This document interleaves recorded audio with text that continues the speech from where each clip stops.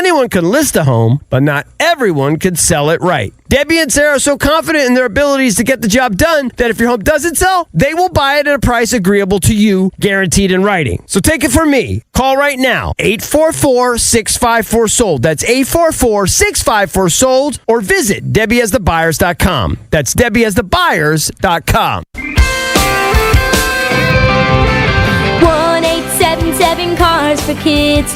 KARS Cars for Kids. 1-877 Cars for Kids. Donate your car today. 1-877 Cars for Kids. KARS Cars for Kids. 1-877 Cars for Kids. Donate your car today. Ready to get rid of that old car? Donate it to Cars for Kids. Call 1-877-CARS-FOR-KIDS to reach a friendly live agent. Donation is super easy, and your car can be picked up as soon as tomorrow. Call us now, 877-CARS-FOR-KIDS. That's cars with a K to donate your car today. 1-877 Cars for Kids. KARS Cars for Kids. 1-877 Cars for Kids. Donate your. Did you know you can donate real estate too? Go to carsforkids.org. That's carsforkids.org. When it comes to affordable term life insurance, everyone's whistling the Big Lou tune. If you're over 50, maybe a bit porky, or have type 2 diabetes, $1 million of term insurance may only cost about $200 a month. Even if you're not in perfect health, call Big Lou, because he specializes in finding big chunks of affordable term life insurance for just about everyone. Don't let diabetes or other health glitches keep you from owning $500,000 to $1 million or more of term life insurance. For affordable term life insurance, call Big Lou. Don't hesitate. Call 800-700-6898, 800-700-6898, or visit biglou.com. Call Big Lou, don't hesitate. 800-700-6898. Call Big Lou, don't hesitate. 800-700-6898. Visit biglou.com. Latrell spent more than 8 years in foster care. His world changed when he was adopted at 15 with help from the Dave Thomas Foundation for Adoption. I think about how much we love him, and I wish we could have had him for his entire childhood. The foundation is changing the lives of thousands of teens waiting in foster care. You can help. Learn more at davethomasfoundation.org. Get in the zone, AutoZone. Rain on game day doesn't faze Dave. He's already got his poncho. Just needs to do something about those wipers. So Dave heads to AutoZone. Welcome to AutoZone, where a friendly AutoZoner helps him get premium quiet wipers and some hand warmers. You're all set. Now, if only his team can handle the elements as well as his new wipers. Get wipers, glass cleaner, and more with no hassles, just help at AutoZone. Get in the zone, AutoZone. I'm Ed Evans, CEO of Consumer Cellular. You know, the big wireless companies say they have discounts for people over 55, but unless you're willing to sit on hold and ask, you're probably paying more than you should. At Consumer Cellular, there's nothing to hunt down. We're built for people 50 plus with plans starting at just $20. And our 100% US-based customer service actually answers the phone. Call 1-888-FREEDOM or visit consumercellular.com today and get your second month free for a limited time. Taxes, fees, and other third-party charges will apply. See website for additional details. Victor deployed for the first time to Afghanistan in 2003. At 4 a.m, my phone rang. They said, "I regret to inform you that your husband was wounded in action." Victor sustained a moderate traumatic brain injury. I was doing school full-time, and I was also then caring for Victor. One of the most important elements of caregiving is taking care of yourself. I just didn't want to forget that I also had goals and that I also had a life. What I did is I challenged Victor to meet me halfway. There are almost 6 million military and veteran caregivers across the nation. We have our own journey, and we can fulfill that journey at the same time that we are helping our loved one. Visit aarp.org/caregiving for a free military veterans guide to navigate your caregiving journey and better care for your loved one and yourself. Brought to you by AARP and the Ad Council. I lived alone in this apartment, and I'd had trouble with my landlord. Basically, he was a creep. He kept coming on to me, and I kept saying no. Then one night, I'm sitting on my couch watching TV. My door, of course, is locked. But then I hear it's my landlord letting himself in. Hey, get out. You can't keep coming in. What's wrong? I hear your refrigerator needs fixing, and I figure while I'm here, maybe you can do something for me. Out. Get out. I'm offering you a good deal. Out. And I'm reporting you. All right. I'm leaving. Don't make a federal case of it. A federal case? Yes, sexual harassment in housing is against federal law. It's called the Fair Housing Act. If you are harassed, file a complaint with HUD. Go to HUD.gov/fairhousing. That's HUD.gov/fairhousing. And if you fear for your safety, call 911. Fair housing. The law is on your side. A message from the U.S. Department of Housing and Urban Development in partnership with the National Fair Housing Alliance. What are you cleaning up? Someone's belly. More people are getting healthy thanks to small step number 121. Eat before grocery shopping. Clean up on aisle 5. Please don't let it be someone's thunder thighs. Learn more at smallstep.gov. A message from the U.S. DHHS and the Ad Council. Imagine 1 out of 4 children in America is hungry right now. Now imagine helping. Since 1975, Hungerthon and Why Hunger have counted on you to help those in need. Go to hungerthon.org to find out how you can make a difference. For all 106.7 The Fan contest rules, log on to thefandc.com/rules. Live from the LindsayCars.com studios in the nation's capital, WJFK FM and WJFK HD1, Manassas, and WPGC HD3, Morningside. Tip, they score! This is your flagship home of the Washington Capitals. Dylan Strome tips and Alex Ovechkin shot! You get a goal! You get a goal! Carlson, a shot, he scores! Sports Radio 106.7, The Fan, an Odyssey Sports station. It's the Sports Junkies. All right, I'm going to give you real quick. A good reason to listen. On 106.7 The Fan, and always live on the free Odyssey app.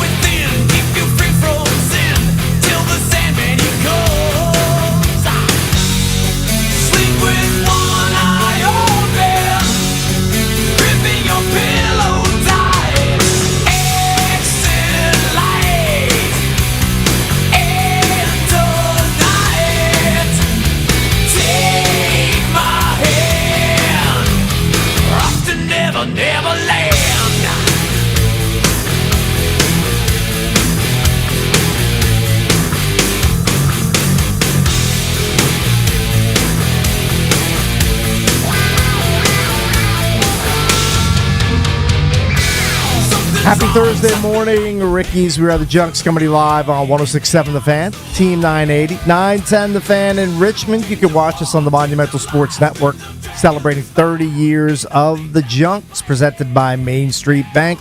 Cheer local, bank local. Main Street Bank is a business-focused community bank proudly serving the DMV since 2004. Visit mstreetbank.com to learn how to put their team in your office. Main Street Bank, member FDIC. Equal housing opportunity lender. I'm Cakes at Money Metal Cakes on your Twitter. Jason Bishop is here too. Hello. Happy Thursday, boy. Happy Open Line Thursday to you. John Paul Flame here brother in arms wearing Wizards gear today. Surprised I have it on because I do have a scorching case of Bullets fever. Yeah. I'm hoping Eric Bickle also has a raging case of Bullets fever after yesterday's news. He's a little lukewarm, I'm guessing. Raging? You have a raging case? It's a pretty high grade fever. If I had to put a number on my Bullets fever right now, it's like 105. I might have to be loaded in the back of an ambulance. He had a high fever for something else. Trae Young. That's right. Yeah, I mean I've had a lot of fevers of late for the Bullets / Wizards. I don't know. I'm excited. The biggest thing is I'm excited that it looks like what we've been asking for is they're done tanking. Right, this year will be it.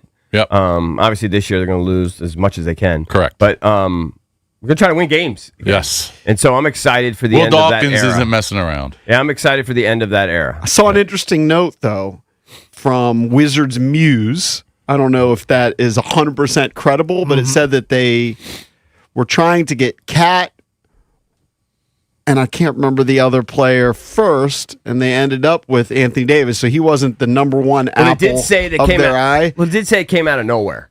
Well, what it said is that it was owner-directed. Wow. And that is a little curious. So maybe the owner had it with the tanking and was like, hey, let's make a move. Well, again, I wonder why that would ever be made seriously public. You take Wizards Muse. I mean, that's. Yeah.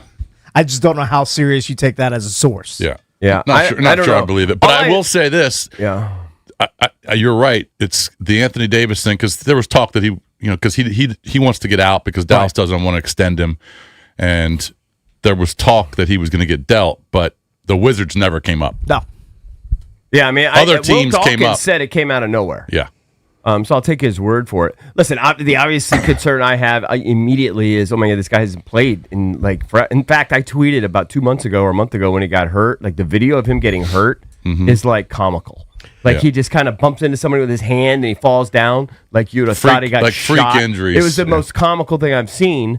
But he is a 10-time All-Star. I mean, when a guy's out there, he's a game changer. So let's hope they can figure out a way to get him out there. He's going to give you 20 and 11. Yeah, and I mean, you pair him with Sarr, and then if Trey's part of your plan, he could cover up some of those defensive inefficiencies or whatever.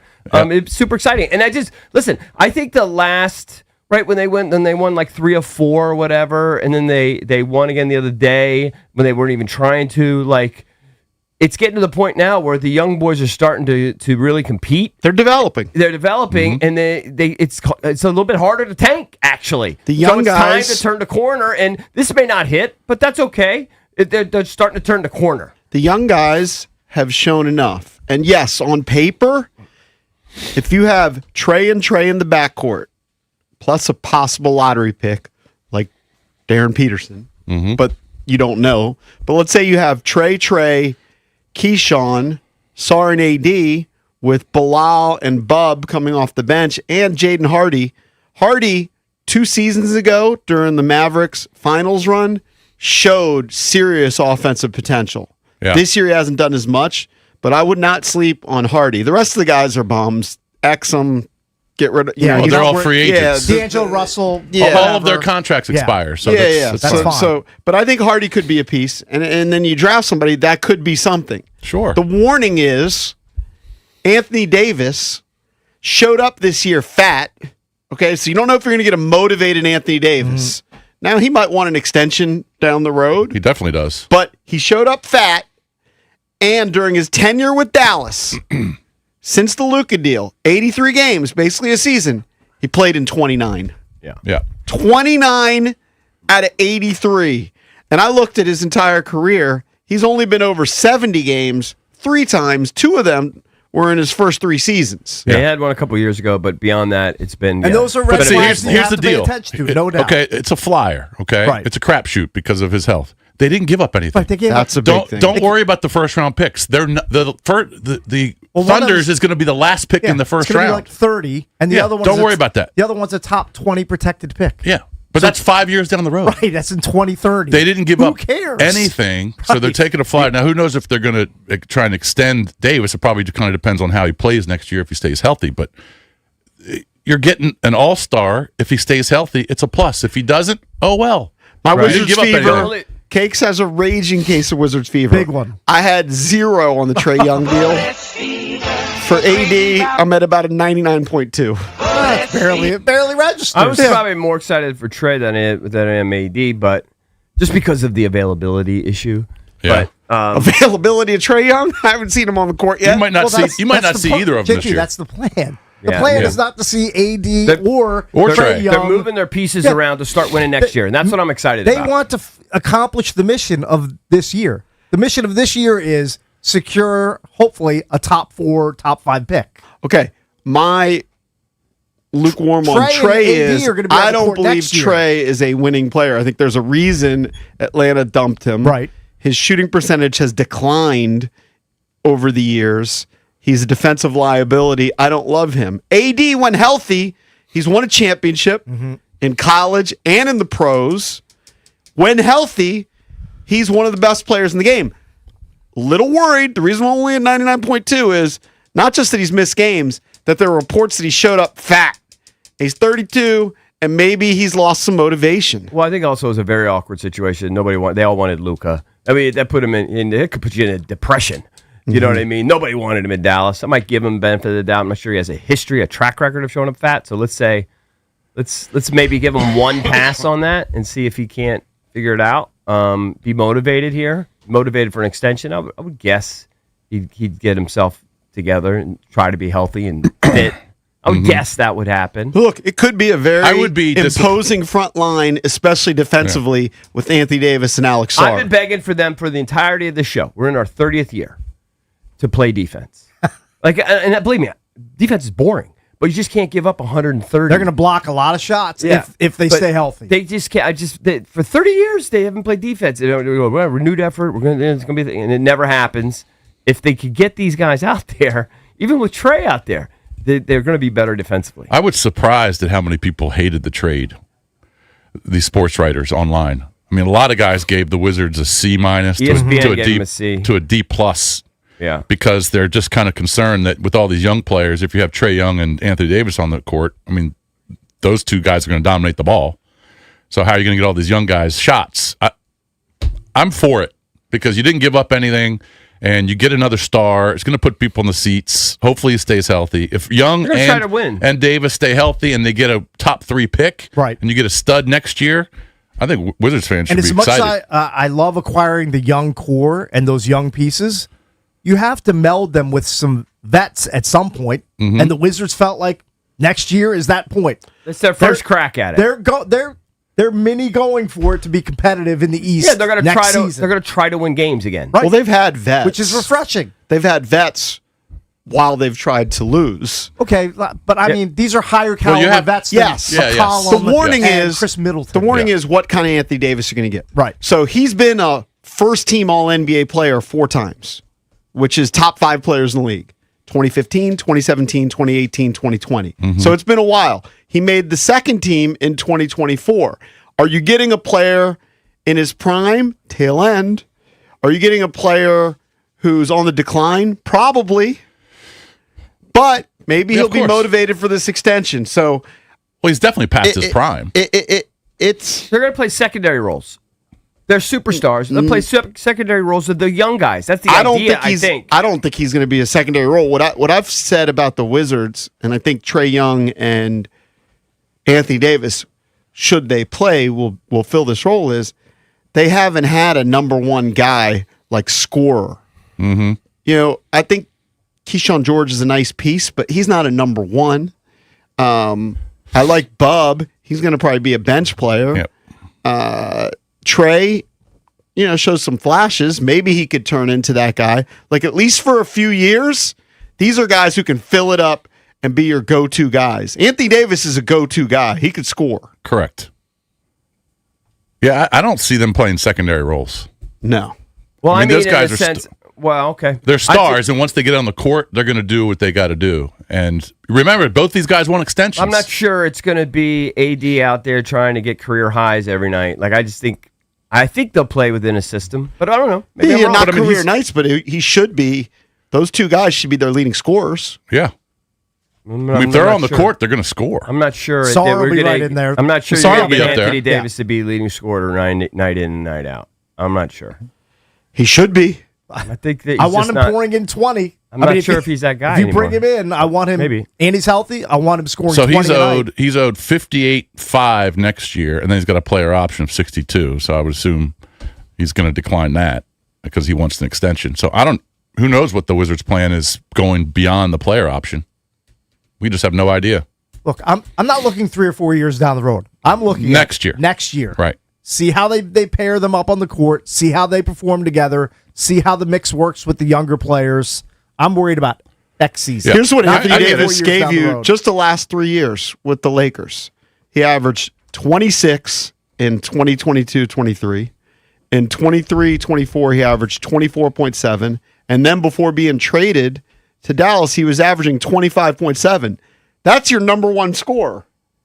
Him and Trae Young are going to be your top 2 scorers. He's going to take shots, yes. If they play. That's the big question. Oh, they're going to play. If they play. Well, given Anthony Davis's injury history, you mean, okay. All right. we don't know how often he's going to be on the court. I understand what you're saying. Again, for Dallas, in a full season's worth of games, 83 games, he was on the court for 29. Yeah.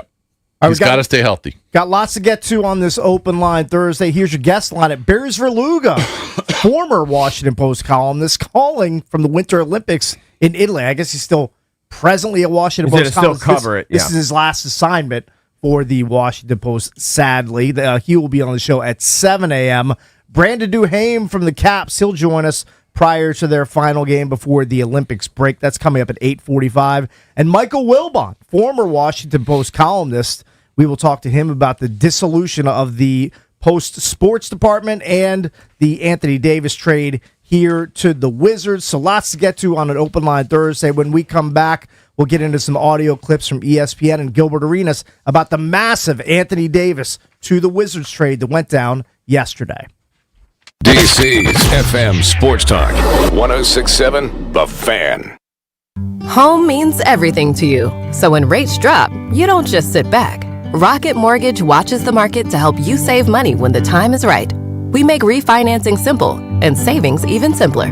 Never miss a new lower monthly payment with Rocket Mortgage. Learn more at rocketmortgage.com or call 1-800-4ROCKET for cost information and conditions. Conditions apply. Not a commitment to lend. Rocket Mortgage LLC, licensed in all 50 states. NMLS ConsumerAccess.org number 3030. I really messed this one.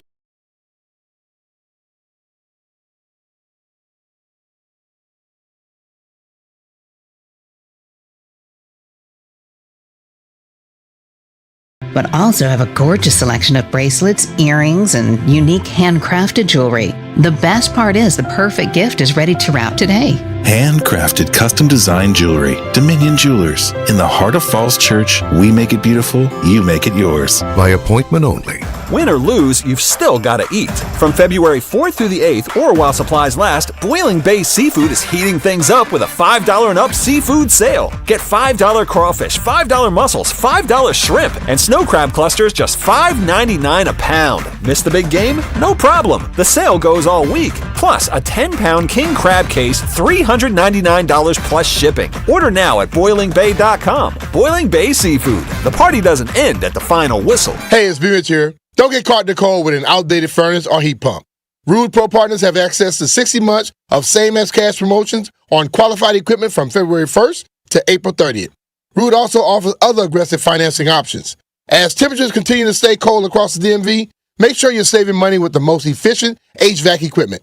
Rude makes it easy to upgrade your home's comfort without breaking the bank. Find a Rude Pro Partner near you at rude.com. And remember, if it ain't rude, it ain't right. Save 20% on wild-caught lobster tails with Prime through February 10th at Whole Foods Market. Perfect for romantic meals for two. Made with high-quality, strict ingredient standards you can trust. Shop in-store or online. Terms apply.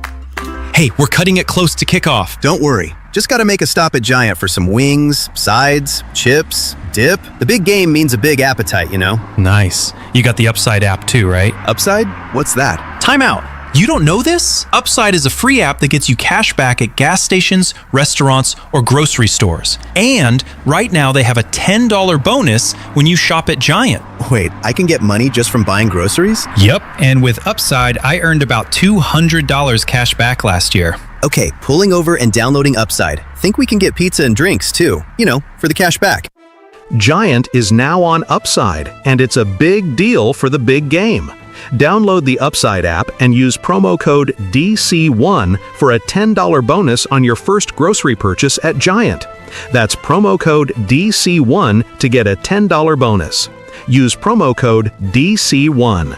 Offers vary by user and location at participating merchants. Go to upside.com for terms and conditions. Hey, did you know Verizon Home Internet covers more homes with faster speeds across the country than any other provider? Now you can get award-winning Fios Internet for just $20 a month for 3 years. Switch today and enjoy savings you can count on. Verizon Home Internet consists of Fios and 5G Home. Availability varies. Comparison based on FCC BDS data of home internet providers with download speeds over 50 Mbps, June 2025. Limited time offer for eligible new customers. Fios $20 per month plan with autopay mobile phone plan, mobile plus home and bonus discount. Enrollment required. 3-year price guarantee applies only to then current base monthly rate for Fios. Additional terms apply.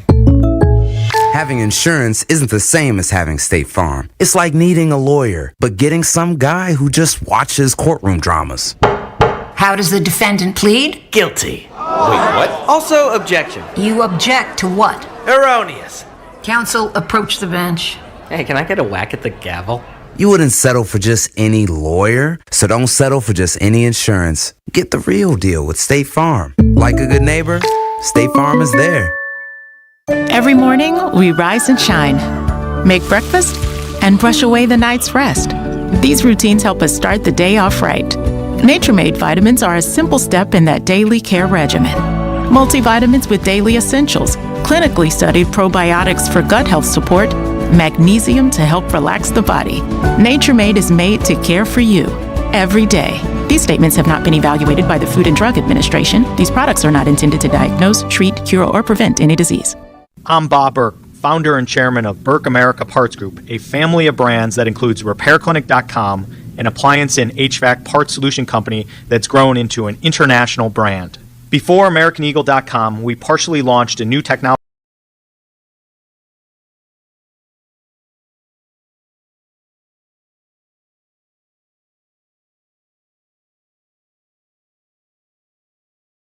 equipment and did so both on time and on budget.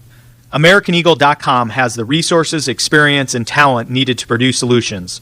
Our new technology platform, developed by AmericanEagle.com, has produced tremendous results with higher traffic, conversion, engagement, and online revenue. If you have any home repairs you need to take care of, check us out at RepairClinic.com. If you need a world-class website or technology project, then I would highly recommend AmericanEagle.com. Call AmericanEagle.com at 773-NETWORK. That's AmericanEagle.com, 773-NETWORK. It's clear, temperature in the upper teens. Weather brought to you by Staples. Staples has hot deals and low prices on everything for your business, like up to $125 off your print order. Ends 4/18. Exclusions apply. Visit staples.com/print for details. It's that time of year to get your spread ready for the big game. Listen to us, Grant and Danny, this Friday as we do our annual food draft ahead of the big game. Who's going to move up the board to get chicken wings? Will I get meatballs? And what kind of chips and dip were we scouting at the Combine? Find out this Friday at 3 p.m. during our annual food draft ahead of the big game. Right here on 106.7 The Fan. It's the Sports Junkies. You're on the air. Listen anytime, anywhere on the Odyssey, iHeartRadio, or TuneIn apps.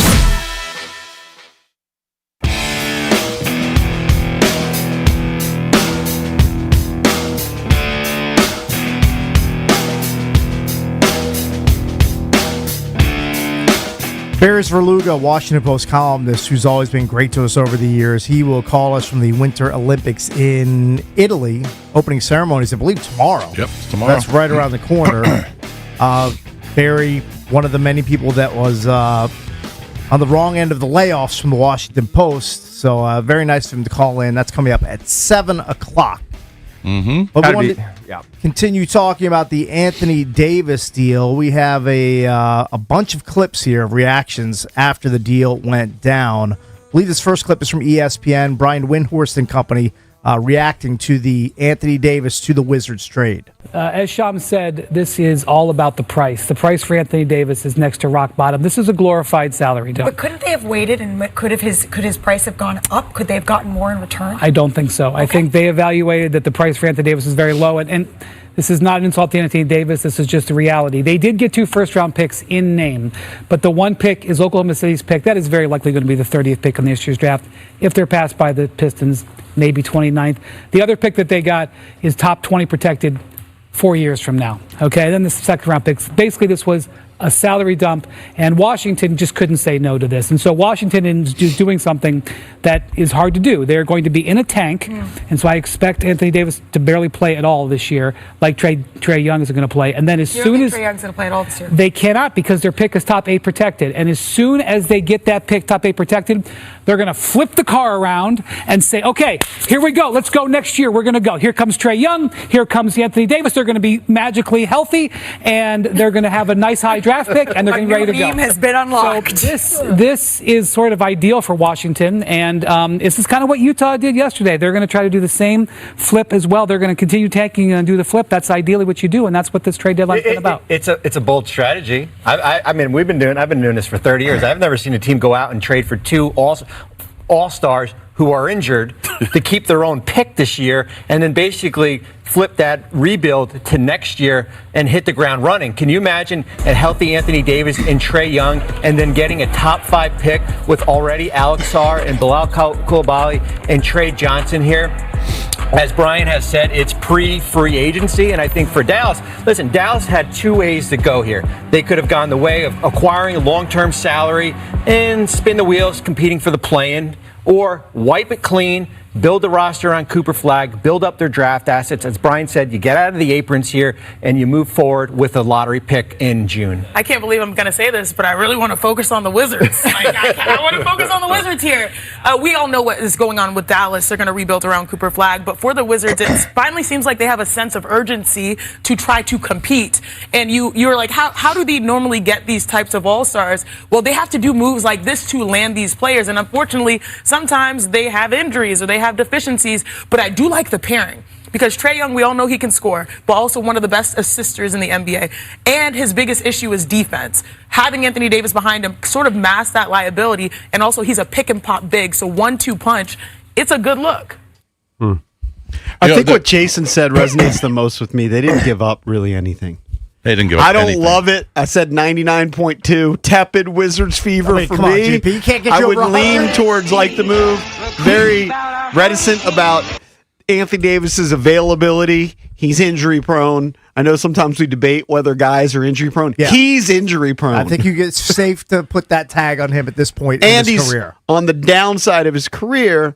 All that being said, if he's on the court with Alex Sarr, that's an elite defensive front line. Right. He's your number one scorer, 1A to Trae Young being 1B, and that's what they needed. Because if you look at all the young guys they have right now, Keyshawn, Bub, Alex Sarr, none of them are right now, and they're all developing, none of them are like frontline elite scorers in this league. And most teams nowadays have at least one guy that's averaging 25. Sarr's trending in that direction of those names that you mentioned. He's not quite there yet, but he's getting there. He's but approaching that territory. The guy makes a good point that usually when teams trade for big stars, I mean, unless they're in a contract year where there's just an expiring contract. Right.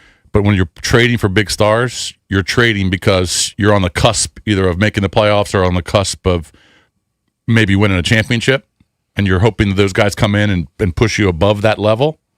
But Will Dawkins is trading for stars and probably won't play the guys. Mm-hmm. They're still trying to lose games. Part of his master plan. Yeah, it's very unique. It is unique, but it does signal that the tank after the season is over. It's over, yeah. And I am so thankful. I know. It's exciting. So for me, it's exciting. I wrapped my arms around the tank. I embraced it fully. Yep. Now I'm going to have to wrap my arms around competing for a playoff And it's been a while. That's the goal in 26, 27. You're okay with it? No, I'm great. I'm great with competing. He said he had a raging case of Wizards fever. My Bullets fever is at 104.5. See, climbing upward. And look, again, I don't know the source, but this was from Wizards Muse. It said notable info on the AD trade. The Wizards initially tried to get Cat and Sabonis before pivoting to Davis. The trade was very unexpected and random, even for the front office. Ownership wanted Dawkins to do the trade.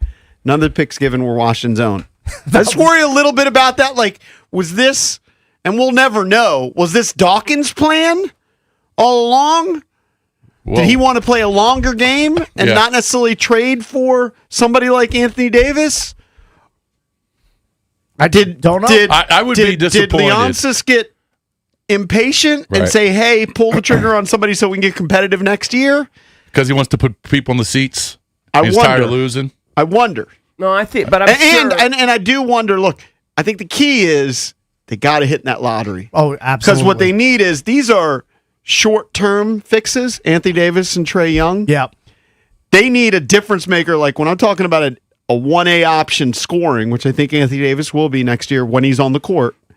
They need to land and get Peterson or the guy from BYU. DeBonce, right. Hey, Valdez. Maybe Caleb Wilson, whatever, from UNC. I think this is They the need to get one of those guys who's going to be your difference maker long term because I think Sarr's a good piece, but I don't think he's a 1A scorer. I think Valdez needs to weigh in on his theory about the Wizards' upcoming draft positioning. It's going to be rigged for the Wizards. I was thinking I about kinda that. laughed in his face. I was actually thinking about that. Right? You reward the Wizards, I guess, and reward the Jazz Yeah. for trying to climb out of this hole For the that you've lean been years. in. Yeah, for the lean years. You kind of.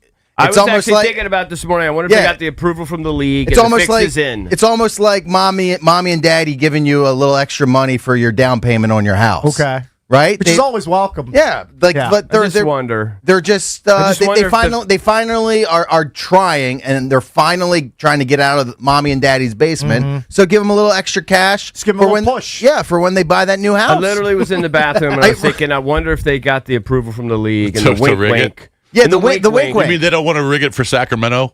Well, maybe. I don't know. Well, I but- asked why would I they mean, want Nobody wants to play in Sacramento. It's a starving market. They've acquired stars. They're doing it's things the right way. They've taken their beating. They've taken their beating. They've tried doing it now the right they can way. go Will's sit down been- with the mob boss. Yeah, and, they can and say, get his "Yeah, it's your approval. time." Get Kiss his the approval. ring, the Yeah. whole thing. Yeah.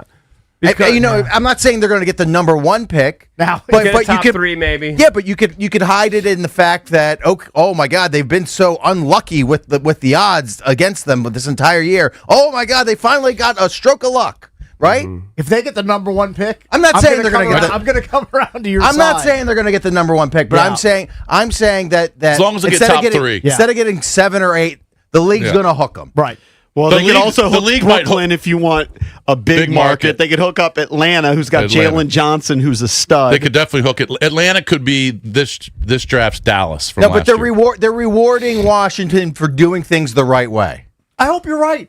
I just don't It's know just if I'm look, buying it. I it's hope just you're right. It's a conspiracy hack brain theory that I had. Okay. That as soon as the news landed yesterday, I go, "Pfft, Adam's going to put the frozen envelope trick on him. but it's not doing things right in the league's eyes because the league doesn't want tanking. They're doing everything they can do to try and prevent the Okay, tanking. but so they- the but the league, teams are doing it. I know, but the league would not reward a tanking team. No, but they're rewarding them from stopping the tank for trying to. Okay, pull, but they tanked for a couple seasons, which trying- the league doesn't want. for Right, trying and they to reward them, but now Yeah. they're saying we're ready to win. Yeah, They're saying, I'm not okay, you guys buying are that. ready to win. They I may- actually did think about it that they might get finally hooked. Look, I think they might get hooked. I mean, they just got 'cause hooked with Sarr. it's lottery. That's Yeah, why I they know. might I mean, get my hooked. my general notion is we'll get boned. Yeah. But I actually, for a moment, I had a We'll fleeting find out this thought, summer. Maybe the fix is in. I ran the sim lotteries on Tankathon. The first 2 or 3 had him picking 7. Yeah. that doesn't take into account for the rig. The rigging. The rig. Right. I just ran it again. Dallas Listen, landed the number one I pick. personally would like to hear from Ben, who hosts Locked On Wizards. I know this is the Junkie Show, but I enjoy Ben's opinion. Ben, you Also and a binge. your co-hosts were giddy yesterday. Yeah, you know what this reminds me of? It reminds me a lot, even though it's a trade and not a free agent signing, when the Nationals went out and got Jason Worth, because it essentially made D.C. a destination and let everyone know that they were going to be serious again. That's how I view this move. It's not a. Well, I think it Will makes- Dawkins. it makes it a Bringing in Will destination. Dawkins, you knew they were going to be serious. I mean, let's be honest. Yeah, The but it does Wizards- signal to other Yep. players. It's been NBA Siberia here for 30 years. I mean, like this makes it a relevant spot where players might say, okay. I mean, they're acquiring Trae Young, Anthony Davis. It's a team that's making moves. It's doing things the right way now. Like I would consider going to the Wizards. The NBA Whereas is a in years mess. though. past, it wouldn't. The NBA is a complete mess with all the salaries Yeah. and the dumping and the trades and Nobody understands that trading for 5 different draft picks. I mean, the NBA is a complete poop show. But when you bring in guys with names who have produced before, it does bring some excitement as long as it pays off, at least getting them to the playoffs. Right. All right, so let me give you Trey. It's your backcourt. Yep. With Keyshawn, Sarr, AD. Let's assume they're healthy. Bub and Bilal off the bench. You got Jaden Hardy and your lottery pick. Right. Where is that in the Eastern Conference? So right now, I know you said you've been focusing on the bottom. Yeah. The Pistons, who have been through tough times, are the number 1 seed in the East. The Knicks have won. Are they healthy? Are those guys going to be healthy? Knicks have won 8 in a row. The Celtics will get Jason Tatum back with Jaylen Brown. And by the way, they've been very good this year because Peyton Pritchard has stepped up. Some of these role players, people thought they were going to go in the tank because they got rid of Drew Holiday and they kind of and they don't have Jason Tatum, but they're really good. Cleveland was the 1 seed last year. They're 10 games above 500. Where do you put Washington fully healthy in the Eastern Conference? Sixers are pretty decent. Well, too. we don't know what those other teams are going to do in the offseason. Yeah, but just assuming they're kind of. I mean, like I got to where think are now. they're middle of the pack in the Eastern Conference in terms of the playoffs. I mean, I got to think they're 5, 6, 7, somewhere in there. I mean, you would take that after It kind of years depends of on losing. It But depends isn't on the who they point to draft. not be in that land because that's where they were with Wall and Beal. Well, they're not going to be at the top of the Eastern Conference. Do I after want 1 them to year. be the 1 or 2 seed? Of course. They're not But gonna be after there. 3 years of tanking, I don't expect them to go straight to the top. I mean, They're going to have to take. Wouldn't the you lumps be? to get Wouldn't into you be the playoffs happy if they first. were a playoff team? Yes. If they have a road to be a championship team. That's the whole point of the tank is, Yeah. do you have a path to be a championship team? And I think that's very reliant on the lottery Yeah. because I don't think that those guys, Trey, Keyshawn, Sarr, AD, let's just a starting lineup, are a top 4 team in the East. I just might think not that- be. I They're just probably think- not top 4. I just think But that they could their be a young 6 or players 7. are ascending, and there's still the ceiling is still there for these guys. Like we don't know where their ceiling is yet, and I think they actually have a couple guys. I mean, with AD in Dallas in these 83 games, he plays 29. Believe they were 3 games above 500 Right. with him. It's pretty solid. It, It's a it small all sample hinges. size, it but- hinges on that. Right. It hinges on him being on the floor. All right, let's get some reaction from former Wizard Gilbert Arenas when he heard He's a of the wild news. card. You have no idea. This is Gilbert Arenas' reaction to the AD to DC deal. I'm gonna just go on a limb and say it. I'll say it. Don't do it, kid. If Detroit don't upgrade this summer, because we know Knicks is gonna do something dumb. They're gonna do something dumb. If Detroit don't upgrade, Wizards favorite. Favorite. What is Next round. win? Okay, third. Okay, so okay. I'm about to say top 3. Three. I forgot Boston. I'm about to say Boston. No, I forgot Boston came. I'm about to say Boston. I forgot Boston. Top eyebrows three. on that? Okay, do you have a razor in your pocket? You want to bet your eyebrows on that? Ready to shave them right now? You know I'll cut my that thing. He's got a higher bullets fever than I do. Yeah, he does. I heard him also say, he's like, I didn't like AD in LA, but I like him in Washington. He's just being Gil. There's no chance they're going to be the top. Hey, I'm not even gonna lie, Bambi Legs. I'm not even gonna lie, AD. I think I like what's about to happen, dog. Right? Hey, listen, I know them knees ain't, but look, I'm with you, boy. Listen, we got you, we got Trey, we got oh my God, we about to be back. Hey, congratulations, man. Hey, DC, y'all know what to do. You got to protect him and them knees, right? The eyes took us for some reason. I've never seen a 7-footer get poked in the eye so much, but neither here nor there. Congratulations. Welcome to the town. Hey, I didn't like you as a Laker, but I'm going to love you as a Wizard. Let's go. Bambi legs, and I've never seen a 7-footer get poked in the eye so much. Just makes me laugh. Gilbert's just naturally funny. He's a funny dude. Hey, look, I like the deal overall. Tepid, you can vote on our poll of the day, sponsored by Surfside. Use the code JUNKS, JUNKS, at store.statesidevodka.com. You get 25% off select merchandise, tees, hats, hoodies, and more. Use that code JUNKS at store.statesidevodka.com. And it's simple. Do you like the deal for Washington? It seems like everybody here likes it, at least to an extent. Yeah. There's no real risk. I guess the only real risk is if those guys You won't are be on able the to floor tank next year. So well, yeah, but you're also maybe if if you have two veterans who are mid 20s to high 20s points per game, it's harder to develop the younger guys. Right. That'd be the only risk I see. But I think that they'll still be able to develop the young guys. And remember, if they get a top 3 pick, they're going to have another young stud. So you want him on the floor to develop too. Yeah. The 33, and there's only so many minutes. 33% are saying no, they don't like the deal. Here's an example of somebody. Hell no. With the way they've been drafting talent, why bring any old heads? Could have just stayed young. But again, you can't just trot out a complete lineup of 20, 19, and 21-year-olds every single night and expect that they're going to win a bunch of games. You have to have some guiding veteran hands there. Well, this is what a lot of fans don't understand. You have to have a certain salary floor. total salary or payroll on your team. Right. You can't just have a bunch of guys who are on rookie contracts. You got to have high-dollar guys, at least a couple.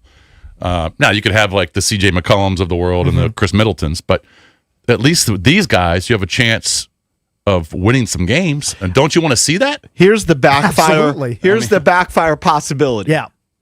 Is that they get in that 6 or 7 range next year in the playoffs. The guys stay relatively healthy. Mm-hmm. And then they extend both Trae Young and Davis. That's a risk. And then they never get out of that 6 or 7 range. And it's what we dealt with for years where it was never good enough. Because the whole point of the tank is to be a champion. 32. Kind of has the body of a 35-year-old, 36. Maybe a He's little played a older. lot of hoops. Actually, he's missed a lot of games too. So yeah, that would happen, by the way, for the Wizards. If he played well next year and they decided to give him a 2 or 3 year extension, that would backfire. That's my gut. Right. But next year, it's a possibility. Just worry about that next year. Bontemps is reporting that they might extend both of them this summer. That would be a risk. I think it's a good faith. If they did it, it would be a good faith move on their part, and hope that they, maybe they plan to flip them. them. That's the thing. They could be both guys that they plan to flip. They have expiring contracts.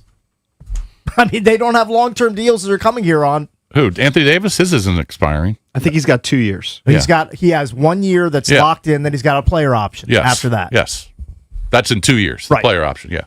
If your option was for $60 million, but he's not. His deal isn't expiring this year. I'm a greedy white trash loser, so of course I would take it. But Anthony Davis's representation, they want $200 million, not $60 million. Yeah. So I'm going to guess he might just turn his nose on the player and the option. question is, why wouldn't Dallas want to extend him?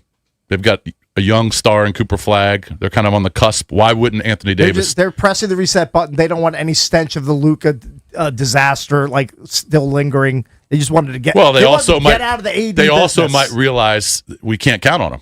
That's part of it too. That's 100% That's part of the calculus as well. They were dumping him. Yeah, they're dumping the salary. I mean, you heard the clip that we played from Brian Windhorst. Basically said he had become a distressed asset. Mm-hmm. All right, we'll get back into the Wizards' massive trade for Anthony Davis at 7:20. We're going to hit the Skins next because Barry Svrluga is going to join us from Italy. He's covering the Olympics for the Washington Post. Next, we'll hit the Skins here on The Fan.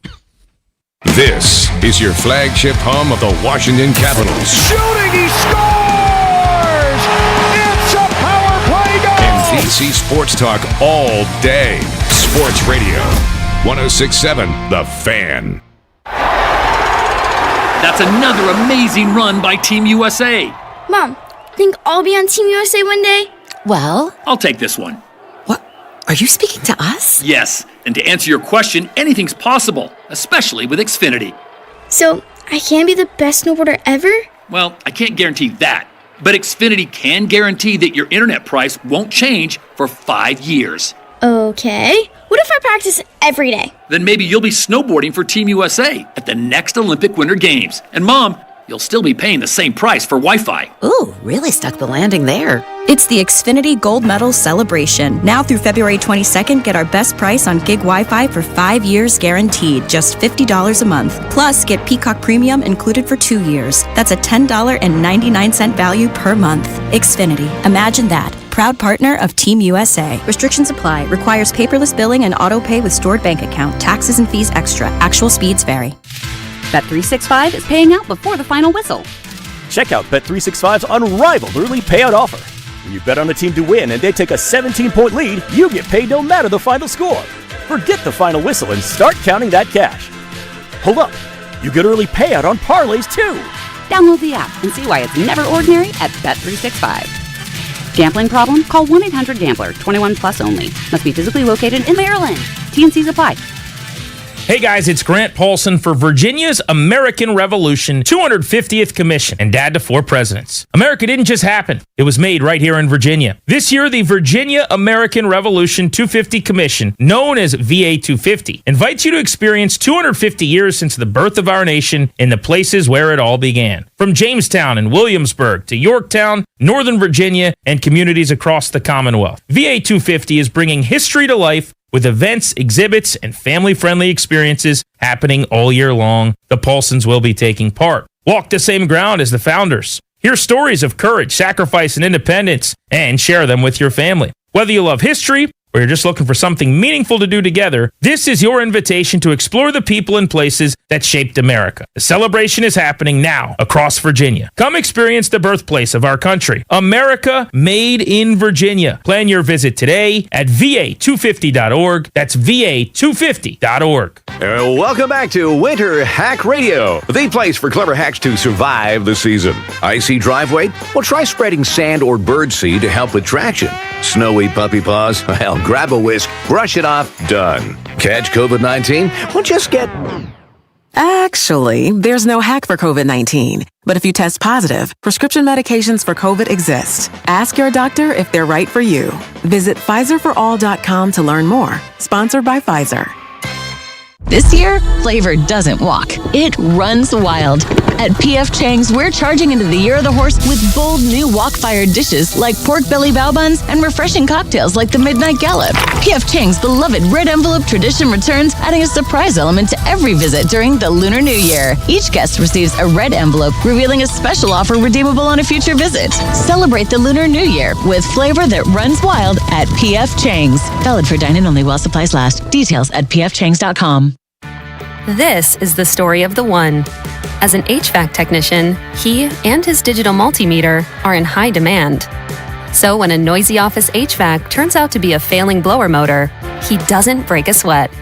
With Grainger's easy-to-use website and product information, he selects the product he needs to keep everything humming right along.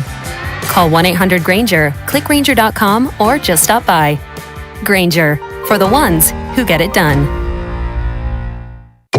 You've got a big day, so you use Unstoppable Scent Boosters to give your laundry non-stop freshness. So no matter how long the day goes, you can't stop this power, this walk, this pose, this strut, this look, this talk. Your clothes will be so fresh you can confidently strut into that end of the day meeting like a boss, boss, boss, boss, boss, boss, bosses. Let's talk business in my office. Add new Unstoppables beads to your wash for 24-hour non-stop freshness so you can smell unstoppable. I'm Mark Solinger, producer and one of the hosts of the Moth Podcast. For nearly 2 decades, The Moth has brought live storytelling to stages around the world and to millions of listeners. These are real people telling true stories from their lives. Stories about a lost family recipe, about working to free a wrongfully convicted man, about realizing you need to leave your May-December romance. Stories that will move you, surprise you, make you laugh. Stories you can't forget. Join us. Follow and listen to The Moth wherever you get your podcasts. It's the Sports Junkies on 106.7 The Fan. Man, these guys are so classy, you know? Pretty damn good. And always live on the free Odyssey app.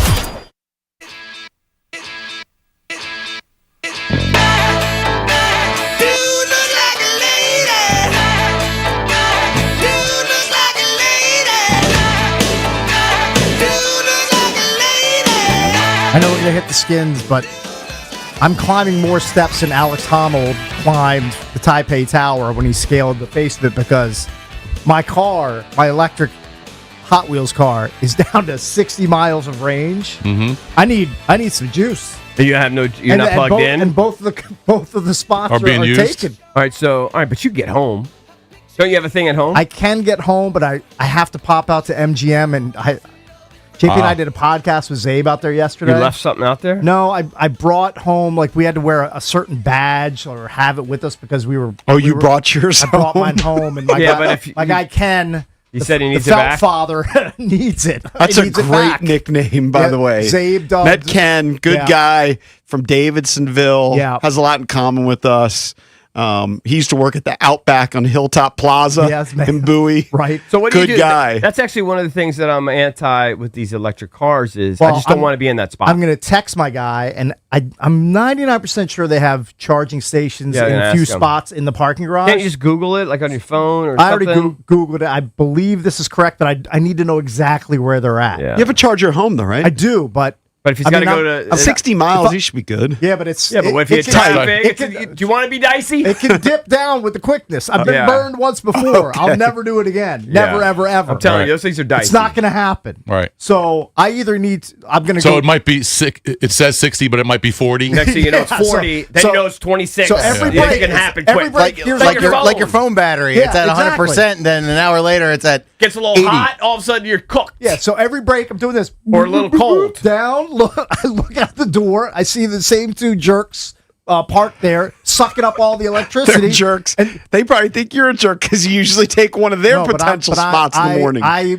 read the sign on the wall that says 3-hour limit, and I usually respect it. Okay, well, let's see if they do 3 hours. They've been here overnight. How do you know? Because they were here as soon as I drove in. Okay, but maybe they arrived just before you.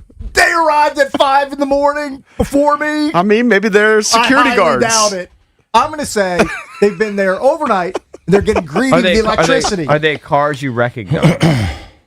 I mean, one is a Tesla, and the other's like a So, I BMW mean, you have- hybrid. Or You whatever. don't always have like the same 5 or 6 cars always battling I mean, for those. There's probably a dozen that filter in that or more. That so at 7 o'clock, No, I I'm would going be to in a go panic if I was you. down the steps. Yeah, peek to see if around, there's an See opening. the same two And there won't cars, be. and then climb the steps again. Did you not juice it up at home? I did, but it was getting down to the nubs. Yeah. So hold And on. my home what are your charger's other very options? slow. Oh, you have a nubby I've got home a nubs charger. home charger. Right. Yeah. What are How your long does it other ta- options like nearby? I'm sure you've searched. What are your other options? I only searched MGM National Harbor because I have to go there. Yeah, but There's a couple stations a couple blocks away. Or I just give him the pass on another day and yeah, tell him to eat one. cross my fingers and pray the car gets Can home. you just say, The dude, Felt Father, I think, would understand. Yeah, but he's he a probably- longtime Junkies listener. Good He said dude. he can you just listened to say, us dude, back in the day. I'm on empty on my thing and I can't refuel. Can I just? But I'm going to give it guess you that tomorrow? there's a charging station open in the massive parking garage at MGM. Why don't you call Yeah, up but there's to other stations. call up to the Homewood and see if there's any stations in their garage. Well, I didn't think of that. They would hook you. Well, I'm sure there's others in the city. I mean, there's a lot of people. I have know, but it's cars. right. It's a half a block away. The Homewood does have charging stations in like the. They will hook the you for garage. 3 hours. I think Cakes just wants to go to MGM and put it on the hook or put it in the charger so he can go play cards for an hour. I played yesterday. Well, I think you want to go play today. I don't need to go. I don't He is need- addicted to I it. don't need to play back-to-back days. I'm good. I don't know about that. I fed the monster yesterday. It's all good. We had a good time doing the Zabe cast. Zabin said he's never even played one hand of poker. Right. But if you read his text message last night, it Seemed like he's he was at open least to throwing it. out the olive branch that Yeah. maybe he would dabble in the Cakes Classic Maybe at one point. He'll do it in the future. Well, he'll last 2 seconds. He needs to practice or Yeah. something. Well, that's I mean, why he said he's never played, because he feels like people like intimidating. Cakes Yeah. have played. He threw out thousands of hands, and then Cakes kind of scoffed at it. He's probably played millions of hands. Yeah. Well, you count I mean, online. hundreds of thousands of hands easily. Hundreds of I mean, thousands maybe, is guaranteed. maybe Right. a million over the years if you add them all up. Yeah. So Well, you'll thanks to figure Zabe, we did the we had a good time. We talked high school stories, DC sports. He wanted to promote my book. I chopped the price in half if you listen to the Zabe cast, Nice. but really for everybody. So faithrestoredbook.com if you want to get the book. Go How do you get get it. it now? How much? How much? $15. 15. Bargain. Faithrestoredbook.com. Bargain. Go get it. Your best bet on the book, and I respect the hustle, is get off to a hot start next year and just start. It's because it's still Pimping Faith it. Restored. Yeah, it's still Jaden. Yeah. You know, when you're going to get in trouble is if Jaden bombs out. Then the book's cooked. Then we're going to have a bonfire. Yeah. Then we'll have a bonfire. Yeah, it'll be like Fahrenheit 451. Yeah. If Jaden bombs out, we're going to have a bonfire. We're going to have about 1,000 books we got to get rid a of. book burning party? Yeah, we'll burn the book. But not like a whole bunch, just JP's No, just book. JP's Yeah, book. just because JP's book. We- Yeah. He put, listen, it was a good bet. Because like book he bet burning is generally frowned upon. He bet on Jaden. He bet on Jaden turning the franchise around. And the owner obviously was the bigger story. I get it. But it was a massive bet on Jaden. I remember I insisted you got to have Jaden on the cover. We were going back and forth with different guys, and I was just kind of saying, dude, you got to find a way. You got to make Jaden more visible, make the number. You know what I mean? Remember those? Yeah, one of the versions was the Hail Mary, and it was Noah Brown and that whole thing. You got to get Jaden. And another one was like the crowd. But you're right, Jaden was the best choice. Noah Brown on the cover of your book. I want you to do well. The book's in look, the magical season is covered, and obviously I wanted the book out. There's a lot I could get into. I wanted the book out in August. I know. I You had issues with your editor or whatever. Whatever. It came out in December, and the season tanked. Doesn't look good for a title, which wasn't my title, called Faith Restored, but it also is about the change of ownership and the owners doing things the right way and the RFK deal but and all those things. But you're right. Winning helps. We bet on Jaden, and we bombed out this year, so you need Jaden to come up big. So anyway, faithrestoredbook.com. I haven't given it a plug on the air in months. Yeah, good. And the Zabecast was fun, and Tap was having karaoke night. And I don't think I've done karaoke since Mike Wise's karaoke night. Did you do karaoke that night? Yeah. What'd you do? I think I remember did just watching. Don't Stop Believing. You actually went up there and did it? Yes, I'm a terrible singer, but I did it. I mean, it was a charity deal. I did karaoke. I was resistant, so I had to keep drinking. And at Albany. You never jumped on stage? Not at that one. In Albany, it is. I think Cakes did one with Rom, right? Did you do a duet with Wind Rom? Beneath My Wings, because I'm Rom's hero. Oh, my God. Yeah, I was the wind beneath. How embarrassing. Rom hopped on my back and nearly broke my back during the performance. Yeah. That was a long time ago. Yeah. I mean, the Mike Wise tenure at 106.7 The Fan was a long time ago. That is true. Because I think Grant and Andy have been going at it for 10 years, right? Did they hit the decade mark? I just don't know. I believe so. I'm pretty sure they have. I think they've done 10 years. Yep. So Mike Wise was before that. Yeah. And you guys don't still have your 106.7 The Fan Wizards jersey, I was do on you? vacation. I never got mine. Yeah, I do. It's floating around somewhere. It's a piece of history. I would like to Piece sell of mine. history. Yeah. Hey, I was informed that the Royal Farms next to MGM has charging stations. Oh, it does? Yes. Oh, that's There you go. And world famous chicken. Oh, I'll go to Royal Farms. I'll get a box of chicken, potato wedges, and a biscuit, and sit in my car and eat in shame while my car's charging. Can you get like 100 miles? How long would it take to get 100 miles worth? I mean, if it's fast charger, you could probably 15 minutes? I mean, from 60 to it's going to dip down from 60 to like 50 to drive there. Probably an hour and 10 minutes. Oh my God! This is why I can't do it. Just sit there on your phone I for an can't hour. do it. He set the plan out. He didn't. He botched his plan. I would blow I my did brains botch out. it. Yeah. I botched And actually, everything. it might be okay because if one of these donks moves their car in the next hour, They're Cakes is not going to be gonna move it. golden. They're I'm not going to gonna go move down it. and check. All right, you want to bet? Let's have a wager. I'll give Will you- they move the car? I- These well, electricity hawks. I have no way to check it, but I would He's bet gonna check it. somebody might move within the next 2 hours. I'm going to check Okay, it. let's bet. I'm going to check it in All right, I'll 1 bet minute. $2. $2. Somebody I'm moves not betting within on the 2 hours Hogs. The before Hogs 9 ain't o'clock. But he's not going to risk that. Hoarders. He's not going to risk it. Bunch of What do you mean? Yeah, but He's not going to risk waiting. No, I'm just saying that there'll be an open spot. There's 2 spots, right? 2. And All right, Cakes I got usually $2 on there Cakes now. usually By what absorbs time? one of those two by 9 o'clock. By 9 a.m. Okay, good. $2 done. Probably some other hippie down there like hawking it out right now while I'm talking. It might be the naked guy from when he finishes No, his he rides his workout. bike. It might be the naked guy with the big jump. He's got a big It might Johnson. be him. Yeah. All right, coming up next, we'll be joined by Barry Verluga, Washington Post columnist. Hey, way to hit the skins. Calling for the Winter Olympics. Do you want to talk about the new D-line coach? Italy. So Barry Verluga, he'll join us next here on The Fan. DC's FM Sports Talk 1067 The Fan. This is an Odyssey Sports Minute. Sponsored by Wrangler. Shop Wrangler.com for new denim styles to kickstart your day. Wrangler for the ride of life. Anthony Davis traded from the Dallas Mavericks to the Washington Wizards. And officially, the trade to send Luka to the Lakers is the worst trade in professional sports history. How's that, Nico? He doesn't care. He's in Cancun, sitting on the beach. I'm Drake Toll.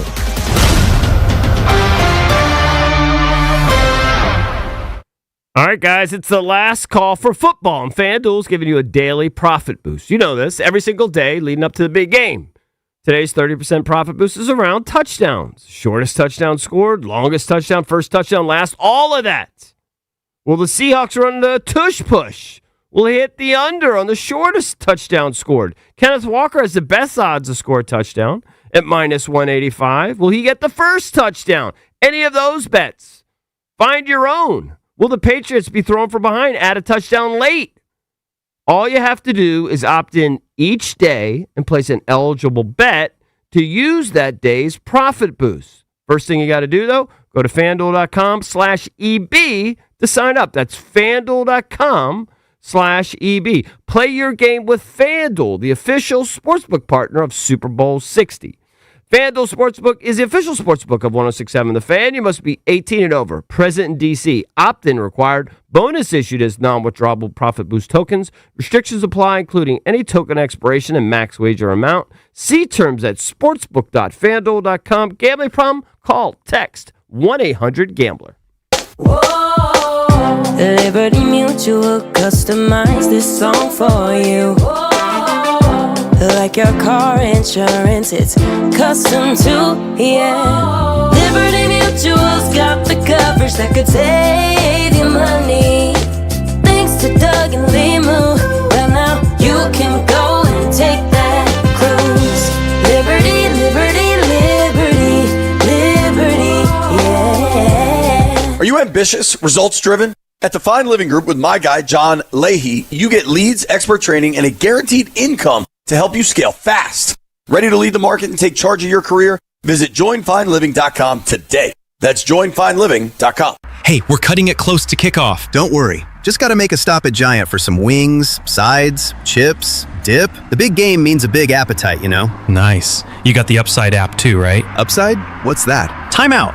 You don't know this? Upside is a free app that gets you cash back at gas stations, restaurants, or grocery stores. And right now they have a $10 bonus when you shop at Giant. Wait, I can get money just from buying groceries? Yep, and with Upside, I earned about $200 cash back last year. Okay, pulling over and downloading Upside. Think we can get pizza and drinks too, you know, for the cash back. Giant is now on Upside, and it's a big deal for the big game. Download the Upside app and use promo code DC1 for a $10 bonus on your first grocery purchase at Giant. That's promo code DC1 to get a $10 bonus. Use promo code DC1. Offers vary by user and location at participating merchants. Go to upside.com for terms and conditions. Shop best of season produce at Whole Foods Market. Get Sumo Citrus for $3.49 per pound with Prime through February 10th. Brighten your winter with sweet, juicy citrus, perfect for snacking or salads. While supplies last, shop in-store or online. Terms apply. When I wake up the best mornings in the morning light, start with Wrangler. I pull on my jeans and I feel alright. Jeans, jackets, and shirts that get your day started. Good mornings make for better days. Wrangler, for the ride of life. This is the story of the one. As an HVAC technician, he and his digital multimeter are in high demand. So when a noisy office HVAC turns out to be a failing blower motor, he doesn't break a sweat. With Grainger's easy-to-use website and product information, he selects the product he needs to keep everything humming right along. Call 1-800-GRAINGER, click Grainger.com, or just stop by. Grainger, for the ones who get it done. When I wake up the best mornings in the morning light, start with Wrangler. I pull on my jeans and I feel alright. Jeans, jackets, and shirts that get your day started. Good mornings make for better days. Wrangler, for the ride of life. Live from the LindseyCars.com studios in the nation's capital. The goal volley slam to Lance. WJFK FM and WJFK HD1 Manassas and WPGC HD3 Morningside. This is your flagship home of the Washington Wizards. Carrington drives, left elbow, flips up the shot. Whoa! Scores at the buzzer. Goal, baby! The Wizards' biggest lead of the night. Sports Radio 106.7 The Fan. An Odyssey Sports Station. 106.7 The Fan. Sports Flash. Sports Update brought to you by Reynolds and Power Home Team, Keller Williams Realty. The Wizards make a huge trade to acquire 10-time All-Star Anthony Davis from the Mavericks. Dallas will send Davis and guards Jaden Hardy, D'Angelo Russell, and Dante Exum to the Wizards for Chris Middleton, A.J. Johnson, Malachi Branham, and Marvin Bagley. Also, the Wizards send 2 low first-round draft picks and 3 second-rounders. Warriors are trading Jonathan Kuminga, Buddy Hield to the Hawks for Kristaps Porzingis. Lonzo Ball is traded to the Jazz. He'll become a free agent. The trade deadline is 3 p.m. The Knicks beat the Nuggets 134-127 in double OT. Spurs over OKC 116-106. Men's college basketball, Georgetown stops Creighton 76-68. GW and George Mason lost, so did AU. Navy beat Lafayette 65-50. Portland upset number 6 Gonzaga 87-80. Capitals welcome the Preds at 6:45 on The Fan. Wizards at Pistons 7 p.m. on Bloomberg 99.1. From the Crop Metcalf 5-Star Sports Desk, Byron Kerr on The Fan. It's the Sports Junkies. Let's talk it out. You can watch the show live or on demand. What are we watching for? As I said, we're not sure. On YouTube.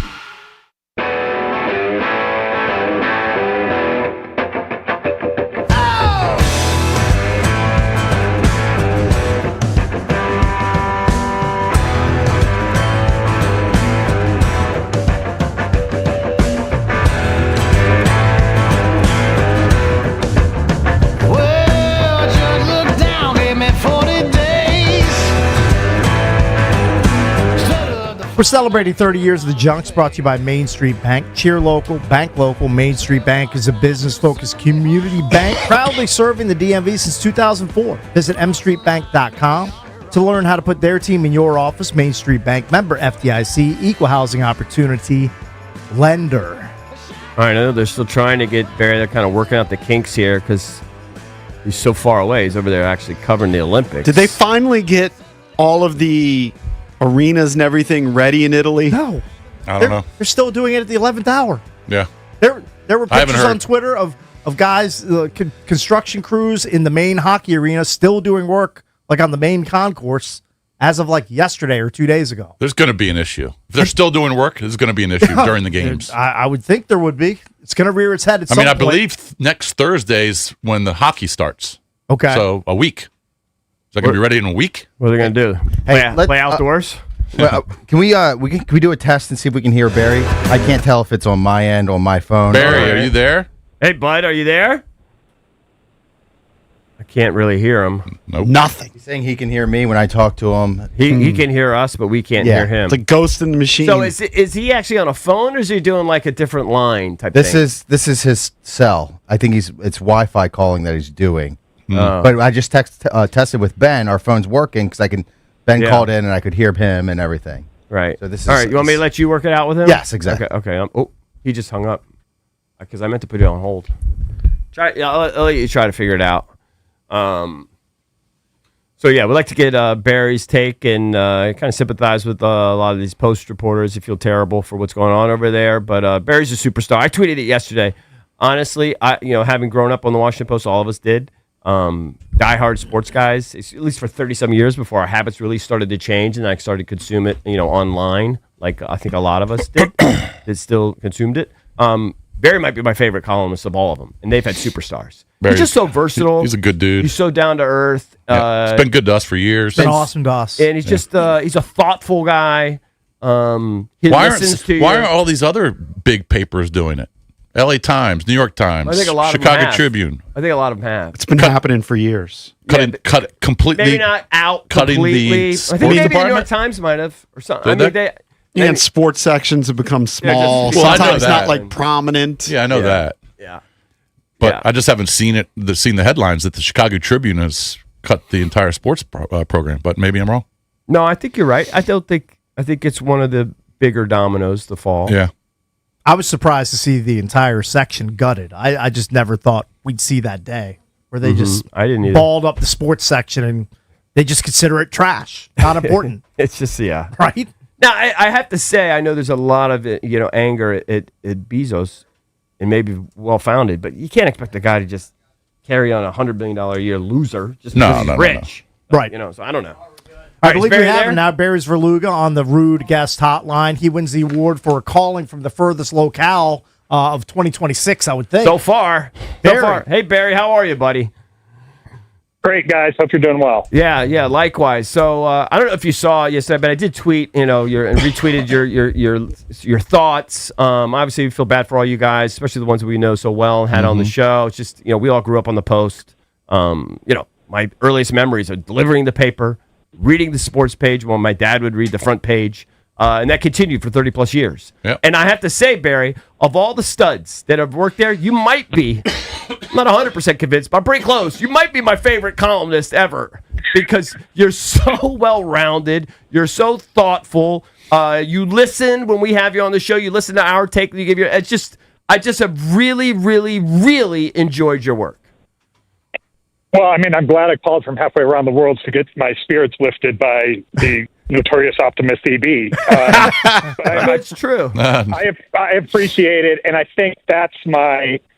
I didn't grow up in Washington, but I grew up on the Boston Globe sports section, delivered the paper in the morning, and came home and read the sports. And it was a similar situation at the Post with all the studs you had to read and learn from and gain insight from. And, it was tradition for 22 years that I bought into and really tried to learn from them and then teach a new generation. So I feel for the city and the fans, not because I want to blow smoke up our bottoms, but because I think that an active and engaged and vibrant newspaper journalism section is part of being in a sports city. I always felt like I had written a column that was the right column if you guys were calling and saying, we got to talk about this one because, there's a way for all of us in this business to kind of hope to set the agenda and to challenge the teams and the players and the coaches that we cover. And if you hit the right notes, then you get people talking. And a big chunk of people who did that are out of work today. And I'm bummed about all that. When did it become obvious to you? I mean, obviously, look, we know that the landscape has changed in media. It's changing in radio. And it has for 20 years. And you've seen it. I know that when a bunch of longtime Post guys left a year or so ago, and a lot of buyouts were being offered. I'm sure you had opportunities. Why did you decide to stay on ultimately to the bitter end? Well, I couldn't imagine this day, and maybe that was naive. I just couldn't imagine a Washington Post that existed without some sort of sports section. And maybe that was look, we can't cover the Wizards for 82 games because it's expensive to send people on the road, and not a lot of people are engaged in that team. And I get some of those choices. So maybe I was naive, but I believed in the idea of what we had. And frankly, the buyouts, you had to have something in place to go to kind of immediately because, that money it went to your retirement account. It was a generous offer, but right. I didn't have something to jump to. So, kind of always had faith in the institution. I had faith in, my colleagues and just that we were going to get through somehow. And now, there's a new clarity, somebody's going to fill this void. There's not going to be, a bunch of professional teams in Washington with no one to cover them. The Athletic is around, and obviously there's a presence in Ashburn with the Commanders. I would expect that would continue. There could be, in Baltimore, the Baltimore Banner has kind of effectively replaced the Sun as the main go-to news source, and they have robust coverage of the Ravens and the Orioles. So it's evolving. It won't die because it can't. I mean, these teams and organizations have to have outside people to question them on moves that are small and large. Like I said, you need somebody to ask about, why ticket prices are going up or why you're not spending on payroll. But you also need to ask, someone to ask hey, Skip, why'd you use the lefty in the 7th instead of the 8th? Because that obviously backfired. It's just part of the process that I think we've all taken for granted for so long. And you're right, Eric, it's shifting and has been shifting, and it's been hard to stay ahead of that. And in fact, we obviously haven't stayed ahead of that. But in a way, I'm excited for what's next. I'm your guys' age. We're closer to the end than the beginning. That's just the reality. But I would like the last chapter to be exciting and something in Washington that lets me kind of finish what I started a couple decades ago. Well, I think you know this. I mean, you're a content guy. You're super creative. Your job is so. I don't think people. That was one of my dreams, actually, to be a columnist.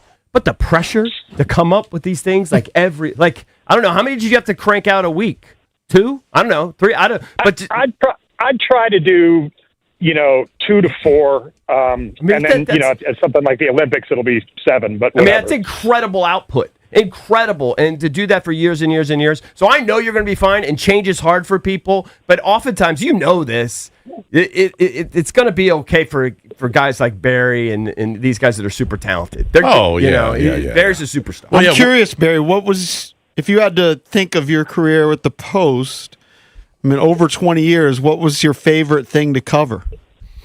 Man, I mean, I've thought about like my personal top 5 over time. I have a real soft spot for something that, people nationally wouldn't care much about was, being the beat writer for the first Nats team that brought baseball back after a 33-year absence. At RFK, right? Yeah.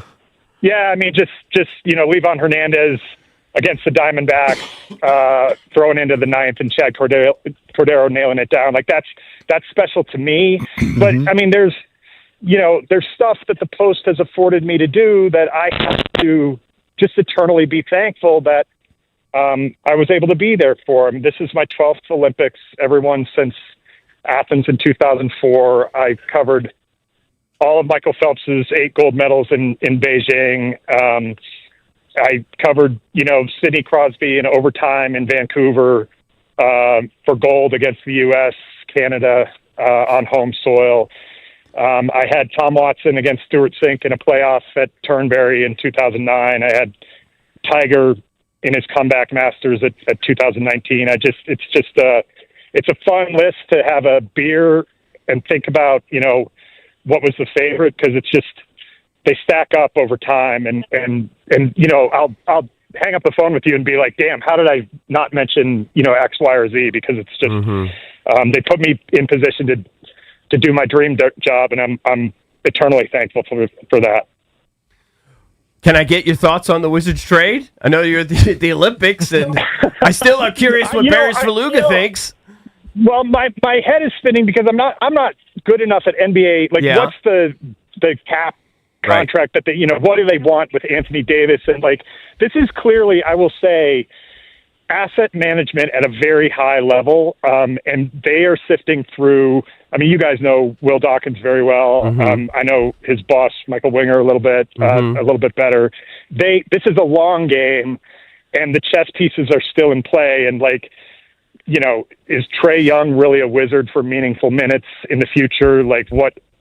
I don't know, because I'm trying to work out logistics in Cortina as the snow falls. But it's definitely a more interesting franchise than it was, when I'm sorry, Tommy Shepard, great guy, but when those guys were running it. So Barry, you mentioned you're in Cortina, Milan for the Olympics, and we're speaking with Barry Svrluga from the Washington Post. We've been talking about this a little bit. They were awarded the Olympics June 24th, 2019. How are they still scrambling to get the ice arena ready for the figure skating and the Olympic hockey 2 or 3 days before? Has it been a weather the issue? Games start? Like, what's going on behind the scenes there?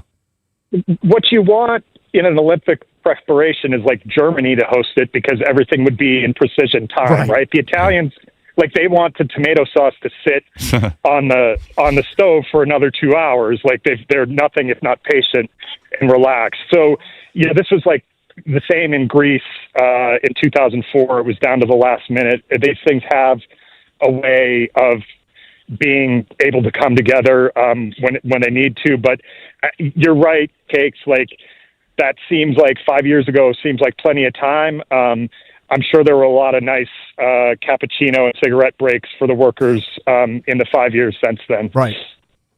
So opening ceremonies are tomorrow. And so what will be the first events that you're kind of covering? Well, so I'm up in the mountains. These Olympics are completely spread out, and it's really hard for me. I will maybe never see Milan. I flew into Venice and came up to Cortina, which is like, it's essentially like an Aspen of Italy.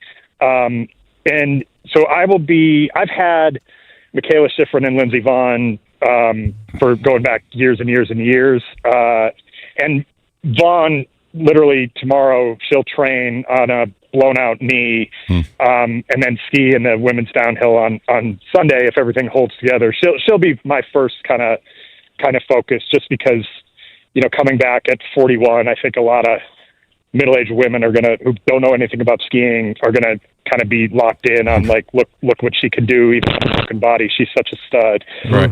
And then I'll have to see from there, the like I mentioned, the logistics are, I mean, no one cares about this, but you know, if it's going to be a 3.5 hour slog to get to one thing, like I'm just going to have to evaluate how to play it out. I'd love to get to Milan for the hockey, particularly if it comes down to U.S. and Canada, which would just be epic. And I've been a long endorser of Tom Wilson to make the Canadian Olympic team, so super psyched for him, and would love to see that play out. But we'll see how it unfolds. Barry, you know, you do whatever the hell you want to do, buddy.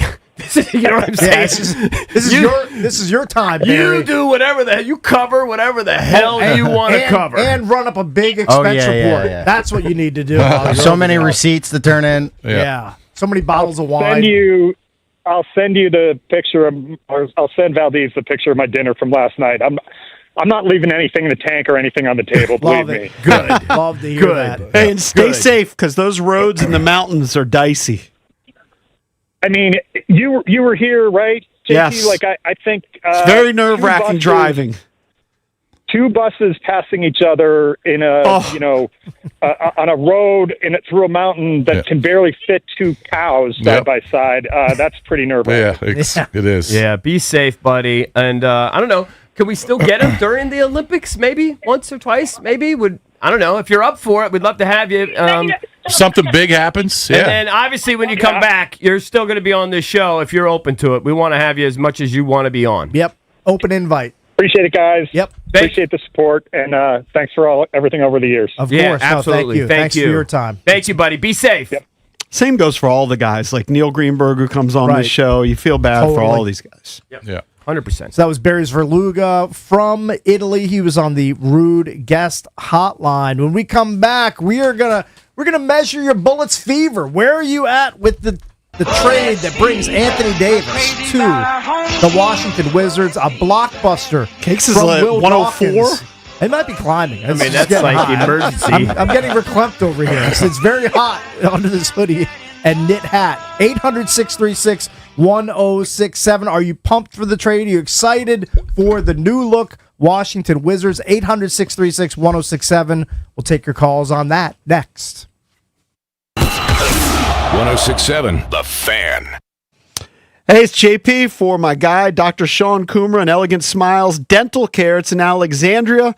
Dr. Coomer, great guy, local guy, went to JMU, University of Maryland Dental School, and he's been doing this thing since 2005. I hadn't been to the dentist in years. When I went to Elegant Smiles, I had a great experience with the touch of elegance. That's right. Dr. Coomer and his talented team make it easy. They cater to your schedule. They've got extended hours, even emergency weekend appointments.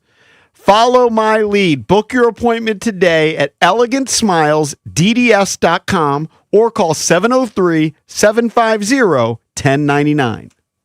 It's your boy Bish from the Junkies, and when I needed a new HVAC system water heater and a sump pump, I called Foley Mechanical. Dan Foley, the owner, came out himself, not some faceless company owned by private equity. He owns 100% of Foley Mechanical. He takes pride in every job. His crew, top notch. These guys know exactly what they're doing, especially with older homes and radiator heat. They crushed it at my house. They will for you. Foley Mechanical serves D.C., Maryland, and Virginia and proudly installs Amana HVAC equipment. Call Dan Foley. He's the real deal. Listen up, football fans. You won't want to miss this. Right now, new Bet365 customers bet $5 and get $200 in bonus bets, win or lose. So you could turn that $200 into something bigger when you bet on moneyline, spread, totals, player props. $200 in bonus bets when new customers bet $5. I know where I'm going to bet from now on. Download the app today and see why it's never ordinary at Bet365. Gambling problem? Call 1-800-GAMBLER. 21 plus only. Must be physically located in Maryland. T&Cs apply. In-app only. That's another amazing run by Team USA. Mom, think I'll be on Team USA one day? Well, I'll take this one. What? Are you speaking to us? Yes, and to answer your question, anything's possible, especially with Xfinity. So, I can be the best snowboarder ever?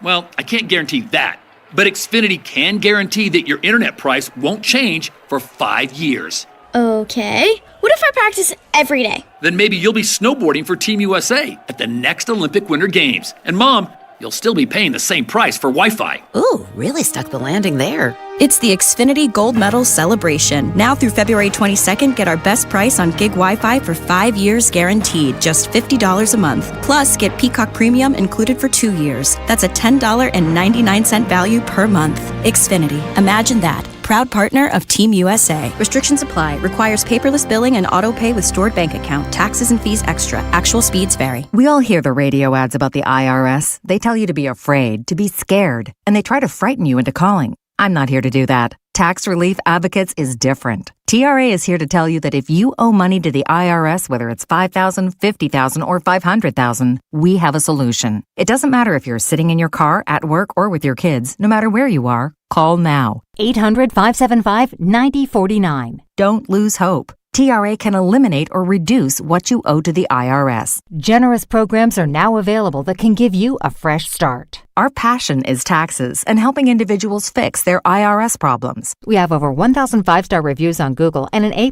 with the Better Business Bureau. You don't need to be afraid of the IRS any longer. End your tax nightmare today by visiting us online at TRA.com or call 800-575-9049. That's 800-575-9049. Tax Relief Advocates. Real solutions for real people. Hey, did you know Verizon Home Internet covers more homes with faster speeds across the country than any other provider? Now you can get award-winning Fios Internet for just $20 a month for 3 years. Switch today and enjoy savings you can count on. Verizon Home Internet consists of Fios and 5G Home. Availability varies. Comparison based on FCC BDS data of home internet providers with download speeds over 50 Mbps, June 2025. Limited time offer for eligible new customers. Fios $20 per month plan with autopay mobile phone plan, mobile plus home and bonus discount. Enrollment required. 3-year price guarantee applies only to then current base monthly rate for Fios. Additional terms apply. The biggest game of the year is here. Can the Seahawks' suffocating defense lead them to ultimate glory? It's in! Touchdown, Seahawks! Or will Drake May and the New England Patriots shock the world? Touchdown, New England! Keep it locked in your home for Super Bowl 60. Expert analysis, the biggest guests, full coverage on Super Sunday, and every moment of Super Bowl 60. Touchdown! We are football. Sports Radio 106.7, The Fan. This is the story of the one. As the purchasing manager at a manufacturing plant, she knows the only thing more important than having the right safety gear is having it there when you need it. That's why she partners with Grainger for auto reordering, so her team members can count on her to have cut-resistant gloves on hand, and each shift can run safely and efficiently. Call 1-800-GRAINGER, click Grainger.com, or just stop by. Grainger, for the ones who get it done. It's your captain speaking. To the passenger with the Mirafast soft chews, smart move. No way am I letting travel constipation ruin this trip. Can't blame you. Mirafast works fast, but without the harsh side effects. Since I'm such a smart traveler, can I move to first class? No. Close the curtain, Carol. From the makers of Miralax, new Mirafast soft chews work naturally with your body in as little as 30 minutes to give you a comfortable go on the go. Find Mirafast today at your local retailer. Use as directed for occasional constipation. Contains magnesium hydroxide. Shopping with your parents can be embarrassing. Why would they sell jeans with holes in them? I'm going to speak to the manager. Mom! That hoodie is giving. You should get it. YOLO. Thanks to the Chase mobile app, your kid can shop independently while you keep an eye on their spending. So you can go from we can be twinsies to how was shopping? Saw you stayed on budget. Thanks, Mom. Freedom for kids, control for parents. That's family banking from Chase. Account subject to approval. Chase mobile app is available for select mobile devices. Message and data rates may apply. JP Morgan Chase Bank N.A. member FDIC. It's the Sports Junkies. I hear what you're saying, and I like it. On 106.7 The Fan. And always live on the free Odyssey app.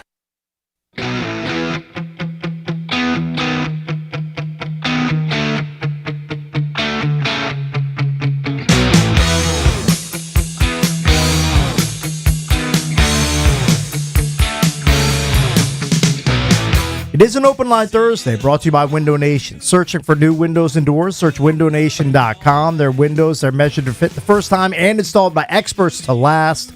Window Nation for your home because it's where you live. 800-636-1067 is the number.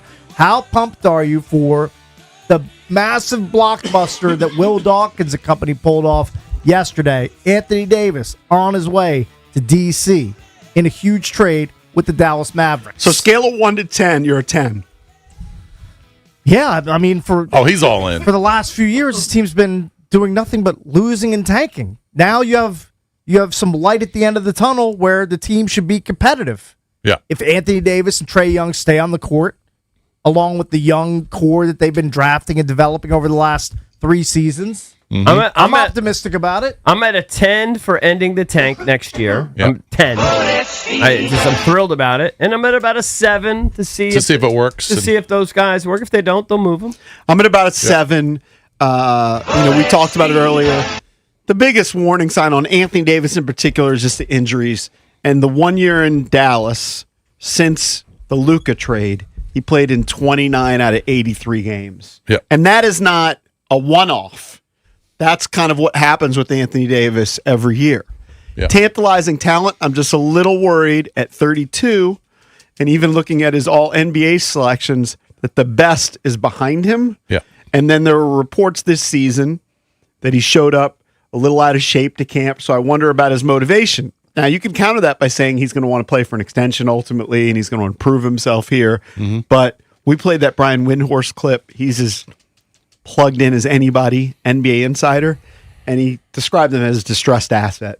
Yeah. And Dallas wanted to move him for a reason. Now, but I agree with you. The reason why I'd say a 7, not much to lose. Like you pointed this out. They really didn't give up much. Giving up a first-round pick, which is OKC's pick, right. and a 2030 pick, which is top 20 protected. Yeah, and these guys might not even be on the team in 2030. Do you think I care about a first-round pick when I'm 60 years old? No. The answer is no. But I'm not a 10 out of 10 because I don't know if Trae and Anthony Davis are going to play that much. I don't think it makes them a top team in the East. And I think the goal is a championship, not just to be back to kind of where they were. Agree with that. With Bradley Beal and John Wall. That's been the goal all along. Yeah. They don't want to just be a team that is in the mix to win 40 or 42 games. So I'm That's at a not 7. the long-term goal. I'm at a 7. Where are you at? I'm at a 10 because 10 out of 10? I don't see much risk at all, and it just makes it more exciting. What about the risk that they give extensions and then you end up in that we'll cross that same road. land Don't that you you trust were with him? I mean, you Wall don't think and- we'll cross that obviously road. A bright guy's been through this before. You got to trust his instincts. Yeah, on but it. if again, don't know the veracity of that report, but if the owner guided this and his patience wore thin, I mean, it's one report. that would be an pushed issue. it. I don't think that's being widely reported. I'm not going to buy into like No, some it's weirdo people's on Twitter. opinions. It's people's vibes. I don't because care what the owner's opinion is. I'm assuming that Will still has autonomy. That's not reported anywhere, by the way. That's the ownership thing. No one has reported that. No, it's just their vibe. I didn't say it was reported. I said it was a tweet of Wizards Muse. Reporters are. I know Wizards Muse. He's trolling. Well, no, this guy from Sam Quinn from CBS said the same thing. He says this, frankly, reeks of ownership impatience. Other writers are. It's just their vibe. They're not getting a source saying that Ted is organizing it, but there's no risk. Right, there's no risk. The risk is so low. Don't worry about them extending them yet. It hadn't happened. Here's what I care about. Next season, I want to see how this whole thing plays out. Right. With everybody healthy, out of the tank mode. Davis, Trae Young, and the young core out of the floor together. It should make them competitive. Trae, Keyshawn, Sarr, and AD is a formidable lineup. Is it as good as Boston? No. Is it as good as the Knicks? No. That's okay. As good as Detroit? No. Takes time, JP. But they might have a shot. And then the real key to me is that draft pick next year, that lottery pick. Like, you got to get a difference maker that's going to carry you on because AD and Trae are not long-term solutions. All right, let's go to the phones. 800-636-1067. What was your reaction to the deal, and do you like it? Are you pumped for Anthony Davis to the Wizards? Don't expect to see him this season, though. Yeah. Next season. Our guy Zabe put out a tweet that over the last 3 seasons, I should punch it up because I have the exact numbers, Trae Young, I believe, has been on the court an average. This is 3 seasons. That's a pretty good body of work. I think it's 43 games, and Anthony Davis is even less at 40. I don't love that, but well, hold on. The here's what Trae I'm Young number that's distorted because that's based on he's missed a ton of. He's only played 10 this year. Right. He played a full season last year, and I think he played 55 games 3 years ago. That's just based off. And when you say an average of 40, that's because of this year. He's being wrapped in bubble wrap this year. Yeah. Could he go out and play right now? Yes. He's not playing. It's just to preserve the tank. Look, it wasn't like the Wizards are getting straight A's across the board from all these experts. I know. I saw CBS Sports gave them a D+ for the deal. Why can't the Wizards basically sit AD and Trae the entirety of the year, even though they'll suck because everybody wants to open their new toy? Right. They get healthy for next year, and then all of a sudden we're in the load management business, just doing what you can to get a 5 seed or 6 seed in the playoffs, whatever it may be, and then all of a sudden, you're a dangerous 5 seed. Where that's possible. The problem is that they're not even making it to that load management level based on averages. Just based on the averages. Well, you start the season with it. You know what I'm going to bank on? Career renaissance. But they still get hurt. Fresh scenery for both of them. There's some precedent where they can actually be successful in this type. Kristaps Porzingis has been a guy that's constantly been hurt throughout his career. He played 65 games in the season he was here. Maybe that's a precedent that says this team does have what it takes to kind of manage these guys in a way where they can get the most out of them. All right, let's go to the phones. 800-636-1067 is the number. Let's go to Dwayne in Bowie on line 1. Dwayne, what's up, buddy? You're on with the Junkies. Hey. Good morning, guys. Hey, Dwayne. Hey, man. I think it's a brilliant move. I think as long as they can maybe get a top 6 pick next year, you get these young guys with these veterans. I like it better than the Lattimore trade because they didn't give up a lot. The Lattimore deal. Nobody likes that deal. Comparing it to Lattimore. Considering what they gave up, and the price tag, what it takes to get superstars in this league, I think. How good do you think they're going to be? I think next year they can make some noise if they can get a top quality draft pick, like you said, get a good guy that can come in and with the young nucleus they have with Star and those guys, they might make some noise. They might can sneak into the 5 or 4 spot next year, possibly.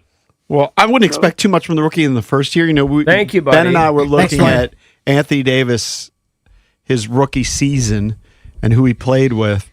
And his rookie season, I believe he finished second in Rookie of the Year. He only averaged 13 points. Yeah, I mean... Cooper Flagg is a one-off. That doesn't happen that often where a rookie comes in and averages what Cooper Flagg is averaging. He's breaking all the records. Yeah. And Cooper's averaging just under 20, I believe, now. Yeah, that's even with a 49-point game. He's a difference maker. But, you're going to get a freshman, whoever you draft, you're going to get a teenager, and it's going to take that person time to get more physical, get built up, and establish himself. But that's a key. Getting a stud in this draft is a key. Yeah. For all of this. Because this is why they're losing. All right, This is the reason they're losing. This is the assignment. Let's go to our guy, Little in Bowie. Little, what's up, bud? Go with the Junks. What's up, Junks? Legendary. Hey, what's up? What's up, man? Hey, look, I'm going to tell y'all, man. Shout out to Ben. Look, man, I'm going to piggyback off my man Southeast Bones from yesterday. We're going to miss AJ open court. Oh, we're going to miss that open court play. But, man, look, the player to watch is Hardy, man. Hardy hit that joint, man, hit an Ekstrom. Ekstrom a hell of a 3-point player, and he can shoot. And Ekstrom's not going to be part of the deal. I like Hardy. If you watch NBA Finals 2 years ago in Dallas, he was making some noise. His numbers kind of came down this year, but Hardy can be a piece, instant offense guy. All right, let's go to Paul. I'm watching. But I don't think Dante Exum's part of the long-term plan. Or D'Angelo Russell. I couldn't care D'Angelo less. Russell's a cancer. Couldn't care less about those guys. Yeah. Aren't their contracts expiring? I think both of them. Was D'Angelo Russell the one that was banging some chick and had something going on? I think so. There was some deal with that. I can't remember. Was it like Nick Young's girl or something? Or Derek Fisher? I don't know. It was definitely a thing. I don't know about that bizarre love triangle. Yeah. All right, let's go to Paul in Gaithersburg. Hey, Lil, we kind of gave up on you because your phone was bad. Paul, what's up? Hey guys, good morning. I think one of the best parts of this trade because I really like Anthony Davis. I've seen interviews. He seems like a great guy. I think he'll attract other people and hopefully change the image of DC basketball to a desirable place. I mean, the guy's a physical specimen. I mean, I do think I'll give it about a 7, somewhere in that range there, because I don't think there is such a thing as a 10, but I love the idea of maybe he can change the complexion of this basketball scene to make it desirable. Well, there's definitely something as a 10 Thank you. in a trade. Like when the Lakers acquired Luka at 25, that's a 10. When you acquire Anthony Davis at 32, right, off injured, it can't be a 10 in my mind. Yeah, it might not be I a would 10, agree. but the fact that you gave up such low draft picks and the assets that they gave up, a bunch of second-round picks, low first-round picks. This is like seeing something silly on the rack at TJ Maxx. Right, you're just like you can't believe you it's there. just gotta buy it. And that, you know what? That's what Will Dawkins thought. Yeah, not that Will I do that Dawkins all knows the time. How is he knows what my entire wardrobe? How is this Louis Vuitton that has a little bit of a stain on it? No, doesn't have a stain. It's just they're just whatever. It's not as popular as it Now, once Will was. Dawkins probably doesn't know what the inside of a TJ Maxx looks like. Okay, because he shops in a different stratosphere. But you know what we're saying. How did I find this Gucci sweater at Marshall's? Just because they had too many. By the way, this is funny. It says here, this is Grok or something. D'Angelo Russell has been involved in a cheating scandal where a woman named Jaw Morant accused him of infidelity. Oh, man. What is that? If your girlfriend's her name is Jaw? that's quite a nickname. Hey, where? And then here's your scandal. It'd be Nick Young. Yeah, I told you. It was like Young. it had to do with Izzy Azalea and leaking something, a cheating video.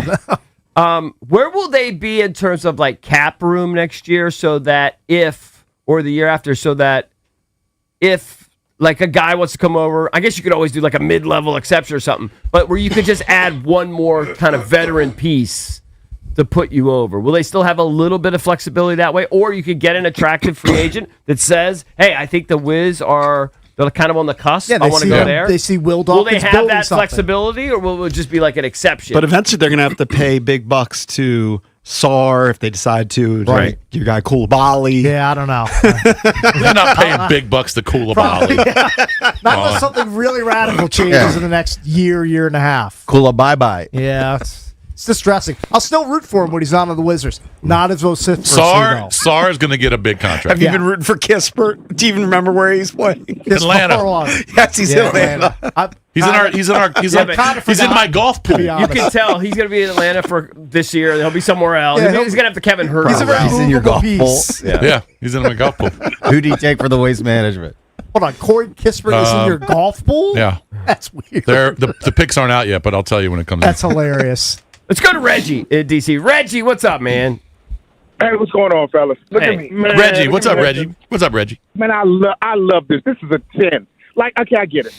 What takes in, like, the real fans are going to be mad is when Trey and Anthony Davis play, like, 25 games and we go, like, 20, like, we're, like, 19-6 or 18-7, and then they get hurt. That's when we're going to really be, like, Of course. heated. Yeah. But defensively... You think they're going to go 19-6 with those guys? He says if they're cooking. No, but what defensively, Anthony Davis and Sarr with Koulibaly, we're going to be strapped defensively. The pick and roll, pick and pop with Trey and Anthony Davis, because, you know, he don't want to play the five at all. How'd Koulibaly do on Friday night against Luka? Yeah, but I mean, okay, come on. So Hey, he is a defensive stopper, JP. Defensive stopper. Got it tripped up in the first half. We're talking Luka. Like, Luka does that with everybody. Now, hopefully we can get the draft pick that I want now with this trade. I want the kid from Kansas. Peterson. When you watch him, he put the ball in that young boy's hand and he scores. Yeah. I love Boozer, but I think Boozer just be like, he'll be redundant. I like the kid from BYU, but that boy from Kansas looks like he can, when the ball goes in his hand, he scores from all angles of the court. Reggie, we got to run, man. Thanks for the call. Appreciate it. 800-636-1067 is the number. What is your takeaway from the Anthony Davis to the Wizards trade? Will Dawkins shaking it up for the Wizards. We'll take more of your calls next. This is your flagship home of the Washington Wizards. The ball volley slam to Wins. and DC sports talk all day. Puts up the shot. Whoa! Scores at the buzzer. Sports Radio 106.7, The Fan. Save 30% on chicken wings with Prime through February 10th at Whole Foods Market. Perfect for weeknight dinners or meal prepping. Made with high-quality, strict ingredient standards you can trust. Shop in-store or online. Terms apply. If you're frustrated the weight loss hasn't been sustainable, you're not alone. Many people are now turning to weight loss injections, but what often gets overlooked are the risks, side effects, and long-term trade-offs. These medications may suppress your appetite, but they don't repair your metabolism. And in many cases, weight returns once treatment ends. At DMV Weight Loss, we take a different approach, helping people with our metabolic reset through a guided program you can do virtually from anywhere. And the best part is, you can lose up to a pound per day. It starts with a free discovery call, just a conversation to understand what's holding your body back and see if it's the right fit. Go online to dmvweightloss.com to book your free discovery call. That's dmvweightloss.com. I feel like I'm 10 years younger. I have more energy, and every day when I wake up, I feel refreshed. I don't have the pains that I used to have that I attributed to aging. This program is different, and you owe it to yourself to try it. The team at DMV Weight Loss has successfully helped thousands of people lose up to 1 pound per day. You can start the program from anywhere you live. Schedule your free discovery call today, 703-496-4680 or dmvweightloss.com. Results may vary. The Nation's Gun Show this weekend. New location at Manassas Mall. Open Friday at 1. 800 tables. Get your guns while you still can. The Nation's Gun Show Friday, Saturday, and Sunday. More info at thenationsgunshow.com. This is the story of the one. As an HVAC technician, he and his digital multimeter are in high demand. So when a noisy office HVAC turns out to be a failing blower motor, he doesn't break a sweat. With Grainger's easy-to-use website and product information, he selects the product he needs to keep everything humming right along. Call 1-800-GRAINGER, click Grainger.com, or just stop by. Grainger, for the ones who get it done.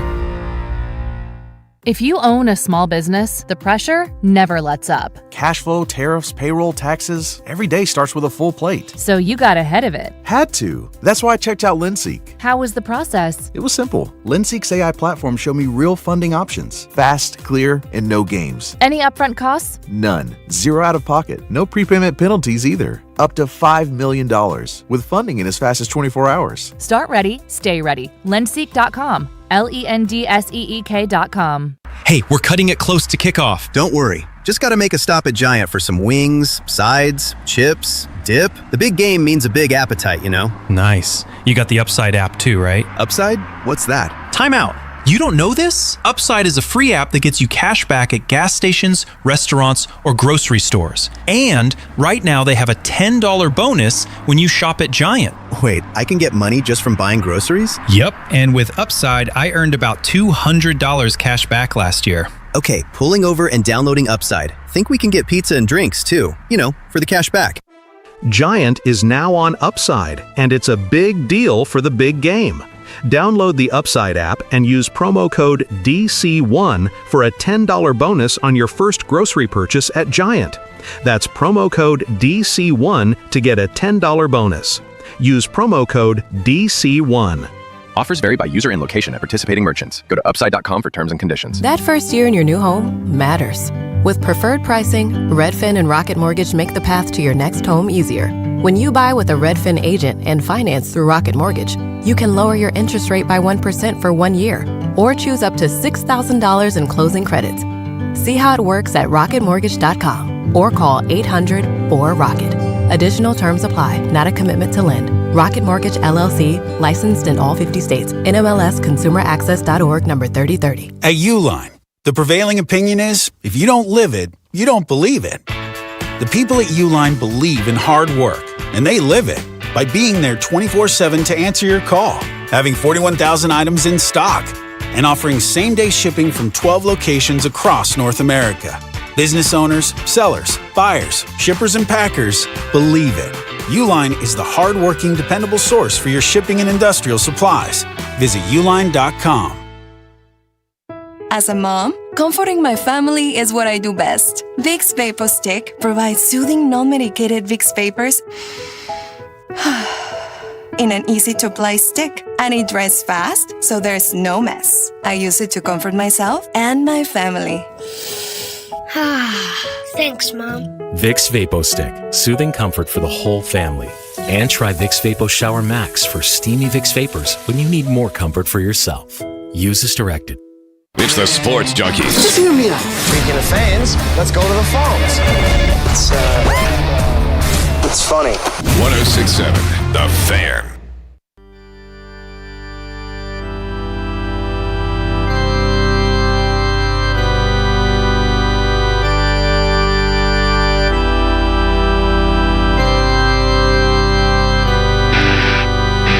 Taking your calls on an open line Thursday on the Anthony Davis trade to the Wizards. I was on my way to MGM and my son called me out of the blue and he informed me of the deal. And then I saw your guys' text thread popping up on my car screen, a million texts about Anthony Davis, now a Washington Wizard. Yeah, you couldn't believe what you were reading. I was pretty surprised by it, to be honest with you. Have you seen I know you were. like those charts which show everything that the Wizards have done, like from the Bradley Beal deal to where they are now? How many moves? Yeah, because it was like Brad. Then you had Kyle Kuzma for a while, and you had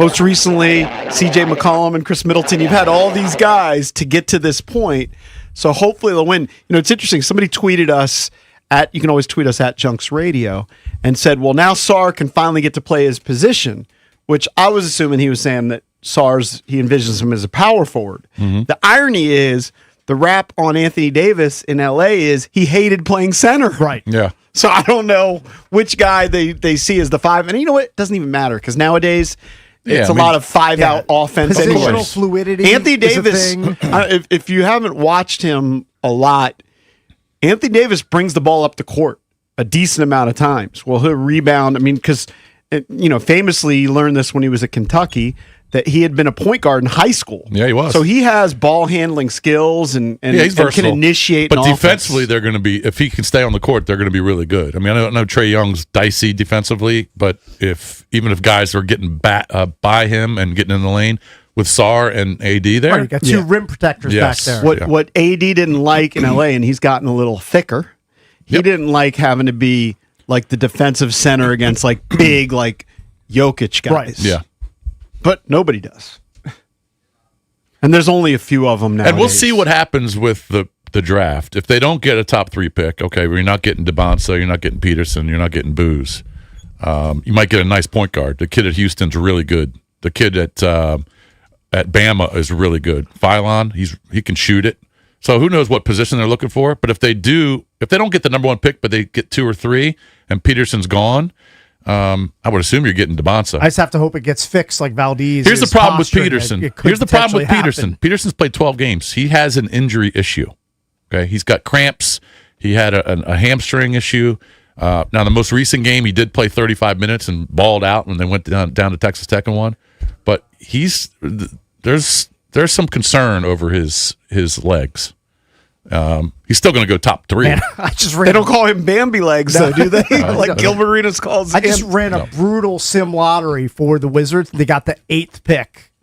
Oh, they're not going to get the 8th. I'm just telling you. I run sims every day. This one came up 8. That's not great. 8, not great. All right, right now, about 2/3 of our audience that vote at Junks Radio like the deal. We want to hear from you. Let's go back to the phones. All right, let's go to Andre in Alexandria. Hey, Andre, you're on with the Junkies. How are you?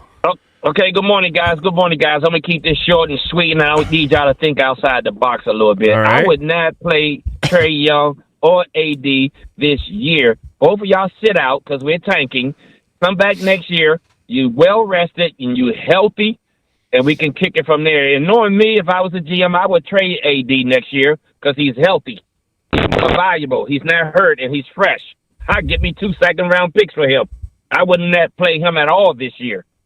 I would also consider getting Taco Falls for a piece of bread. And let him rebound and block. They're not going to trade Davis for 2 second rounders. The worst GM in the world. Trade a billion things or players and picks for AD, and then trade him for 2 second rounders. What are we talking Flip about? him at his highest value for 2 second rounders. Yeah. By the way, I think I saw Taco Fall, unless it was old, and it's probably fake. Everything's fake. But that he was like training to be a fireman or something. Like the world's tallest fireman. I see him playing for the Ningbo Rockets. Yeah. Ningbo? Yeah. All right. Let me see. Let's That's go to in China. I'm He's guessing playing China. for the Nanjing Monkey Kings, the New Zealand Breakers. I mean, that's the guy that he's advocating for? Yeah. He is 7'6". Okay. He can't play. There's a reason he's in China. All right, let's go to Scott in Silver Spring. Scott, what's up, man? You're on with the Junks. Junks, good morning. What's up, fellas? What's up, man? Scott. I like it. I mean, especially after I found out that it was none of our picks that were involved in the trade. That really. Yeah, Will Dawkins, he stockpiles picks, and then he uses other people's picks to get all-stars. But what really got me excited this morning was hearing Valdez's theory on them rigging the draft for us. Like, I like that theory too. I think it's crazy, but I like it. Yeah. Look, I hope it happens. I think there's potential. I think there's a zero or non-zero possibility that it happens. I think there's a chance. Yeah, but the fix is my analogy is the Wizards are like your son in the basement, and Adam Silver's like your parents. Give you a little extra money for your down payment. Boom, you get the frozen envelope, and you get the third pick in the draft. Right. I mean, if they did the first envelopes. pick. I mean, if you're going to rig it all the way to the top. Let's not rig for the number 3 pick. I'm not even asking for the number 1. What would we need? Like the world's lightest ping pong ball or something? Like I don't even know. I don't know what the rig would be with ping pong balls. Well, don't they just need an inside guy? You just do it behind closed Just need an doors, inside right? guy. Price Waterhouse Cooper's in on it. And say, yeah. We ran Everybody all the has a ping pong price. ball simulations, Everybody whatever. has a price. They work for us. Yeah, of course. All right. They're gonna turn DC into a hoops destination again. They got two bona fide all-stars on the team. Look, love it or hate it, it's one of the most important cities in the world. It's important to have good hoops. They've been in the basement. They've been cellar dwellers long enough. As long as they have a top 3 pick. Yeah, we've kind of paid our dues, right? 30 years. There's been plenty of dues paying around here. Let's go to Marvin Landover. Marvin, what's up, pal? How are you, man? Good morning. Thanks for taking my call. Yep. Hey, yo, Cakes, man, can you play the Bullets Fever one time? Of course for me? I can. I would love I've played to it hear 100 that. times today. Yeah, you're into it. Oh, hold on. I lost it. You're Gotta in. find it. Marvin, you're into it. See, my Bullets Fever, I couldn't find the clip. It's affecting my brain. What happened to the phones? I don't Did know. they just I think they crash? may have crashed. Oh, shoot. You know all what? the phones The crash? phones have Bullets Fever. It's spreading to the technology, Valdez. Right. Can't be stopped. Damn it. All right, they can call back. Call back. Maybe, I don't know Everybody's what happens. gone? Yeah, I don't know what happened. All right, we got Brandon Duham coming up at 8:45, right? Yeah. We got Michael Wilbon Wilbon coming on at 9:20. I know as of yesterday, Wilbon hadn't commented publicly on the post deal. I think he's said he's willing to talk about it this morning. That's so we can get fantastic. his take on that, his take on the trade, his take on Super Bowl, all that stuff. Yeah. So, yeah, we got a lot going on. Is he still living in Arizona? I think he has a place there, yeah. Probably. I mean, wouldn't you if you had millions upon millions of dollars, I'd live have in a place there. Arizona and Sure. tee it up all the time? Sure. 100%. Probably do that too. All right, so Brandon Duham from the Caps will join us at 8:45, and Michael Wilbon will join the show coming up at 9:20 right here on the Junks. DC's FM Sports Talk. 106.7 The Fan. This is an Odyssey Sports Minute. Sponsored by Robinhood. Your money, your move. Ole Miss Trinidad Chambliss, the starting quarterback, has been denied his appeal for a 60th year of eligibility by the NCAA. This now throws the NFL draft on its head a bit, as Fernando Mendoza is the number 1 prospect, but Trinidad Chambliss won't be far behind in the quarterback category. It should be a first-round pick. I'm Drake Toll. All right, guys, it's the last call for football, and FanDuel's giving you a daily profit boost every single day leading up to the big game. Today's 30% profit boost is around touchdowns. Shortest touchdown scored, longest touchdown scored, first touchdown, last touchdown, whatever. You get it. Maybe the Seahawks will run the tush push, hit the under on shortest touchdown. I don't know. Kenneth Walker, he has the best odds to score a touchdown at minus 185. Will he get the first touchdown? Maybe he'll get the last touchdown. Will the Patriots be throwing from behind and add a touchdown late to somebody like a Hunter Henry for the last touchdown scored? Figure out what you want to bet. All you have to do is opt in each day and place that eligible bet to use for that day's profit boost. Just make sure you go to FanDuel.com, FanDuel.com/EB first. That's the key. Play your game with FanDuel, the official sportsbook partner of Super Bowl 60. FanDuel Sportsbook is the official sportsbook of 106.7 The Fan. You must be 18 and over. President DC. Opt-in required. Bonus issued as non-withdrawable profit boost tokens.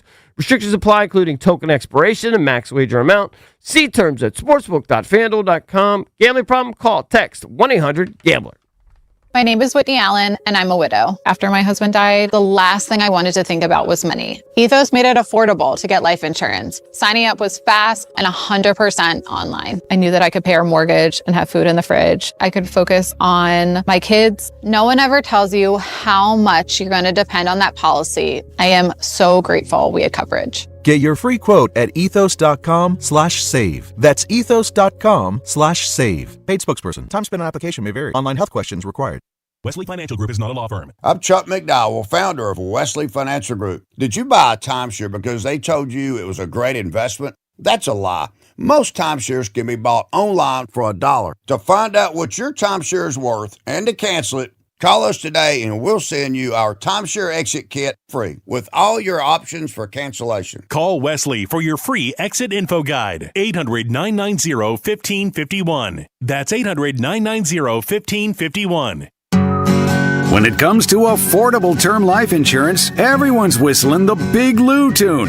If you're over 50, maybe a bit porky, or have type 2 diabetes, $1 million of term insurance may only cost about $200 a month. Even if you're not in perfect health, call Big Lou, because he specializes in finding big chunks of affordable term life insurance for just about everyone. Don't let diabetes or other health glitches keep you from owning $500,000 to $1 million or more of term life insurance. For affordable term life insurance, call Big Lou. Don't hesitate. Call 800-700-6898. 800-700-6898 or visit biglou.com. Call Big Lou, don't hesitate. 800-700-6898. Call Big Lou, don't hesitate. 800-700-6898. Visit biglou.com. Presented by Robinhood. He crosses, spins, pulls up. With Robinhood Prediction Markets, buy or sell your predictions all game long. No house odds, just you versus the market. Put your sports IQ to work. Trade every shot, block, steal, run, and moment that shifts the game. With Robinhood Prediction Markets, trade every play. Visit Robinhood.com/predict to start trading. Futures and cleared swaps trading involves significant risk and is not appropriate for everyone. Event contracts are offered by Robinhood Derivatives LLC, a registered futures commission merchant and swap firm. In a world in need of a hero, one man rises to the challenge in style. He is... just driving the kids to soccer practice. Make every day feel epic in the all-new Hyundai Palisade Hybrid with up to an EPA-estimated 619 miles of range on select trims, advanced tech, and class-leading interior space. Visit HyundaiUSA.com or call 562-314-4603 for more details. And hey, come on, no cleats on the seats. Live from the LindseyCars.com studios in the nation's capital, WJFK-FM and WJFK HD1, Manassas, and WPGC HD3, Morningside. Don't it feel good when your crowd behind you takes it in, fires, touchdown! This is your home for the NFL playoffs and Super Bowl 60. Let's go dominate! Touchdown! Bring it up, bring it up, bring it up! He's got it! Sports Radio 106.7, The Fan, an Odyssey sports station. 106.7 The Fan, Sports Flash. The Wizards rocked the NBA with a big trade, acquiring 10-time All-Star center Anthony Davis from the Dallas Mavericks. They also received Jaden Hardy, D'Angelo Russell, and Dante Exum. Chris Middleton, A.J. Johnson, Malachi Branham, and Marvin Bagley go to Dallas with 2 low first-rounders and 3 second-rounders. The Warriors trade Jonathan Kuminga, Buddy Hield to the Hawks for Kristaps Porzingis. Trade deadline today in the NBA is 3 o'clock. The Knicks beat the Nuggets 134-127 in double OT. Spurs over OKC 116-106. Georgetown beats Creighton 76-68. St. Joe's over GW 76-73. Duquesne downs George Mason 71-65. Bucknell over AU 60-59. Navy toppled Lafayette 65-50. Left-hander Framber Valdez and the Tigers reach a 3-year, $115 million deal. The Capitals and the Nashville Predators 6:45 tonight on The Fan. Wizards at the Pistons at 7 on Bloomberg 99.1. From the Crop Metcalf 5-Star Sports Desk, Byron Kerr on The Fan. It's the Sports Junkies All right, I'm going to give you real quick. Good reason to listen. on 106.7 The Fan and always live on the free Odyssey app.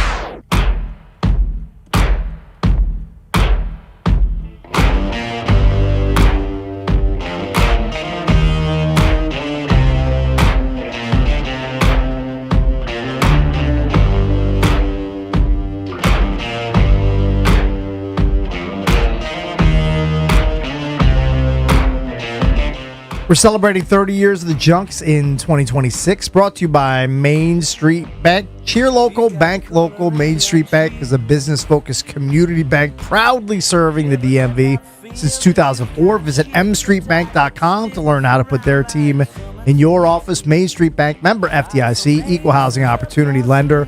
Had to do a quick double take because at the top of the outline, Valdez has it as 2025. I had to think for a second. Are we in 2025? Where? Or are we in 2026? Just the date. We're in 2026. In 2026, Yes, we are. today, the day before EB's birthday, February 5th, Thank you.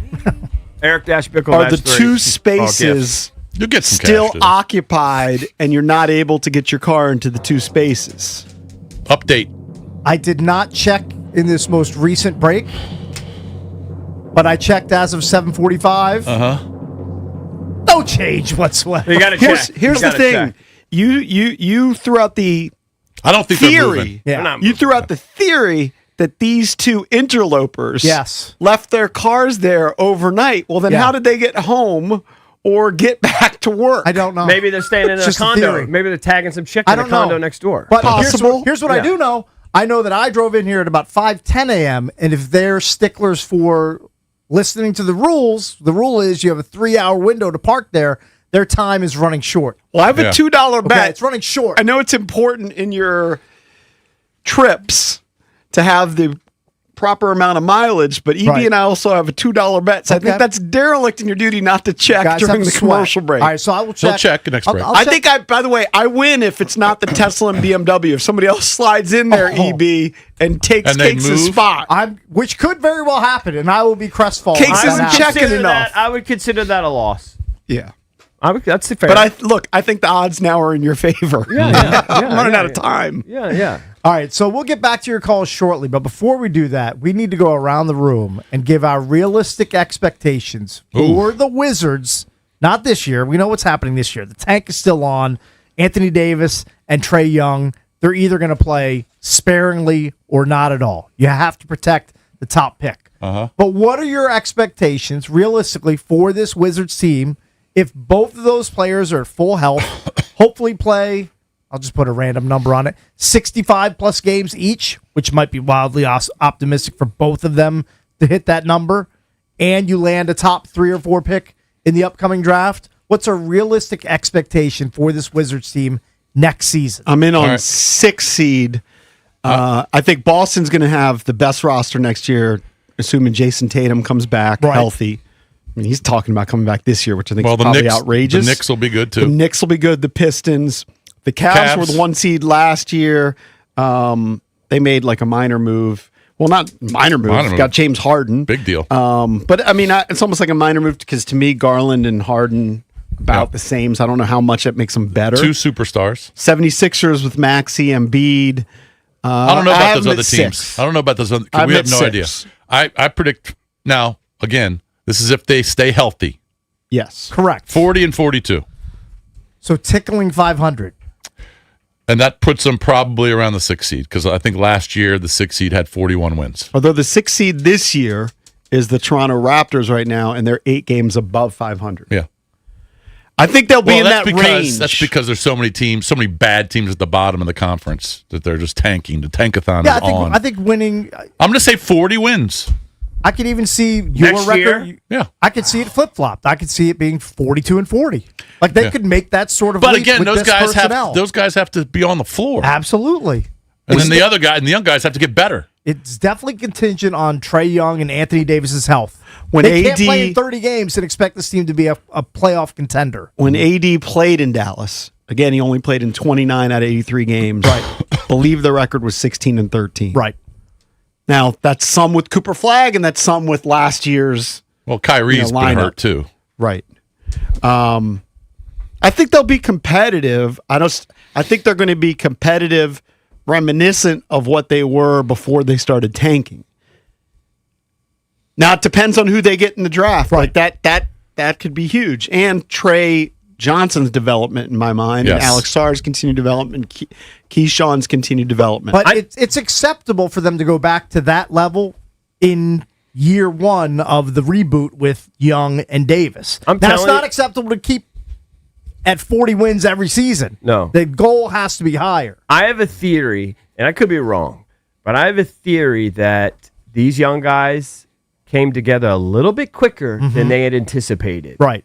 And they just kind of and because you could see they're winning games. They're not even trying to win games, and they're winning games. Like they won 3 out of 4, and then they won a game where they literally played G League guys at the end. They're also running into other active tankers. Yes. Okay, so that helps. Okay, that helps and or hurts. But I really feel like that these young guys have developed at a pace quicker. I remember when they drafted. I remember talking to Will Dawkins specifically about Keyshawn, and early on he was like, "I don't know, man, we'll see." And then he's just really blossomed. He's really developed. They've hit on a few of these.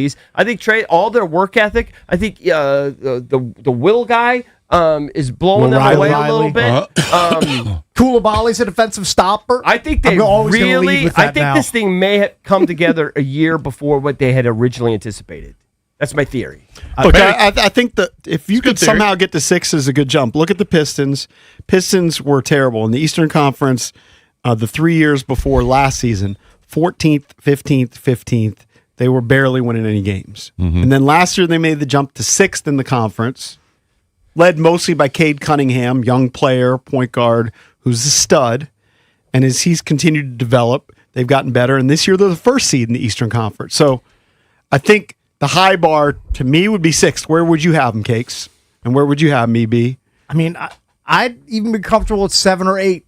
Like, I don't need them to get to 6, but I think... But didn't you used to rail against 7th and 8th? Again, you're not listening. I said... You get so bitter. You're not just going to go from dead last to first. If they make a jump from 8... Say they win 18 games this year. I don't know, whatever. You assume your young guys keep progressing. I don't expect them to go from 18 wins to 55 wins. JP's kind of that's kind of that's not happening. His rationale. Like, no, that's not happening. You got to there's progression. But they could get from 18 wins to 37 to 40 wins.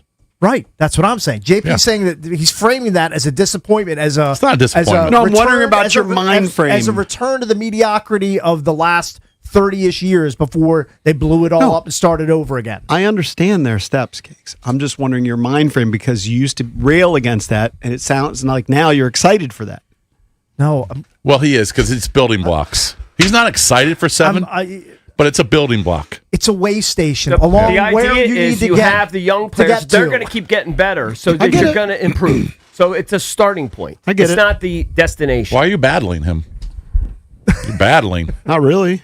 Yeah, you are. He told you what he meant. I don't know. Just leave it alone. He doesn't understand nuance or a team progressing he's just ignoring what you're saying. He's focusing on the first part of what you're saying, but he's not listening to the second part of what you're saying. That's all. Plus, I guess it could depend how many games Trey and AD play during whatever they do next. It's a huge factor. They have to play. They could be. ESPN could call them like one of the most dangerous 7 seeds or 6 seeds in the tournament or in the playoffs. That's sexy to me. You Dangerous 6 or 7. I mean, I think they both have to play minimum 60 games. Minimum. Good luck with that. I'll bet against both of them. I'm just saying they have to. Hold on. If they're going to get to a 6 seed, they're going to have to play 60 games minimum. But I can't be the guy that jinxes their that puts a ceiling on their cap. Combined or a piece?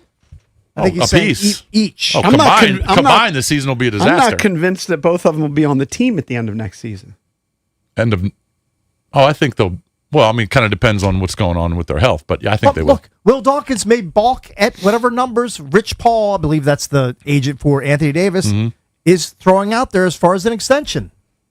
Yeah, I mean, you're right. I don't expect Anthony Davis to get flipped after being here for 1 year, but it could happen. I could see one it's or the both range being of outcomes. flipped next trade deadline.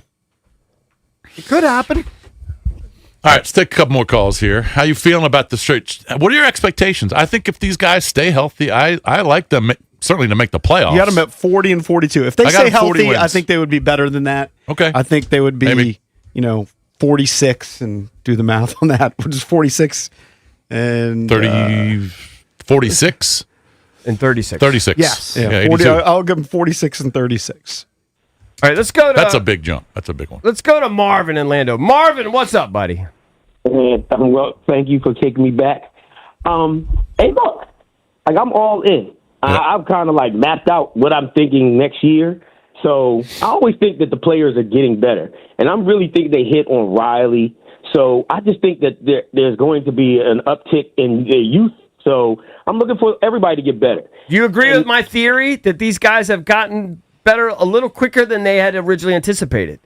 Absolutely. Yeah. And I think, Jakes, please don't give up on Koulibaly. I'll tell you why. To me, he has the same track as Denny. Denny, the reason why we traded him is because he just couldn't shoot straight, but he had good form. And I think that's the same thing with Koulibaly. I think he's a higher up.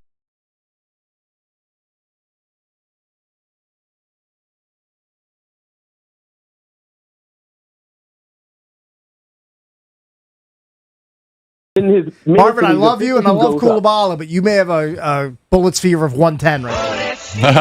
I mean, if you're comping it to Denny, but hey, look, Valdez might be the smartest one of all you guys. I'm sorry to say that, but we have to push back against that. I was like, what, because of his theory? Hold on, his why? conspiracy Hold on, theory? explain why I'm so smart. Yeah, in detail.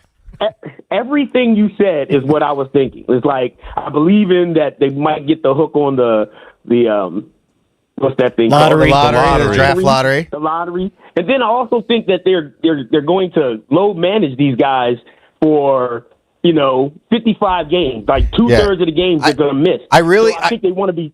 I really think they just all they want to do is kind of enter the playoffs, whatever that may be, and then just be one of those dark horse teams that Stephen A. Smith is screaming about how if they're all healthy and if they're getting minutes, better watch out. This team could be in the Eastern Conference Final.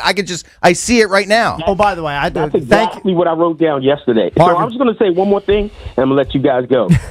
All I need is 55 games from them. So that's 2/3 of the games. So I need them to go. I might sign up for that number. By the way, it doesn't even have to be doesn't even have to be combined playing together. It could be it could be one. It could be one's on the load management this week. The other one's the load management next week. Thank you, Marvin. They play together only X amount of times. By the way, whoever brought up Stephen A. Smith, Screaming A. Smith. Mm-hmm. I don't want all the people who've just been destroying the Wizards for 30 years and or ignoring the Wizards, if this thing hits and works, to all of a sudden start jumping on the bandwagon. You are not welcome. All of you bandwagon riders out there that have been waiting for the Wizards renaissance, you are not welcome here. Get out. I'll welcome the bandwagon. Yeah. I do not welcome you. You can welcome. That's fine. That's your prerogative. Yeah, page views over there. I am not welcoming them. The stadium they are forbidden. We need Wizards fans in the stadium again. That's fine. I'm talking about that. I'm not talking about people here in D.C. I'm talking about the national people that have just been nothing but critical and killing the Wizards. Now they've deserved a lot of it. Wasn't that fair? They deserved a lot of it, but I don't want them. I don't want them kissing the Wizards' ass if things work out and this team ascends to a championship level team. You are not welcome here. But can't they? Get out. If you were okay with them assessing them as a mess yeah. and making bad decisions, Yeah. they can't pivot and say, okay, now they're actually headed in the right welcome. direction. You're not welcome. I don't welcome you. Let me just say this to Marvin. I see it. He can make a Denny comparison. Look, Denny made the All-Star team this year. Right. He's averaging 25, 7 and 7, something like that. Yeah.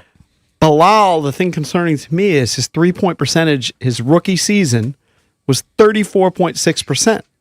The next year, 28%. This year, 26%. I'm just waiting for It's going in the Jake wrong direction. to actually root for a guy that's on the Wizards at some point. I did. His name was Denny Avdia. He wants Denny back. Root for a guy that wears the wears the and good I guy did. colors. He also doesn't want to root for a guy that you like. No. Same reason you're not rooting for Drake May. I root for Alex Sarr and Keyshawn and Bub. You guys say I got Chubb for Bub. Is he on the Wizards? Also, I have a Westbrook poster in the house. I was a Westbrook guy. What is it, the Wizards? That was a fun year. It was mediocre. Well, it's about the year that you're expecting for next year. Yeah, but they didn't have a plan then. Okay. They were kind of The rudderless difference then. is they have the core young guys. I agree. That's the difference. And I think that the core has developed quicker than they thought. Hey, I said I've got Wizards fever 99.2. I wore my Wizards sweat. Barely registering. Let's go to Jay in Mitchellville. Jay, what's up, man? You're on with the Junkies. What's up? What's up, fellas? Boy, the brothers call when we talk about the Wizards finally. man, but how can you tell? But check this out, man. This is a great move. Trae Young is still one of the best passers in the league. Alex Sarr coming in his third year, and you guys know that's when the game tends to slow down for people in the third year. And with Trae Young getting him the ball and just good, he's going to be a 20 and 8 guy. And then you got Anthony Davis you can rest him because essentially they're both centers. I mean, you could tell AD, you know what.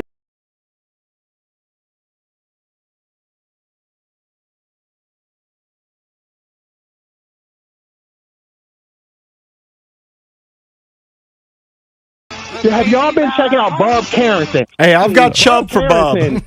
But yo, I'm telling you, Bub is efficient coming off the bench, and when he's going to be our 6-man. Bub Carrington, 6-man of the year next year. I'm calling it. He's their best 3-point shooter, like by percentage of those guys. Keyshawn's pretty good 3-point shooter too. How is his combo boards assist prop done in the last 3 games? 0-3.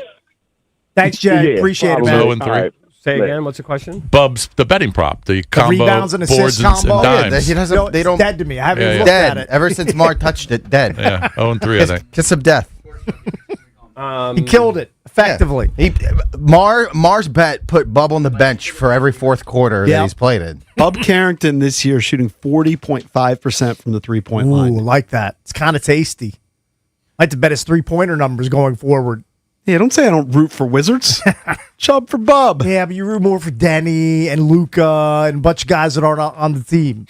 Let's go to Mike in Bowie. Mike's he's a negative guy. All right. Hey, Mike. Well, I wouldn't say negative guy because I gave myself a full day to process it. So I'm driving. I hear about it. I love the Wizards like y'all. I'm from Bowie like y'all or some of y'all. So I'm like, I wanted to think about it. Mm-hmm. I went home. I turned on ESPN, listened to the National Perspective. Yep. But before that, I heard so many smart people call in, from Doc's show to Rooster's show to everybody's show. So then I'm like, all right, I want to see it. So the first thing that pops up is 2 radio guys where they like film the, when they film the radio show, and I can watch them like live.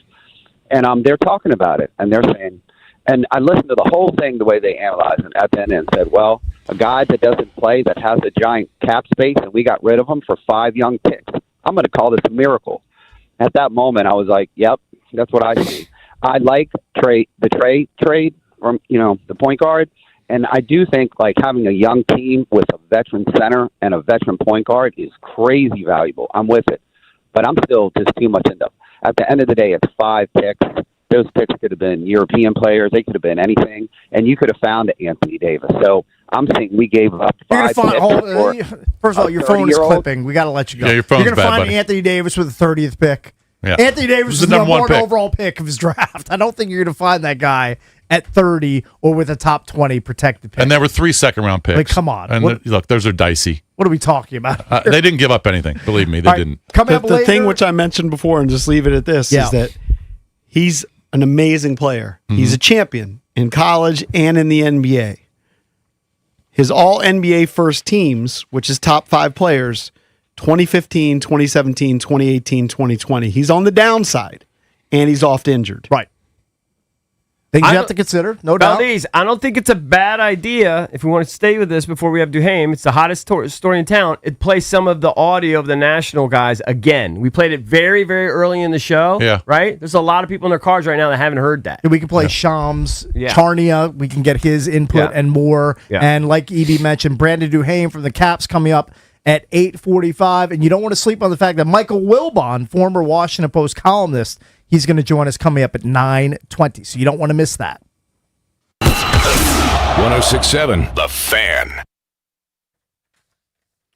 Every great team has a coach, somebody who studies the game, analyzes all the competition, and makes the right calls. But when it comes to your financial future, who's coaching you? At Trajan Wealth, Their fiduciary advisors act as your personal financial coach. TRAJAN Wealth.com. They'll craft a game plan tailored to you, helping you weather the ups and downs of the market, whether it's a smart tax strategy, rolling over an old 401k, or finding investment options that match your risk tolerance. Trajan Wealth is calling the plays. So call Trajan Wealth today. Here's the number, 202-929-6600. That's 202-929-6600, or go to TRAJANwealth.com. Don't sit on the sidelines when it comes to your money. Call Trajan Wealth today, 202-929-6600, or visit TRAJANwealth.com. Because in the game of retirement, there's no overtime. Advisory services through Trajan Wealth LLC, SEC registered investment advisor, client paid advertisement. Additional disclosures at TrajanWealth.com. When the new year hits, every business could use a little something to stay ahead. A lift, a jump start, an edge, or perhaps a boost. Like the all-new 5-year business boost from Comcast Business. It's the certainty of a price lock for 5 years on qualifying internet bundles. Plus, you'll have the most reliable Wi-Fi with our best equipment, so your whole team can stay connected at a great rate. And to sweeten the deal, ask about a $500 prepaid card when you add 2 lines of mobile. It's the boost your business deserves. So sign up for the 5-year business boost and get a 5-year price lock on ultra-reliable Wi-Fi. Plus, ask about a $500 prepaid card. Comcast Business, powering possibilities.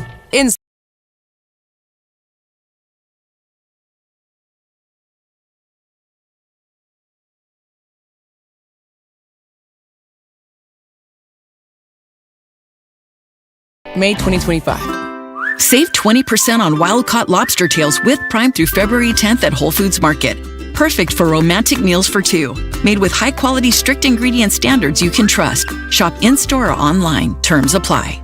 Ready to crush it in real estate? Join the Fine Living Group with my friend John Leahy and get the leads, training, and proven system to scale fast. Dominate your market, guarantee your income, and take charge of your career now. Visit joinfineliving.com today. Hey, we're cutting it close to kickoff. Don't worry. Just got to make a stop at Giant for some wings, sides, chips, dip. The big game means a big appetite, you know? Nice. You got the Upside app too, right? Upside? What's that? Time out. You don't know this? Upside is a free app that gets you cash back at gas stations, restaurants, or grocery stores. And right now they have a $10 bonus when you shop at Giant. Wait, I can get money just from buying groceries? Yep, and with Upside, I earned about $200 cash back last year. Okay, pulling over and downloading Upside. Think we can get pizza and drinks too, you know, for the cash back. Giant is now on Upside, and it's a big deal for the big game. Download the Upside app and use promo code DC1 for a $10 bonus on your first grocery purchase at Giant. That's promo code DC1 to get a $10 bonus. Use promo code DC1. Offers vary by user and location at participating merchants. Go to upside.com for terms and conditions. The biggest game of the year is here. Can the Seahawks' suffocating defense lead them to ultimate glory? It's in!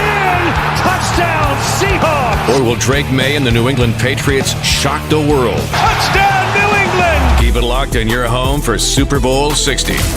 Expert analysis, the biggest guests, full coverage on Super Sunday, and every moment of Super Bowl 60. Touchdown! We are football. Sports Radio 106.7, The Fan. Can I take your coat? Oh, you noticed. Yeah, I found it on eBay from a seller in Vegas. Pre-loved and perfect. She listed it and jackpot. Italian leather, classic trench silhouette. And did you see the braided buckle? Hang on to your claim ticket. Oh, I'll hang on to this forever. Have you been on eBay? There's so many finds. And I bet that diving watch would sell fast. Just saying. Find what you love, sell what you don't. eBay. Things people love. Welcome back to Winter Hack Radio, the place for clever hacks to survive the season. Icy driveway? Well, try spreading sand or birdseed to help with traction. Snowy puppy paws? Well, grab a whisk, brush it off, done. Catch COVID-19? Well, just get...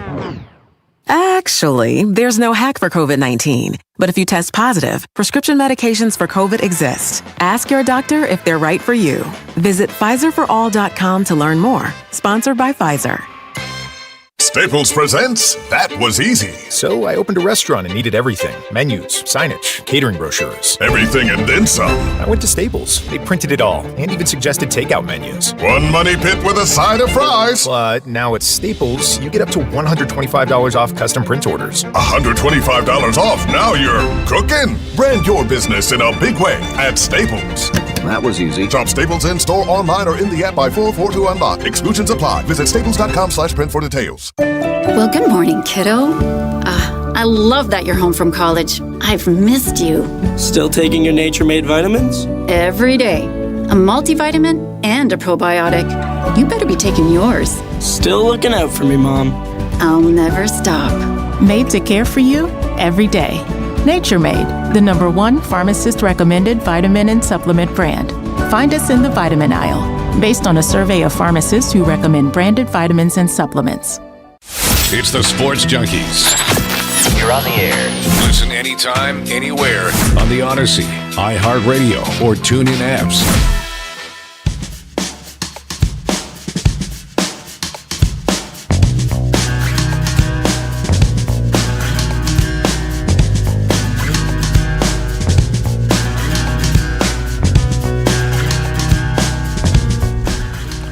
I have a parking update. All right, hear it. I went downstairs during the break. I've climbed and descended so many stairs already today. Mm-hmm. Not only one, both spots empty. Wow. None of them hornswoggled. $2 lost for $2. I'm able to make it home safely now. I'm actually disappointed. So are you on the Charger as we speak? Of course. Because somebody also 100%. tweeted us that at Royal Farms, which was a potential stop for you Yes. on your way to MGM National Harbor to Correct. return the tag, which you kept. I did. He said they have super speedy Chargers, so you could have got your bucket of chicken or however they sell it. I sell it in a box, JP. For the real Royal Farms aficionados, it comes in like a cardboard, like a paper box, along with your wedges and your biscuit. And you could have gotten about 60 miles in 5 minutes, according to the tweeter. Yeah, but now he just has to go downstairs and He's good to go. Now He's I'm good. I'm set. You're good to go. Locked in. You cost me $2. I'm locked in, Look baby. at that swagger. So an hour and a half, it'll be fully charged, right? Not fully, but enough. It'll be enough close. to get me where I need to go. Yeah. Somebody, I put this on our Instagram page. Give us a follow, Sports Junkies Radio. Somebody tweeted us something about Anthony Davis's injury history. It's pretty funny. It says he has, in his career, it breaks down the injuries by body part and how many games he's missed. Oh, no.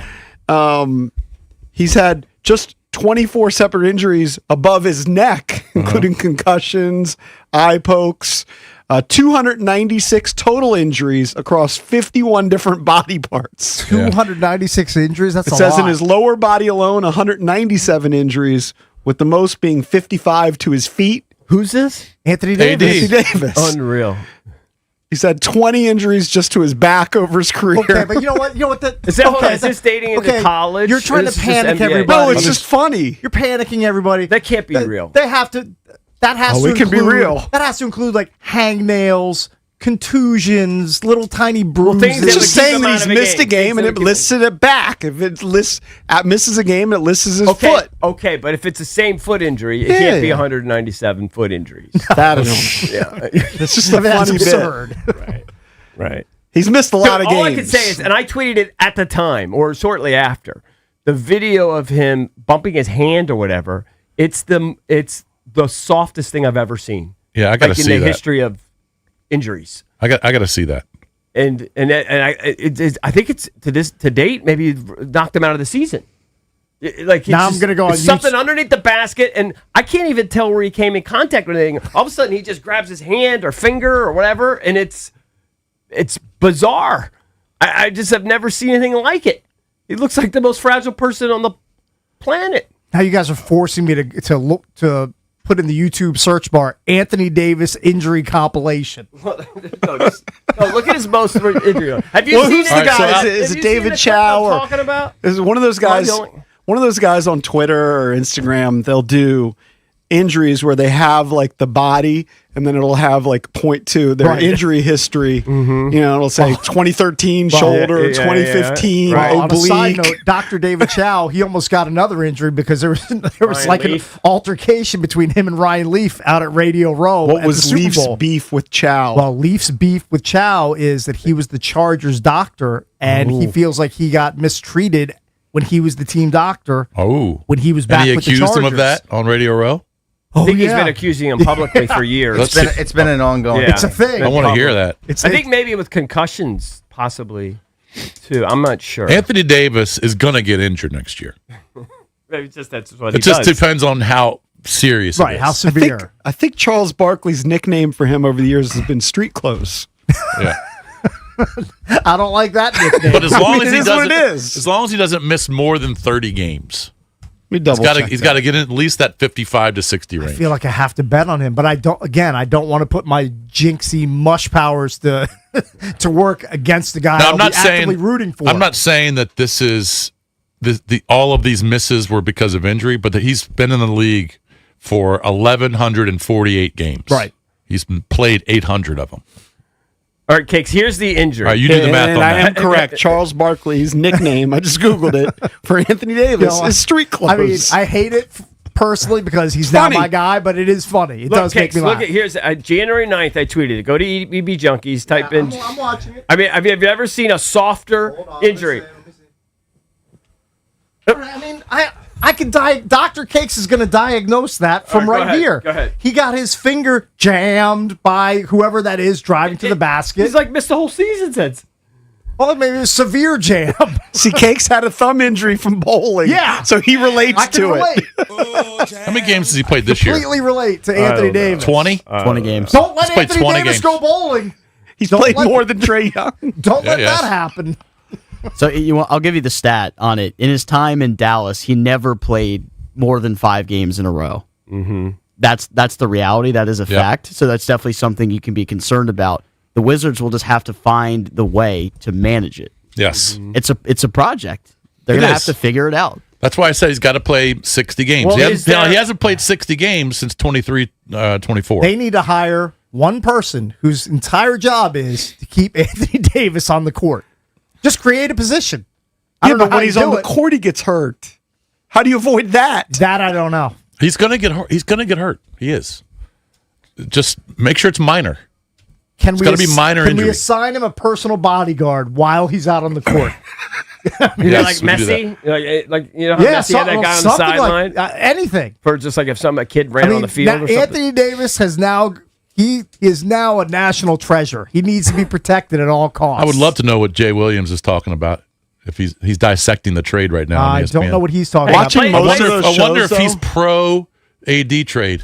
watching most of those shows, they seem to be focusing on the Maverick side of it. Did you say you have the Shams? Well, they're talking about both sides. Valdez, you have the Shams audio? I didn't actually hear that. Did he give his opinion on it? Yeah. But let's look at AD going to the Wizards now. He joins Trey Young, who they just acquired, the multi-time All-Star, formerly the face of the franchise of the Hawks. But Alex Sarr, Keyshawn George, Trey Johnson, Bilal Coulibaly, Bub Carrington, they've been building the last few years, but clearly the deconstruction phase in Washington is over. They're turning the page after this season on being competitive around that young core that they developed, and now they have two anchors of that in Trey Young and Anthony Davis. You think about the pick and roll presence that AD and Trey Young will have together, and defensively, Alex Sarr and AD manning the middle. But clearly for the Mavericks, 1 year ago. So the deconstruction phase over. I like to hear that from, is it Shams or Shams? I don't know how he pronounces his name. They're One of still those two. but they're still in a construction phase, and I think the key piece, and we've talked about it, is whoever they draft next year. Because Anthony Davis, I think he'll be 1A and Trey Young 1B offensively for this team when they're healthy and playing together. But they need a young guy who's going to be their one down the road. I think Sarr's a really good player and probably will turn into an all-star, but I don't see him as like a 1A scorer even down the road. Maybe. Yeah, I mean, even if they get Boozer, I don't see him as a 1A.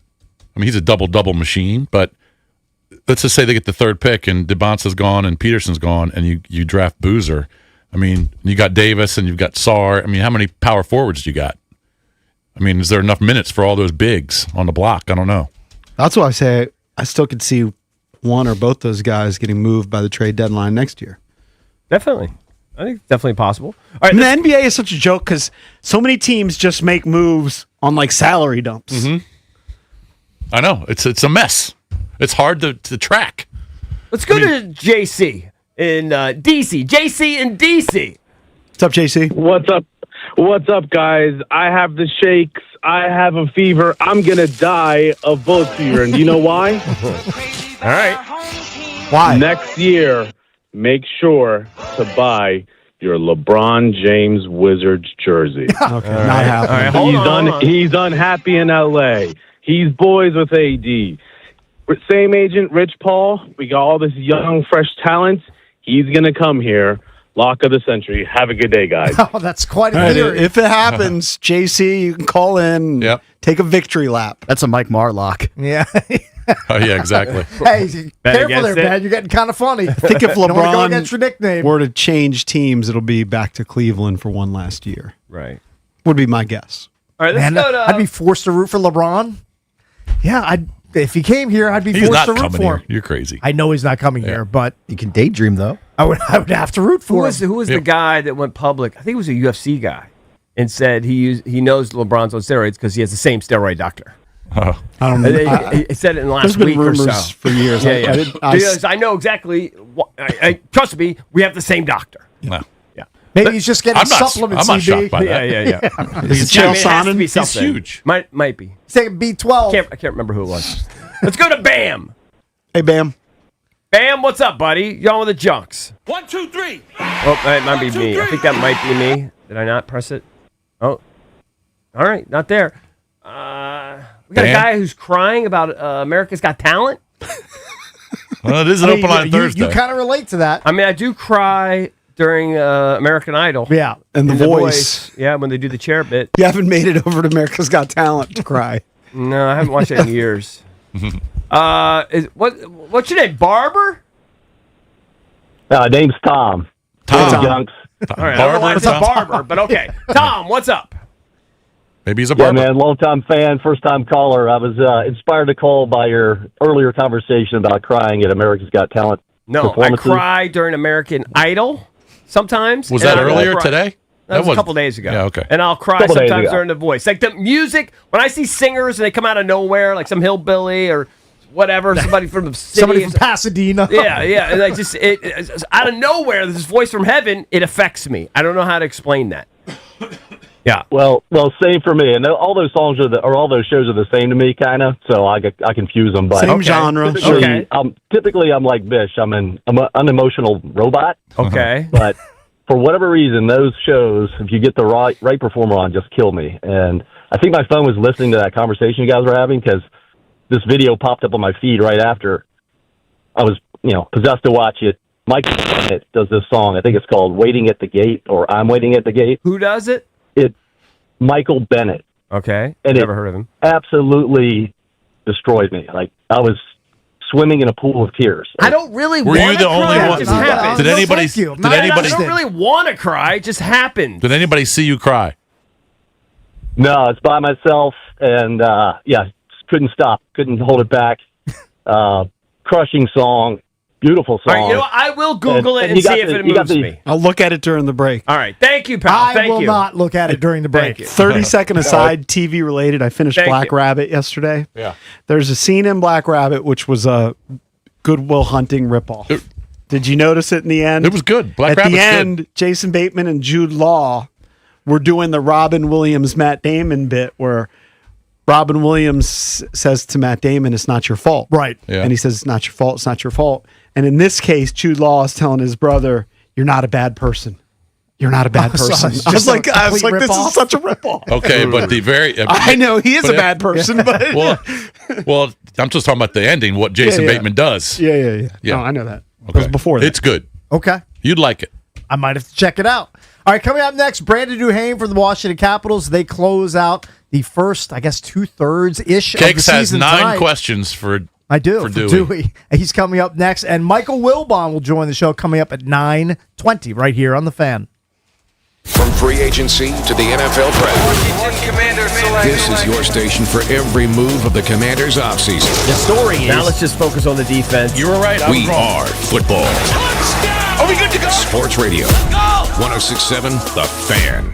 We all hear the radio ads about the IRS. They tell you to be afraid, to be scared, and they try to frighten you into calling. I'm not here to do that. Tax Relief Advocates is different. TRA is here to tell you that if you owe money to the IRS, whether it's $5,000, $50,000, or $500,000, we have a solution. It doesn't matter if you're sitting in your car, at work, or with your kids. No matter where you are, call now. 800-575-9049. Don't lose hope. TRA can eliminate or reduce what you owe to the IRS. Generous programs are now available that can give you a fresh start. Our passion is taxes and helping individuals fix their IRS problems. We have over 1,000 5-star reviews on Google and an A+ with the Better Business Bureau. You don't need to be afraid of the IRS any longer. End your tax nightmare today by visiting us online at TRA.com or call 800-575-9049. That's 800-575-9049.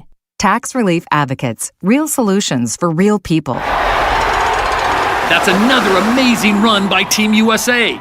Mom, think I'll be on Team USA one day? Well, I'll take this one. What? Are you speaking to us? Yes, and to answer your question, anything's possible, especially with Xfinity. So, I can be the best snowboarder ever?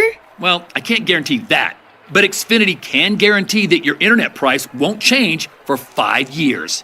Okay. What if I practice every day? Then maybe you'll be snowboarding for Team USA at the next Olympic Winter Games. And Mom, you'll still be paying the same price for Wi-Fi. Ooh, really stuck the landing there. It's the Xfinity Gold Medal Celebration. Now through February 22nd, get our best price on gig Wi-Fi for 5 years guaranteed, just $50 a month. Plus, get Peacock Premium included for 2 years. That's a $10.99 value per month. Xfinity. Imagine that. Proud partner of Team USA. Restrictions apply. Requires paperless billing and auto pay with stored bank account. Taxes and fees extra. Actual speeds vary. We all know someone who would do anything to avoid home repairs. They say, I can probably do that, and you know they probably shouldn't. Or they hire a handyman who isn't so handy after all. That's where Service Experts comes in. With certified experts and proactive memberships, they make it easy to keep your home happy and healthy with regular maintenance and worry-free repairs. So do every overconfident DIYer or avoidant homeowner you know a favor this year. Tell them to leave it to the experts. Book today at ServiceExperts.com and save $90 on an HVAC precision tune-up. Hey, did you know Verizon Home Internet covers more homes with faster speeds across the country than any other provider? Now you can get award-winning Fios Internet for just $20 a month for 3 years. Switch today and enjoy savings you can count on.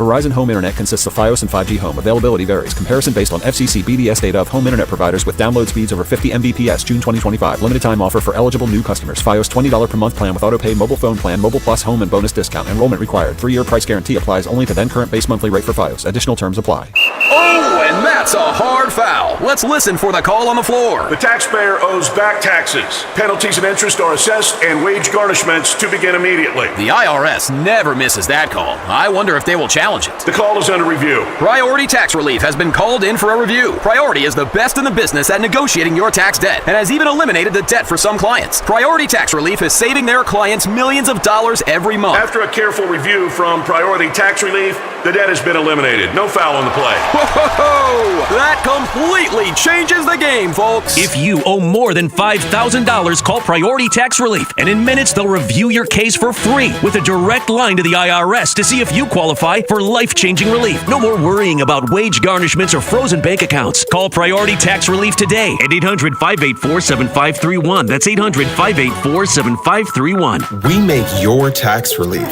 our priority. Call now. Priority Tax Relief. It's Brian Baldinger with the Journey to the Big Game, brought to you by Hyundai. New England and Seattle have recent history in the big game, and 11 years later, we will see them face off again. Two of the best defenses in the league will take the field in hopes to secure a spot in football history. Will New England's young quarterback or Seattle's revitalized vet lead their team to victory in the biggest game of the season? Brought to you all by the all-new Hyundai Palisade Hybrid. Learn how it's so much more than just another SUV at HyundaiUSA.com. DQ presents The Spicy Menu. For a limited time, try the new Flamethrower Chicken Strip Basket for $6.99 with spicy, bold strips that heat you up. Served with a side of famous DQ Soft Serve as a dip to cool you down. That's right, dip those spicy chicken strips right into Soft Serve. Plus fries and toast, all for just $6.99. And add a new pineapple lemonade sparkler or cooler made with tahini. It's the limited time only Spicy Menu. Get it delivered in the DQ app. Happy, tastes good. Participation may vary. It's the Sports Junkies on 106.7 The Fan. Man, these guys are so classy, you know? Pretty damn good. And always live on the free Odyssey app.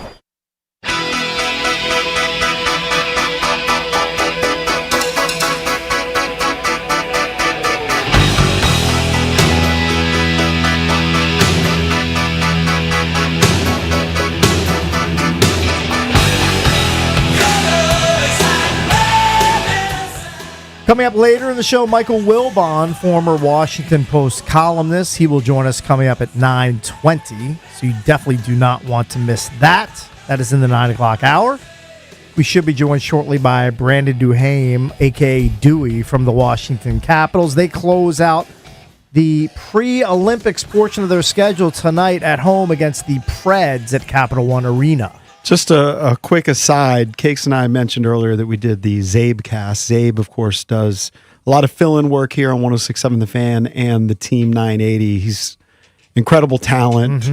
Mm-hmm. As he said on the show, we were basically on two islands, different islands for years and years because he was on 980 and we were on 106.7 The Fan, and now we're part of it.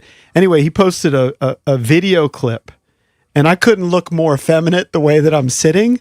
But here's why. Like, they had a little coffee table in front of us, and my feet couldn't fit sitting down normal. So I had to, like, put my legs to the side, and I did the cross leg thing. Bit.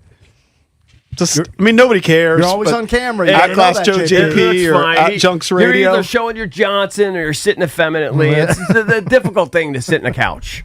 It's because the stupid little table was right there. I couldn't put my feet down. You could have moved it. It's hard. He had a bunch of microphones and everything on the table. Yeah, it's all good. Minor detail. All right, let's go to the Ruud guest hotline. Ruud, the most reliable heating and air conditioning products in the DMV. We welcome in Brandon Duhaime, a.k.a. Dewey, from the Washington Capitals. What's up, Dewey? Good morning. What's going on, boys? How we doing? Great. We are doing well. Here's what I need from you right now, Dewey. I need a win. Well, that would be great. I'm not gonna put it all on him. Request that this early, but I want the full Florida trip itinerary for Brandon Duhaime. Yeah, when do you leave? When do you leave? Do you leave immediately? Isn't it still butt cold there in Florida? Yeah, it's not as cold as it was. I mean, it's not as cold as it is here. I know that. Are you staying at your parents' house? Like, what? I need your accommodations, trip plans, the whole nine. Flying in, flight tomorrow at like 6 a.m. straight to Key West. Okay, nice. Gotta be warm there. And then we got some errands to run for the day, and then pretty much just chilling. I'd say the rest of the time we're in the Keys till I think Wednesday.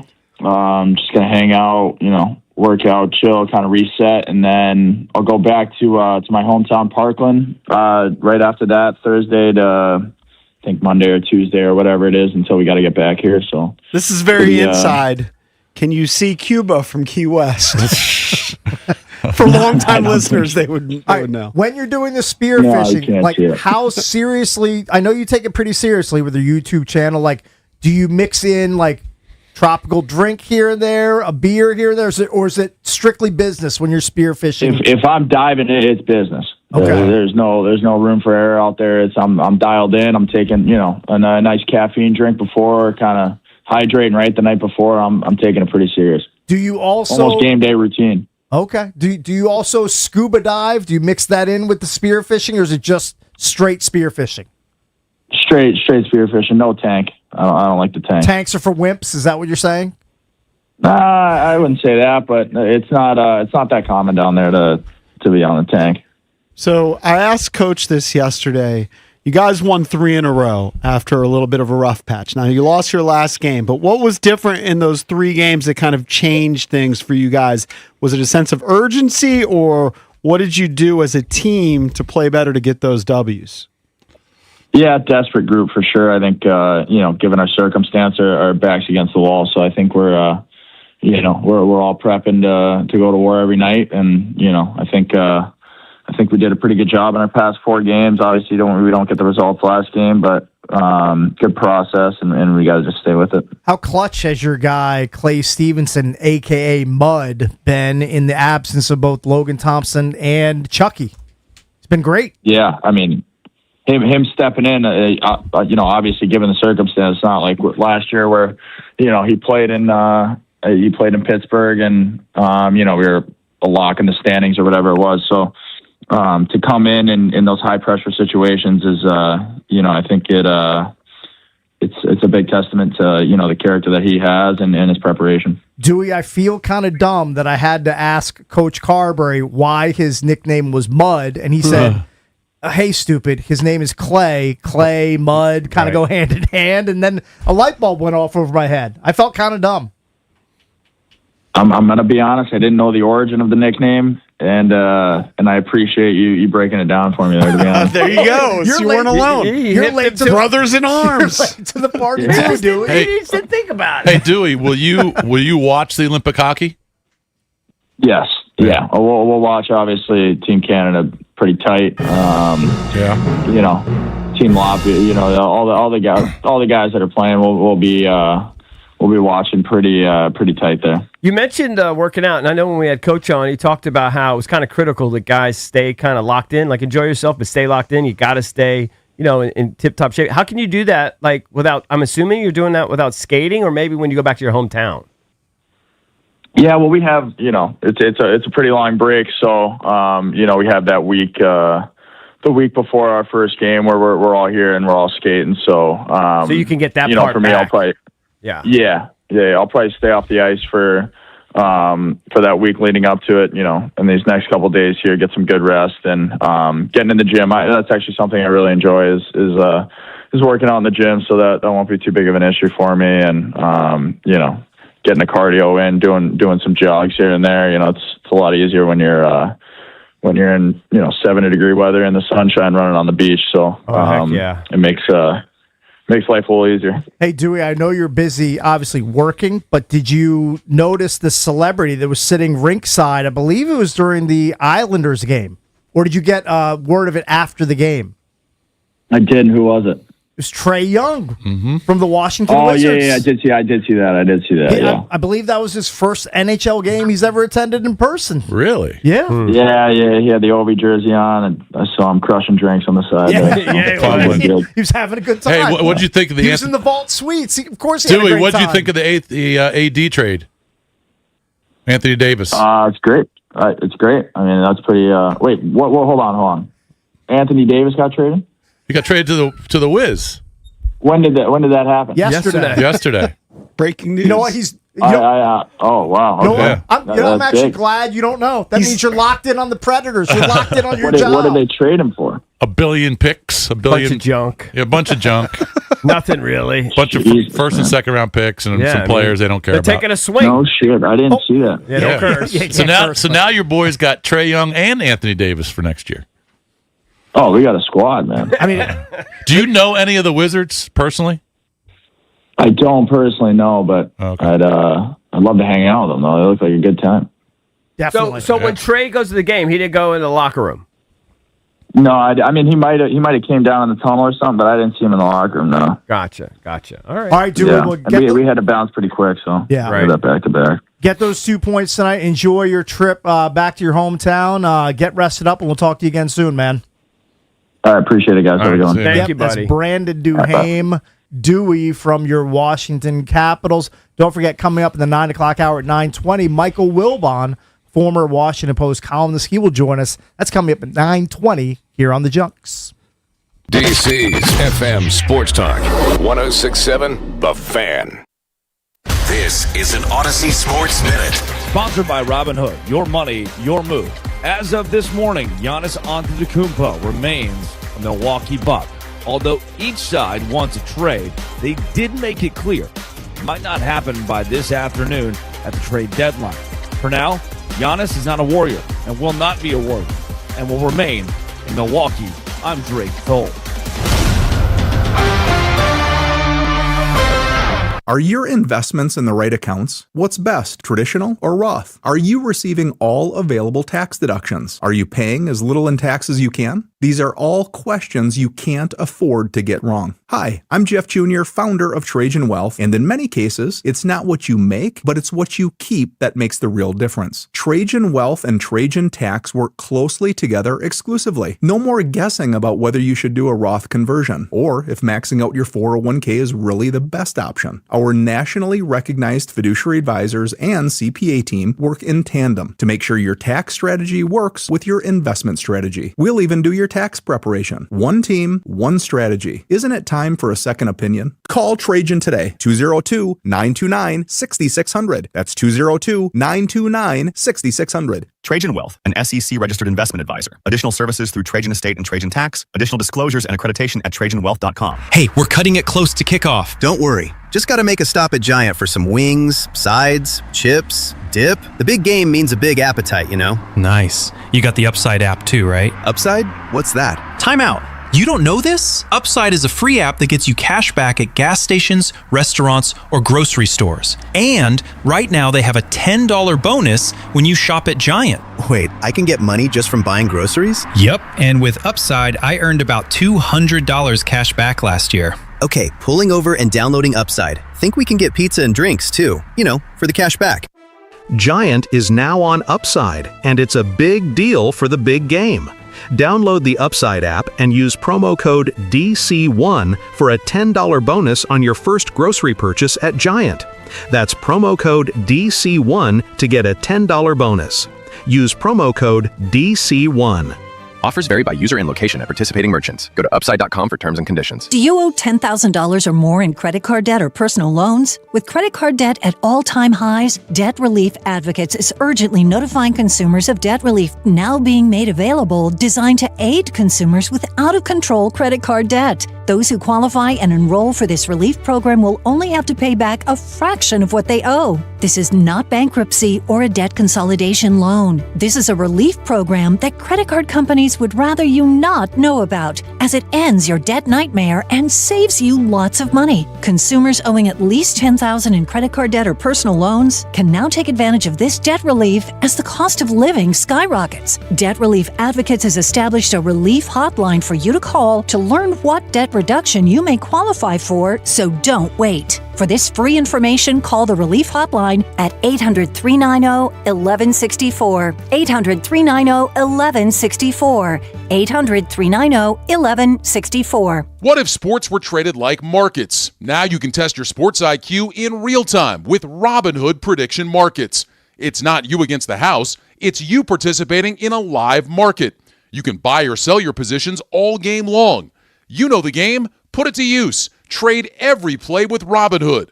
Download the app today. Futures and cleared swaps trading involves significant risk and is not appropriate for everyone. Event contracts are offered by Robinhood Derivatives LLC, a registered futures commission merchant and swap firm. In a world in need of a hero, one man rises to the challenge in style. He is... just driving the kids to soccer practice. Make every day feel epic in the all-new Hyundai Palisade Hybrid with up to an EPA-estimated 619 miles of range on select trims, advanced tech, and class-leading interior space. Visit HyundaiUSA.com or call 562-314-4603 for more details. And hey, come on, no cleats on the seats. Live from the LindseyCars.com studios in the nation's capital, WJFK-FM and WJFK-HD1, Manassas, and WPGC HD3, Morningside. Tip, they score! This is your flagship home of the Washington Capitals. Dylan Strome tips and Alex Ovechkin shot! You get a goal! You get a goal! Carlson, a shot, he scores! Sports Radio 106.7, The Fan, an Odyssey sports station. 106.7 The Fan, Sports Flash. The Wizards get Anthony Davis from the Dallas Mavericks. The 10-time All-Star coming to D.C. with Jaden Hardy, D'Angelo Russell, and Dante Exum. Chris Middleton, A.J. Johnson, Malachi Branham, and Marvin Bagley III go to Dallas, plus 2 first-rounders and 3 second-rounders. The Warriors trade Jonathan Kuminga, Buddy Hield to the Hawks for Kristaps Porzingis. Trade deadline NBA is today at 3. Knicks beat the Nuggets 134-127 in double OT. Spurs over OKC 116-106. Men's college basketball. Georgetown has won 4 in a row, beating Creighton 76-68. GW and George Mason fall, as do AU. Navy topples Lafayette 65-50. Portland upsets number 6 Gonzaga 87-80. Framber Valdez and the Tigers a 3-year deal worth $115 million. USA women's hockey against Czechia today 10:40 a.m. USA mixed doubles curling beat Norway 8-6. Capitals and Preds at 6:45 on the Fan. Wizards and Pistons 7 on Bloomberg 99.1. From the Crop Metcalf 5-Star Sports Desk, Byron Curl, the Fan. It's the Sports Junkies. Let's talk it out. You can watch the show live or on demand. What are we watching for? As I said, we're not sure. On YouTube.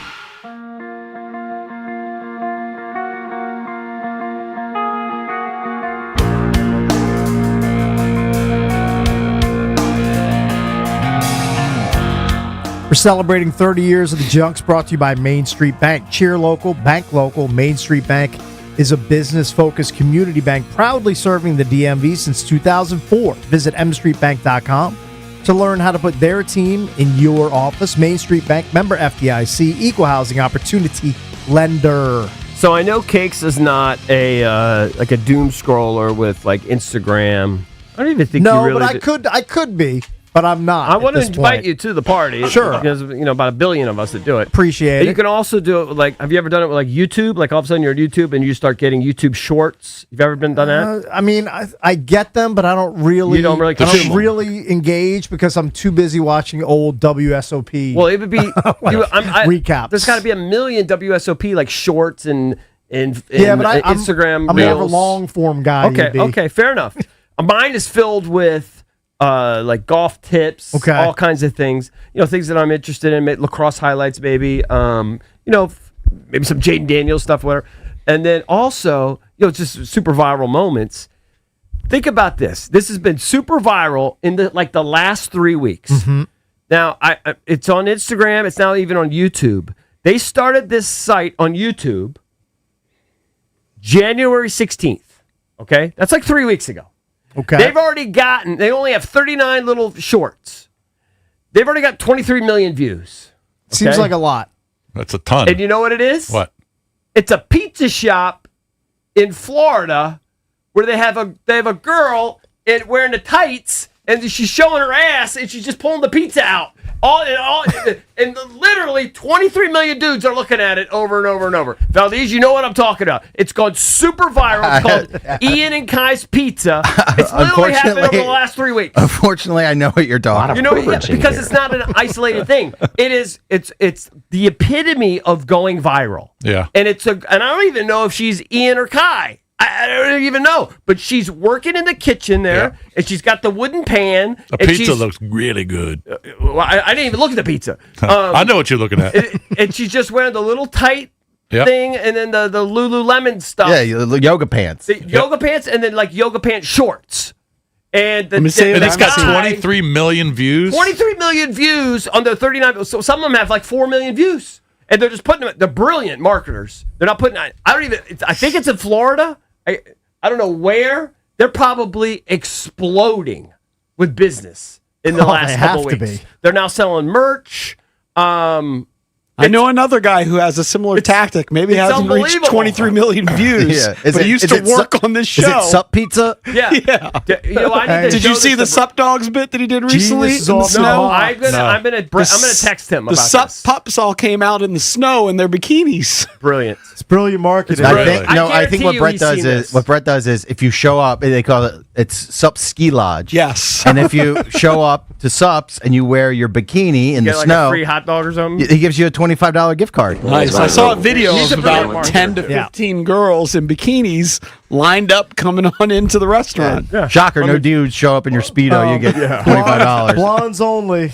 Blondes. Have you seen the one where she's on a picnic table holding the pizza and she's on a 6-pack of Coke? She's standing on the 6-pack of Coke. Is this an Instagram or this must be an Instagram? This is the YouTube? Yeah. No, I haven't seen it. So it's so dumb. Is it Ian and Kai's Pizza? Yeah, it's the same girl. Yeah. What's it called? Ian and what? Ian and Kai. So K-A-I? I-N and Kyes Pizza. And I just But I don't noticed understand this keeps why- showing up in my reels. Why would people? I don't Why know. do people? Why they just got a cute girl like? I know, but showing you the pizza. this particular video. I mean, I don't know why people. Because they care need to. about You need to, as a content creator, you need to put out new content. Yeah, I know. Over and over Gotta and over churn again. it out. I mean, It's got 1.8. No, it's not. It's got one. Yeah, it's got 1.8 million views. 2 weeks. Yeah. It's unbelievable. And listen, she's not some 10 or anything. She's just, No, she's cute. She's a cute girl who's got a fat little butt. She's probably- And the boyfriend or the store owner is just fixating on the butt, giving you the It's like, butt. hey, this is probably content. Yeah. Let's get this content And out there. they stumbled onto something and they've gone mega super viral. Have you Mar, have you seen it yet? Has it come across your reels? Ben, I know that you only look at like Anthony Davis highlights. I've seen it. You've seen it, right? It ruined my algorithm. Yeah. There was I got so much Keyshawn George, and then it got ruined. Yeah, right. Sorry. Yeah, without me, they only got 22 million views. Right. So you've seen it, right? Yeah, I've seen it a couple times. Mega viral. Like just over the last 3 weeks or so.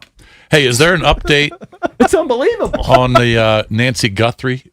Is there an update? Well, I know the family put out a video basically imploring whoever saying took they're her willing to give talk. her back. Well, they're saying they're willing to talk. They're like, please. You can see they're trying to be like humane and I read that's probably recovery now because there's no way she could survive she's without survived the without the medicine or meds. Possible, right? I don't know. Some guy I know is convinced it's the sister-in-law or the sister and the brother-in-law that they did it. But that doesn't make They sense were to on me. the video. What would the motive be? Yeah, it doesn't make sense to me because especially if there's Inheritance. ransom notice, Inheritance. Yeah, but a lot of times people knock off their parents for inheritance Or Possible, life but- insurance, but they always get busted too. Yeah, they'll get screwed. They're always the first suspect. I mean, would you have life insurance on your 85-year-old mom? I mean, maybe. I don't know. But I'm assuming, I mean, I have no idea. There's no way to know that the inheritance would be split amongst siblings. And they definitely had siblings. No, it might still be a good chunk. Maybe I maybe guess. the sister's a loser. So, wait till you're executor. It doesn't happen like overnight. That money to get to people. Mm-hmm. Yeah, my mom's not allowed. It's not like you cut a check my the mom next is not, day. She's not allowed to pass. You haven't passed off that responsibility to one of your brothers yet? She won't let me. She's just not allowed to die. Right. She just has to live another, hopefully 20, 30 years that I have. That'd be a great run if She you has, can. she has to outlive me. You won't do the Norman Bates bit. Which is? If your mom dies, you just keep her like in the like a attic. mummified in the Bates Motel and pretend she's still alive. No. But I'm just going to be distraught because I've lost my mother. And then I'm going to just be devastated because then I have to deal Right, with you have to do a bunch of work. Yeah. It's a Well, nightmare. maybe- Show up to the courthouse in Prince George's County. Well, maybe you'll be happy if you hit some Super Bowl proppers. Or I think Valdez, he may be. Oh, yeah, I wanna- he may be trying to proposition us on something different, a little bit I want different you than the props. I want you to listen to my elevator pitch. Okay, Right, this is a I've new already idea? heard it. Yeah. Have you been pondering it like all night or it just came to you this morning? I kind of thought about it Monday. I didn't know the proper time to ask you guys. All right. What are your feelings on going in together? Okay. Mm-hmm. All you guys behind the glass, and we chop a high stakes square. How much? How much per man? So there's squares out there for $1,000. Okay. But I was targeting a $550 square. And who would be in on it? The seven of us? The seven. We the can chop square it seven. you get, it's remind me, you end up getting a random square, right? So Well, you we get have screwed. we have to pick our square. So we Right, pick right. the location of it. The number. But we don't know. But we don't know. Would pick 7 and Yeah, 0. but we don't know. Won't know the numbers Yeah. until Sunday. Okay. Yeah. Yeah. So it's 80 bucks a man? 80 bucks a head. I'd be down because it gives me a sweat throughout the game. Sure. All It'd right. be bitter. We end up with like 9 and 4. Or not, 9 and 2. I'll do it. Are those guys in on If it's it? a chop, sure. Ben, you got $80 you can fork over? I got $80. Okay. Mar, you got $80? Mar might be. Mars a he might be D-gen. difficult. He's a D-gen. Actually, I don't know. Do we want Mar on our Oh, on yeah, our yeah. square? That's true, Sure, he's a we mush. can get him in. He's Black Diamond Mike. He's back. Playoff Mike. Super Bowl Mike. Well, he just can't. He's just along for the ride. Yes. He has no say in like picking or Well, anything. none of us are really going to have a say. We don't pick. I thought he said you get to pick No, the I think square. yeah. Oh, you pick the square. You pick the Yeah, square. I know you don't pick the numbers. I get it. I know, but sometimes you know, I never want to get the corner. Because Really? Yeah, that's I feel like the corners are bad luck. You know what? I'm just gonna I'm cool to just let you pick. You are the squares expert. I'm going to omnev you 80 today. Yeah, I'll give you the money, and then it's in your hands. Yeah, you just tell me what the numbers are. Your capable square. What time will we hands. find out on Sunday? This is the first time that I'm using it. So the same people that's non-circa that we do the Survivor with are host like high stakes squares. Yeah. So we could pick a number, and then that'll be our square. I'm out of it. Yeah, I don't really care. I'm cool with Valdez doing it. Just please pick us a square that's like 7-3, 7-0. I'm going to try 0-0. I think 0-0 is it's fantastic. is the most common plus EV square that you could have. Because at 10-0 at the end of the first quarter, we're winners. Just let me know when you want the cash. And hold on, I want to read you the payouts on the $550 square. Okay. All right. So quarter 1, we're chopping 10K. Quarter 2, 10K. Quarter 3, 10K. End of game, 20K. Whoa. For how much? For $500? $550. $550. $80 a piece. All right. I think that's a sound investment. It's a worthwhile investment. And I love squares too. I actually kind of like What do you squares. love more than squares? Maybe crabs. I mean, a guaranteed crab is better than squares. He likes crabs greater than squares. This is true. Yeah. I wish they would do squares for every football game, not just the Super Bowl. Yeah. I'm sure there's some site out there. Who's doing it? Is it just a website you said, or is it? It's a person, not a. Yeah. It's a person we know who runs a Survivor thing. It's a. So it's the same guy who did the Survivor after we were eliminated from Circa. The secondary Survivor, right? Okay. Yeah, my Venmo's just so nubs. Unless people want to give me birthday gifts. Yeah, my Venmo's nubs. But yeah, I'm in. All right, nice. I gotta talk to D. Tell her to send me some dough. All right, that went over better than I thought. Well, Pretty it's just, unanimous, no pushback. Could I convince you guys for the $1,000 square? Nah, I'm going to hold off on that. Yeah, this is where you meet resistance. Yeah. This is your resistance point. All right. I'll top out at 80. If we hit one of the quarters next year, we're going to do $1,000 square. No doubt. That works for me. All right. I mean, what is Good that? negotiation. What's a plan? You're good at math. What is our chances of actually hitting? I mean, Like, they just have all things being random. You know, the highest. Probably depends on the numbers. square. Yeah, it depends on your numbers, but Right. the highest percentage you can have is with 0-0, and I think your implied odds are like 7.6%. 7%. That's if you get great numbers. That's but with like the best number overall, price. though, if you take there's got to be a way you can take all that into account and say your average chances, regardless of your number. Well, wouldn't it be 2% if all numbers were equal because there's 100? Because there's 100 spots. There's 100 spots. Okay, that's not 1%. That's 2%. Yeah, it would be 1%. Sorry. Yeah, maybe. I don't know. I'm not doing on the fly math. That is again your job. I don't know. Yeah, Here's the bottom line. Well, no, but it's a 1% low for percentage. each quarter, but then times 4. So does that matter? But there's 4 drawings. So there's 4 So it'll drawings. still It'd be the same. Yeah. Somebody could correct us. You could hit us up on Well, Twitter. yeah. Hit us up on Twitter. Let's just assume the numbers are you kind of equally. Yeah. I know they're not equal, but just going in blind. But your square can actually hit multiple quarters. That's also right. true. Yeah. Right. We can get rich. Yeah, there's also So it's got to be more than 1%. the perfect storm. Gotta be more than 1%. The perfect storm was the Patriots and Rams Super Bowl. Remember that dud Super Bowl where it was Goff against 10-7, Brady, and it whatever, was something like that. it was 10-7 for 3 straight quarters. Mm-hmm. What's the Or- worst or- number you can get? 5? I think it's 2. I think it's like 2-2. Well, I think like 2-9. No, Yeah. it's 2-2. See, Oh wow. It's 0. Yeah, I mean, Oh well, yeah. You need Point. It's 0.09%. If we get deuce, 0.09%. you That's need like trouble. a 12 to 2 No, quarter. the highest. 0 should be 0-0. It's not actually. It's 7-0. 3.30%. let's go 7-0. Let's get it. Let's get lucky. What about a 5? We're gonna get like 8. So We're gonna get like 8-5, and I'm gonna be crestfallen Are again. you a degenerate enough to bet on like the national anthem and all that stuff, Jason? No, I don't do that. I feel like you're not like a I- crazy prop guy. I could be convinced. I'll throw in some, but All right, we got Wilbon joining us next, right? Yep, Michael Wilbon, former I got more Washington bets Post on the columnist. waste management. Michael first round. Wilbon is going to join us coming up at 9:20, and at 9:45 we'll give you a chance to win a pair of tickets to see Kid Cudi. So that's coming up at 9:45 right here on the Junks. Sports Radio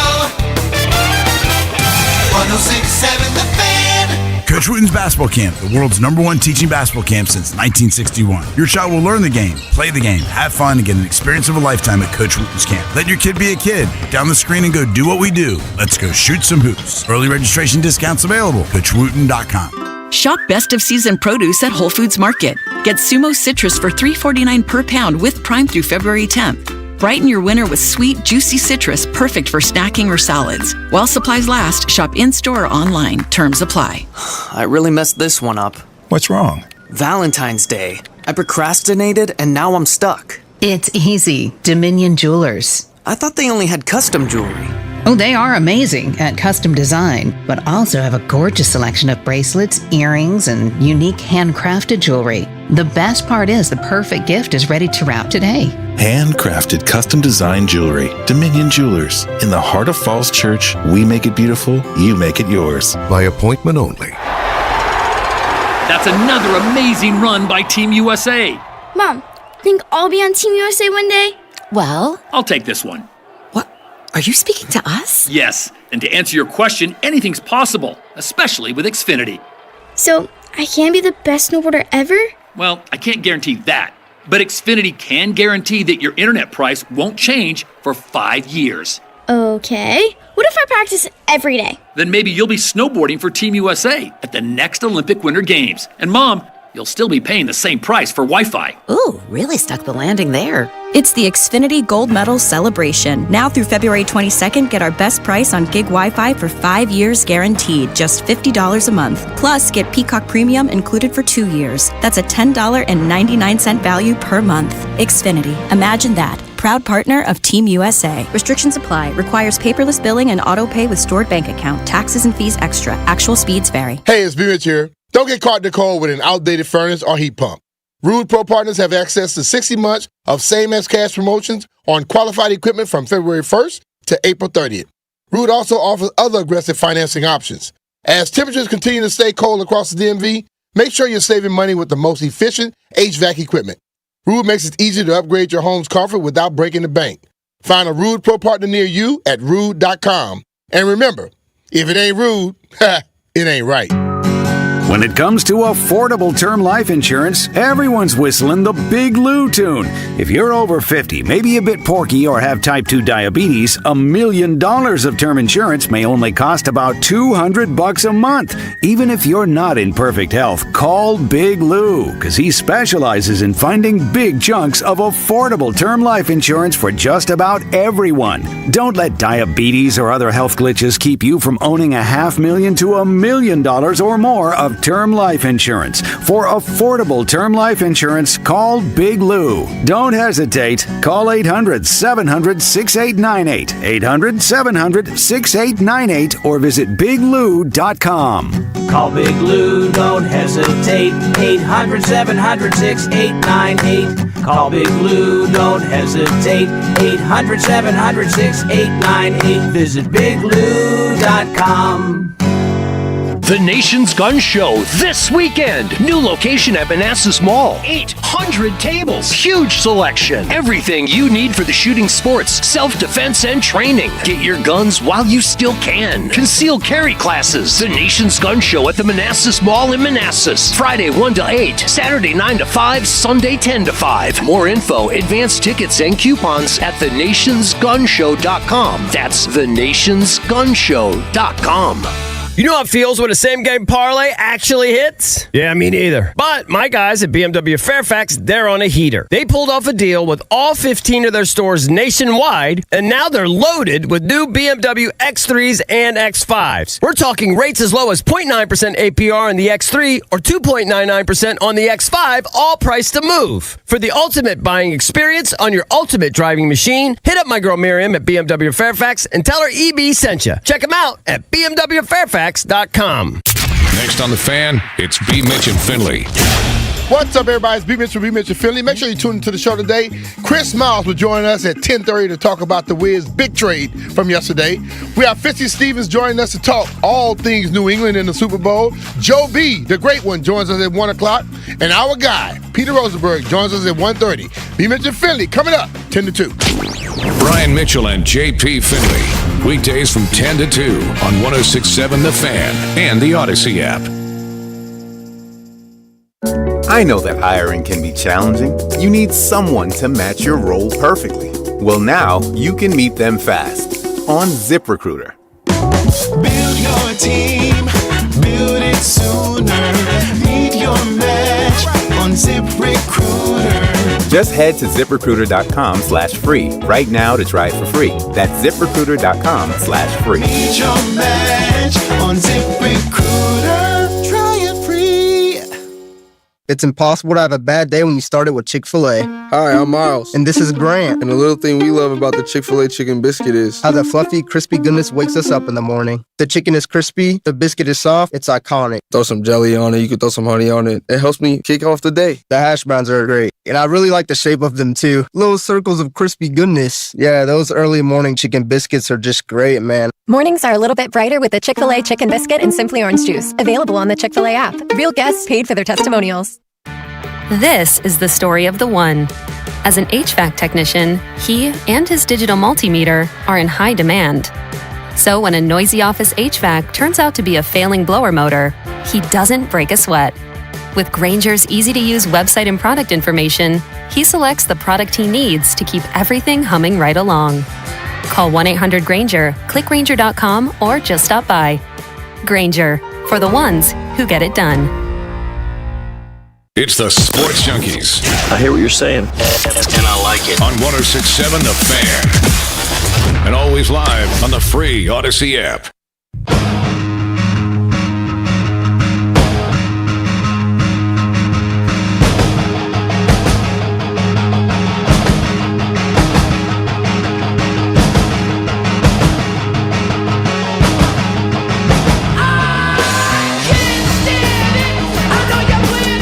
Don't forget, at 9:45, we'll give you a chance to win a pair of tickets to see Kid Cudi, the Rebel Ragers tour, when it comes to Jiffy Lube Live in late May. So keep listening for your chance to win those tickets. But right now, we head out to the Ruud guest hotline. Ruud, the most reliable heating and air conditioning products in the DMV.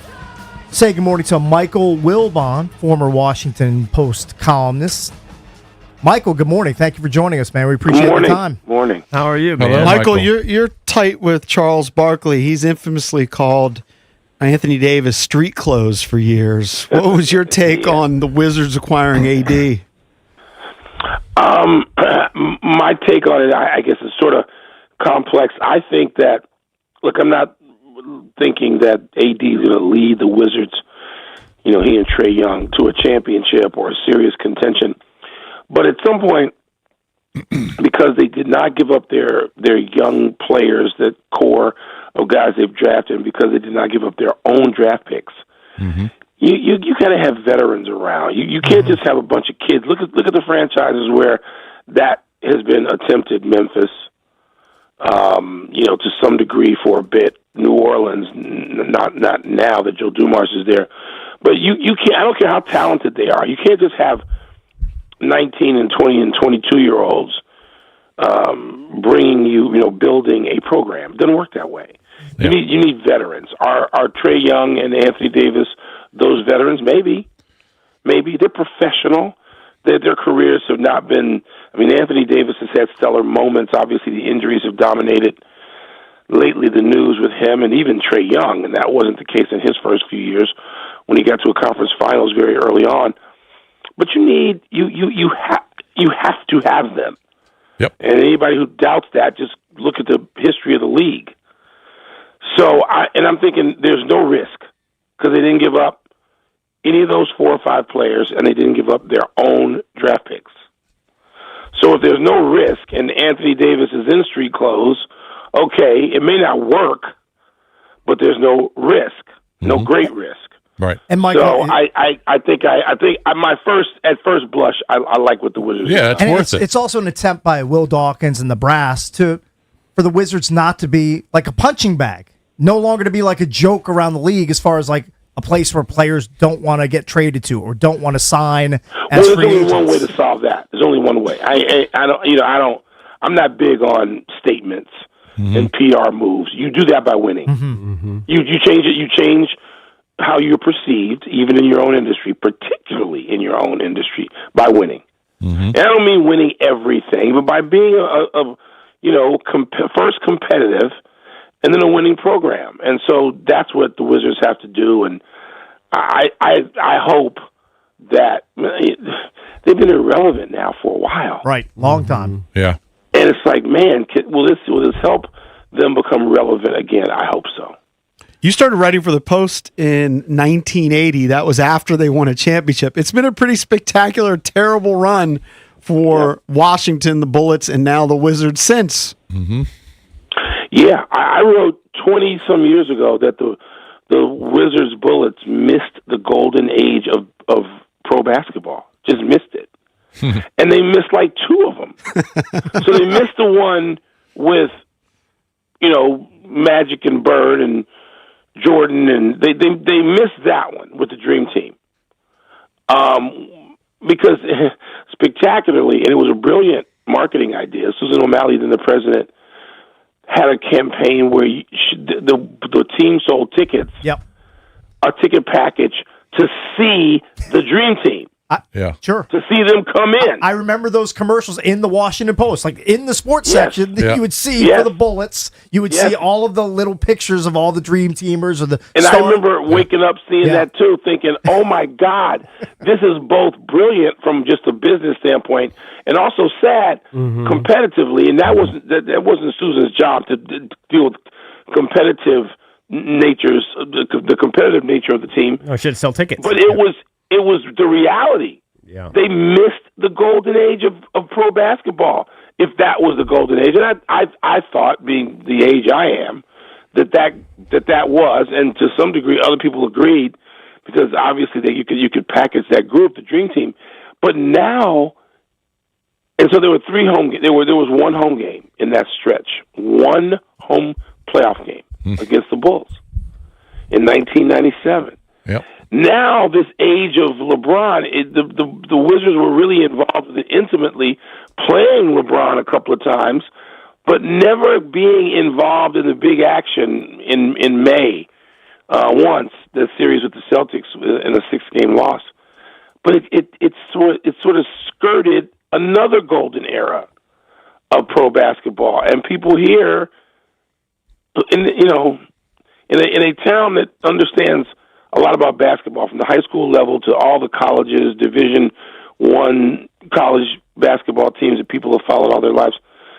It's just sort of forlorn, man. It's just, to be irrelevant that long is a ouch.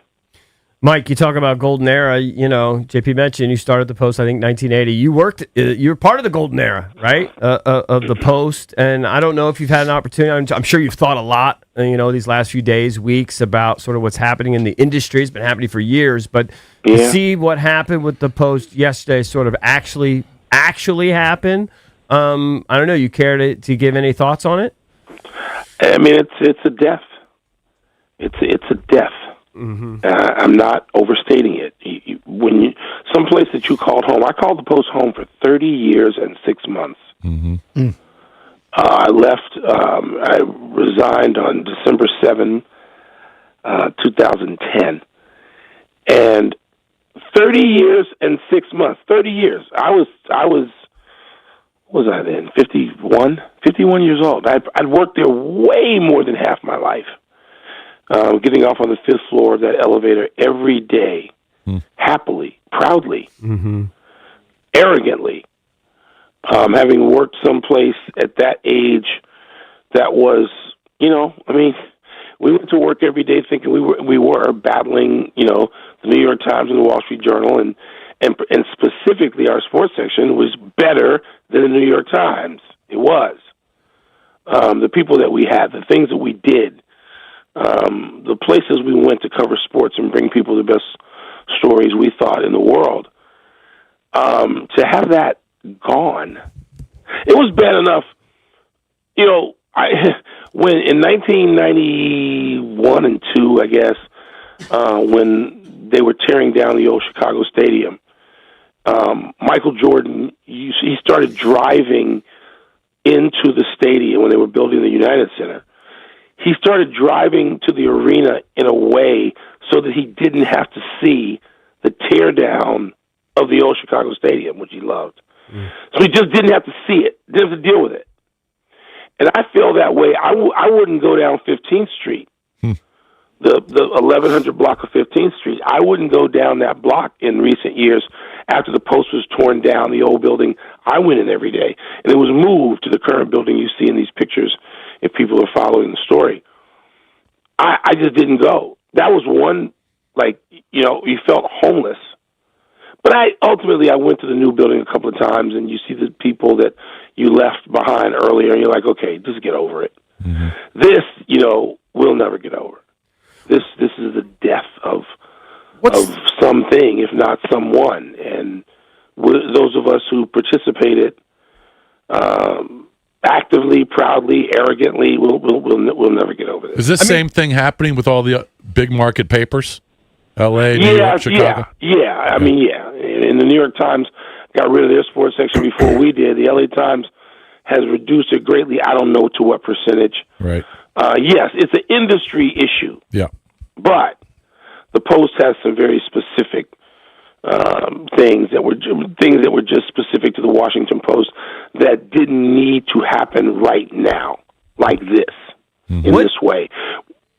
What's the answer in a changing media landscape that we all understand? We all consume news differently than we did before. All of us. Yeah. What there still has to be a role for covering teams, et cetera, in a profitable way. What is the answer? Is there one? I didn't go to Kellogg Business School at Northwestern or Wharton. Yeah. I didn't. I'm not that guy. I'm particularly and specifically not in the world of business. My brother's a banker, which is ironic. Mm-hmm. I'm not in that world because I didn't understand it. I knew I didn't understand it when I was 15 and preparing to go to Northwestern and 21 when I got out and joined the Washington Post. I don't have those instincts and didn't spend time studying it.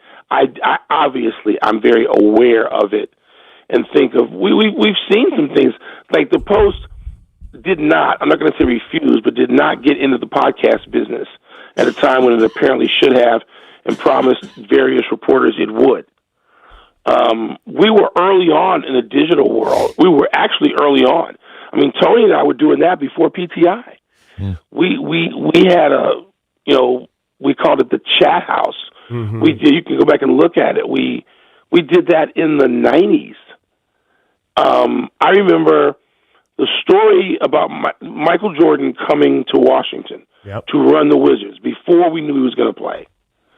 I broke that story, and that was one of the first stories in sports, if not in the entire newspaper, where we were online with it. It wasn't waiting until I couldn't sit down and write it for 6 p.m. I had to get up and write it at 11 a.m. so it could be online. And it was like, what? This is what? Right. And, I just remember, we were ahead of George Michael in Channel 4. Right. And George, who I also worked for in a couple of shows, Full Court Press and Redskins Report, George was trying to report the story, and NBC kept saying, how far ahead of you guys is Wilbon? And George said further than he would have been last month because he wouldn't have been online. And this was like revolutionary at the time. We laugh at it now because it's laughable. But I don't know where it goes. I don't know where it goes. I don't know what the profitable play is. There's so many things that are tried. I've even tried to read pieces about the Post, about this death in other newspapers like the Boston Globe, but I realized I don't subscribe to the Boston Globe. Behind the paywall. Right. Yeah, it's what you run into. Yeah. So, I subscribe to the Washington Post, both the physical newspaper, which I still have delivered to my house, which I will cancel today. Yeah. Mm-hmm. Super costly too, by the way. It's pricey. And I even noticed. That's the way I made my living. Right. Yeah. And I will cancel online as well. And I'll subscribe to other things. I'll subscribe to the Chicago Tribune and the New York Times, and I'll do that as best I can to remain as informed as I can be. But it's we're devastated. I haven't even I have not joined in the online, just on the text chain discussions, and I haven't even joined. I know I'm aware of them because last night I saw where there was, the person who employed us all, brought us all in, was the architect of the postmodern post-sports section, as we know it, George Solomon. I saw everybody's name, and they were communicating. I don't have the will to do that right now. We're joined by Michael Wilbon on the Rude Guest Hotline, former Washington Post columnist, media superstar. So just go back 12 and a half, 13 years. Jeff Bezos buys the Post. He's viewed as a savior of the paper. And now 12 and a half, 13 years later, he's viewed as a villain. Did you see that as kind of the beginning of the end for the Post when that happened? Or did that just come more recently? No, I think most of us thought he was going to infuse the place with money and energy. I think most of us thought that. Again, we're not business people. We're not. One of the requisites for going to Northwestern, to go to Medill School of Journalism, besides the fact that it was the best journalism school in the world, was that I didn't have to take any math classes. We're not business people. Journalists are famously just not. And so that's why you have church and state. That's why it's turned over to somebody like Jeff Bezos. And I didn't know he was such a lightweight. I didn't realize that. That was evident a couple of years ago. In the last 2 years, we've seen that he's a billionaire. He's a lightweight. He's a stiff wind comes and blows him away. Wow. Michael not holding back. Yeah, that's why would I'm sure you've talked to Tony in the last couple of days. Yeah, but you know what? Yeah, we were together yesterday. Yeah. And we're going to be together tomorrow, and I'll talk to him today. We'll do the show today. He'll do it from his studio. I'm sure he feels the same way as you do. Yeah. And we haven't talked about it for real. Right. I mean, we glossed over. I don't want to talk about it. I mean, I'm talking about it with you guys. This is the first real discussion. I was at I was at Gonzaga's basketball game against O'Connell. What was it, Tuesday night? And after the game, I went back to my car about 9 o'clock, and I saw like 40 text messages I had, and I was like, okay, what the? Something's up. I'm not getting 40 over Giannis being traded. So what? Right. What is up? And I saw the last one I had was with a voicemail message from Sally Jenkins. So then I knew what it was. I mean, I knew what it was. And Sally was the only person. I called back Sally because I knew she was on top of this, all of it. And she knew she had answers to stuff and she had feelings. And I listened to Sally for about 40 minutes. And then I just shut it down. I don't want to engage. I will a time or two. I just don't want to engage in it. It's too fresh. It's too painful. It makes me too angry. Angry. I'm not a sentimental guy. I get angry, and some of it. There's nowhere to direct it. It's like the question you asked earlier. The industry is the industry. This ain't the first thing to go away. I mean, you think about things that even we covered. So when my father was a young man, 3 sports mattered in America. Baseball, boxing, and horse racing. That was it, right? And people can say, oh, my son says, the NFL. No, dude. The NFL didn't exist. The NFL didn't exist in any form that mattered until the late 60s, really until the early 70s, that we know now. Baseball was king. Boxing, king. Horse racing, king. They all went away. Baseball didn't go away, but it kind of went away in the way we knew it. We just did an obit yesterday to Mickey Lolich, who pitched 3 complete games and won them in a World Series in a week. Right. Yeah. Is that baseball? Hell no. We'll never see that That's again. not baseball. All right. We got people in the offices telling the managers when to take a pitcher out. Baseball's garbage. So to some of us who are of a certain age, it's garbage. A bullpen day in the World Series with just dudes coming out is garbage. Yep. So it went away as I knew it as a kid, and I covered it during the transition, but it's garbage. Horse racing, what? Like, betting for people is on their phone. Mm-hmm. Things transform, things go away.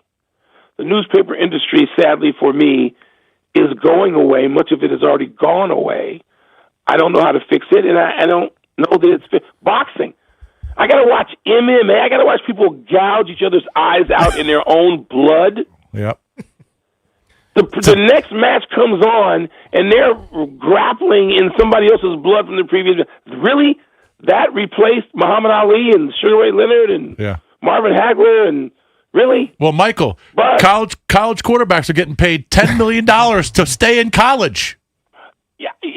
I mean, another trend, but at least it didn't go. At least it didn't go away. And don't take classes. It's still there. Yeah, they don't take classes. Exactly. Carson Beck said he hadn't taken a class in 2 years. I mean, the world's just a different place. Mike, when you, it's a different place. Yeah. I remember hearing Tony say on the radio, that he never envisioned himself leaving the Post. Right? Never envisioned it. You and him hit on a cultural phenomenon. You guys should. I mean, just unbelievable what you guys did. It's very kind of you. Thank you. No, it is. It is. Speaks for itself. When you left, I mean, the opportunity was so immense. I mean, any sane human would do that. I'm sure. I know it was a difficult decision for you to leave. Was part of it also because you could see the changing landscape, or was it just the incredible opportunity took up so much time? It was 80%. Incredible opportunity. I don't think I saw it as clearly. Like, I probably saw this happening 25 years from now, or like not in my lifetime. Right. Like, okay, this is coming, but it's not going to catch up with me. Yeah. So no, because I stayed at the Post for 9 years of overlap. The TTI started in October of 2001. I didn't leave the Post till 2010. I didn't trust television. I still don't trust television. Oh, yeah. Even after all these years. We had opportunities to quit radio for TV, and we're like, no, why? You're going to fire us in 2 weeks. Yeah, we didn't do it. Yeah, that's exactly what Tony and I thought. Yeah. And so, no, I wanted to be Shirley Povich. Yeah. Shirley was at the Post for 75 years. Wow, that's crazy. Wow. And so when Shirley passed away, no, there were, I don't mean literally 75 years. I got there when I was 21. So, and I left at 52. So I had a shot. I had a shot at being there. Mm-hmm. There's no way I thought I was going to be there fewer than 50 years. Right. So 20 more, right, after I left it. But then stuff starts to happen. Your life changes. There are other forms. There are other things that come along. I mean, Tony and I were doing a lot of television. I mentioned George Michael. I was doing George Michael. I had 2 shows that we did. For 13 years, I worked with George in Channel 4. Mm-hmm. That's a long time. Yeah. And so I could see it coming. I didn't do this. I didn't take a vow of poverty. I believe in money. Right. I don't know how to produce it other than work my own, but I enjoy it. And so no, I knew that it wasn't going to happen any longer. Probably in my late 40s or around 50 when I was still at the Post doing both things. I thought I could do both forever, and then it just became like, not possible. Michael, we really appreciate the time. We can hear the anguish in your voice. You got it out, man. About you got the it death of, basically the Washington Post sports section. We really appreciate it, man. Hey, we always appreciate having you on, always. Well, it's really kind of you guys. It's, it's a funereal time.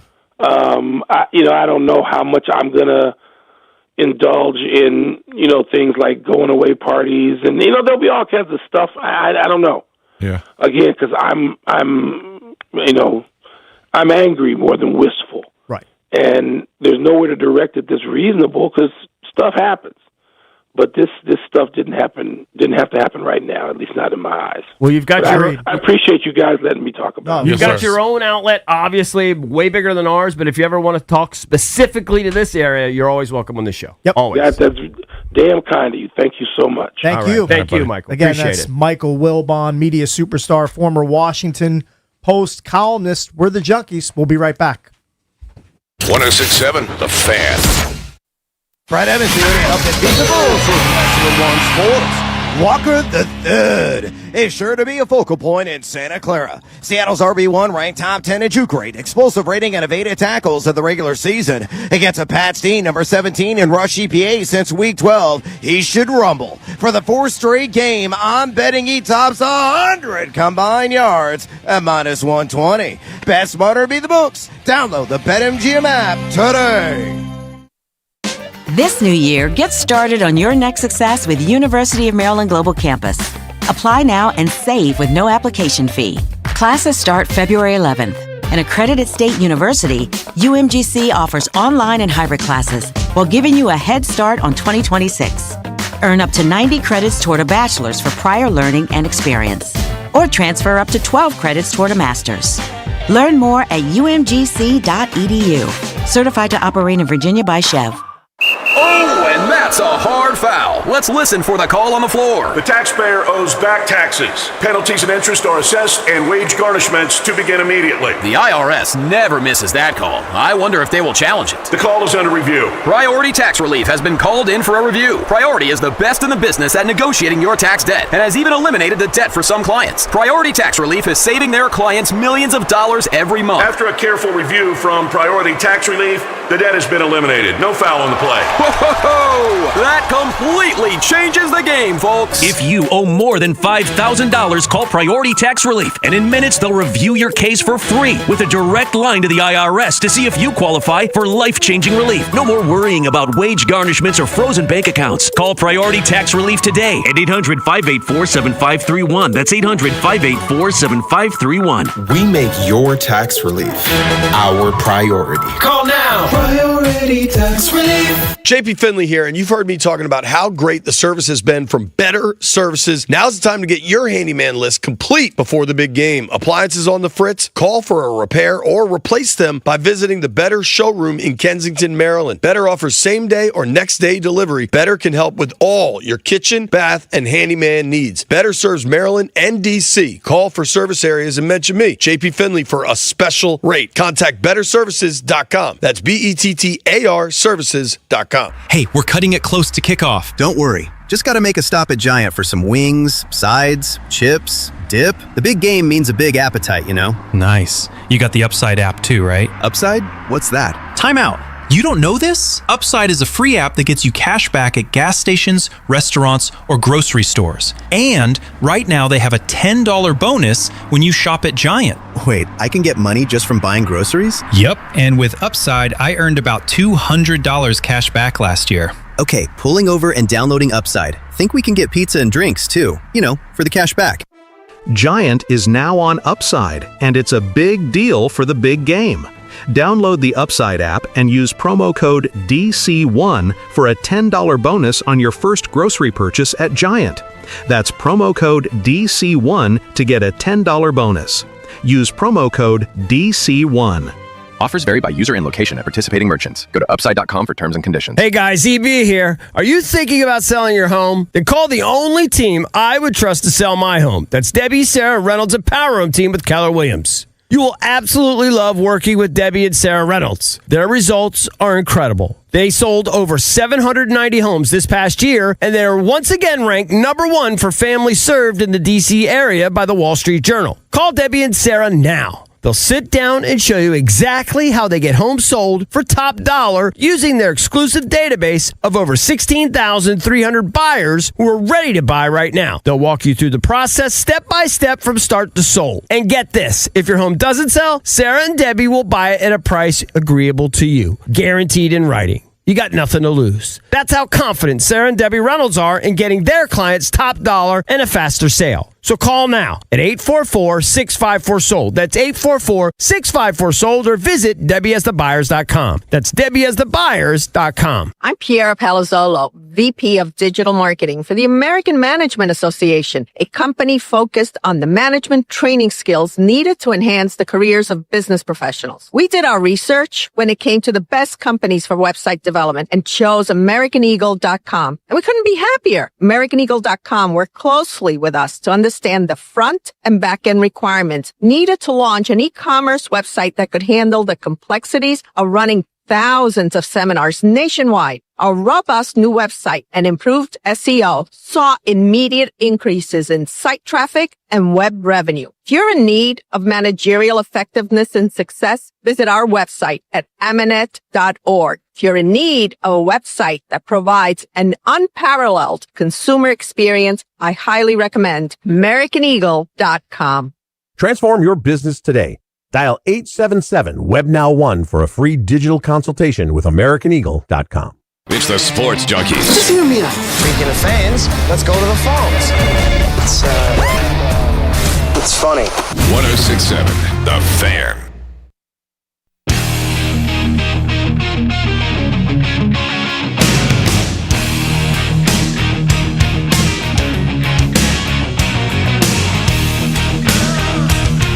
We're going to hook up caller number 10 right now at 800-636-1067. You're going to score 2 tickets to see Kid Cudi, the Rebel Ragers tour with special guests MIA, Big Boy, and A-Track Friday, May 29th at Jiffy Lube Live. For tickets and more event info, go to thefandc.com. Those tickets are courtesy of Live Nation. 10th caller right now. You will win. The Olympics have officially started. The curling. Coach Carbs is probably watching. He probably is. He's probably dialed in. Yeah, U.S. playing Switzerland. What's your mileage dialed into right now, Cakes? You good to go? It's my what? Mileage. Mileage for the car. You're fine. Oh, I'm good. I'm good. I'll probably have at least 100-ish miles of range, and I'm good. Oh, not sweating it one iota. Golden. I would have been sweating it if I was driving home 60. I'd be a little bit concerned. It's amazing what's happening with the newspapers. As Wilbon was talking, it's always an honor to have him on. Yeah. We grew up reading him and watching him because he mentioned those shows. We all watched those Redskin shows with George Michael, and then Full Court Press. It was him and David Dupree and David Aldridge. Well, I grew up on Sports Machine. Yeah, you did. So it's an honor to have him on. I was thinking that, when we first started the Sports Junkies, kind of our model, we were just copying, was the sports reporters. Mm-hmm. Well, none of those guys would exist. They're all newspaper guys. Right. Yep. It was Kornheiser How they made and the bones. Feinstein and Bill Conlon. Mike Lupica. Trying to think of some others. Conlon no longer with us. I don't think he's with us. No. Pretty sure he's not. Yeah, it was Mitch a lot Albom. different. Mitch Albom. But I mean, like Wilbon was pointing out, everything is different. Right. Sports is different. Life is different. Everything changes. Not for the better, not for the good. Sometimes, all the time. sometimes things can change for the good. Well, not for this specific. No, the Washington Post thing obviously it's heartbreaking. But it's terrible. Yeah, I mean, and you could hear it in his voice. He's not happy. Nor should he, baby. Right. He spent, like you said, 30 years and 6 months of his career working for the Washington Post. Yep, he did. He feels strongly about it. Valdez, you were a dinosaur. Journalism major. Yeah. Who's still doing journalism? Like, how can you go into that now? Like, and feel good about it? It's just different. It is. It's way different. It's not great. Yeah. Got to find alternative methods of broadcasting. But I thought that was awesome. But Like I said, an honor to have Wilbon on, get his perspective on things. He kept saying he didn't really want to talk about it. He didn't want to talk to his colleagues about it, but he vented for a good 20 minutes. Right. Yeah, I mean, he spoke to us. We were kind of like his first comment. Yeah, so he got it out. I appreciate that. Yeah. Really, Called really your guy good. Bezos lightweight. Yeah, he's pulling no punches on Bezos. I told you from day one I didn't like Bezos. Years ago. Yeah, well, but I don't know. I don't know what the answer is. Most people are with you. His company's pretty convenient. It's pretty good. His stuff gets dropped right to your door. I give him too much money. I give him way too much money. Of course. But I just don't know what the answer is. There might not, none of like us have Michael the said, answer. there might not be one. You have to be, I think the answer is you just have to be a multimedia company. Yeah. You want to write articles? Fine. Right. You probably better produce a podcast. Yeah. And it probably should be a video podcast. And you better probably have some short clips too. Yeah. All right. We got to get out of here. B. Mitch and Finley coming up next. We're the Junks. We'll see you tomorrow. This is an Odyssey Sports Minute. Sponsored by AutoZone. Get in the zone, AutoZone. The Luka Doncic trade just keeps getting worse and worse. Anthony Davis is now a Washington Wizard, and it didn't really cost the Wizards anything. Why does this make the Luka trade even worse? Imagine Josh Allen, face of the franchise, loved by fans. Get rid of him for Joe Flacco. The Mavs should be ashamed of themselves. I'm Addie Bates. A family office is a team built to handle the three biggest financial responsibilities a family faces: wealth management, tax strategy, and estate planning. Most firms only manage your investments and refer the rest out, hoping everyone stays aligned. At Trajan, we built something different. Your wealth, tax planning, and estate planning are handled together inside one firm under one roof. There's no guessing whether your CPA, advisor, and estate attorney are truly in sync, because our team works together every day on your behalf. When your financial life becomes more complex, your advice should become more coordinated, not more fragmented. One plan, one trusted team. Call Trajan today, 202-929-6600. That's 202-929-6600. Trajan Wealth, an SEC-registered investment advisor. Additional services through Trajan Estate and Trajan Tax. Additional disclosures and accreditation at TrajanWealth.com. That's another amazing run by Team USA. Mom, think I'll be on Team USA one day? Well, I'll take this one. Are you speaking to us? Yes, and to answer your question, anything's possible, especially with Xfinity. So, I can be the best snowboarder ever? Well, I can't guarantee that, but Xfinity can guarantee that your internet price won't change for 5 years. Okay. What if I practice every day? Then maybe you'll be snowboarding for Team USA at the next Olympic Winter Games. And Mom, you'll still be paying the same price for Wi-Fi. Ooh, really stuck the landing there. It's the Xfinity Gold Medal Celebration. Now through February 22nd, get our best price on gig Wi-Fi for 5 years guaranteed, just $50 a month. Plus, get Peacock Premium included for 2 years. That's a $10.99 value per month. Xfinity. Imagine that. Proud partner of Team USA. Restrictions apply. Requires paperless billing and auto pay with stored bank account. Taxes and fees extra. Actual speeds vary. Do you owe back taxes or have unfiled tax returns? The IRS won't quit until they get your money. Here's great news, fresh from those in the know. Major changes have happened at the IRS. If you owe more than $10,000, you may be eligible for a 99% reduction of what you owe. Haven't filed a return for a while? Their happy clients are talking. The IRS was going to levy my bank account, but Guardian was able to prevent that and fix all my IRS issues. Thanks again, Guardian Tax. Need relief from crushing tax debt? The IRS now has special programs. Guardian Tax knows all about them. Personal or business, this is the fresh new brick you've been hoping for. We aren't the company you call when you need a hug because you're scared of the IRS. Guardian Tax is the company that wins when you need it most. Guardian Tax Service is really great to work with. They really help me out. I'd recommend them highly. Call now for a free confidential consultation. 800-499-6623. 800-499-6623. 800-499-6623. Hey, did you know Verizon Home Internet covers more homes with faster speeds across the country than any other provider? Now you can get award-winning Fios Internet for just $20 a month for 3 years. Switch today and enjoy savings you can count on. Verizon Home Internet consists of Fios and 5G Home. Availability varies. Comparison based on FCC BDS data of home internet providers with download speeds over 50 Mbps, June 2025. Limited time offer for eligible new customers. Fios $20 per month plan with auto pay mobile phone plan, mobile plus home and bonus discount. Enrollment required. 3-year price guarantee applies only to then current base monthly rate for Fios. Additional terms apply.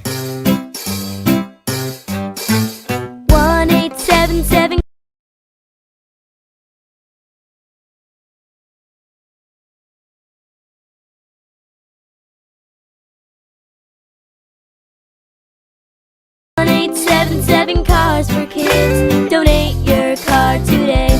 Ready to get rid of that old car? Donate it to Cars for Kids. Call 1-877-CARS-FOR-KIDS to reach a friendly live agent.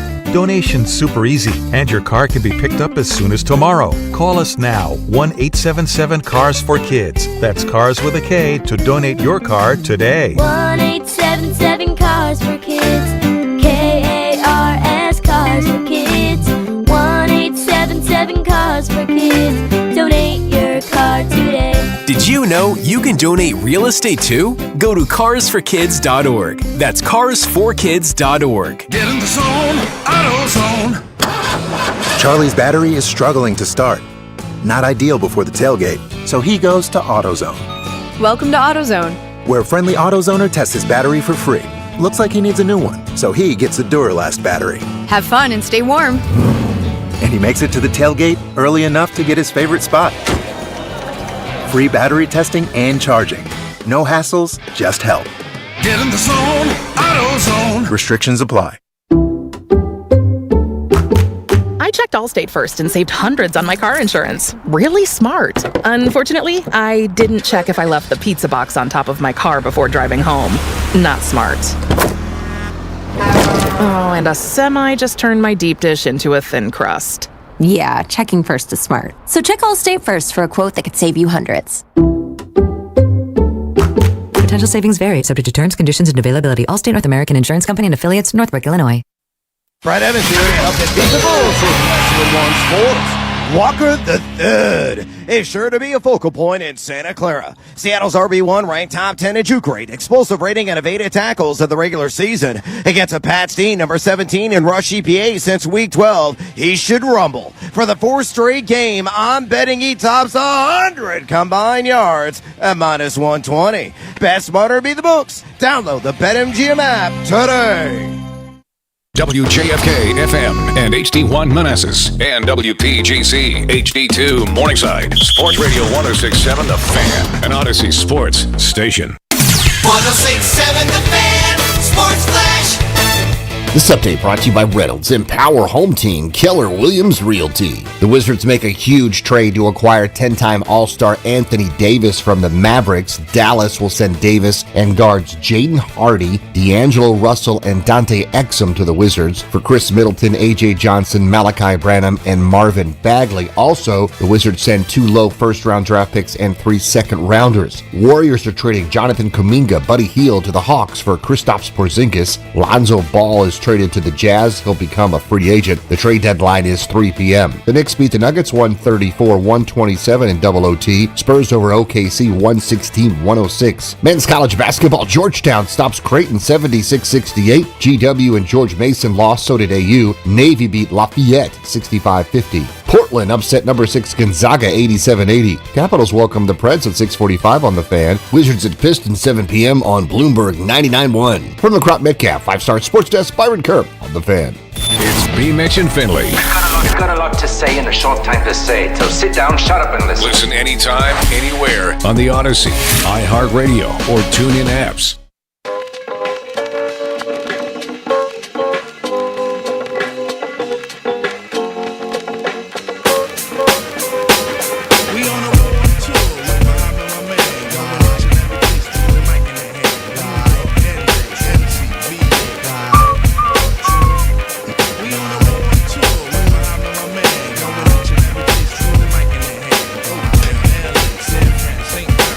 What up, everybody? It is 10 a.m. in the District of Columbia. Points north, south, east, and west. You're listening to B. Mitch and Finley. You're hanging with us on the YouTube stream. You're watching us on Monumental Sports Network. Good morning, Brian. How you What's doing? up, man? Man, I'm good.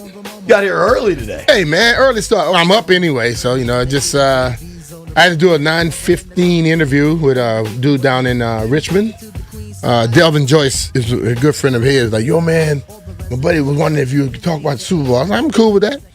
So he said 9:15. So, you know, not wanting to be trying to talk on the phone and holding the phone driving in. I said, let me get there earlier. So jumped on the treadmill this morning before what time am I gonna? Right around 6:25, but on the Peloton. Did me a 50-minute ride, got here, knocked out the interview, and then had to listen to Jeff talk about his craziness. I am not upset I missed that. The levels of Jeff craziness, you never know where it's going to go. Yeah, it was calm this morning, actually, to be honest with you. You know what I did this morning? What did you do? I did something this morning for the first time since January 23rd, almost 2 full weeks. Dropped the kids off at school on time. 8 a.m. start, and damn, it felt good. I mean, seriously, my kids hadn't gone to school on time in almost 2 weeks. And I'm glad Lord knows if we get more snow, what will happen, blah, blah, blah. But they went to school this morning on time, and that felt good. I was glad to see that and hear that. Plenty for us to talk about. Obviously, the trade deadline is massive news. Wizards trade for Anthony Davis. I was listening to some commentary last night and some more stuff this morning. I don't know. I like the trade. You like the trade. Because the thing of they it, didn't give much up. They didn't give up much, and I think people have to stop just reacting to a situation and start to get into the body of the whole deal.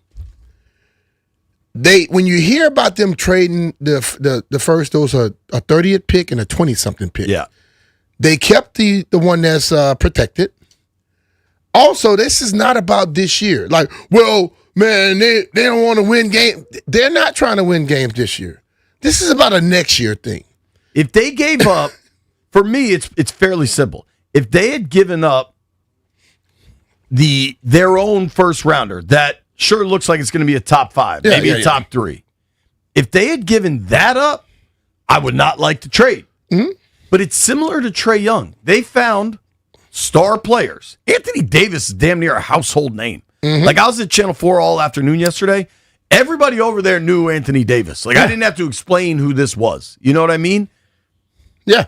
You're getting star players that there's reasons you don't have to pay that much for them, right? Like, there's a reason you can get Anthony Davis with just giving up what will probably be about the 28th pick in this draft and a bunch of other players. Mm-hmm. Like, the people that should be mad are Dallas, because you traded Luka for Chris Middleton and some picks. Yeah. But we're not Dallas. Mm-hmm. And then the other thing I've heard what if he's still hurt? All right, then you rolled the dice and tried something, and it didn't work. What if he's still hurt? This year? They're not trying to win anyway this year. Right. This is a next year thing. Let's see. And if he's healthy and Trae's healthy, that's a hell of a start right there. You got the way Sarr's playing, the way Keyshawn George plays, the way Trae Johnson has shown you can play. Well, that's a hell of a little 5. Then Bub, and you start to see how they're building something. And if it doesn't work, fine. But like you said, you didn't give away the house. Right. And I think what happens is people they just see and react. Okay? Sometimes you have to take more than just the headline and more of just the title and get into it, and then you start understanding what's going on. This regime that's building this thing right now, and listen, I understand it has to happen for them, but they've done it. They know what they're doing, and they're not just doing what people did before. That's another issue. People can't seem to judge somebody by what they are now. They always want to judge by what things were before. The group that's doing it now wasn't here before. Totally. And going one step further, like it's entirely possible. A lot of people, there's two things. Now there's reporting coming out that they plan on giving Trae Young and Anthony Davis long-term extensions. I wouldn't mind pumping the brakes on that a little bit because I like the flexibility you still have. Both players have player options, but you're not locked into 2030 paying $75 million or any of that. And maybe if I want you to ball out next year when I give you a chance to play, right? I want you to think you're going to be here for the long haul. And maybe just a long-term extension. I've heard this theory. I was texting with some folks last night that are NBA people. Both players have player options at a really high salary, which it would make sense. If you have a player option for $100, you'd be like, damn, I'm taking that. Mm-hmm. But what if, hey, man, you want to not take the player option, and I know you're due 1 year at 100, but I'll give you 3 years at 140. So you're getting more money overall. Yeah. We're knocking that salary down a bit, but you get more guaranteed money. Yeah, and who knows, with the way things have gone for you in the injury history, if you'll get more guaranteed money if you take the player option and then free agents. There you go. So like it could all work out. And the only other thing, and like I won't be naive in that, like I'm sitting here on Monumental Sports Network, but a lot of the cynics and skeptics are like, oh, ownership got tired of tanking. I'm okay with that too. This team has been awful. In the last 2 years, they won 15 and 18 games and 35 before that. And I think they did it on purpose. Yeah, like I don't think Michael Winger and Will Dawkins came to town, and now ownership is like, all right, time to turn it around. We need some vets. Because if they were doing that, they would have done dumb trades to just get veterans. Brian, that would play right away. There is zero intention for Trae Young or Anthony Davis to play this year. These are still long-term plays that you didn't give up premium assets for. And I think you could flip that ownership thing on its head where Dawkins and Winger said, hey guys, we think we're starting to build this young core, and there is some real talent out there at low prices we think we can add for the future to ramp this thing up. And you need approval to take on these salaries, but that's the right way to go. What do I always say about you can't win with all young and all old. You got to have a mixture of it. Yeah. And then I think people, like a guy, I was looking through some stuff yesterday, and the guy was like, man, we're supposed to build this thing through the draft. What the hell you think they've been doing already? If you look at the team right now, all you got is draft picks. And a lot of them are starting to hit. Now you need to have some established people to go along with that while you still could get another top-notch player this year from the draft because you still hold on to that pick and you build something. You know, it's not a bad thing for everybody. Like what they would tell you, before you respond, take a little breather. Read a little extra. Then say something. Think about it through different angles. Because I just think like the problem with social media to me is this. One person makes a comment and it's completely wrong. And the next 3 million people ran with that comment that was completely wrong. Now they can't make themselves believe that it's wrong because so many people said it. Well, you know what? It's been a lot of jackasses in the world for a long time. So sometimes just take a pause and you'll find out that the people that just speak quickly, they don't know what the hell they talk about most times. So we're going to talk to Chris Miles here in a few minutes from NBA TV and get the background on all this Anthony Davis trade. Chris was great after the Trae Young trade. Really curious his mindset on this. We weren't able to take calls yesterday because the news dropped at like 1:50 that they were trading for Anthony Davis, and we're off the air at 2. So we'll open the phone lines up after Chris. I did want to make sure we make time for this, though. Last night, news emerged. I think Tom Pelissero had it first, so credit to him, that the Commanders hired Eric Henderson. New Orleans. Yeah, New Orleans guy. New Orleans in the house. As their new D-line coach and defensive run game coordinator. Now, for a number of years, Henderson was D-line coach and run game coordinator for the LA Rams. In that tenure, I believe they went to 2 Super Bowls and won 1. Aaron Donald, the greatest defensive player. The guy that Jeff wanted to be, but he became Aaron Donald. He's Aaron Donald receiver now. Aaron, that's too small. I'm on my way. Don't worry about it. All right, we're not worried about it. Aaron Donald credits Henderson with a lot of his late career success. Those two have a really, really strong bond. If you look at the development of the young defensive line in LA in the post-Aaron Donald world, they did a hell of a job. In 2021, he was named the defensive line coach of the year. So there's plenty to like about this. But what stands out to me is, so he was with the Rams. Then he gets named, I believe he was D-coordinator, defensive line coach for the USC Trojans. Now, Brian, we were out in Los Angeles at Southern Cal. The Commanders practiced there earlier this last season, I suppose.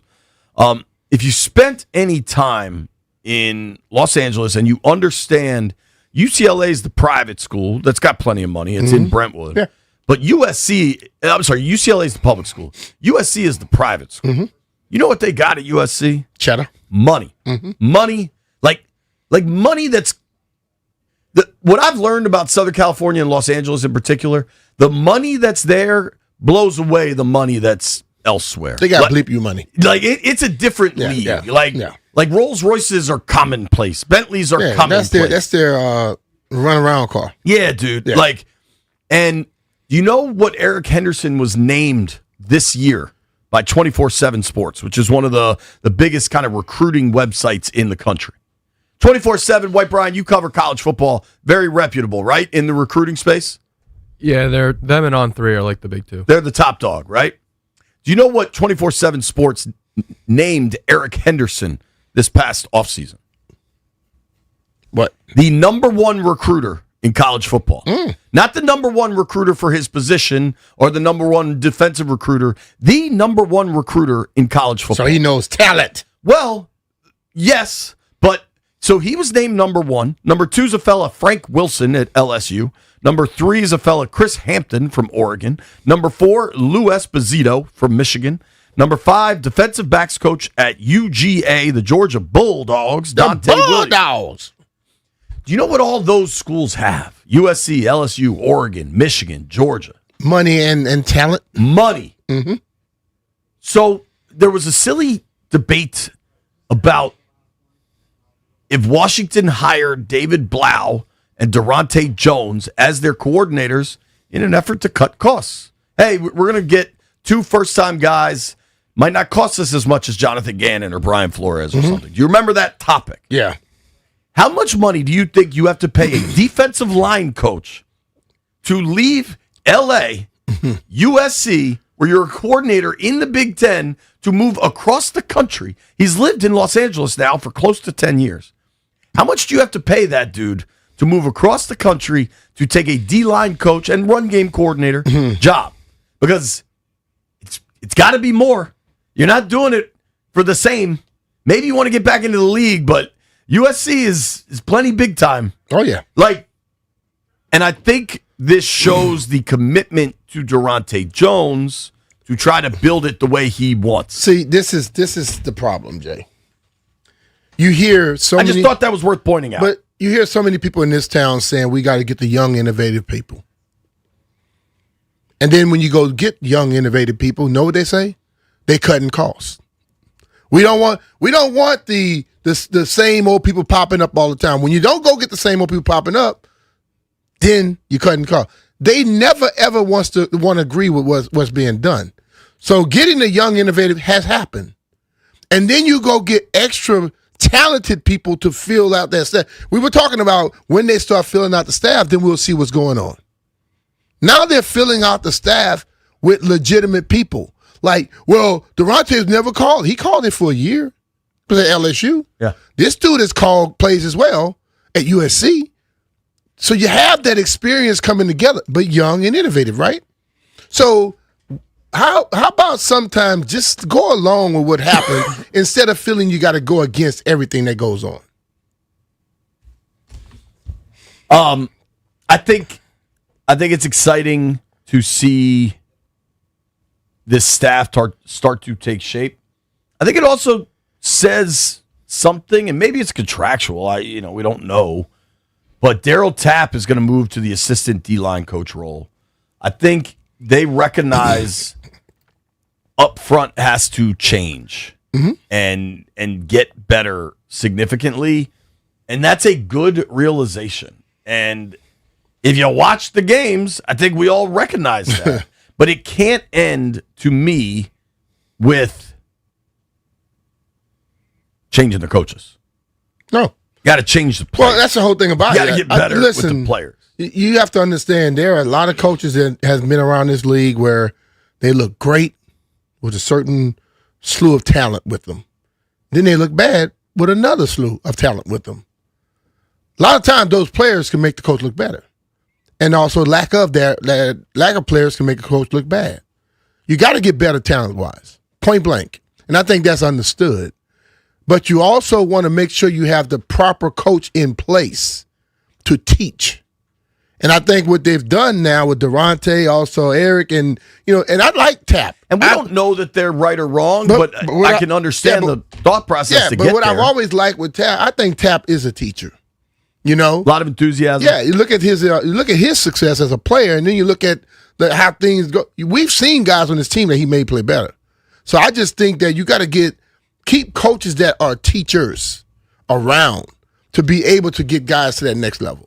I'm not going to just go by 1 year and looking at when you have a lack of talent and you had all the injuries. I'm not going to just automatically judge based off of that because I've seen other stuff happen as well.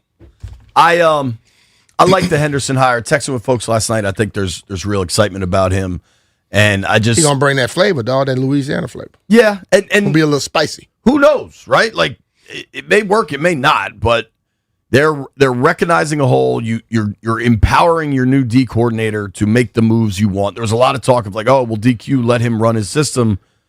Already shaking things up on the coaching staff side. Joe Witt going to Pittsburgh too.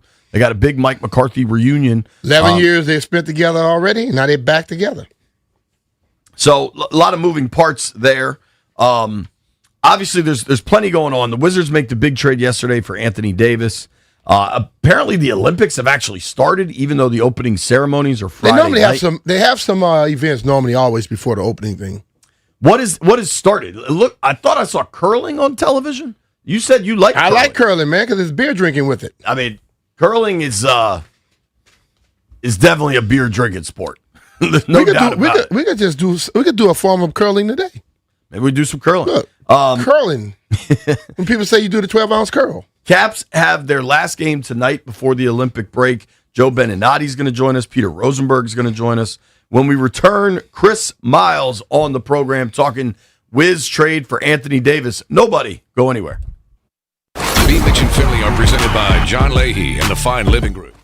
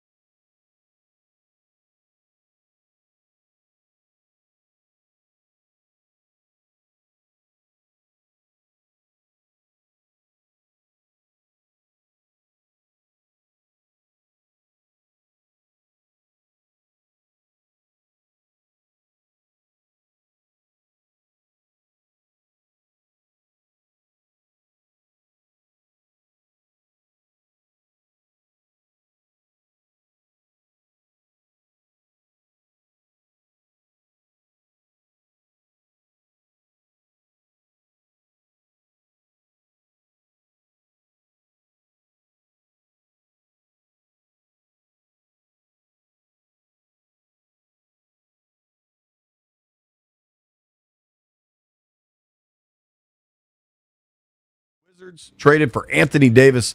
Helping us make sense of it is our friend Mr. Chris Miles, NBA TV. Miles, what's up, dude? How are you? What up, brother? Trying to keep up with it all. And there's some things that I'm like, oh, I knew that was going to happen. And there's other things I'm like, wait, what is going on, right? And the Anthony Davis trades, the last 5 years, every time Anthony Davis got traded, I was like, what is happening? So this is the third time in like 5 years that this happened with this guy. So what do you think the game plan is? Because the way I look at it, they're not expecting nothing this year. This is about trying to see what can happen next year. And if things are working out, they'll possibly move something into it with he and Trey. There's a lot to unpack here. And one thing I'll say is this is the first time, there's no disrespect to previous regimes and what we saw with the Wizards like the last 20 years. But this is the first time that I can recall when I look at the Wizards making moves that I go, oh, they know what's happening next. They're ahead of schedule.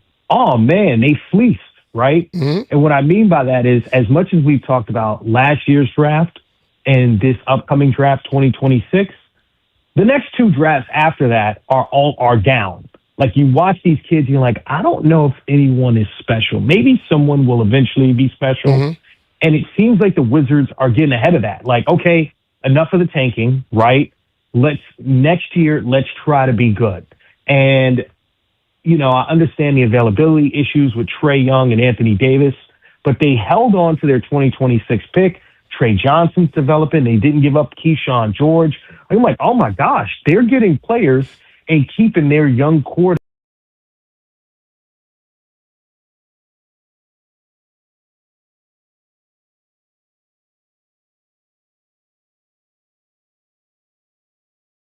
That's from drafts already, haven't they?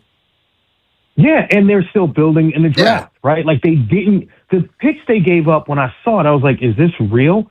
I thought the information was false. That's how much it shocked me. When I saw what the Wizards gave up, I was like, wait, they didn't give up the 2026 pick? Like that to me is the value. And I'm like, yeah, you do this deal 10 times out of 10. Another thing is you have decisions to make. Do you extend Trae Young? Do you extend Anthony Davis? Look, Marvin Bagley is a guy that started to find his way with the Wizards, right? And has really tried to find his footing in the NBA as a guy that was taken right after, DeAndre Ayton and before Luka Doncic, right? In the NBA draft. Like, let's remember who he was. And it's like for the Mavs, they're like, all right, we're going to take a flyer. He's not too old. But for Anthony Davis, man, it's like, okay, if you get him in here to play along Alex Sarr, even with the issues with his availability, like that's really all you need. You don't need him to be an 82-game guy, 70-game guy. You need him to be someone that when he's on the court, he produces. And if he's hurt, fine. You still have your core together and you're moving forward with what you're trying to do. I really love it. Dude, that's where I'm at. If they had given up the projected lottery pick, probably top 5, maybe top 3, whatever it is, I would not like it. But I really like it because they gave up how low are the Thunder going to pick? 27? You know what I mean? That's a second-round pick. That's a second-round pick. Yeah. Like when we do the valuation of, late first round, early second round is the same territory. You have your lottery, you have your, mid first round, and then, your late first round, early second round. Those are the same level of talent players. And I tell you what, I look at the guys available in this draft, and if I go to any of the top 8 guys, there's a kid emerging from Illinois now that I was like, all right, I got to do more research. Dude, I was talking about that guy yesterday, Waggle or whatever. I'm like, man, I've been studying these kids for 5 years, and now this guy, I'm like, I might take him 6th, like 5th or 6th. And I've known Kingston Fleming. All these kids I've studied for so long. I'm like, now there's another player emerging that when I watch him, I'm like, I have to watch him play live because, so what I'm saying is the Wizards, like I said with Trey Johnson, no matter where you end up in the lottery, you're going to be able to get an impact player to put alongside these guys. They're sitting pretty in my book. Yeah, absolutely. Now, the reporting has started to come out that they might be looking to do extensions with Trae Young and Anthony Davis. I'm not in a hurry to do that whatsoever. How much do you believe that, or how much might that be AD and Trae Young's representatives wanting to get that ball rolling? Like, how do you think that will shake out? Let me go in this direction. Having been around Trae Young, because obviously I live in Atlanta now, right? And I covered Anthony Davis when he got drafted by the Pelicans before I came to DC, right? So these are two players that, I know people that have been part of their development, their careers, blah, blah, blah. With Trae Young, there's no way he's accepting that deal, the trade, right? Like he's not going to be a happy camper like you see him right now without some sort of understanding of the extensions coming. Trae Young is theoretically entering the prime of his career.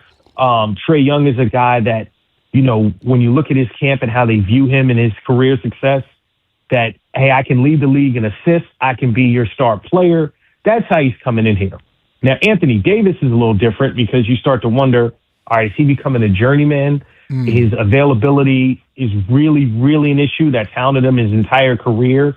At his age, is he past that point? Do you really want to be paying him $70 million towards the back end of that? Right? Like, I think that's a bigger question mark. With Trae Young, I just think it's a matter of time before we hear the extension news. And, with Trae, you got to understand what you're getting. You're getting a guy that, like John Wall, Rod Strickland, I would use those two names. Like, he should be leading the league in assists if you have Sarr on the court, if you have Anthony Davis on the court. Like, that's what you're expecting from him. And when you expect a guy to lead the NBA in any statistical category, that's a max player. Whatever their other warts, that becomes a max player. See, when I hear people talk about Trae Lane, I'm talking about like guards from the league that played. They rave about how good this dude is. And a guy like that can be a plus for a lot of these young guys on the squad. The thing with Trae Young, and I got to be objective here, right? I mean, B. Mitch, let me just keep it 1,000. I've watched games with Trae's dad, right? Like, watched him play with the Hawks, sitting there talking the game with him. And so I'm a little bit biased in that way because I really like his dad, right? I think with Trae, the issue isn't what he does on the court, man. I mean, offensively, he's a juggernaut. Don't get that twisted in any way, shape, or form. The problem with Trae defensively is sort of defensively, it's like just the effort. Just give the effort. We know you're going to be a person that is smaller. This is the NBA. You're not going to be great defensively. It's never going to happen, but give the effort. The second colossal problem, I've heard enough from front office, locker room. Like, if you're getting a guy that's going to change a bit and stop doing some of the things he's done in the past, then you're good to go. But if he's going to come to DC and do those things still, then you're going to have a problem. Talking with our friend Chris Miles here on the Rude Guest Hotline. Rude makes the most reliable HVAC products in the DMV. You can give Chris a follow at Chris Miles TV. Watch all of his work on NBA TV. A picture for you, and then I want your expertise.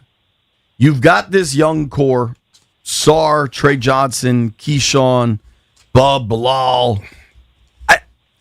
You add, and I'm looking at next year, and I'm assuming health, right? Which is a big assumption, especially with AD. You add Trae Young and AD to that. Then you add, let's hope, a top 3 pick in this draft. Is that a play-in team? Is that a playoff team? Is it too early to know? That team sounds kind of good to me. Well, one, I think it's too early to know because I'll say it to you this way. I look at this team, and if you add Cam Boozer, for instance, I'll use that name. Oh, man. Then, all right, Trae Young, throw Cam into this mix, and I'm saying playoff team, right? I look at this group, and I'm like, Darren Peterson, you add him to this mix, and I'm like, I mean, now you got too many mouths to feed, but I look at that as a playoff team. You go AJ DeBanza, play-in team. Like, you see what I mean? You start plugging the names, and I'm just not assuming health. I can't assume that Anthony Davis and Trae Young are going to play more than 65 games. So when I look at the team, I factor that into the equation because if you're saying these guys are playing 70 games, then you're a contender. But they're not. they're not going to play. It's just not going to happen. We've seen enough. You can't think that that's the case and be realistic. Right. I think. Do you think Sarr and AD can play together? That's one thing the critics have pointed out is that they're kind of both fours. I think you figure that out. But do you think AD helps Sarr's development, or could it possibly stunt it? I don't think he stunts his development at all. In fact, if you look at Anthony Davis's career, he plays better with another big. But when you got to understand this, Trae Young, right, makes guys like that better. There's certain guards that, they get in the way of a big and what they do and what makes them special. Remember John Collins and how great he was with Trae Young? You haven't heard from John Collins in that way since. Right. Right? It was John the Baptist. He's dunking on everybody. Is he an all-star? And I bet you can't name what team he plays for now. Yeah, you're right about that. Right? So this is what I'm kind of saying to you is that, all right, Anthony Davis and Alex Sarr, and, they're probably guys that, in the past, let's say it was Gafford, right? They would look amazing with Trae Young. So I think this roster is still developing, and I think they're going to have pieces like that they can continue to build around with Trae Young. And I'm saying Trae Young more than Anthony Davis because I still don't know the Anthony Davis fit long term, if they're going to extend him. I don't have those answers. But with Trae Young, it does feel like, even if you look at the rollout in an interview with Chris Miller and John Wall and Bub, it feels like, all right, Trae Young's a part of this organization. He's going to be our guy going forward. Yeah, he seems to be buying into stuff. Dude, he's on the sideline in Ovi jerseys and stuff. But you and I have talked a lot about this Wizards team, and wasn't a lot of excitement or belief in it. Are you feeling more comfortable with the front office at this point? Yeah, I've liked where they've been going for, a year or two now. Mm-hmm. But I just was like, all right, this is going to be a slow build, a slow walk. When I look at, again, what they gave up, I believe it was the Warriors' 2030 pick. Yeah. Mm-hmm. And the Thunder, which is essentially, so it's 4 second-round picks, and who knows what the Warriors are going to be in 2030. Maybe they're bad, but that's 5 years from now. Those kids are in the 8th grade. Right. Right? Yeah. I go, man, they went from let's check back in 2028 to, what are they doing next year? All right, is Trae, how good is Trae Johnson? Right? I know he's going to be a scorer, but is he ready to play now? Can Keyshawn George adapt to Trae Young? Is Trae Young going to get in the way of his development from what we've seen? How does he fit on a team that's more about winning? Those are things I start to look at now that I wasn't even thinking about with the Wizards, a month ago. Mm-hmm. Chris, last one. I think we're all in agreement on these Wiz moves, but the big kind of dangling thing today on trade deadline for the NBA, you think Giannis gets moved today? I thought look, I think I said this before, and I think it's okay if I say it now. Last year during the trade deadline, we're live, and I thought he was going to get dealt by the summer, right? So the fact that Giannis is still with the Bucks is shocking to me. When they traded for the Kyle Kuzma trade with the Wizards, I was like, oh, this is done. This is done here. He's not going to stay here through the offseason. So when you ask me that question, I cannot believe Giannis is still in a Bucks uniform. And I just don't think they're going to get equal value back. And the Bucks have to move on because I can't see him playing the rest of the season. That would just be awful for the NBA, because you have a star who's not competing for a championship, right? Who's at the back end of his prime. Yeah. 2, for Giannis, he clearly wants to go, right? He clearly wanted to go for probably 2 years. Wow. It's crazy, man. We'll see what happens, I guess. Miles, thank you for making time. Chris, I know it's a really brother. busy day. How strange is it for you to be really encouraged by what the Wiz are doing? Man, I mean, it feels crazy because now it's are they the new Pistons? Or Let's are they hope so, the Orlando dude. Magic? Yeah. Right? Because Orlando, we've been waiting for them to arrive for a few years, and they haven't. And with the Pistons, it's they're here now. So they went from a terrible season to being really good borderline great, right? Like, all right, let's see if the Wizards can do that too. Detroit brother. Appreciate you, basketball. brother. Thank you. Appreciate you, Miles. All right, brother. All right, man. Later. That's our guy, Chris Miles. Give him a follow at Chris Miles TV. Always awesome NBA information. We're going to open these phone lines up. You fired up about the Anthony Davis trade. 800-636-1067. Next. B. Mitch and Finley are presented by John Leahy and the Fine Living Group. Find out how much your home is worth in less than 30 seconds.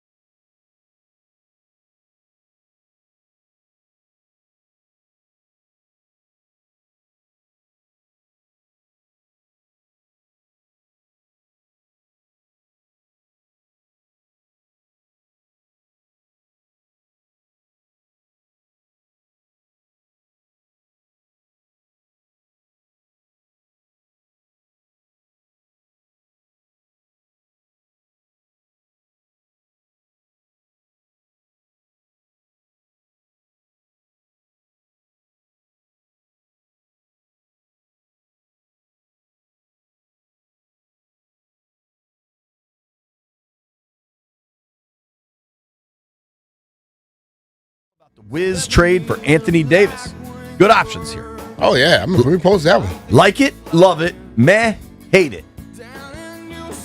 I'm a full like it. I like it. Based off of what the when you start looking at the verbiage, I like it. Honestly, when I hear a dude like Miles that understands the league say it's a great trade, that helps too.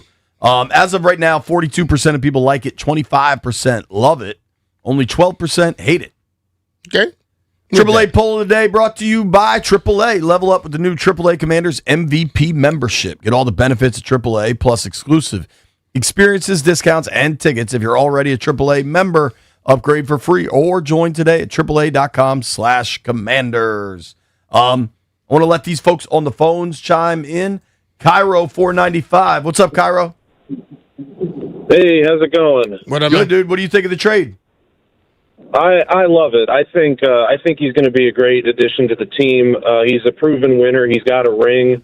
And I think what value he brings to the floor will be equal to the value he brings to the team by, showing these young guys how to win. And I think that's critically important, like to have someone that's been there, that's done that, and knows how to do it. I'm with you. He's got a ring from college, ring from the Lakers. Yep. And you know what I won't say to Anthony Davis, assuming I meet him at some point? I won't tell him that bubble titles don't count. Keep that to myself. Jason, Jay. Jason's in Woodbridge. Jason, what do you think of the AD trade? I like the trade. I don't like that he's always hurt. Another thing I don't like is that I can never watch the games because Monumental took their network off of Verizon. I got to pay $20 extra just to watch a team that loses. So maybe if they start winning, I'll pay. They didn't take it off. Verizon took it off. Yeah, that's Verizon. That wasn't them. Well, as soon as they didn't get the stadium in Virginia, it mysteriously disappeared. Doug, one thing had nothing to do with the other. Yeah. And it might have been magic timing. It was. You can also get the app, and I think it's cheaper than that. But I hear you. Thank you for the call, man. Yep. Bro, I go back to, I think, the 2012 draft. I believe the Wizards had the top odds of getting the number 1 overall pick, and they ended up with the 3rd pick. And everybody in that draft knew Anthony Davis was the dude. Then Michael Kidd-Gilchrist went 2nd, and the Wiz got Beal 3rd out of Florida. Beal was good, but like everybody wanted AD coming off that season at Kentucky. Yeah. Camille is in Wheaton. What's up, Camille? Hey, how y'all doing, B-Mitch family? Good. How you doing? Good. So I I'm a bet. I love, don't get me wrong, I love the Commanders, but I'm basketball first, and I grew up in the era of, Rod Strickland, Chris Webber, and all of them, right? Yep. Never got a chance to see that, and Juwan Howard and all them, but it's just to see, a caliber guy like, Anthony Davis is well needed, and it was a good trade. I like it, Obviously, the injuries and stuff like that, but when he is on the court, he is definitely a dominant figure in the game. And to be honest, how the Wizards is, we have certain games where they're balling, they'll be up like maybe about 15 points and stuff, and the other team come back and they lose the game. But I think that this kind of closes the gap on certain games going into next year, where Trae Young and you got these guys, Bob Carrington and, all these young cats. I mean, these are veterans that's still going to come in the league, and I truly think they're going to rub some talent off on these young guys, and they're going to be inspired to know they can close those gaps when it comes down to those close games. But that's just my take on that. But thank you for taking my call. All right, dude. Having veterans that have been in deep playoff series and won titles totally changes the end of games because the NBA is such a league of runs, and no 12-point lead is safe in the fourth quarter, but you got to close games out, and these guys will absolutely help with that. A shooter and a playmaker like Trae Young will absolutely help with that. Mm-hmm. I mean, the biggest concern with Anthony Davis is injuries. Over the course of his career, there's been a lot of missed time, and going back to, really since they've gone back to full seasons in 21, he's played 40, 56, 76 games. Mm-hmm. Then he gets traded last year. He plays 51. He's only played 20 this year. Hasn't played, I think, since early January. I very much believe, B, I'm curious if you agree, in the NBA, AD didn't want to get traded to Dallas. He gets traded to Dallas. That team's bad. Mm-hmm. I think sometimes when you're a superstar on a bad team, you get hurt, and you're not really interested in getting healthy. Yeah, that happens a lot. If you get this year off, and then you're coming back with this exciting young core, a new draft pick, I think you might be interested in being healthy. There you go. All right, when we come back, we're talking to Fitzy Stevens about the Super Bowl. B. Mitch and Finley are presented by John Leahy and the Fine Living Group.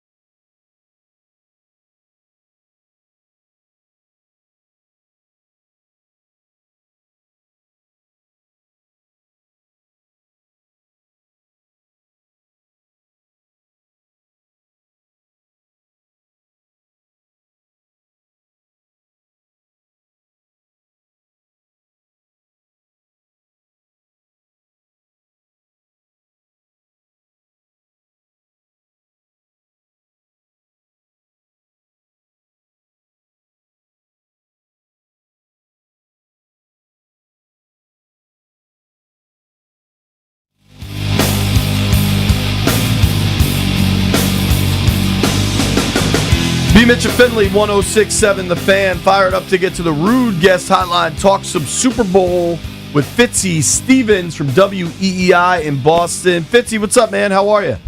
Gentlemen, I bid you good day. Greetings and salutations from the land of entitlement, obnoxiousness, and elevated championship expectations. How you guys doing, huh? What's that again? Entitlement, obnoxiousness, and elevated?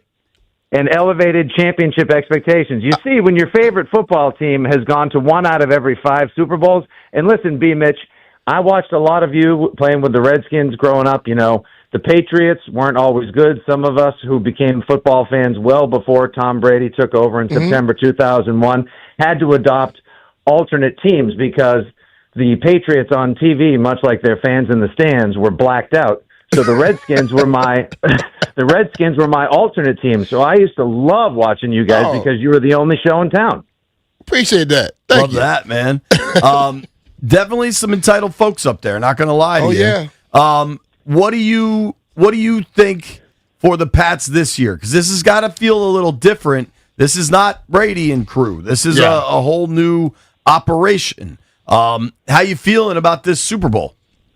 Oh, I mean, you could take the track that this is a gravy train because obviously the Patriots broke the model this year. I mean, right now they are but one step away from rebuilding the Death Star and completing the greatest turnaround in NFL history. To go from back-to-back 4-13 win seasons, the end of the Belichick era, and then the Gerard Mayo era, only to see Robert Kraft write several giant checks with a lot of zeros on them and bring in the guy that he should have brought in the first place, who had the audacity to kick entitlement out of the building, purge the team of all their previous captains, and rebuild the roster to the point where it was over 50% new players.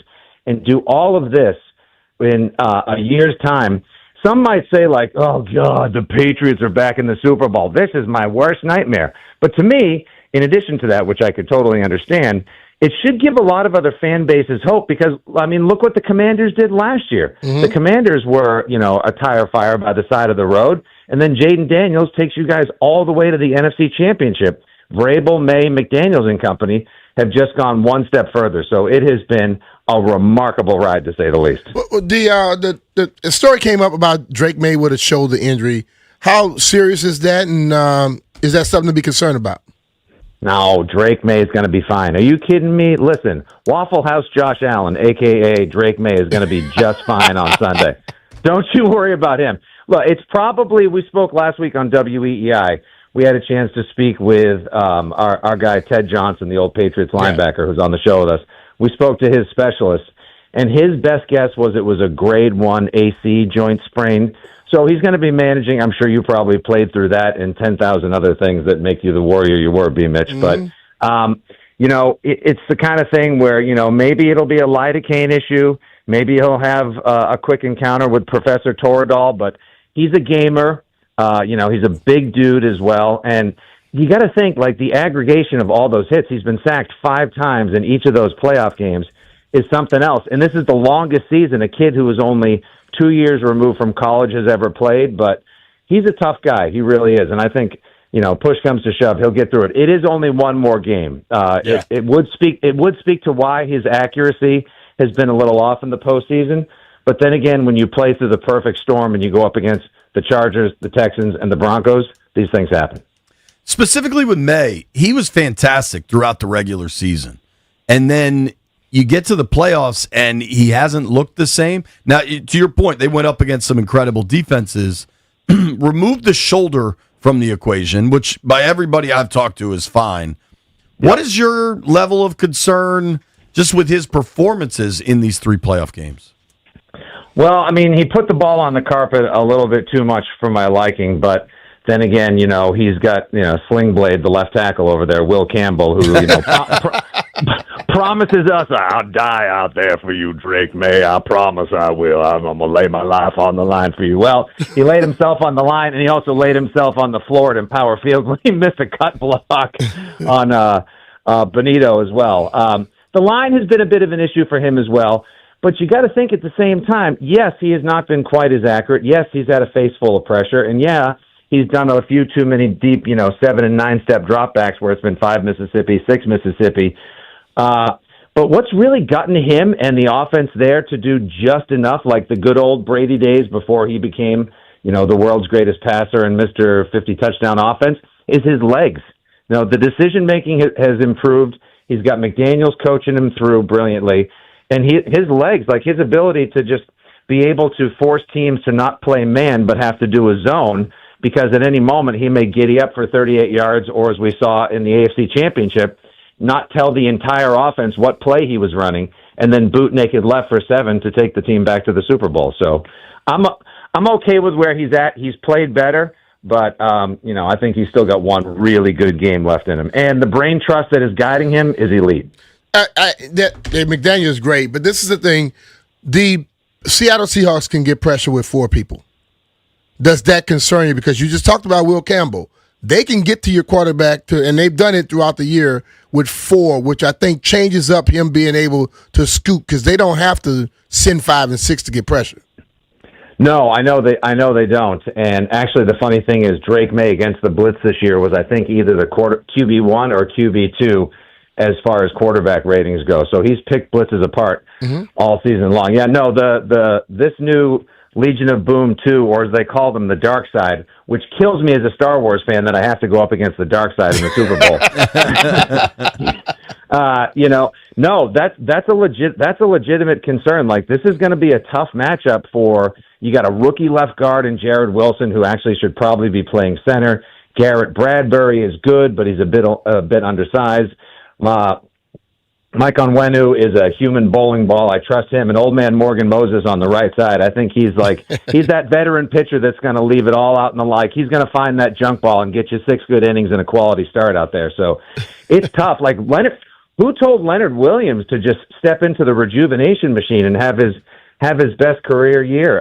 But these things happen to Mike McDonald, man. Yeah. I mean, you guys probably have spoken to, worked with, and played alongside a lot of football hardos.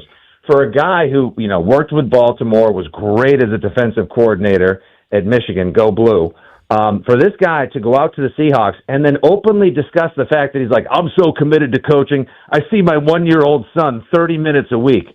Wow. There's commitment, and then there's next level. So I understand why that defense has full buy-in. I'd fear that guy, too. We're talking with Nick Fitzy Stevens from WEEI in Boston. You can give Fitzy a follow at Ahoy Nick Stevens. Kind enough to join us via the Rude Guest Hotline. What is the feeling like when you get guys calling into the show? Cal from Dorchester or whatever it is. How confident are Pats fans? Oh, you mean Tony from Taunton, Harry from Holbrook, or Peter from Pembroke? Yes, those guys. Oh my! I would say 3/4 of them have just absolutely gone right up with their 32-ounce Igloo or their Yeti cup, and they have filled it full of the Patriots Kool-Aid, and they are just hammering it back right now. They're all in. It's amazing how it just took a couple of years. And I know, I appreciate you guys and all of your listeners and the good fans of the D.C. metro area sympathizing with us that it has been 7 long years since we've been back to the Super Bowl. That, Boston has gone now 630 days without a championship. It's real. The struggle is real, guys. I just want you to know. So thank you for your thoughts and prayers. We're very sad for you. But the confidence level is really high. And there's I will say mostly because they're not just basing this team off of the previous Patriots team. There's really nobody from the previous Patriots Super Bowl teams on this team, and you have very little Super Bowl experience. I mean, you got Carlton Davis and you got Milton Williams, and that's about it. And on the other side, these aren't Bobby Wagner's and Cam Chancellor's Seahawks either, so it's kind of a fresh slate across the board. But one thing I have seen from having, traveled around the area, talked to a bunch of fans, and, creating a lot of hype reels and hoopla and content over the last couple of days is the embrace of the region of this team. And the way that they love Drake May is wild. I mean, you're talking about a region where everybody set their clocks and their calendars to Brady and Belichick and Gronk and the AFC Championship.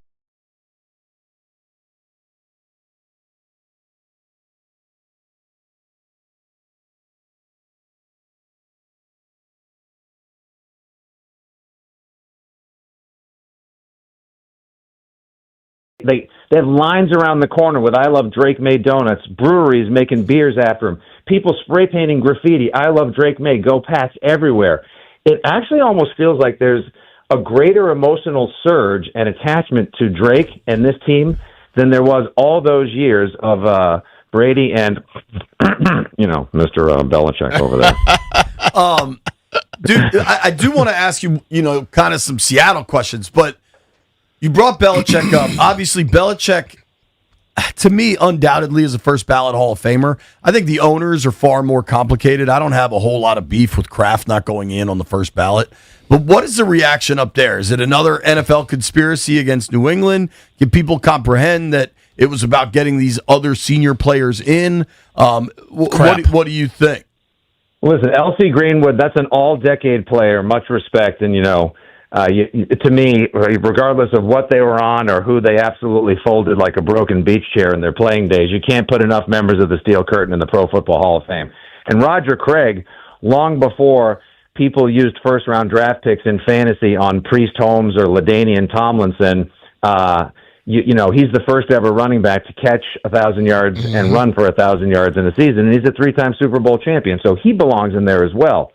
But not making Bill Belichick not even just first ballot, a unanimous first ballot Hall of Fame entrant just completely invalidates the whole process. Robert Kraft, this wasn't a first ballot thing for him. He's been eligible for 14 years, and I think because whether it was the propaganda of the Dynasty series that some people got rubbed the wrong way by, or the PR moves he's been making, lobbying to get in. I believe he should be in, because if Jerry Jones is in, good Lord, Robert Kraft should be in. Yeah. But not putting Bill Belichick in, and Kraft's resume is incredible. He's gone to the Super Bowl with 3 different coaches, 11 overall appearances under his stewardship, not to mention the work he's done with the TV deals and growing the NFL into the international global Goliath that it is. But Belichick, 9 Super Bowls, 6 wins as a head coach, and then 2 defensive game plans, one of which that's in the Hall of Fame that he won with the Giants. So 8 overall rings. Yeah. But yet you've got the Dungies. Yeah, I'm Tony Dungy, and I hate Bill Belichick. and Bill Polian, and the grudge that guy still carries because he's mad that Ty Law and Rodney Harrison roughed up his receivers and prevented Pepe from getting to a Super Bowl sooner than January 2007. I'll tell you, boys, that is what has brought every New Englander to go up to their attic in their closet and dig out all of their New England versus everyone, and they hate us because they ain't us sweatshirts and T-shirts that we thought we'd never have to wear again. That's crazy. The Belichick one to me. There's no way that he shouldn't have been. It's just crazy. I think the bigger problem is the Hall of Fame selection process. Pardon my interruption, but if the Hall of Fame burned down tomorrow, right? And I'll tell you what, if Brady doesn't go in first ballot, I'll be the first one to drive all the way to Canton with an oil torch myself. But if the Hall of Fame burned down tomorrow, what one human would you go to, since sadly the Saballs are no longer with us, what one human would you go to help try to restore the archives? You'd go to Bill Belichick. Yeah, the man is like a living archive of the NFL. Yeah, totally. You're correct on that. I do want to at least get some Seattle questions in, right? Because you're looking at this from every angle. And this Seahawks team is loaded, man. They play excellent defense. Where do you land on Sam Darnold? He's coming off probably his best career game ever in the NFC title game, and now he gets to face this Pats defense, which has looked better over the last few weeks than I think they did all year. Yeah, they have, and the nice thing is they get a little emotional and brain trust boost with Terrell Williams, the actual defensive coordinator, coming back now that he's gone through his prostate cancer treatment, and luckily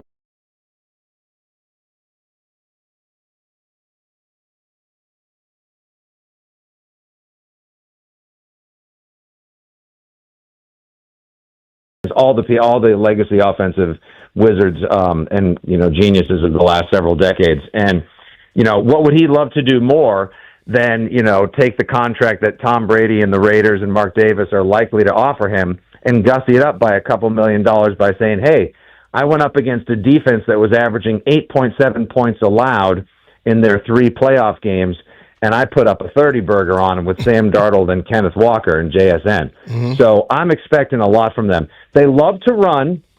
And most especially, not just because Kenny Walker's on a heater in the postseason, but they love to run to set up their deep shots.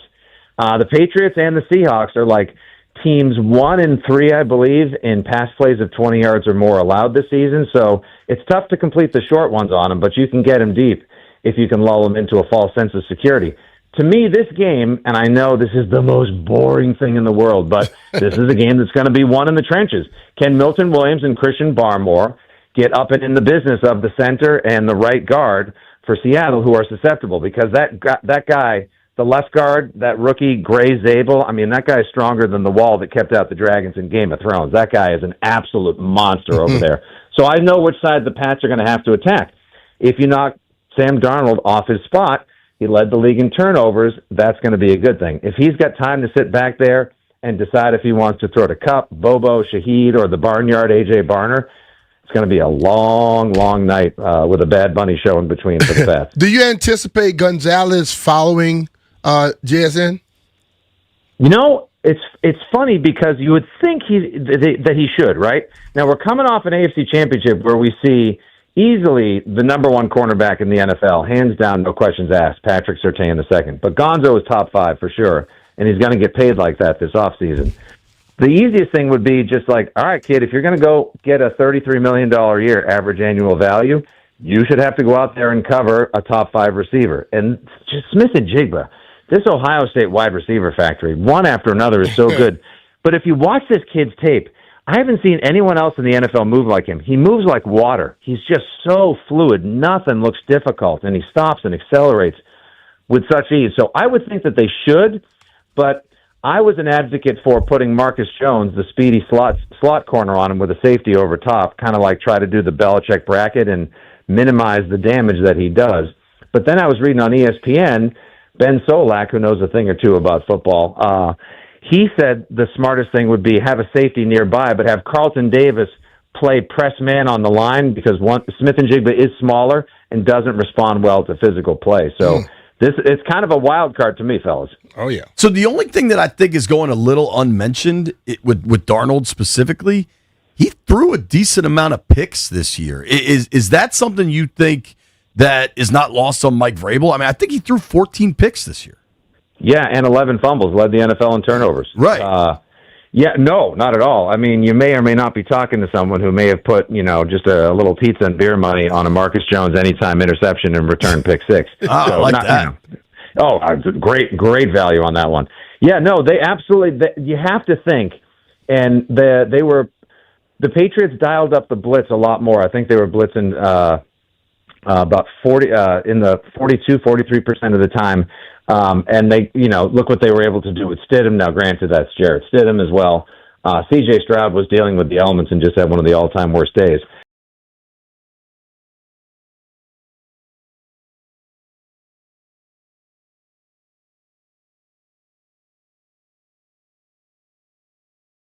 Brought to the party ever since he took over the play calling for Terrell Williams.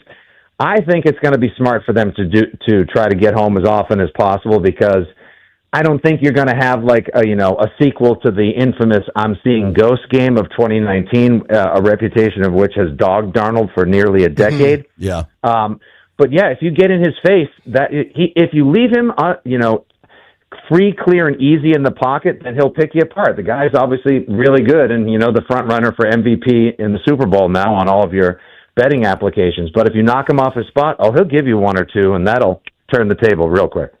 It's going to be a heck of a game, man. I can't wait to watch it. Thank you for making time with us. Appreciate it, man. Guys, great talking to you anytime. LFG, have a great Super Bowl. And again, our apologies for the Patriots being back. Hey, you know what? If they win, how about this? Here's a fun takeaway. If the Patriots win the Super Bowl on Sunday, they'll have won more Super Bowls than anyone else. And if they lose, they'll have lost more Super Bowls than anyone else. So it's better to have loved and lost than never loved at all. Huh, fellas? You got it right. That's crazy, man. Thank you for the time, dude. See ya. All right, check out Fitzy at Ahoy Nick Stevens or listen to him on WEEI. You can access that through the Odyssey app. We come back. There's a often discussed trade target around the NFL that seems like it's becoming very real. Nobody go anywhere. It's B. Mitch and Finley.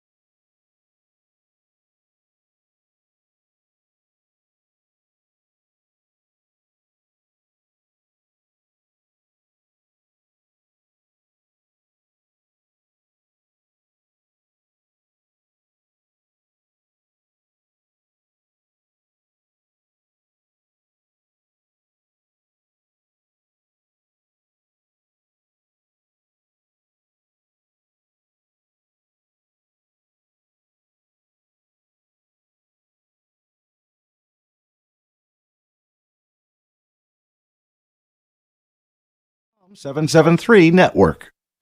In a world in need of a hero, one man rises to the challenge in style. He is... Just driving the kids to soccer practice. Make every day feel epic in the all-new Hyundai Palisade Hybrid with up to an EPA estimated 619 miles of range on select trims, advanced tech, and class-leading interior space. Visit HyundaiUSA.com or call 562-314-4603 for more details. And hey, come on, no cleats on the seats. Sunny and cold, temperature in the mid-20s. Weather brought to you by Duke's Mayo.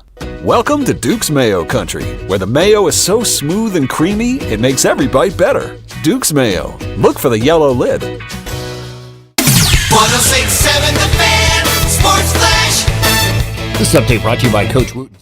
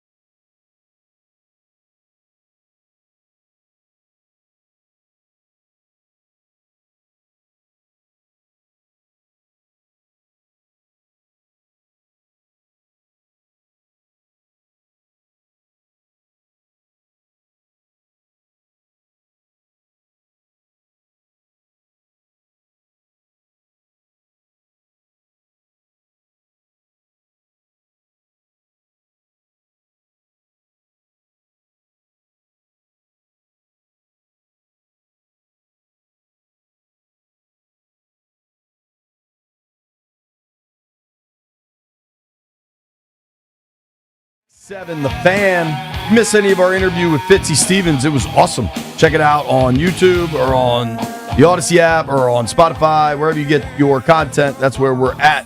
Also, we talked to Chris Miles about an hour ago from NBA TV. He really likes the Anthony Davis trade for the Wizards. I do too. Not giving up the lottery pick has me all the way in on it. It's exciting. Yeah. Something else that's exciting. Speaking about the trade market. Max Crosby is a dude that has been talked about as a possible trade target with the Raiders for some time. Yep. I think for a lot of that time, it's been kind of nonsense because I don't think Crosby wanted to leave Vegas. Like, that organization took a chance on him. He was a fourth rounder. I think he's overcome some personal demons to become the player he is. They've since paid him very well. He's found a lot of success with that organization. But it seems like that time is coming to an end. Yeah. Jay Glazer, of all the big national NFL reporters, there's Schefter, Garofalo, Rappaport, Pelissero, Rossini, Jeremy Fowler. Like, there's a lot of them, right? Glazer operates in kind of a different avenue. Like, he doesn't get involved in a lot of the transactional stuff. Yeah. You know what I mean? Like, when he has something, it's usually big. Like, he waits on big. And what I know about Glazer is Glazer has a connection with players. A lot of players. And a lot of time when I hear him speak, it sounds like he's talked to the player. You know what I mean? So I've hung around Jay many a times, and he there are certain reporters that I hear agent, I hear team, I hear player. With Jay, I always hear player. And I think the level of trust is so significant with, and it's not just players. I think players, ownership, coaches, that he's not looking like I see it in my work as a reporter, right? There are people that are looking all the time. Every conversation is attempting to get information that can be reported. Yeah. And then there's times where you're just hanging out and talking, and you could build a different level of trust because I'm not looking to take everything to the air or to social media all the time. 100. So when Jay Glazer says this about the Max Crosby situation with the Raiders. It resonates with me, Professor Landini. I think his time with the Raiders is done. I do. Before the draft? Yeah, probably, yeah. Is there a landing spot that makes sense in your opinion? A ton of them. I'm not going to say what it is yet because I'm going to try and help it out. Sure. What kind of haul do you think realistically a Max Crosby gets in general? He, probably more than Micah. So the day it happened, no less than 20 teams called me and asked, dude, is this real? Can we get him? What's it for? I'm like, God, we're not there yet, but yes, it's real. Do you think his time with the Raiders is done because that's a Raiders decision or because that's a Max Crosby decision? They didn't want to do it. But he was just like, I'm not going through another rebuild. That's significant, Brian. Yeah. See, the thing, though, now, I don't know if he'll get as much as Micah. I don't know if that haul will be more than what Micah got. So that's why I say when I hear player and thing, but ultimately, Micah's younger. Right. Far younger. So I don't know if Max, like you said, demons and older, I don't know if he'll get the same haul or more than what Micah got. I also think, and Max Crosby's a absolutely terrific player. Yeah. I think Micah's a higher ceiling player than Crosby. Do you agree with that? Now, we're talking, on a scale of 1 to 10, we're talking an 11 versus a 12. Yeah. But I do think it's different. Now, the one thing that I believe impacted the Parsons trade is you also had to get a contract done. He wasn't under contract, so you knew you had to work that out. Crosby's under contract, so maybe that you need to work on the deal, but you don't have to immediately get something done. He's under contract with $35 million guaranteed for this coming season. So it's a different trade apparatus. I want to open these phones. 800-636-1067. 800-636-1067. If Jay Glazer's saying it's a Max Crosby decision, he doesn't want to go through another rebuild, to start with, I believe he's a realistic trade target now. I think that's real now. Glazer also says it's going to cost more than Micah. Okay. Micah required 2 first-round picks and Kenny Clark. Would you want to go after Max Crosby for the Washington Commanders? It's obvious they need help on the edge. Crosby's probably going to be the best edge guy available this year. Now, he is older than Parsons was. Parsons was 26 when he was traded. How old is Max? Crosby's going to be 29 this fall. Okay. So you're talking a couple years difference.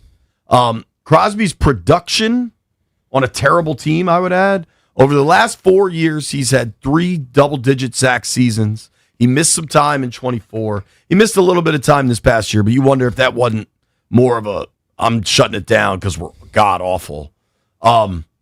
The Commanders have the number 7 overall pick. Let's hit these phones. I want to let the callers call in. 800-636-1067. Washington has the number 7 pick this year. We don't know what that will look like in 27, right?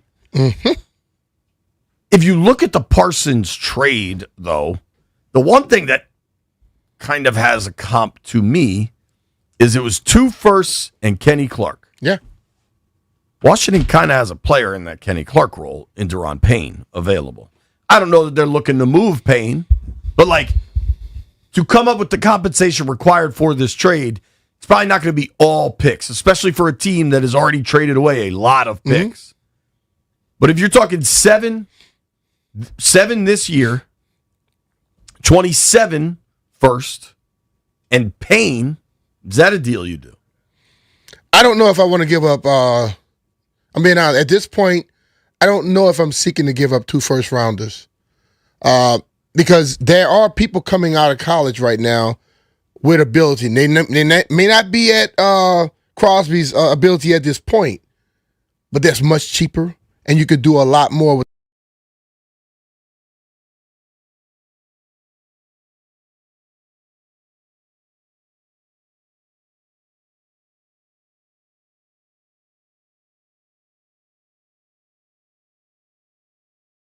Ish, as if they had the 17th pick. You know what I'm saying? Yeah. Let's start these phone lines off. Scott is in Silver Spring. Scott, Max Crosby, if it's real, How all in are you for the Commanders? Not at all. We need too much depth, man. We can't give away a lot of picks or players. I mean, depth killed us last year. As soon as the injury started happening, we were done. I mean, it'd be nice to have, but nah. I mean, maybe last year would have been great, but this year, we need too much. We need too many pieces. Okay, that's one vote. No, that's a hard no. Thank you, Scott. Let's try Mike in Manassas. Mike, if Max Crosby's available, you want Washington to go get him? Absolutely not. Wow. Because it's going to send us right down the same, just like the previous caller was talking about. And I'm the one who called earlier and said, listen, I think it all starts with getting Hendrickson. He's only, 4 years older than Crosby, and you don't have to give anything up for him. You've got the cap space, and if you get him, then your second pick or your number 7 pick can be whatever you want. You can trade back. You can get another young rusher. You can look at Caleb Downs. You could look at Styles. You could look at Reese, whoever's available. But it just opens up the whole game plan. I look at free agency and the draft kind of together. You know, can they go get Pierce from Indianapolis to help the wide receiver? If they get those two, you know, then they can start filling in and use their minimum draft choices they have this year to hit maybe one superstar in the first round, and then depth going after that, and they're not losing anything as far as draft picks. Interesting. All right. Thank you, Mike. It's just crazy, especially to bring up Trey Hendrickson, and everybody says you got to get younger, faster, stronger. And the first two callers, anyway, this is anecdotal evidence, but are saying don't go after the 29-year-old because you got to pay for it. Go after the 32-year-old, I believe, in Trey Hendrickson because it doesn't cost you as much. And the other thing we've heard is Washington needs more elite talent defensively. This dude is an elite talent. I mean, one of the most high motor guys probably in the history of the sport, a 5-time Pro Bowler. If you're on hold, stay there. If you want to chime in, 800-636-1067. If Max Crosby is on the block, should the Commanders get involved? Nobody go anywhere. You're listening to B. Mitch and Finley. B. Mitch and Finley are presented by John Leahy and the Fine Living Group. Find out how much your home is worth in less than 30 seconds at JONSellsDMV.com. Anybody want to win a free house? This Sunday, Redfin is kicking off an even bigger game during the big game. They are giving away $1 million home in an epic, never-been-done-before scavenger hunt, all on the Redfin app. Watch closely. The home is hidden.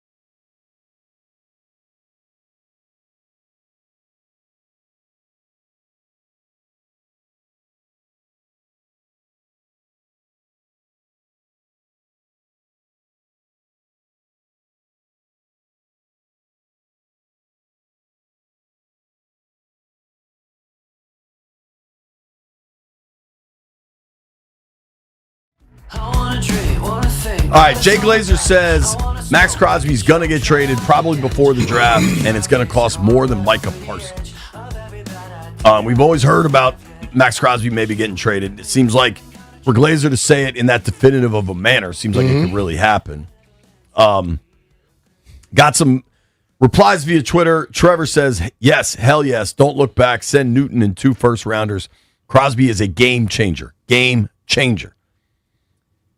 HHK Carpenter says, if Crosby was a free agent, I'd be all about it. Pay whatever it takes. But they just can't afford to lose more draft picks. This roster needs youth, depth, and impact players at multiple positions. Trust your scouts and nail your picks. It seems like not many Commanders fans are that into this idea. Larry is in La Plata. What's up, Larry? What up, Larry? Hey, guys, I would not make the trade. And the reason why is maybe you've been seeing these reports, but it appears that New Orleans and Kansas City, who are directly behind us in the draft, are showing interest in Jeremiah Love.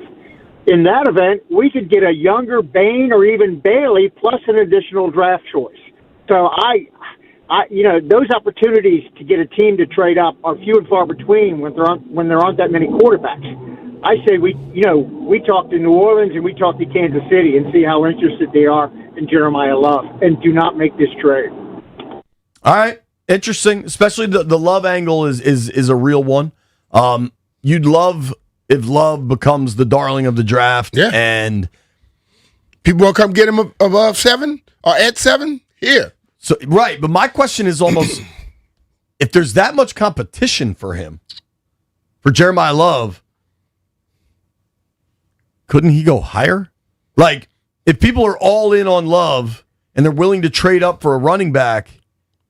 Does that not become... So, to his point, KC picks 9, New Orleans is at 8. Mm-hmm. If KC loves him and thinks they have to get ahead of New Orleans, sure, they call Washington, but do you not just call Cleveland? Yeah, but what if 6? But what if Cleveland has someone they're stuck on? I mean, this is the whole thing you got to figure out, but this is where I'm at. Last year... They didn't spend money like this, but they tried to go for something and it didn't work. Right. I think at this point now, I've stated they got to get back to what they were rebuilding. And if you have an opportunity to still get a pass rusher, young one, that you're going to have control over for 5 years, you flip it over again where you can, what if you were to be able to move that and still get some people and get some more picks? I think you get back to your rebuilding, building your nucleus properly and go forward. Because in 3 years, 2-3 years, you're going to be thinking about what you need to do with number 5. You go get Max Crosby, how much is that contract going to be?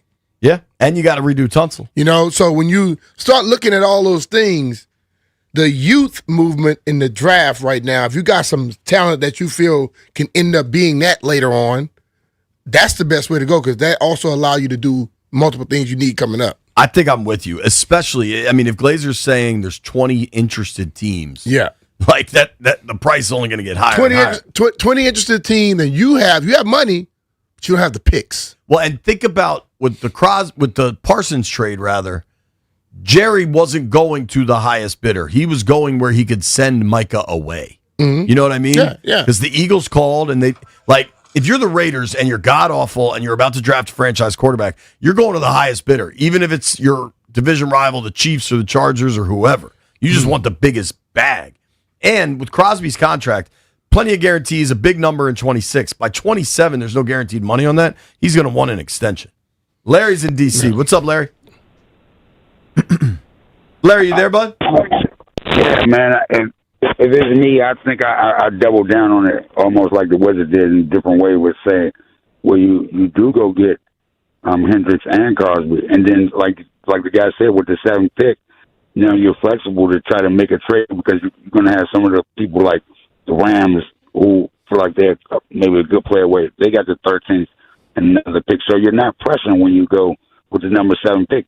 Hell, you might take Jordan Love out of Notre Dame if you have a Crosby and double down with Hendricks. I think it's not going to take a first-round pick to get Crosby either. We've seen this with guys like Antonio Brown. We've seen it with Micah Parsons. We thought they should have got more for him.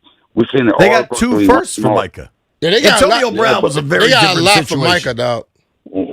But Randy Moss situation. Look, listen, Larry, I'll make a bet with you. It goes for at least the first. I make a bet. Okay. Listen, I better go 2 seconds. and a conditional fourth that can turn into a third. But let me say this real quick. We saw different situations with Randy Moss, different things. We saw those. It always happens where Luka Doncic, where it doesn't feel like that team got enough. You're like, hell, we would have wanted to do that. It just always happens. All right, Larry, the bet is a 6-pack of beer, soda, 6-pack of your choice, that if Max Crosby is traded, there's at least a first-round pick involved. All right, the black cherry Coda sodas.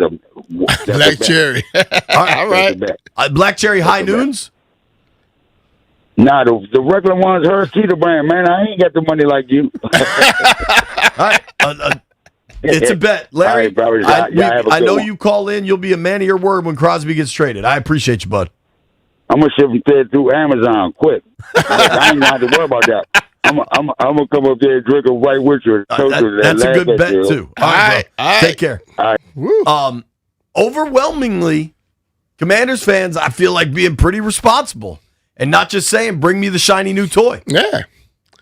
Changing mindset. Let's see how these calls keep going. Jeffrey, you want Max Crosby in town? Paying a freight? Let's just build through the draft like AP said he was. Wait. I think we need to start checking people now. Jeff said that? I didn't think Jeff don't jump on everything. If this happened last year after the NFC title game and Crosby truly became available, I think the calls would be very different. But it should then. When you hadn't traded for Tunsil and given away more space. That's a very, very interesting situation. All right, here's what I want to do. Let's go through Super Bowl plays. What are the most memorable plays kind of that just stand out to you? There's no wrong answers on this. 800-636-1067. B. Mitch and Philly are presented by John Leahy.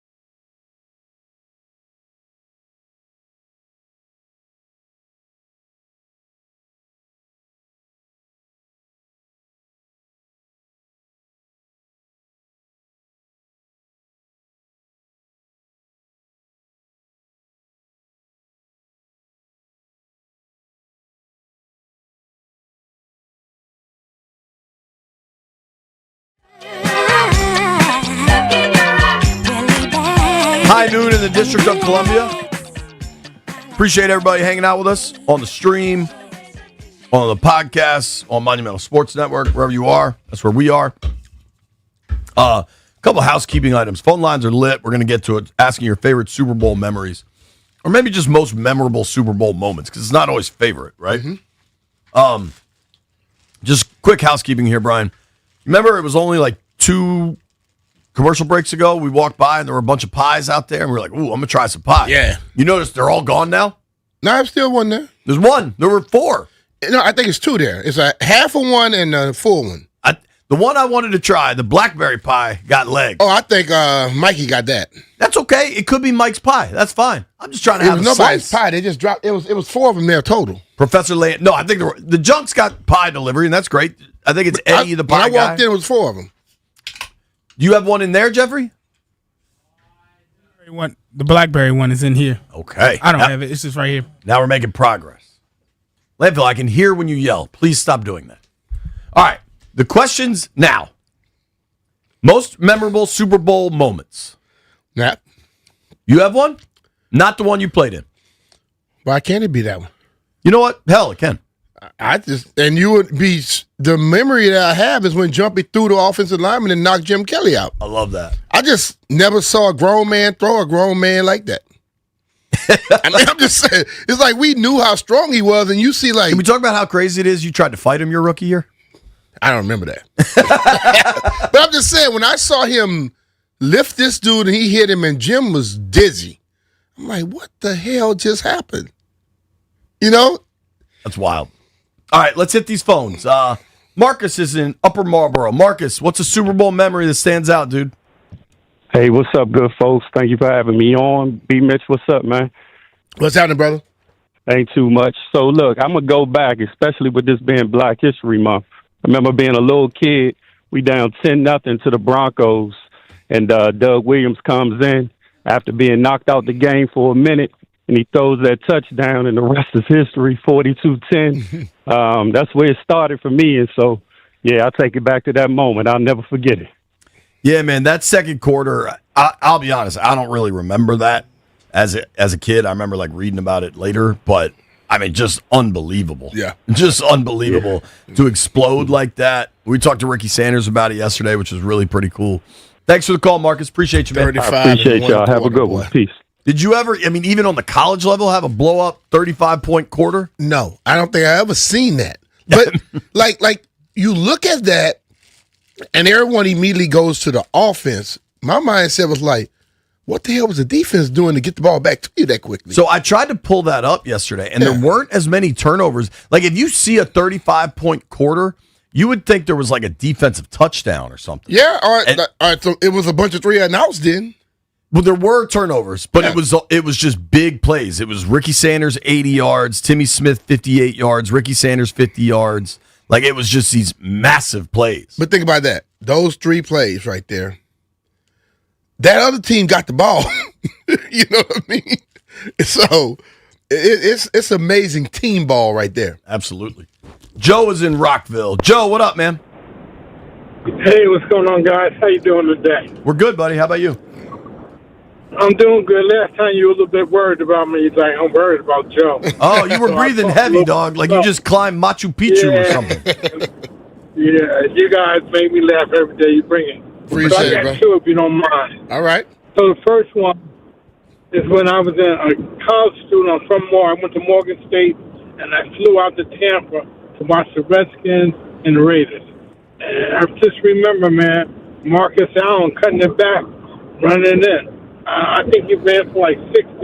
I don't know how many yards he ran for, but it was just like devastating. The whole crowd just went dead. And the second one is when I was watching TV and Joe Montana, they went behind and he hit John Taylor on the end zone. I just remember that pass because that put them ahead. I think they're playing Cincinnati. But those are my memories. Thank you. All right, man. Appreciate it. Thanks, dude. I remember, I think it was. I know another one, Dwight Clark. Remember that? Way high. That was the NFC title game. Yeah, okay. The catch. That was I remember that from all games. Weirdly, so that, I believe it was that Niners-Bengals Super Bowl he's talking about where Montana led the comeback. I was a little boy then, lived in North Carolina then, And that was also, they had some crazy, like, when I was little like that, sometimes the commercials kept your interest more. And there was some crazy, like, Diet Coke on the run commercial. You were supposed to wear 3D glasses. You remember that at all? I remember that. Maybe I'm making it up or I'm conflating, like, multiple situations. I don't remember that one, dog. Do you remember the Bud Bowl? The Bud Bowl used to be awesome, Oh, dude. yeah. I remember that. And you remember... Like, Budweiser's normally at the top with the commercials a lot. I remember the one Bud Bowl where it was like Bud versus Bud Light, I guess, in the Bud Bowl. And then it was like towards the end of the game, and they introduced Bud Ice, and the dude came, and the bottle came out and was a 40-ounce, just running through everybody. It was awesome. Let's go to Eric in Gaithersburg. Eric, what's the Super Bowl memory, man? Well, speaking of running through everyone, my favorite is John Riggins on 4th and 1 against Miami, running the end around and just stiff-arming Don McClain and then just skirting down the sidelines. And the best part of that is at the end, the casual toss to the referee, like, yeah, I do this all the time. I mean, he was just so casual about it. That was a great run. And run the thing really quickly is I'm sorry to say there won't be Mitch for president anymore because I understand he's going to be on the sidelines with the Commanders. So go Commanders. Thank you all, gents. That is so funny. Congrats, B. Can't wait to see you out there coaching. That is still alive. That whole thing is still alive. Dude, the best is, like, I've been standing out in the kitchen when, like, random salespeople walk up. Did you take a coaching job? Nope. Tony is in Gaithersburg. Tony, what's the Super Bowl memory for you? Yo, what's going on, fellas? What's up, Of course, everything Washington, Doug Wiggins, that was my first Super Bowl watching, 7-year-old kid watching it. But for me, I'm going to go a different route. James Harrison, 99-yard touchdown return was crazy because I was watching it with my boys, and I was like, he's not going to make it. He's not going to make it. He's not going to make it. I thought he was going to run out of gas. And to see James Harrison, who was a very large man that we know, just completely take it back was awesome. Also, JP, I remember that Bud Bowl. It was like, Bud Ice is here. And he went through everybody. I was a kid. I remember laughing my tail off as a kid because I thought it was the most hilarious thing. But, yeah, the Bud Bowl thing, I remember, loved it. And also James Harrison, 99-yard return, brothers. What's crazy is that James Harrison game, thanks for the call, Tony, great call. No problem. Is that the same Steelers Super Bowl win that Santonio... If they're back in the end zone. Of those two plays, of the Santonio catch or the Harrison 99-yard return, what do you think of those two's more memorable? But I think because that catch is incredible. The catch was the one to win it, though, wasn't it? Yeah, that's why I got. So that catch, and you look at where he threw that damn ball right beyond the hand of the defender, and he was able to get both of those toes down. That catch is the one. I mean, it's a hell of a catch. But James Harrison showed you, but taking care of your body could do for you. Totally, dude. Totally. I remember working. It must have been 2013. The Steelers lost at home to the Ravens, and it was a big upset. I think the Steelers were the higher seed. The Ravens were the wild card. And I'm in the locker room. I didn't know nothing about Pittsburgh, but I did gather sound. And so there's a bunch of reporters waiting outside James Harrison's locker.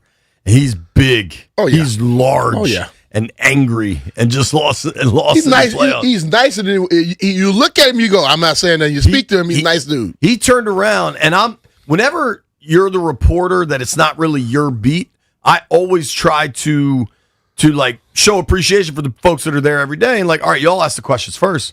But he turns around and nobody says anything, and I'm like, all right, we got to do this. And I'm like, gulp. I'm like, all right, James, tough game. How does that feel to go out in the first round? And he gives me this look, and I'm like, oh, my God, he's going to rip my head off. And couldn't have been cooler. Total pro. Yeah. Answer the questions. That's how it's supposed to go, man. Let's go to Pedro in Burke. Pedro, Super Bowl memory, dude. Pedro, you up, man? Hey, hi. Turn that radio down. Yeah, like the last guy said, too, it was awesome. James Harrison, 99 pick touchdown. Right before the halftime, and I was really excited. I was just a kid back then, and I was really excited for the halftime. And James Harrison ran that touchdown back. I just could not. It was just amazing. It was like unbelievable. Oh yeah! I can't believe the guy before me said the same thing as I did. It happened, brother. That was a hell of a play. I tell you, it was a hell of a moment. Yeah. That's what it was. Everyone's heard the Freddie Mitchell touchdown that cost me thousands of dollars when I didn't have thousands of dollars. Yeah. That's certainly a memorable moment for me. I'm curious for White Brian, a young Giants fan. To me, if you're a Giants fan, there's only one moment that it's got to be. Dub B, what is it for you? So it's actually not the David Tyree helmet catch. It's Really? The Eli Manning to Mario Manningham, 50 yards from his end zone. Oh, the second one? The one on the sideline? Yep, after Belichick. That was a hell of a pass, too. Let them beat us with Manningham, and they beat them with Manningham. Yeah, that right there, that was a hell of a pass from Eli. He put it where nobody else can get it. Eli, I'm not comparing Eli to Jalen Hurts because I think Eli had more consistency, but much like Jalen Hurts so far, granted he's got a 1-1 record and Eli's 2-0 in the game, but they had their best games in the Super Bowl. Hey, that's if you have your best game in those big moments, more people remember it. For sure. Let's go to Russ is in Charlestown, DMWV. What's up, Russ? Hey, what's up, fellas? Yeah, that made me sick, man, when Eli made them good passes. Because I tell you, man, I wanted New England to beat the Dolphins 18-0 or the undefeated record real bad. Uh-huh. And because back down in 73, man, we had lost. Mike Bass caught that pass, and we lost to the Dolphins out there. And then fast forward, John Riggins, that memorable moment with Riggins running that ball, and that put us on the map with Joe Jackson Gibbs and our Super Bowl runs, I think. But yeah, that's my favorite one with Riggo breaking that run. So yeah. You know what's crazy is Riggo is actually auctioning off that jersey. Is he really? Yeah, I think it's Hunt Auctions. I saw because Riggo's making the rounds at Super Bowl at Radio Row. He's the focal point of the whole deal. Dude, that auction, I'm not going to bid on it, but there's a Patek Philippe watch that was made for Riggo that he's auctioning off, which would be incredible. And during That's that game, 3740 anyway. A guy named Fulton Walker ran that kickoff back from Martinsburg. There And you those go. guys up here in West Virginia, we were jawing it back and forth, And I was so glad that Riggo broke that run, man. He come through for me. So, yeah, that was a memorable moment, fellas. DMWV, baby. Thank you, Russ. Yep. I got one that is just burned into my memory that I'm curious how you remember this, B. The Bills Super Bowl, where you guys beat the Bills in the Super Bowl, in what I think was going to be the first score of the game. I remember Art Monk coming down with a touchdown catch that they ruled a touchdown, and then they reviewed it, and then it was incomplete because the little back of his ankle was on the back line. Yeah. You remember that? What was the feeling like for that? I think at that point you feel like, oh, damn, man. But you knew, we just knew we were going to still beat them.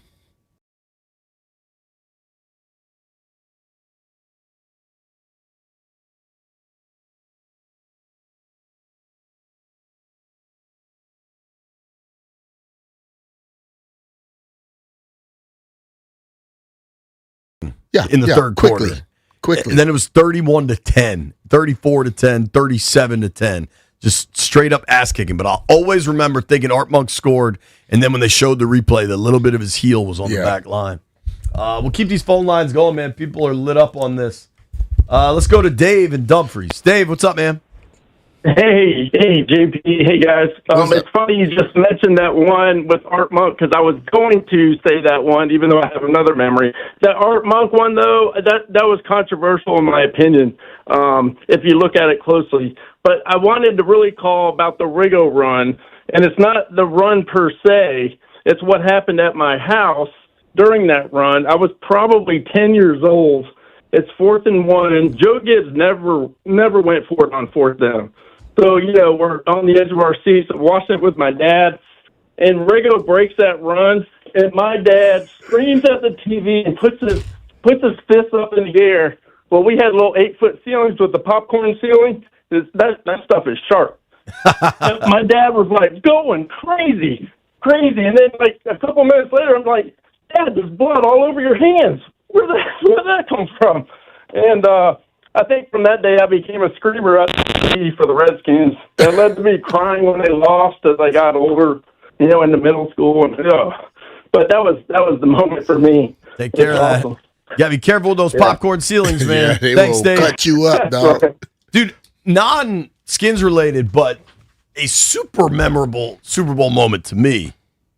When the Saints came out against the Colts and hit that onside kick, I don't think anybody in the world was expecting that. No. That was that for all of Sean Payton's. He was riding a lot of stuff on that year, though, dog. Totally. Everything worked. Well, like for all of Sean Payton's obvious hubris, the Sam Cassell dance required to call that onside kick to open the second half of the Super Bowl. Nobody in the world would have ever thought they're going to onside kick in that game. Certainly not the Indianapolis Colts. I mean, that was a serious play, dude. But it's like doing it at a moment when people least expect it. Can you imagine the first game of the season somebody would do it? We can't do it now because you got to say something. It got to be a certain situation. But if you can imagine the first game of the season, somebody came out, boom, onside kick. I'm trying to think of the 28-3 Pats Falcons. Jeff, I'm thinking we'll just leave the phones open this whole hour because we got no phones in the last hour.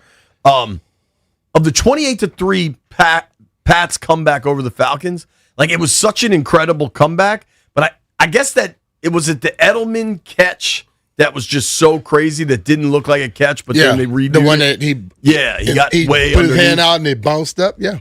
Let's go to Vic is in Gaithersburg. What's up, Vic? What's up, man? I guess not mine isn't really a specific moment, but just being a fan of a team for so long and finally seeing them win the Super Bowl is just such a euphoric feeling, man. Just waiting all these years and seeing them get to that moment and seeing them win, man, there's no better feeling than watching your team win the Super Bowl, man. Might be right, man. Oh, yeah. It's been a while here, but maybe it's coming back. Thanks for the call, dude. Yes, sir. I pulled up a list of like the best moments in Super Bowl. What do they say is the number one? How about, do you remember when the Seahawks were playing the Broncos and the Broncos were favored and they got the safety on the first play from scrimmage? Oh, yeah. And it was just I was at this place. I forgot where I was. I was in Vegas. I forgot where I was, and the guy was yapping. I did an appearance. And I say, I bet him $1,000. He said, can you pay? I said, I got my money. He said, yeah. Bet him, dude paid and walked right on out. Hell yeah. And I kept watching. I was like, dude might come back.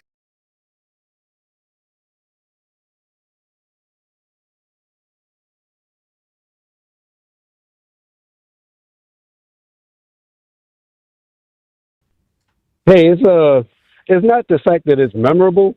It was a moment of disbelief. The Malcolm Butler interception left me in disbelief that they did not give the ball to Marshawn. Yes. Like, it's ingrained in my head of the stupidity of that call. And, like, everything you've said is correct. How do you not give it to Lynch there? Okay. But also that the Pats had scouted that so well that Malcolm Butler knew to jump that route. Yeah. Like, that's did he not even start in that game? Didn't he get punished early in that game? No, that was a later. Okay. That was a later Super Bowl. All right. Yeah, dude. So I pulled up this SI list of the most memorable Super Bowl moments, and that's number one. As soon as that ball released, when he dropped back, when Russ dropped back, everybody in the place, even the people that were for the Patriots, were like, "What the hell is he doing?" And boom, he jumped right in front of it. Dude, I just pulled this up. Obviously, 28-3 Patriots comeback. It's probably their greatest Super Bowl win. Maybe the first one against St. Louis. I don't know. Do you realize at what point in that game it was 28-3? It was second half, wasn't it? 3 minutes left in the third quarter. Yeah. Yeah, but they kept throwing it. They kept tossing that thing up on the other Atlanta side. had a turnover deep in their own territory, took a really bad holding penalty when they could have kicked a field goal and they had that hold. All right, if you're on hold, stay there. 800-636-1067, 800-636-1067, talking most memorable Super Bowl moments. We'll get to everybody. We're going to have the phone lines open this whole hour. Then Joe B joins us at 1 o'clock. B. Mitch and Philly.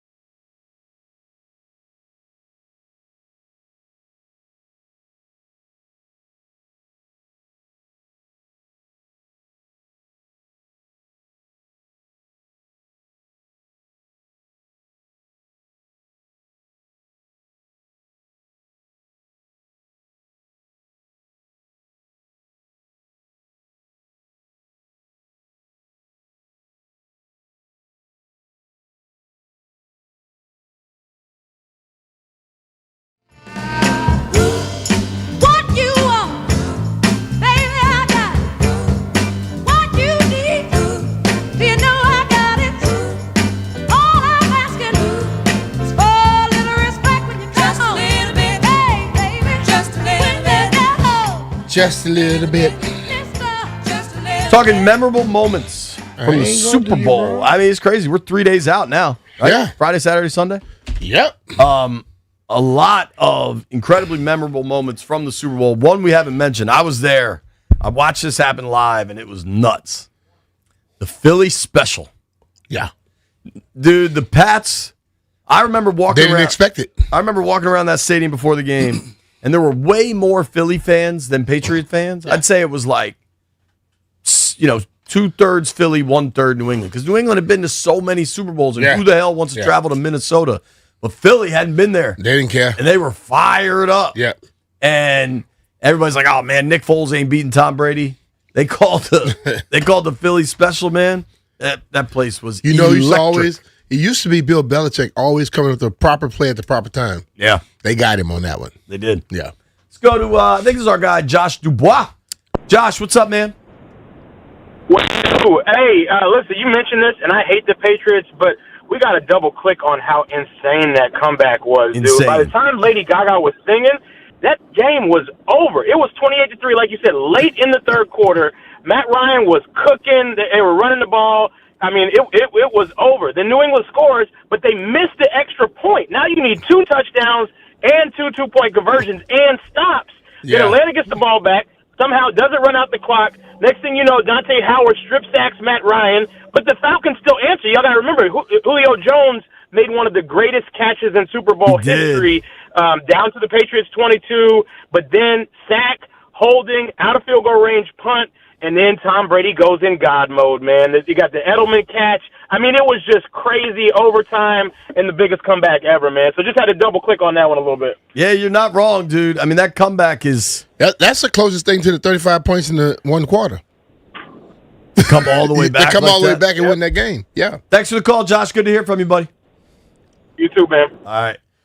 Let's go to Andre in Upper Marlboro. If you want to chime in, 800-636-1067, talking Super Bowl memorable moments. What's up, Dre?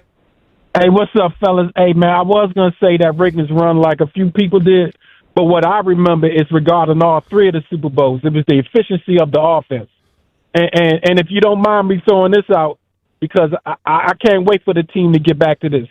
The year they won their first Super Bowl, they beat Dallas the last time they played them in regular season. I went to get autographs at RFK, and what I remember distinctively was the energy that them guys gave off. I remember leaving there knowing they're going to go through the playoffs and win the Super Bowl. And I can't wait for the team to get back to that same type of feeling where them guys is playing like they know they're going to win. All right. I appreciate it, man. Good Thanks for the stuff there, call, baby. Dre. Obviously, locally, I think the 35-point second quarter, Doug Williams winning the Super Bowl, Riggo. Jeff, I'm curious where you're going. You're a longtime Washington fan, but you never saw Super Bowls in burgundy and gold. Not at all, but I'm going to see some in the future.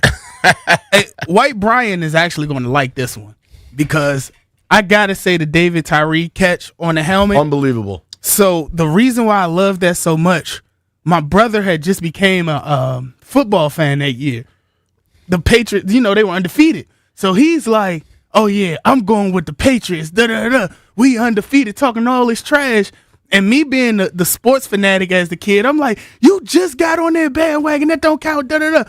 When they lost, he was mad like he'd been repping the Patriots since 93. And it was the most satisfying thing I've ever experienced. Because my big brother used to beat me in everything.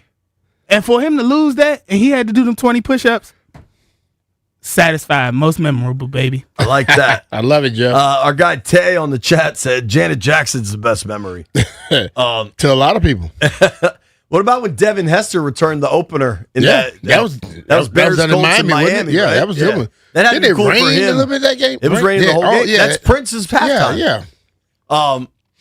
That has to be pretty damn cool. Let's keep it going. Mike is in Alexandria. Mike, what's your most memorable Super Bowl moment? All right, what's going on, fellas? So I'm a little bit of a homer, and for my Ravens fans, I know y'all remember the Jacoby Jones return touchdown on the start of the second half. But I know White Brian's gonna love this when we dog walked the Giants in 2000. That was they only ass scored, kicking. Yeah, they only scored off that. Was it a kickoff or a punt return? One of them two. So yeah, shout out to White Brian, man, for being loyal to the Giants. But I'd have to say that, man. I hope y'all enjoy y'all Super Bowl this Sunday. All right, bro. Thanks, buddy. I was in college for that Ravens-Giants Super Bowl, the 2000 season, and I'm at University of Maryland, so there's 1 million people from New York and 1 million people from Baltimore, and the Ravens fans were so obnoxious that week, just talking the Giants fans. That week? And then they just completely backed it up in the game, dude. You got to go for it, dog. Straight ass kicking. Let's go to Charles in Winchester. Charles, Super Bowl moment you remember? Well, it happened to be with the Dallas Cowboys. I think they were playing the Bills. My wife was in a football pool, and that Leon Lett picks up the fumble, and then starts showing off 2 or 3 yards and gets the ball smacked out. I remember that one. If Leon Lett scores, me and my wife win a trip to Hawaii. Oh, I was not happy. I can see that.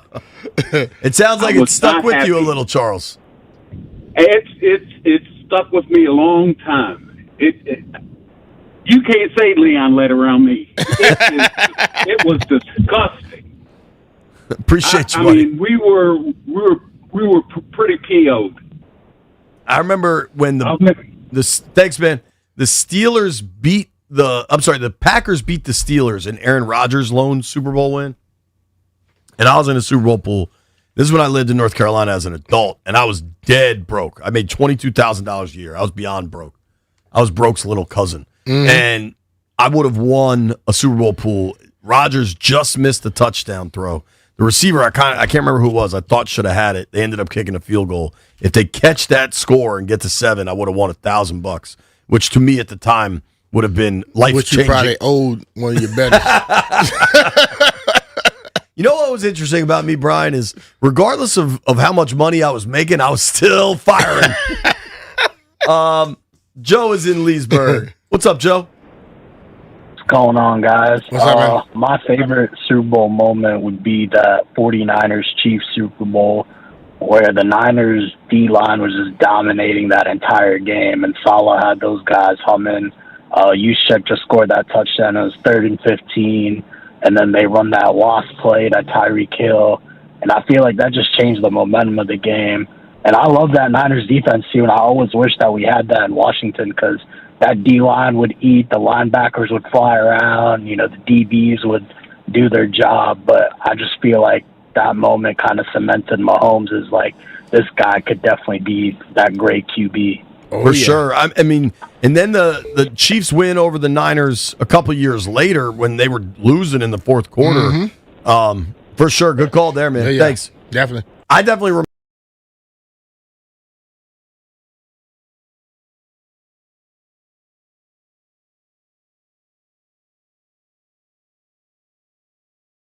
Just dove like, no. He went to dive and he got hit. And he was out of control. Mike is in Luckily, DC. he held onto the ball. Yeah, he did hold on to the ball. Mike is in D.C. What's up, Mike? Hey, Jets, man, my favorite moment was against the Broncos. Doug had got shooken up early in the game, and old Schrader grabbed his helmet thinking he about to go in. Yep. And Doug waved that boy off and continued to cook the Broncos. Yep, that was a good one. Yeah, dude, his ankle got bent up bad. Thank you for the call. Yeah, it was in that Bucks documentary, actually, where they asked Gibbs about it. And he said, Doug said, I'm not coming out. Yeah, yeah. Yeah, man. If you're Doug and you went through everything you went through as a pro football player, you're not giving that moment One up. day you get the backstory on that one. I can imagine. Our guy Joey, our producer from Monumental, just texted me. An underrated one was the Rams-Titans. When everybody thought greatest show on turf, the Rams would run away with that thing, and Steve McNair engineers that late comeback. Looks like Kevin Dyson came down to that. Kevin Dyson's going to get in the end zone, and I think it was Mike Jones was the linebacker for the St. Louis Rams. Who? Exactly. Made that tackle at the half-yard line, man. That was a wild, wild one. Yes, indeed. Let's go to Drew. Let's go to Eric at Capitol Heights. What's up, Eric? Hey, how you guys doing? We're good, man. My memorable moment was the '83 Super Bowl. You got to remember, it was Gibbs' second year as AHC here, and we were 0-5 in his first year before we turned it around. But when Riggins went around that edge, and bowled over the tackle and then just went untouched into the end zone. Because at that point in the game, we were losing. And that shifted everything, man. It shifted our whole franchise for years to come, man. That was a beautiful thing. Absolutely. Beautiful thing. Oh, Thank you, Eric. One, I'm surprised. That would pop up a lot. I'm surprised nobody said this because I want to say it was Danny Frank. I've heard a lot of old school Skins fans bring up how painful the Raiders' loss was because that team was incredible, the Raiders' Super Bowl loss. And specifically, I think I got his name right, Jack Squirick, the Raiders linebacker that had that pick six. I think it was just before halftime where, I mean, it was good scouting by the Raiders to watch for that play, and he jumped that route, and it was on from there. And then people were watching film back then. Marcus Allen went off. Drew was in D.C. Drew, what up, man? What's up, champ, man? I guess my memorable moment, I'm a diehard Skins fan. I think the Denver Super Bowl, but also the way everything was clicking. Then you had Doug Williams going off. Then you had Timmy Smith doing what he was doing. Yep. That's a bittersweet moment, man. But Timmy Smith, man, that had holes, man, you could drive tractor trailers through, man. So that whole offensive production and that Timmy Smith, I think when he had about 236 that game or something like that. I think he was rocking. And you find out that morning that you were starting. That's crazy. Oh, yeah. He had more yards in the Super Bowl. It was a few hours before the game. He had more yards in the Super Bowl the entire regular season. Crazy. Thank you, Drew. Y'all stay blessed. Hey, that's the talk about make it count. All right, our guy Mark in Landover Hills. Mark, what's your memory, dude? Hey, B, AJP. What's up, I haven't heard anybody talking about this yet. Maybe somebody has, but there's going to be some fellas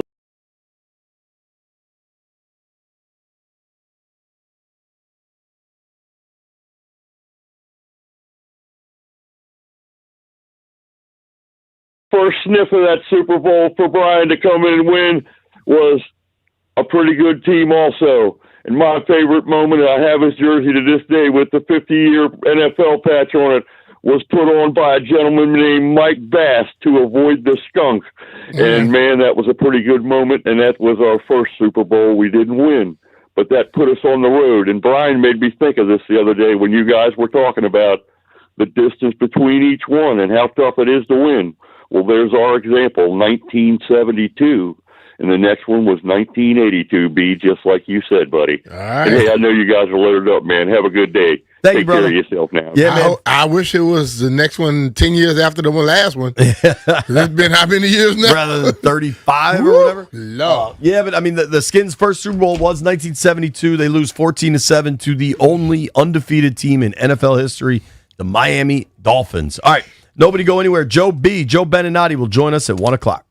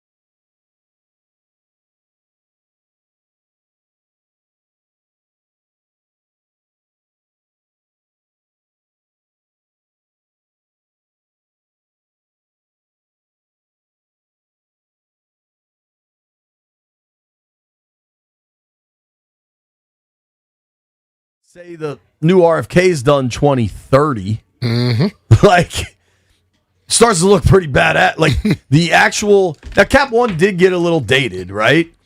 All of a sudden you've got the baseball stadium. I think is nice, pretty darn good. Yeah, real nice. Audi Field is sick. Audi Field is awesome. I don't know, especially because the Olympics are in the U.S. in 2028. So I don't know how long it takes before an Olympics could come back to the U.S. But like my whole life, I feel like I've heard about a D.C. Olympics. Say the U.S. is back up in like 2040 and you've got all brand new stuff, downtown. Starts to look way different. Looks a lot better. And you still have, if you're going to do Olympics around this area, you can use M&T. Yeah. University of Maryland can do some stuff there. You got the Academy up there. So it's a lot of different places you can utilize. Totally, man. Yeah. It's interesting. I think it's a pretty exciting time right now. I think we need a velodrome, though. Is that the bike joint? Yeah. Where would they put that? Dulles? The Dulles Velodrome? Got to find it somewhere. I've heard talk of it, so we'll see. Have you? That's the speed, right? Yeah, that's the one when they're going around like they be looking back and forth, then at the last one they sprint. I'm gonna tell you the truth, B. You will never see me riding a bike in the velodrome because it's banked up, right? Yeah. All right, I wanted to ask this real quick. What are your expectations now for the Wiz next year? Like, how different are they in the Trae Young, Anthony Davis trade world? I think if those two guys are healthy, it's about you're thinking playoffs. Is it play in or playoffs? Playoffs. First of all, if I'm thinking about going to play extra basketball, I'm not thinking about a play-in. Right. I'm thinking about we're in it and let's go for it. So 7 through 10 is the play-in in the NBA. Right now, that'd be Heat, Magic, Hawks, and Bulls. The Heat are 2 games over 500. The Bulls are 3 games under 500. Okay. I think if you add Trae Young and Anthony Davis to the young core, and then you fill it out a little bit more, whatever, you're at least thinking 500. Yeah.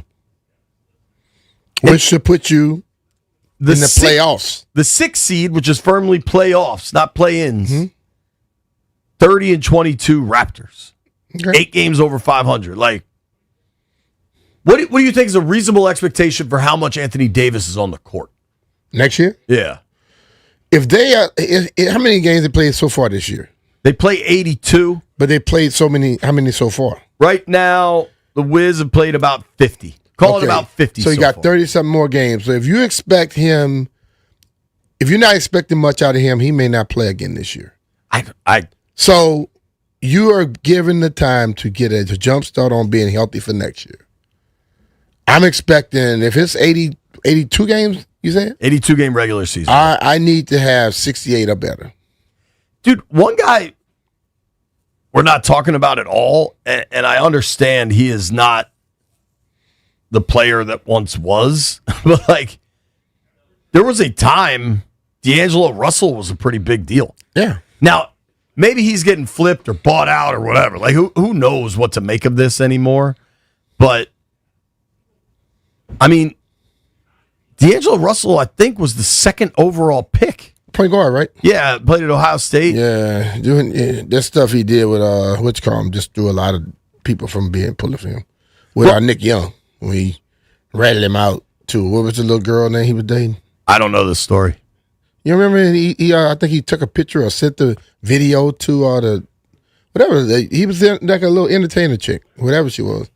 Jeff, you know the story? D'Angelo Russell and Nick Young? D'Angelo Russell with Nick Young and the young lady he was dating. He narked him out? And he did a video on the bus. He snitched. And it snitched to him. I wouldn't want him on my team. That makes sense. He's been traded a lot.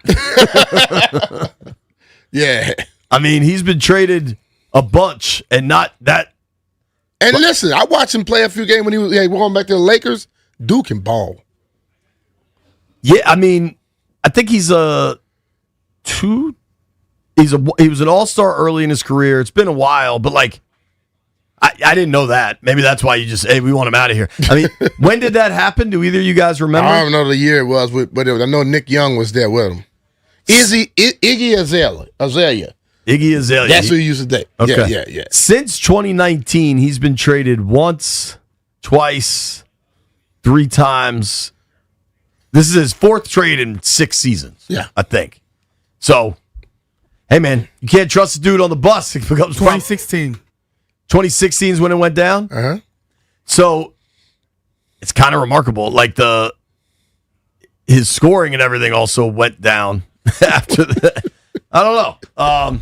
Maybe just don't like Nick He Young. apologized. You apologize all you want, but something about once you lose that credibility in the locker room, you got problems, bro. Maybe these young guys have never heard that story. I mean, Trey Johnson 10 years ago was 9. Believe me. Somebody texted If anything pops up, somebody will tell them about the story. Joe Beninati joins us next. Caps final game before the Olympic break tonight. B. Mitch and Finley are presented by John Leahy and the Fine Living Group. Find out how much your home is worth in less than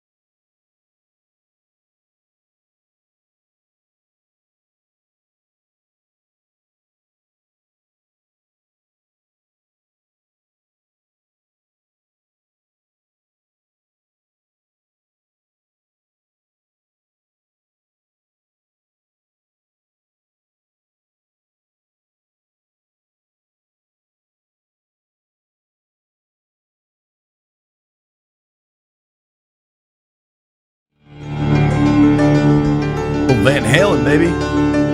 The song bumps.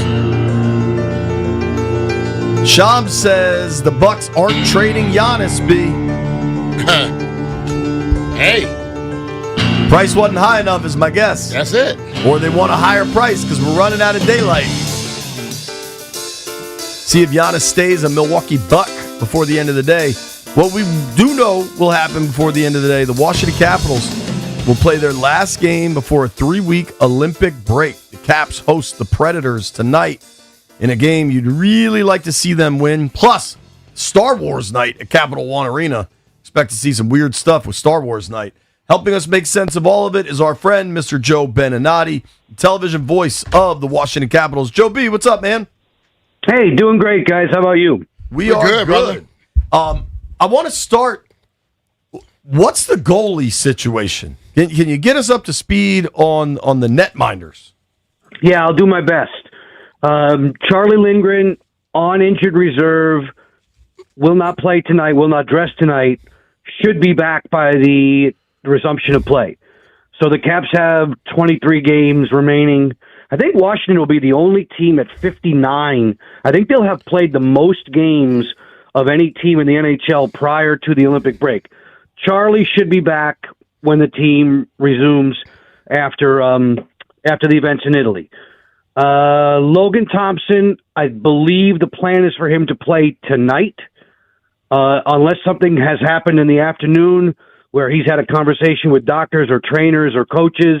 The assumption, and I'm underlining assumption, is that Logan will go tonight, and then he and Tom Wilson will get on the plane to go to Italy for Team Canada. Marty Faravari is playing for Team Slovakia. The Caps have 3 Olympians in the tournament. But so to me, it means Thompson in goal tonight, backed up by Clay Stevenson, who's played a bunch in this last week while both Logan and Chucky were on the injured list. But unless something's happened this afternoon, I expect it to be Logan in goal tonight. They're going to have a pressure-packed situation once this break is over with. How concerned are they with Logan playing in the Olympics? Oh, I think they're very happy for Logan to get this opportunity, B-Mitch. And, it's been 12 years since we've seen NHL players in the Olympics. I've had the good pleasure of calling 2 of those Olympic tournaments way back in 2002 and 2006. And there's really nothing like seeing best on best in a tournament like this. And for Logan and for Tom to have made Team Canada, as impressive a roster as that is, it's a great accomplishment for them. And you cross your fingers and hope that there are no injuries in this tournament. But this is real high intensity play, and there are going to be some bumps and bruises. But you cross your fingers and you hope that it's minor. And with regard to Logan and Tom, those are 2 guys you can't do without for an extended period of time. The Caps have missed Logan while he's been out since the injury in Seattle, but they're hoping that when they come home, guys, they've got to get extremely hot. They've got to be strong right out of the gate in those final 23 games because the races are so tight. Yeah, Joe, I want to talk to you about the playoff race and kind of where things are with such a condensed schedule on the front end. But there is some good news for the Caps tonight. I'm reading this from Tarek El-Bashir's Twitter saying that Pierre-Luc Dubois is going to be back tonight. Is that something you expected? How big of a deal is that? This could really help if he's able to go tonight and then keep it going when he comes back. Without a doubt. Is it something that I expected? I would have told you that I would have expected him on the other side of the Olympic break, but as he mentioned this morning to a bunch of media in attendance today at MedStar, the doctors, the trainers, the massage therapists, the entire team of athletic training personnel, just awesome, working with him and getting him back probably 2-3 weeks ahead of schedule. And Spencer Carberry underlined it. He said he's ready. They're not rushing him by any stretch. So this is a good example or good case for Pierre-Luc to see what it's like. Now, he hasn't played since early in the season. He's only played 6 games. Wow. And now when you get to game 59 like tonight, things are so much faster than when they were when he was injured. So he's got some catching up to do, But this is great. He'll at least get a taste for it tonight, and then know what he's got to work on over the next couple of weeks. Yeah, everybody's who's not heading for the Olympics is likely to get some good, well-deserved R&R, and I'm sure that includes Pierre-Luc, but maybe more so than anyone, he's the guy who's going to really be working on his craft during these weeks off so that he can be close to 100, if not 100, by the time they get going. And he's going to more than likely play with Lexi Protas and with Tom Wilson tonight, and that's almost 700 pounds a hockey player on one line. Wow. It's a great line to watch. When they're going well, they're tough to handle. That's the thing I was wondering, like, when in this break, in this time off, do they have a team-oriented thing, or they all go their separate ways? Mitch, they'll go their separate ways. They'll bring them back in. I believe the first unofficial practice, not that it's mandatory, but I believe the first unofficial return practice is right around February 17. But in the meantime, I'm sure, coaches, again, doctors, athletic trainers, and such strength and conditioning guys, they'll give them a blueprint for what they're looking for them to do while they're away. This is unusual to take a 3-week break mid-season. It's very unusual, and every athlete is different. But aside from catching some rays on the beach or wherever they're going, I'm sure they'll have a program in hand as for what they're looking for with regard to lifting and cardiovascular and everything else that's involved to keep them at the top level. Does Ovi take a trip back to Russia, or does he just chill out in Arlington and maybe Echo Stage? No, I don't know Alex's plans per se. I'm sure somebody's already seen an itinerary for him, but he'll be globe-trotting, I'm sure, with the family. And again, Alex knows just how much playtime there is and how much time there is for him to keep his investments in hockey. And at age 40, I'm sure that gets even more magnified for him. Yeah. Amazingly, he's still the second leading scorer on this team at that age. Wow. He's tied for the lead in goals on this team. This hockey team's really shared the wealth offensively, but Alex has contributed and wants to continue to do so. And I'm sure he'll be mindful of what's necessary to really play well in the last 6 to 8 weeks of the season. Talking with our friend Joe Beninati here on the Rude Guest Hotline. You give Joe a follow at JoeBPXP. You can watch Joe and Locker this evening, Monumental Sports Network, as the Caps take on the Nashville Predators. Joe, I wanted to take a moment because we've talked so much about Wilson and LT going for Team Canada and how cool that is. Martin Ferivari, though, gets to play for Slovakia, and I think Ferivari just had a baby recently. like what a run is this for Ferivari as far as what it? I mean, what can this mean for a guy like that? Yeah, JP and B Mitch, I'm so happy for him. He was nervous. He and his girlfriend Natalia, they were nervous that the baby wasn't going to arrive prior to the Olympics. So, Marty would have gone over to Italy and then got a phone call kind of thing. As it turns out, everything happened for the best. Mom and baby are doing great. Natalia's mom is coming into town. If not, she's not maybe already here.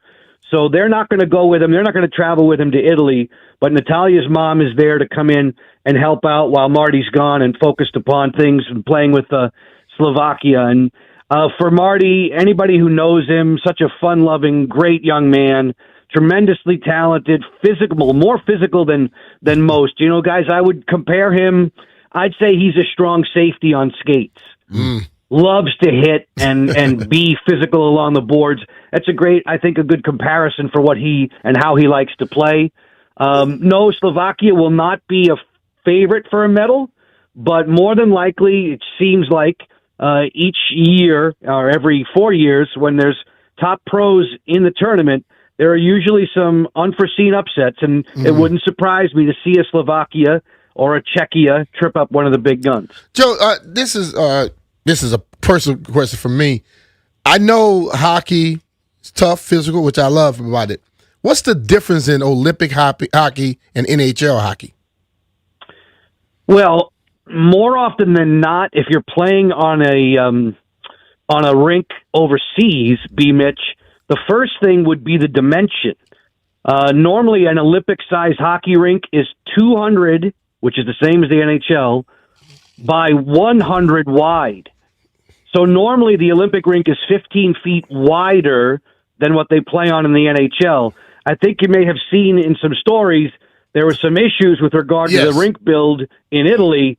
They don't have the 200. They're shorter than 200, and they're going to be 85 wide. So first off, it's the rink dimensions. And in the past, in tournaments, Olympic tournaments that I've covered, I always thought that the players with this skill set, with these skating abilities and shooting abilities, I thought they would love the bigger rinks. But it was Marian Hossa who came and told me once when I interviewed, I said, Marian, you must love this. He goes, no, Joe, really, when I make a great move on a defender, I'm further wider to the goal than I would be in the NHL. I like it when I make a great move and then I'm right on top of the goalie. Yeah. He referred to it as a lot of dead ice. There won't be dead ice in Italy because the rink is already smaller. You're dealing with, B-Mitch, you're dealing with each nation's best. And that usually means the best skaters, the best stick handlers, the best shooters, goalies, all the way through your roster. And when you have that type of skill set, a lot of the times people would think, oh, this is just going to be nothing but 7-6, 6-5 games. Not really, because you've got world-class defenders and netminders in there too, and it's not as wide open as people would expect. What? And isn't a huge difference in Olympic hockey? There's no fighting? Yeah, they're totally different. And I'm not, this is one area where I'm not sure of, guys, and maybe you could tell me differently. I don't know if the NHL refs are going over to ref this tournament or not.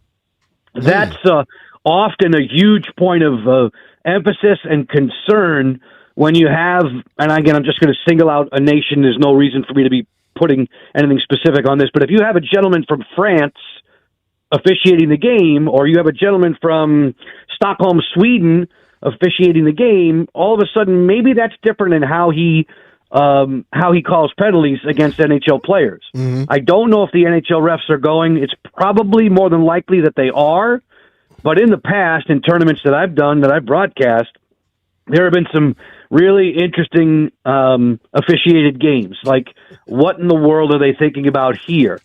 So, yeah, the physicality from a drop-the-glove standpoint, yeah, that's different. But there'll be a lot of intense, hard work along the boards, and those kinds of battles, we know that's a place where Tom Wilson flourishes. Sure. That just makes Canada a little bit stronger. Absolutely. Talking with our friend Joe Beninati. Caps play tonight, Star Wars night at the arena. Last game before the Olympic break. Joe B, looking at tonight specifically, the Caps are favored. Nashville's not having a great season. What do they need to do to really, they could really use to go into the break the right way after a disappointing loss to the Flyers the other night? Don't take penalties tonight, JP. Don't. Nashville's really improved its game in the last few weeks. They're scoring goals like crazy. They're also giving up a lot. But one thing they are doing, I don't think there's a team better than Nashville in the last 3 weeks on the power play. Their power play is clicking close to 35-40%. You cannot take penalties tonight. Keep it a 5-on-5 game, and I think Washington will be just fine. But the one thing that I do know about Nashville, they've already beaten Washington in Nashville this season, and they found a little bit of their offensive game. They're not where we thought they were going to be so far out of the playoff mix in the West. All of a sudden, they're sniffing again. They've got Jonathan Marchessault back tonight. There's some reason for concern, but I liked what I heard from the coaches and players earlier today. Spencer Carberry's word was laser focused. Our guys are laser focused on Nashville. You know, we wanted to talk a little bit about the Olympic experience, et cetera, et cetera. No. Nashville, guys, laser focused on Nashville. If the players stick to that, they'll be just fine. Joe, two other things I wanted to ask you about. One, we asked you, what are the players going to do? What are the coaches going to do during the Olympic break? What are you going to do? Little golf vacation? What are your plans? Oh, listen to me. This, first of all, I'm on the IR with respect to golf. I have an elbow injury that is being tended to, which is absolutely making me sick to my stomach, although it's my elbow. But I can't tell you how angry I am. But unusually, or depends on how you look at it with regard to me, I told a friend that I would be helping them with a TV assignment. So I have a project that I've been working on, and his normal play-by-play host is going to be over working with NBC in Italy. So he showed a lot of faith and confidence in me, and he goes, I need you for an SEC event. So immediately my mind went to, oh my gosh, I'm going to get to do some SEC basketball. He goes, SEC swimming and diving. Now, guys, I've done football, baseball, basketball, hockey, volleyball, soccer, lacrosse, and tennis. Yeah, I've done I woke up one day. Sports. I woke up one day to hear you doing lacrosse. All right, so you're going to spend some time in Knoxville. I just looked this up. In a couple weeks, the 20th and the 21st. I think I go in the day before. And guys, honestly, I'm petrified because it's something I've never done. And oh, by the way, who's the analyst? It's Rowdy Gaines. Oh wow, it's the guy you see every 4 summers who's working with either Dan Hicks or Ted Robertson or whomever. I'm like, oh my gosh, now here it is. It's going to be a first time on a specific sport, and I'm working with the A guy as the color analyst. So I better get my P's and Q's. Joe, you don't have nothing to worry about, man. I'm not blowing smoke. I have watched you do different. I told you I was one day on the couch, and I wake up and I hear your voice, and it was lacrosse, and I'm like, that's Joe B. And you handle your business every time, man. You'll do the research. I have zero concern. I tell you this, Joe, you might get me to tune in to some SEC swimming and diving championships. The thing that's scaring me is that I have the perception that it's so many different athletes. It's men's and women's, and we're doing 10 different events plus the diving. So there's just so much, and I just don't want to be the guy who's sitting there going, yeah, here's J.P. Finley from Georgia, and here's B. Mitch from Texas. I want to give you a little bit of something, so I got a lot of homework to do is basically what I'm saying. I wish I was on a beach. I'm not going to be on the beach. Knoxville's kind of mountainous, too. It's not going to be that warm, man. Oh, yeah, it's going to be cold. No. Joe, the other thing, I wanted to give you an opportunity, and if you'd rather not, I understand that. But Coach Carberry this morning at the morning skate went out of his way to acknowledge Bailey Johnson, who was the Caps beat reporter for the Post that was part of those layoffs. You've been in this town a long time. I think the Post sports section going away is damn near unthinkable, and yet here we are. Just curious your thoughts, whether it's specific to Bailey or all the Post journalists you've known over the years. Yeah, and Bailey's terrific. She's a good friend and someone that you always look forward to seeing around the rink. And from a cooperative standpoint, she and all of the Washington Post beat reporters, going back for me to 1994, have always been people that I rely upon, and we share information with each other. We help each other as best we can. There are things that we can't say and that we can say that sometimes we put in pocket and sometimes that we share. But all in all, it's a very collegial type environment. And for me to hear this recent news, I'm sure like you guys, I'm dumbfounded by it. I can't even fathom it. And you think about the amazing talents, the luminaries who've written for the newspaper in the sports section, both beat reporter, columnist, on and on. I hate that it's happened. I'm sickened by it. I'm extremely sad for Bailey, and I know that she will bounce back, as all of them will, but I just wish it didn't have to come to pass. This seems like it's too giant a slice, and you're slicing off an awful lot of a very prestigious group of people, both now and then. And for me, better than 30 years of literally almost every day starting my day with that sports section, and to not have it just doesn't seem right. Yep. We're with you there, Joe, and I will see you this evening, man. Looking forward to Star Wars night and the Caps pre-Olympic break finale. Let's get a dub, Joe. Thank you for the time. All right, Joe. Take care, brother. I'll be dressed like Yoda. You can't miss me. Now I'm going to try to find you. Thank you, Joe. That's our guy, Joe Beninati. Funny. Give him a follow at Joe B PXP. Landfill, we're going to have to track down some of the Joe B calls of the swimming and diving championships. Yeah, have him on just the to have recap that in the holster. Nobody go anywhere. Our friend Peter Rosenberg joins us next.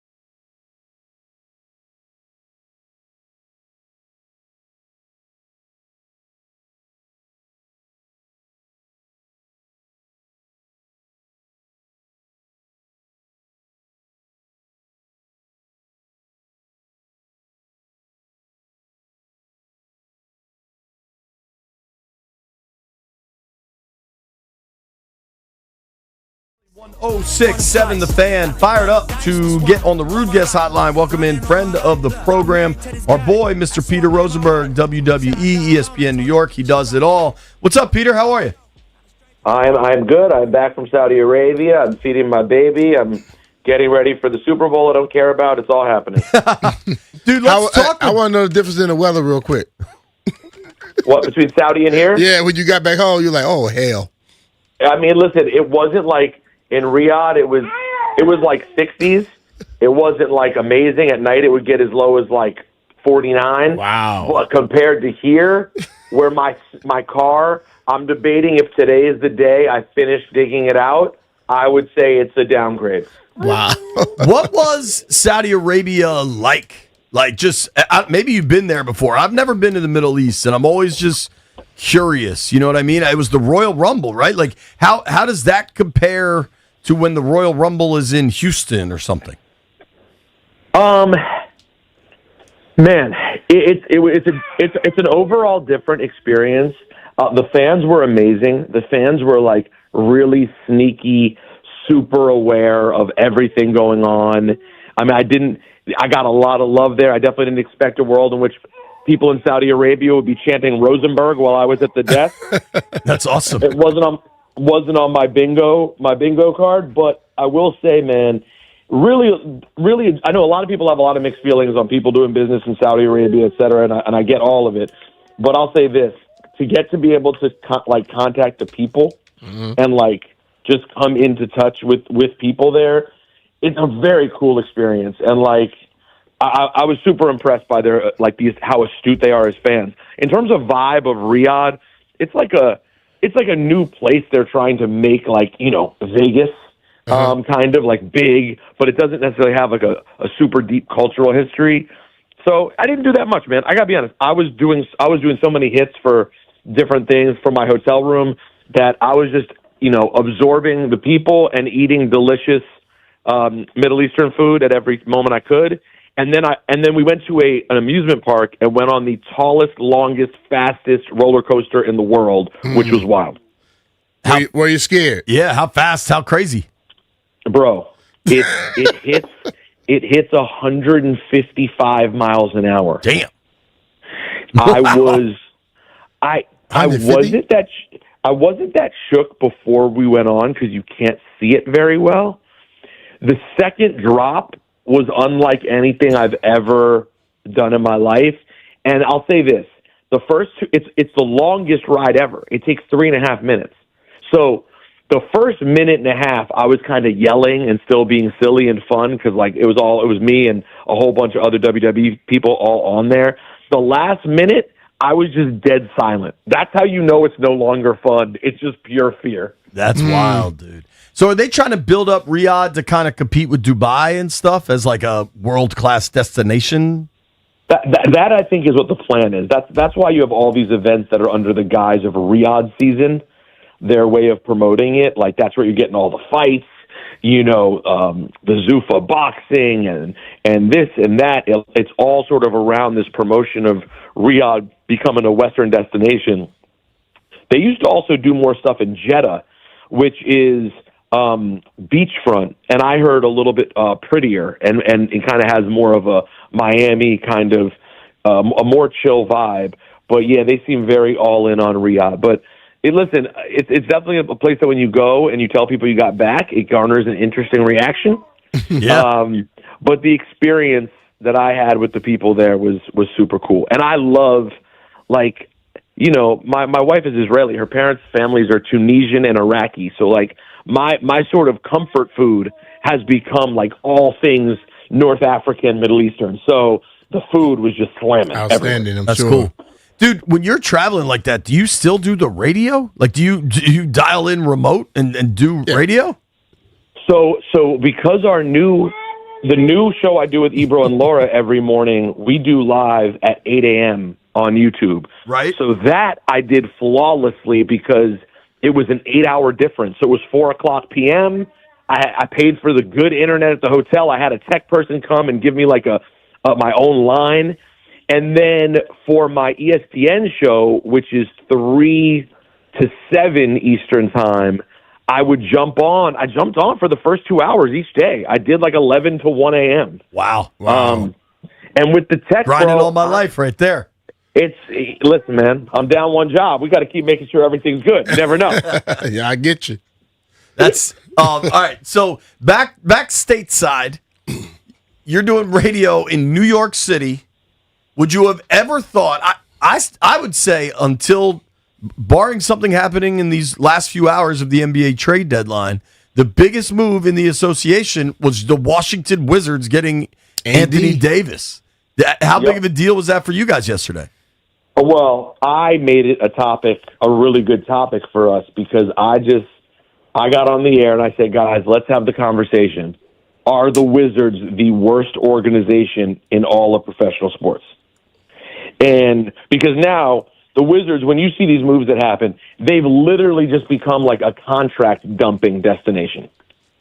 Where can we just send off someone that we don't know what to do with? And like, I don't know if these moves are ever done with the hope that it's going to pan out for the Wizards. And so we got into a big debate because my co-host Alan Hahn is a Jets fan, and he doesn't think the Wizards hold a candle to the Jets. The Wizards did win the division. I was surprised to remember that they won the division in 2017. Mm-hmm. Yeah, they had some flashes with Wall and then with Gill as well. Yeah, and Gill, of course, we remember losing to Cleveland and going to the second round. But like overall, this is a team that's last championship, JP, was the year before I was born. I'm 46. Right. So, and I mean, to have Michael Jordan and still fail, and to just year after year, because here's my argument.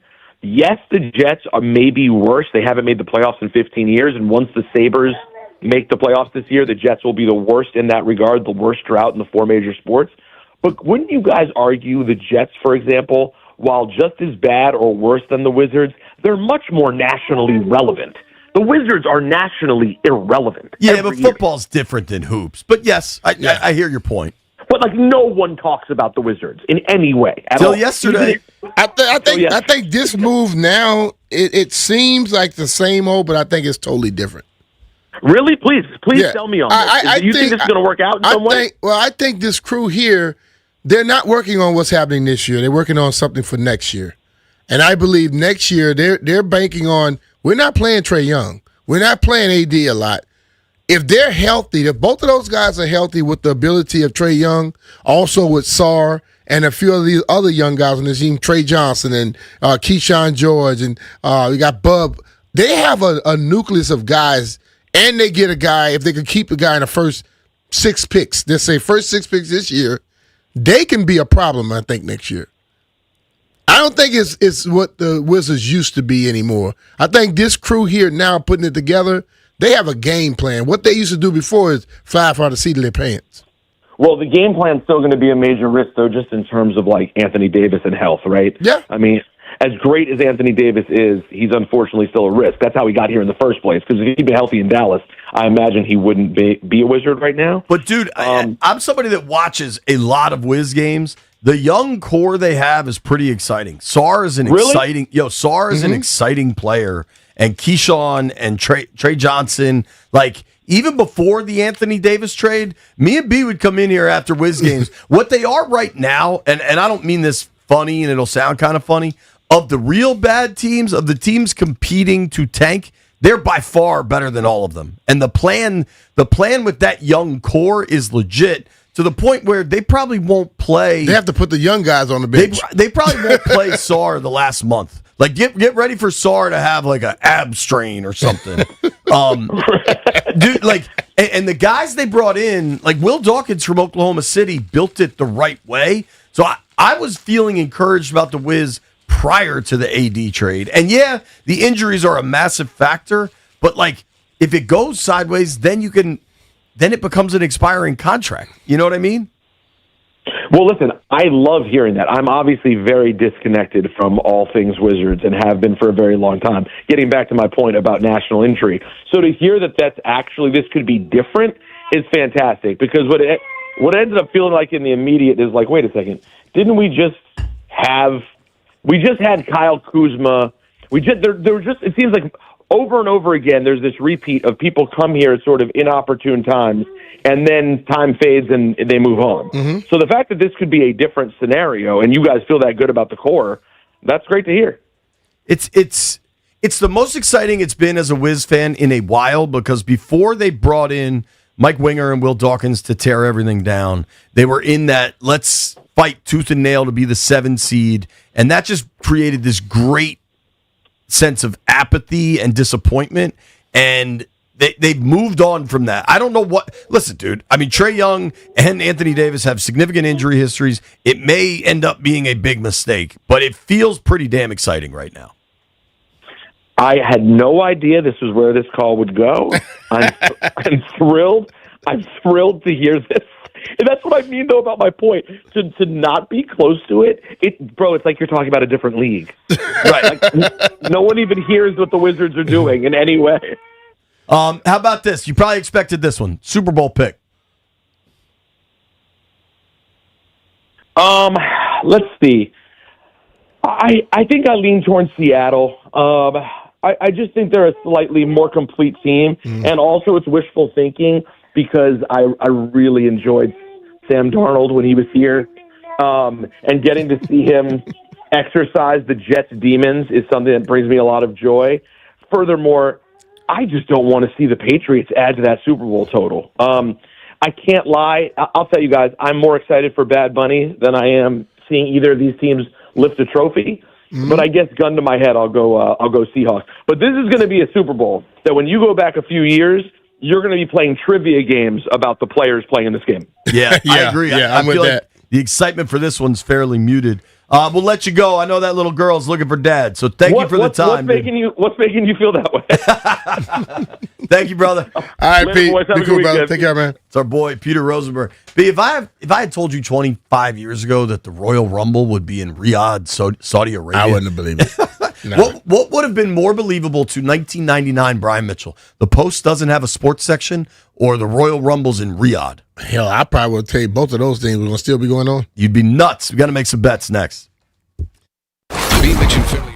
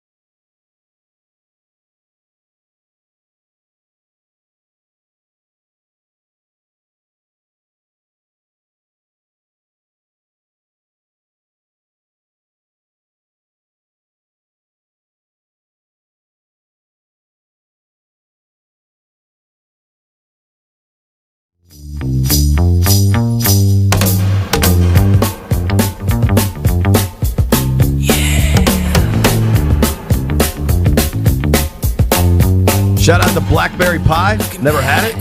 Quite good. Pretty similar to blueberry. Maybe it's like a blueberry and a raspberry had a cousin. Yeah. Kind of Seeds. Yeah. Yeah. Danny Frank swears by boysenberry. You ever had that? Never had that one. But blackberry pie, have had it. Would you just have pecan? Pecan is best. Nick Emenwari has been fantastic for the Seahawks this season. Low ankle sprain. We saw the video of him walking hobbled. Low, he probably could be okay by Sunday. High is tough. High, he probably would be okay by May. Mike McDonald says fully expect him to play. Sucks because he turned it in practice. Like, this is a legit Super Bowl week practice injury. Remember the last guy I told you messed up an ankle in training in Super Bowl practice? Mark Rippon. In that one, what did he do in that game? Isn't that when Coach Joe said we got to chill out? Shut it down, dog. We won't have anybody to play. So I can understand. Because people, like when they say the intensity picks up as you go through from preseason to regular season to playoffs to the Super Bowl, the thing about it is it's not like you're thinking about doing it. It just happens. Because I think internally your body understands this is more important than the one that we last played, and you feel you got to go at it. And then the next guy think the same thing. And what happens with testosterone-driven men? You do something, I'm going to go harder the next time, and all of a sudden it's out of control. But you need a coach to be able to tame that. Going to be very, very interesting, man. Super Bowl is just a couple days away. I think I'm getting closer and closer to my official pick. I had won eight in a row. 3 days away, but we can go with that. What'd I say? Just about a couple? Couple is 2. From a radio show perspective, we got one show till the Super Bowl. 3 days away. Days are hard to Friday, measure. Saturday, Sunday. Sunday at 6 something is when it starts. Appreciate that update. Mike Vrabel told the Patriots, told his players, do not give security guards a hard time for checking your badges. Super Bowl's crazy. They're not going to know everybody that's a player. Yeah. When you were playing in the Super Bowl week, Did you know who the hell we were? Did you ever have one of those, like, you got stopped at some We entrance? didn't have all that stuff going on back then. You get off that bus and walk on in. We didn't have all this security and facial recognition and all that. We didn't have that crap. Did you hear him? What do you say? I ain't say nothing. He said something. What you say, Jeff? Come on, I be said a man. I don't think metal detectors was invented back then. I mean, we didn't need anything with metal. Jeff might need one next time he sees you. Yesterday, the Anthony Davis trade happened, and it was all hell breaking loose at the end of our show. Everybody, let's just make a pick real quick for tonight, because I don't know where we're at. Wizards are playing the Pistons. Pistons are really good. Wizards are getting 15.5. Wow. a lot. I hate to Caps do are at this. home. What, hate to Jeff? do this, but I gotta take Detroit minus 15. Hater. I said I hate to do this, but I have to. I mean, take the Terps hosting Ohio State tonight. Ohio State, all the way. Damn. What's the point spread? Just haters all I'm over. taking Ohio State. Yeah, I'm gonna parlay that. What's the point spread? Ohio State is a road 7.5 point favorite. I take Ohio State. Can I alt line that thing? All right, for all the haters, I'm gonna parlay the Wiz and the Terps getting points. I do not think this bet will hit. I'm gonna take the Wiz and the Terps tonight. I'll take Ohio State, and I'll take the Warriors plus 6.5. Landfill's alt lining Ohio State. Landfill, how high would you alt line that? 14? Yeah, I was gonna say 14.5. 2 touchdowns. White Brian, you got something? UMBC. Shout out to the Retrievers, Terriers. The Retrievers. UMBC's a small dog. I can't remember. I think I think they're like the Retrievers or something. The Retrievers. Dang! Kid's on fire. Thank you to everybody that listened to the show. Retriever ain't that small. Dog, I don't know. Thank you to Chris Miles. Thank you to Joe Beninati. Thank you to Peter Rosenberg. Great Daddy next. 50 Stevens.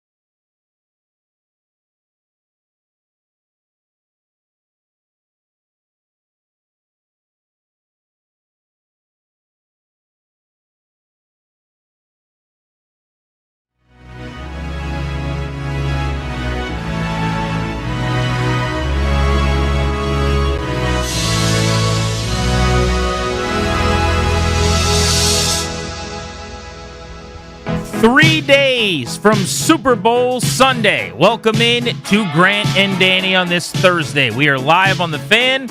We're coming to you from our studios in D.C., downtown in the Navy Yard on Half Street. And we will be with you live tonight all the way up to 6:30 locally in and around the DMV. Watch the show on YouTube on the 106.7 The Fan page. You can listen to the show wherever you are via the Odyssey app. Pause, rewind, start and stop. Or if you can go over the radio, over the air in your cars on 106.7. Danny, we got a nice one planned today. We got a good little show for you. Right before you and I walked into the studio, I'd been living the good life lately in terms of food. You know, been eating well, having a nice old time, which results in grossness for me.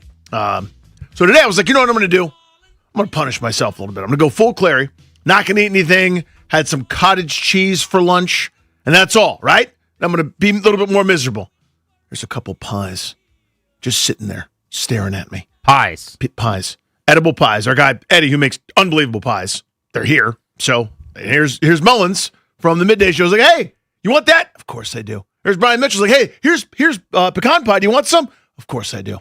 So I went from being great to a slob. I've undone all the work and then some. I'm now in a net negative, in this case positive, because it means weight will be gained by me. It's so... How is anyone thin? It's kind of like Tankathon. Yep. My favorite site with the NFL draft, where you're chasing a higher pick, and you don't know what terminology to use.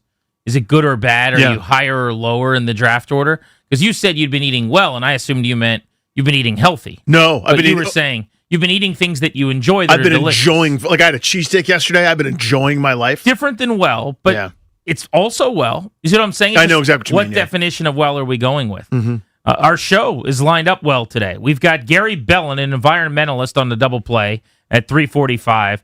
There were 40 million gallons of poop being dumped into the Potomac River for 10 days. We want to ask him about the ramifications from that. So that's our double play today. Non-sports at 3:45. We'll also talk about some of the next-gen and visual enhancements to watching football. Sam Schwartzstein of Prime Video joins us at 5 o'clock. And Matt Hasselbeck, former NFL quarterback, and also same name as delicious type of potato, the Hasselbeck potato.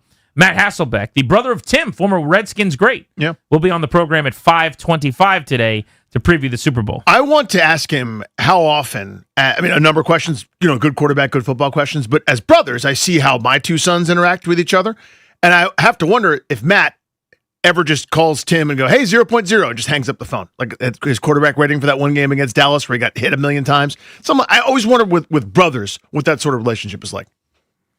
I wouldn't ask him about the 0.0 quarterback rating. Don't ask Matt about that one? Table that one. Okay. Because we don't know him at all. We've never talked to him, and he doesn't know us from anybody. Do you bust your brother's chops every once in a while? That might be a better way to do it. Like, I have an example of what you might be able to say. Yeah, okay.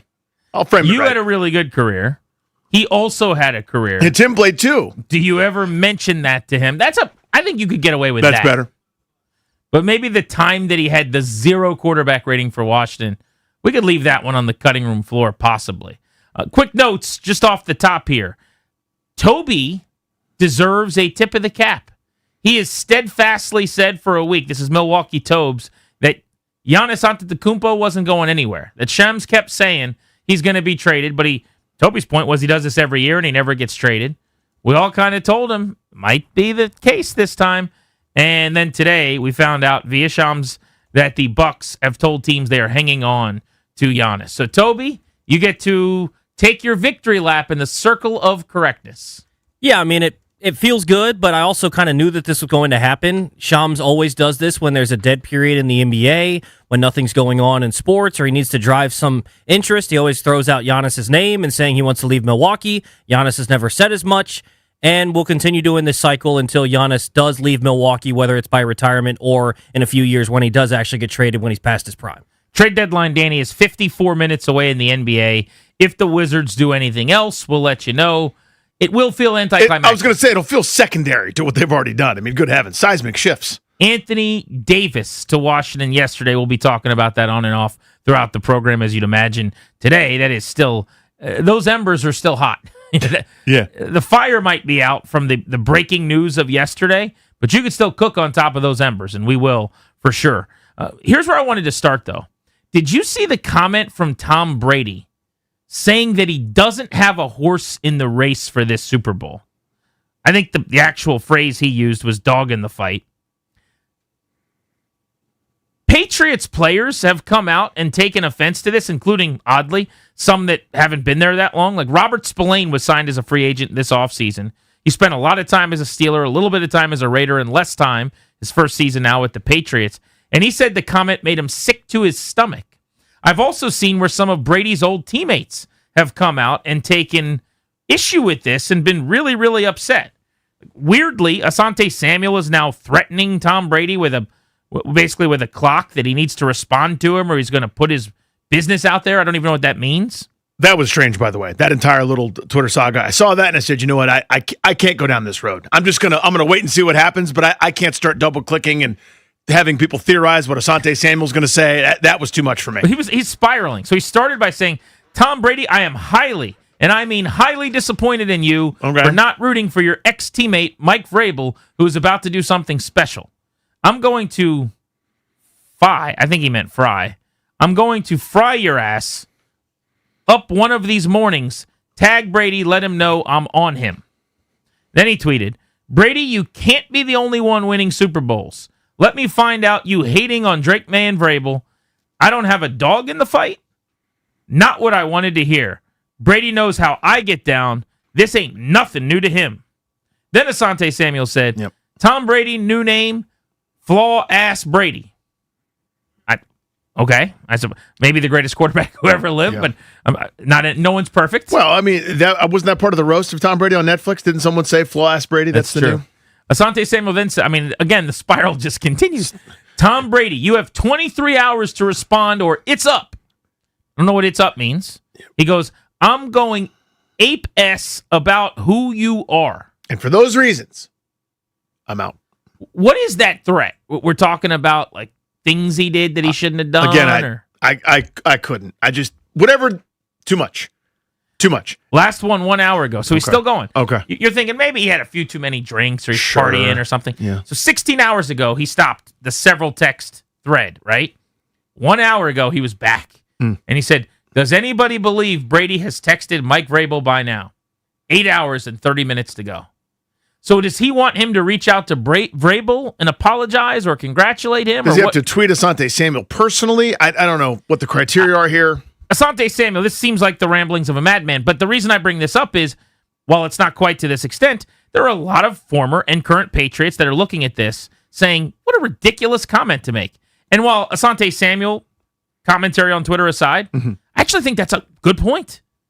What is Tom Brady thinking?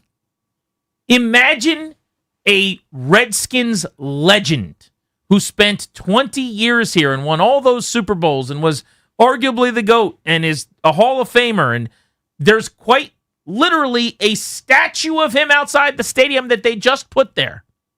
And then someone asks something about like who you're rooting for, or your rooting interest, or what's it like getting to root for the Patriots in the Super Bowl, and you correct them to tell them you don't have a dog in the fight? That's wild to me.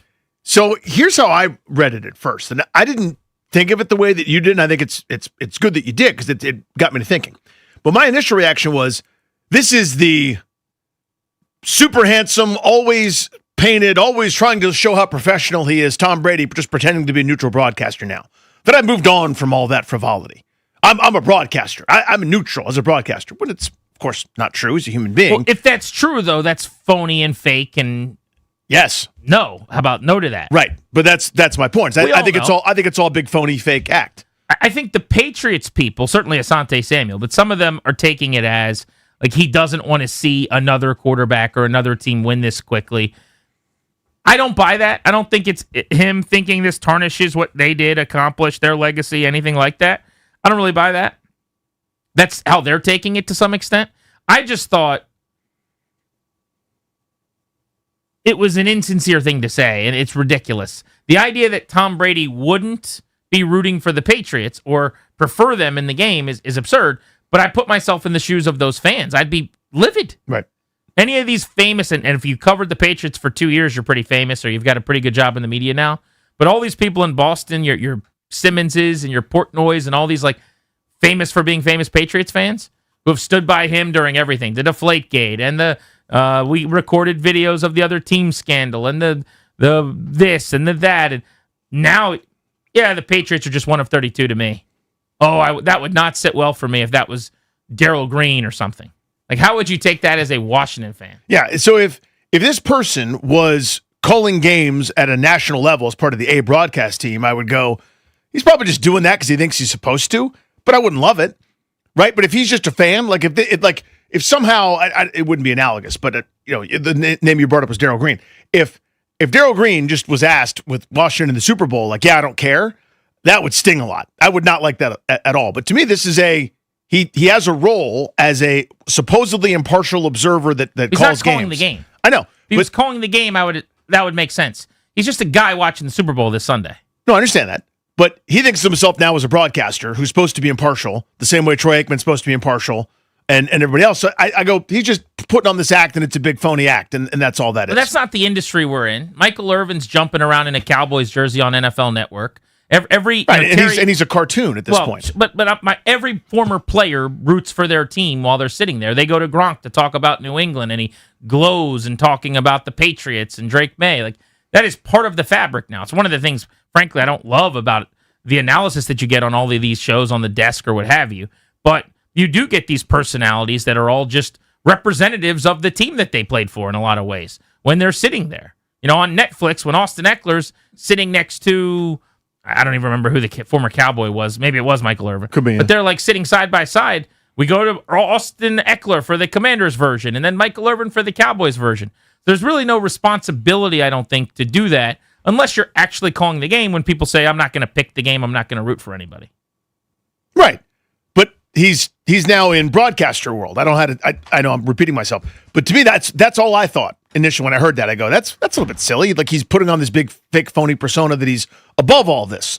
The rest of that's Gronk. That's silly old tight end Gronk. I'm Tom Brady. I'm immune to these sorts of things. You see how impartial I am? I'm a broadcaster now. And it's just to me, it was just a big act. I'd be annoyed about it, but that's the first thing I thought of. I remember when Darryl Green was a legend of the game for the Super Bowl. I think it was based on an anniversary or how many years removed, or it might have been I don't even know why it was him, right? But it might have been where the location was or something.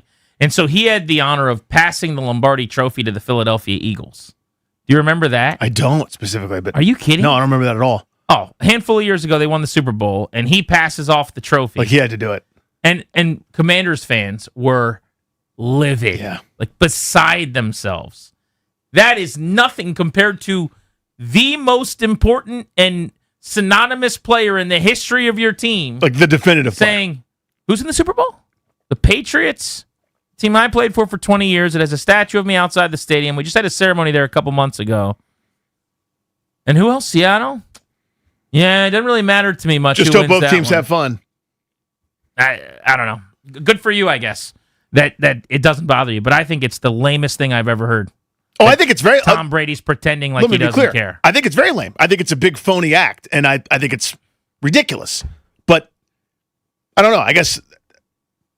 I don't know. I feel like I solved the puzzle, that it's just a big phony act. So I guess that's... I do find that annoying, that it's a phony act from a guy that I think is a big phony in that regard. I covered that 9 minutes ago. Mm-hmm. I mean, that I think we're having two conversations. I know why he did it. I think it's lame, and I totally get why players are annoyed by it in that locker room. And if I was a fan of the New England Patriots, that would piss me off. Yeah. Pretty good.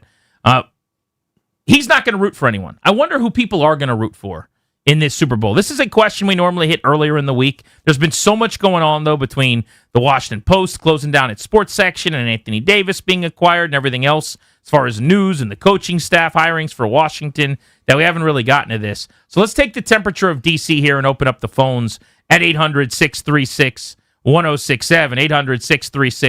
800-636-1067 if you want to jump in.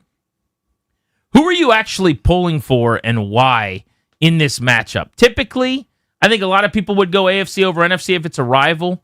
I don't feel any general animus towards Seattle because it's NFC West versus NFC East. But it's funny, the other night my wife said, I hate the Seahawks. Go Patriots. And I was shocked by that. I'm like, what do you hate so much about the Patriots? Just like, well, every time my team gets to the playoffs, they've The knocked them out. Seahawks have eliminated them 3 Well, times. that's true. 05, Yeah. 07, 12. So before the 15 Cousins run, and then last year, 3 straight times they got to the playoffs, it was the Seahawks. So long ago, we're talking about now 14 years ago, the last time Seattle knocked them out, that I don't care as much about it. But yeah, in 2015, I probably had a little more ill will towards Seattle. Where are you at on this matchup? Do you care either way who wins? Oh, Or do you just 100%. Are you team, let's see a good game? Well, I'd like it to be entertaining, but go Seahawks. Like, I can't imagine anything else. The New England fans deserve 1,000 years of darkness. They had to take a 3-year break. A 3-year break before their team is back in the Super Bowl with an entirely new everything. No! Unjust! Unfair! Cancel it! Everyone sprain their ankle now! Mike Vrabel get laryngitis! This is not right! They deserve infinite sadness for infinity. They were in half the Super Bowls for 20 years. They won 6 of them. That's more than every other franchise in any span. It's the single most incredible dynasty in history in a league of parity. They were immune to it. No to this. No more. It's incredible what they've done. I can put on the second hat. Vrabel, amazing. Drake May, amazing. This renaissance with 2 straight years picking 3rd and 4th respectively, going 4-13 twice, and overhauling the roster. Brilliant, incredible, taking advantage of a down year in the division to kick everybody's ass on a soft schedule. Blah blah blah. Still, what a turnaround! It's remarkable. Full stop. Enough of Boston things success. No more Felger and Maz gloating about how awesome it is to be a Boston fan. No more from Boston. Sadness. Give them the sadness they deserve. Decades of failure. Decades. Let them go through a month like a Browns fan. One time, they had to wait 3 years. I waited 30-some to have one fun season, and now it's a fart noise and an elbow to the throat being a Washington fan again. I got one hour in the sun before DQ turned his hat around backwards and said, we missed it, and then kicked me in the junk. F them forever. No to the Patriots. So it's been, I think, 630 some days, somebody said yesterday, since Boston won a championship. And there are those signs at all of their parades, and there are many of those parades, by the way, where there's some 15-year-old kid telling you how many of these he's been to. And that always makes me want to kick him in the shins. I know I'm not supposed to want to kick a child in the shins. But he's big enough. But if you're 15, I'm going to do it. You brought the sign, yeah. Yeah, and you wrote the sign, I would imagine. No one wrote it for you. But it's like, I'm 9, and this is my 13th parade. And it's like, I'm not from Philly, but in that moment, you understand why that guy threw up on that kid. Right. You know what I'm saying? Yeah, Like, purposefully made himself get sick on a child. That disgusting act by that gross fan base. Yep. I find this Patriots team likable, though. Oh, yeah. On an individual basis, sure. And I have a hard time holding against them the wins of the past. It also, it's been a few years. Like, this is something different about you and I think. You're going to hold a grudge a lot longer than I am. That's true. And from a team standpoint, when I get to my empty on the gas tank for wanting anything good for this team, I can root against the Patriots, and I did it for several years at the end of their run. No doubt about that. But I refill the tank faster to now be okay with them. Whereas I think your team, as you just said, for 25 years, you hope the Patriots never win again. They went 3 years without making the playoffs. They went 5 years where they weren't getting out of the wild card round. Actually, longer than that. This is year 7 since they won the Super Bowl. So I've kind of moved along from, it's not Belichick. I was tired of that. It's not Brady. I was tired of that. No one on this team was on that Super Bowl team in 2018. It's a completely different thing, as you pointed out. Vrabel's one of my favorite coaches. May's one of my favorite quarterbacks to watch. I like that team. Now, the problem I have is I also really like Seattle. What's not to love about Mike McDonald in year 2? Clint Kubiak's a dude. He's about to become a head coach. Love his offense. Love the Shanahan coaching tree. That's great. Root for him. The Sam Darnold story is impeccable. That's the easiest layup of a feel-good, I hope something happens on Super Bowl Sunday that's good for this guy ever. Because he was left for dead more times and had more lives than a cat. What's not to like? So For sure. I find Seattle eminently likable too. I don't necessarily care that much, honestly. I want a really close game that comes down to the wire. I could be cool with either of these teams winning. I think I'm going to root for the Patriots because I have been annoyed all year with people that act like they're not any good when they dominate bad teams and have beaten the good teams that they played. And I want that narrative to go away forever. So I probably am going to root for them based on that. But this is the first time in a long time that in a Super Bowl matchup, I'm not rooting against either team. And with every play that happens, I can be like, hell yeah, good for the Patriots. Oh, nice throw. That's awesome. Good for the Seahawks. There's no one I'm rooting against. I hear you. And I love Mike Vrabel. I want everyone to have to answer the question, why didn't you interview or hire Mike Vrabel for an entire year? And he rolled in, and basically they've gone 17-2 since a week 1 fraudulent loss. And sorry about that. A lot of teams haven't done that are supposedly overrated, having playing a soft schedule or whatever the hell the dumb excuse is. Yeah, they're really good. Individually, I like them. They went to 13 out of 19 conference championship games over 19 years. Well within my lifetime. Not like when I was a kid. It's not some Steel Curtain NFL Films ancient memory. The whole time, when you were watching the NFL, you were like, this is probably pretty pointless. They're going to the Super Bowl again. They're inevitable. Enough of that. Enough. I am rooting against them, which, by the way, means congratulations to the stupid Patriots. All right, I want to hit the phones on this next. 800-636-1067. Two teams that are both easy to cheer for, I would say. Neither has won a recent Super Bowl, and neither of these regimes has worn on us or gotten old. Well earned on both sides. Who you rooting for? Grant and Danny on the Fan.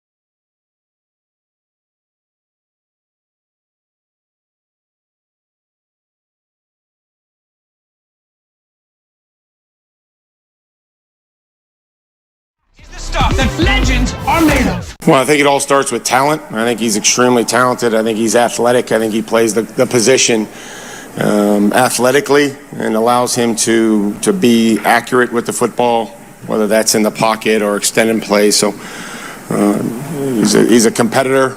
He's always trying to learn. Continues to build and develop as a leader. So, that is his success and his performance is a large part of why we're here. Mike Vrabel talking Drake May ahead of Super Bowl 60. Welcome back, Grant and Danny on the Fan. Danny, you're rooting for the Seahawks. I guess if I had to pick a side, I would say I want the Patriots to win. But I find both teams pretty easy to be happy for. Yeah, putting the objective hat on. Now, I know we're talking about emotion, so we're not really talking about objectivity, but yes, these are both likable groups with good, strong, defensive-minded head coaches that are still on the younger side, well-built teams, smartly built. Reclamation project in Darnold, that's a great story. But May, after his rookie year, was stop and start. That's a great story. How they rebuilt this roster that was terrible, literally terrible. Spent more money in free years. agency than anybody, Yeah. and at every single level of the defense, brought in players that were significant hits. I mean, they batted 1,000. Does not happen when you normally break the bank open in free agency. See the early 2000s Washington outfit under Dan Snyder. It does not mean you get to be really good really fast. But when you hit on everything, and their front office and staff did, and credit to them for it, you get to be in the Super Bowl. The only thing I do want to bring up is, because you're rolling with Seattle, which I get, based on the fact that the Patriots have won so much, and that fan base essentially gets to go to so many parades, you are endorsing the 12s. And I think you're forgetting how insufferable and awful they were. I don't like them at all. When they got a iota, just a glimpse, just a little drop out of like an eyedropper of the success that the Patriots had, they were the worst. And I'm not telling you they're fun to deal with, but again, that volume of entitlement and Super Bowls, come on, dude. You want another one? Entitlement. Remember the letter from the 12s that we read on the air years ago? I do, actually. They call themselves the 12s, man. Yeah. The 12s. Again, it's obnoxious, and I don't like that either. You're voting for the 12s in the ballot box. That's what I'm telling you. It might be a little bit of like this person less evil than the other person, but I understand. Based on fan annoyance, you're going, I want good things for the 12s. Like, think about that. I mean, you and Sully from South here are high-fiving. Again, it's tough. He doesn't call himself a 12. I got that going for me. I don't know what he calls himself, but it's annoying. Let's go to Tony in PG County on the Fan. Tony, you're on Grant and Danny. What's good? Hey, fellas. Appreciate you taking my call. Hey, buddy. Just real quick, and I never thought I would ever say this, but I have to throw some bail for Tom Brady. Whoa. And the only reason I'm saying that is because Tom Brady had no other choice but to say he had no dog in the race. Why? Because we all know that Clint Kubiak is going to be the new coach of the Raiders. If you're working that closely with someone all the time, and you hear that, oh, I'm cheering for the other team because I play, like, I feel like that could damage their relationship. And then Tom Brady might have to find another coach. So it's actually a really good point. I've not thought of that. Here's what I would tell you, though. Clint Kubiak would care zero if Tom Brady said he is rooting for the place where they have a statue of him outside the stadium. You mean the team that I just played for 3 minutes ago for 20 years and am the greatest of all time because of all the championships I won there? The building's named after me. The court in the practice facility is named after me. The gym in the practice facility is named after me. The road to get to the facility is named after me. The parade route that they take is the Tom Brady parade route. Here's what Clint Kubiak would do if he heard that. Oh, yeah, I bet he is. Yeah, that's true. And then he would go work for him as the head coach of the Raiders. Zero chance he'd be bothered by that. But I like that you're thinking here and you're going, the offensive coordinator of Seattle is his new head coach. I think that's such a good hire, by the way. I'm excited for the Raiders. Presumably you get Fernando Mendoza at pick 1. He's more athletic than I thought he was watching him at the end of the season, and there's a little more juice to him as a mover, mobility. He's not statue-footed like I anticipated at the beginning of Indiana's season, and he can make all the throws. I still don't know. If he was just this is going to sound terrible, but if he was like a little less nerdy and a little more what you get typically out of a top pick at quarterback, I would probably feel more comfortable, and that has nothing to do with him and everything to do with me. But that pick with that coach, they got a chance to be pretty good offensively. Yeah, they need a lot of work done on that side of the ball in addition to it, just to get an NFL caliber offensive line probably would be a nice start. But yeah, Brock Bowers and Fernando Mendoza with Clint Kubiak, that's a good starter, Kit. It's a great point, too. You could do a lot worse as a rookie quarterback in this league than 93 catches from Brock Bowers, for 1000. There's your safety blanket, right? 1057 and 8 touchdowns. Vic in Gaithersburg, you are live on Grant and Danny 3 days from the Super Bowl. What's up? What's up, guys? I'm kind of like I share your view, Grant, and I share Danny's view because I hold grudges. I don't want to see the Seahawks win because I'm a Broncos fan, and they absolutely embarrassed us in 2013. So Screw those guys, right? And I don't want to see the Patriots win because they just beat us in the AFC Championship game. So really, I don't want to see any of them win. I hope both their buses break down on the way to the stadium, and somehow they both get disqualified. But I also want to see a good football game. I want to see a close battle, close points, high scoring, back and forth. But again, somehow I want them to both be disqualified, and the Rams and the Broncos get back into the Super Bowl. Danny, if I am fan of a team that loses in a conference championship game, when's the last time that happened? Oh, wait, last year. Oh. But I get beat handily, and I was clearly the second-place finisher, and that other team is in a different weight class than me. Yep, that's still last year. I can watch that Super Bowl without a problem because it felt like I was lucky to be in the octagon with the Philadelphia Eagles. I can't fathom being a Broncos fan, having to turn on the TV after that snowy, icy, blizzardy, gross second half where no one could complete a pass or run without slipping and sliding in a 10-7 game where I missed a couple of field goals and feel okay about the fact that my team's not there. I'm not saying if they played on a neutral site, New England would have won. Maybe they would have. Maybe their offense would have hummed and gotten up and down the field. I have no idea. But that has to be the most painful thing ever if you're a Broncos fan. That game does not feel like a real football game. I'm sorry, it just doesn't. Yeah, with Stidham and however that whole thing went down and not taking the field goal early. And God. Bo Nix got hurt. I'm on to my backup who makes 2 terrible turnovers. Well, I learned that my dad and I were different people in January of 1987. So Washington had just lost a heartbreaker to the dominant New York Giants in the NFC title game, 17-0. Giants were the better team. That was an all-time team. They were great. And a couple weeks later, we're watching the Super Bowl. And early on, I think it was the Broncos went up, and then the Giants scored. My dad goes, yeah! Wait, what? Your dad did the wacky. And I'm going, wait, what are you talking about? He's like, yeah, NFC's pride. And I didn't hear the rest. I blacked out. No. I hate them. Those people exist. Yeah. I think it's less than it used to be. But the divisional pride guy is a wacky guy. Because he grew up in the time before the AFL was like legitimized, so you rooted for the NFC over the AFC. Guy or they're conference guys? No, but like they sell that hat now. I know. In the team store, I saw this. They're selling the NFC hat and the AFC hat. I think it's more Pro Bowl. One step down from Rob Lowe's NFL hat. Can you imagine just being like, I'm an NFC guy, my team's in the NFC, so I'm rooting for Seattle. But that's not a thing. Well, he grew up during the division. So like AFC was like the American Football League wasn't as good, and so it was about the NFL was better, and you had this weird sense of pride with that. And that was his explanation. And again, I blacked out because I was like, no, I hate those guys. I hate that blue team. I hate them forever. I always got it a little bit more in college football with conference pride more than divisional pride. Good for you. Because it's good for you.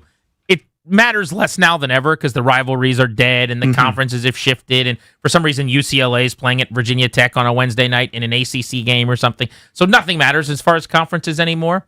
But even still, it's not like if you're at Michigan, you're rooting for Ohio State because Big Ten, though. I mean, if the Cowboys, the Giants, or the Eagles are in the Super Bowl, go the other team. In fact, the only time I ever rooted for the Tom Brady-led Patriots against the Giants in the Super Bowl was against Eli's Giants and against Nick Foles' Eagles. Ray's in Bristow. What's up, Ray?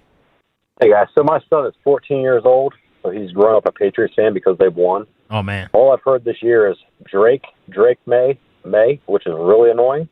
And how much better Drake May is than Jaden Daniels. So for that reason, I'm rooting for the Hawks just because I want to see my son miserable. Now, will you actually troll him? Big spot, lost fumble, interception. Will you get in his face and try to draw tears? Absolutely. He trolled me all year about our team. Yeah. That's outstanding. Yeah. I mean, what a dad. His kid's going to be crestfallen, quite literally crying, and he's going to be laughing next to him. I don't know what age that feels right. Like, I wouldn't do that to my 7-year-old. I can't do that to my 5-year-old. But I got to tell you, around 13 or 14, when it's nothing but attitude anyway, you know what I mean? Like, that's all you're getting. Like, how was your day? Okay, that's fine. I'll file that away for Super Bowl time. My 5-year-old, by the way, today went and bought a new hockey stick. His hockey stick broke. You got new timber? Yeah, so we got a new hockey stick and a new indoor bowl to use in the house in the basement. He's feeling good. How's mom feel about that, the indoor ball? She purchased them. Oh, really? Yeah, they went to the store together this afternoon. I just got a text and a video from him about it. Grant and Danny with you on the Fan. There was a report that came out last night after the Anthony Davis deal that actually felt like it was a little worrisome about possible extensions looming for Trae Young and Anthony Davis. We'll get into that next on G&D.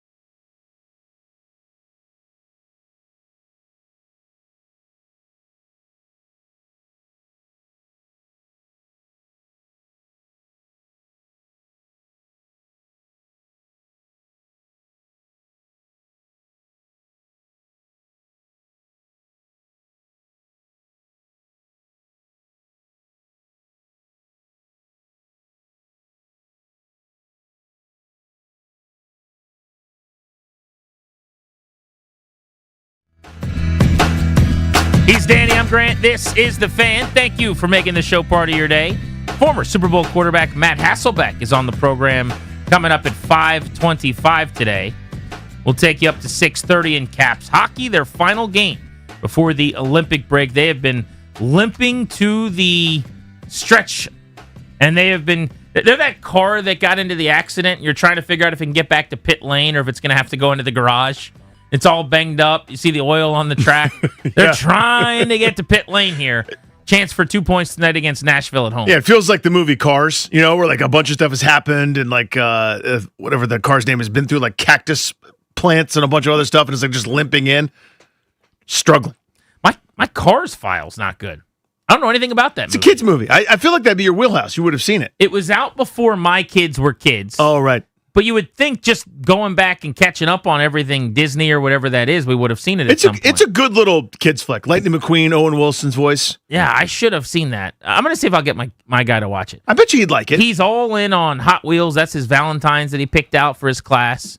It's all like Hot Wheel, like, you make my engine rev, or, whatever. Sure, yeah. So much of that. Yeah. And then he also really, really likes...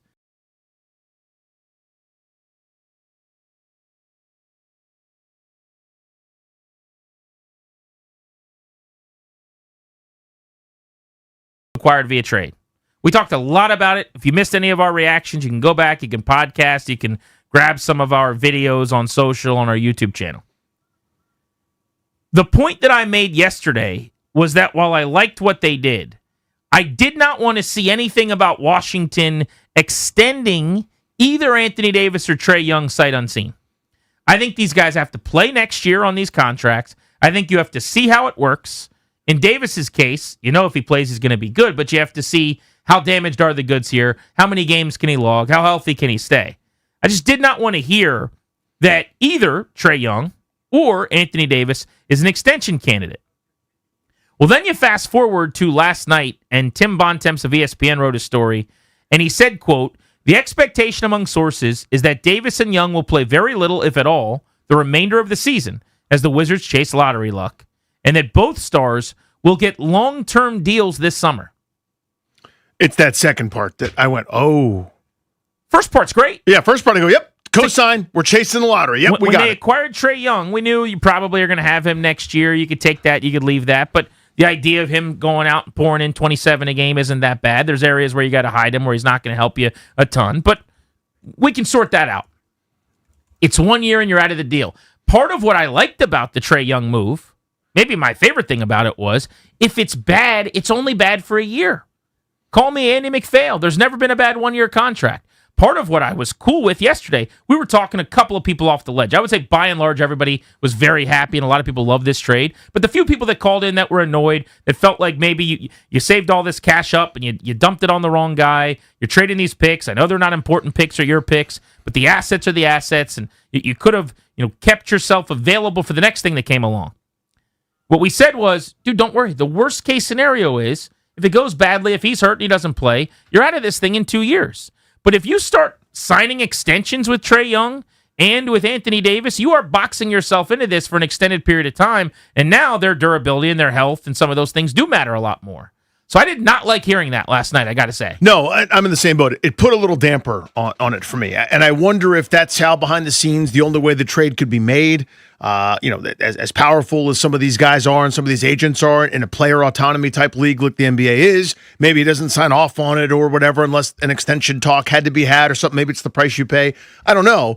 I'd be curious to see how it goes in terms of the structure of any deal for both of those guys. Because, again, you're available not because you're in demand anymore. This is the Oklahoma City playbook. They did this before where they take distressed assets, where they take guys that other people don't want quite especially, and it's this is part of the building phase. And whether you reboot them into really useful, helpful players for you or then spin them for other really premium assets, etc. This is something they've done before. It also generates some excitement, some buzz, etc. But it's going to be interesting to see how that is structured because, again, Davis has longer time than Young, certainly. Young's got a player option he almost certainly will opt into, it sounds like. Look at it as a 1 year deal, in my opinion, because he ain't opting out of that. Right. And, I mean, unless a deal would be signed to supersede it, which I wouldn't be in anybody's interest, I don't think, you mean with Washington? Yeah, with Washington. Right. And I don't think that's something that would happen. So that's what Bontemps is saying, though. No, I mean to supersede Young, that deal, an extension on top of his player option. No. What he is saying though is that there will be extensions on the table that will be Right. done with these players, and that's kind of what I want to ask people here. And we could hit on this on the phones next with you guys. I feel like yesterday's show was about reacting to the move itself and what this could mean. One of the layers of which was, hey, it's only 2 years if it doesn't work out. The contract is actually part of why this makes sense. But how would you feel about extending Anthony Davis or Trae Young for that matter? Because he talked about both getting extensions. He wasn't just saying Davis is going to get extended. He is saying that the plan is for Washington that they want to lock both of them up. I'm cool with these as shorter term moves to get back to competitiveness so that your young developing core that you're working with gets to play important basketball in postseason games maybe. But I don't want this to be the finish line. To me, this is not the destination. Like this group right now with these two guys for the next 4 or 5 years having bites at the apple, that is not where I want this thing to end. I'm viewing this as just these guys are helping you get closer, and then there's another guy that's going to make the Trae Young, Anthony Davis money that's not here yet. It's a superstar that will eventually get you to the top. But let's open the phones on that. Do you think they should try to extend either or both? 800-636-1067. And how would you react to an extension before either plays a game in D.C.? We're Grant and Danny on the Fan.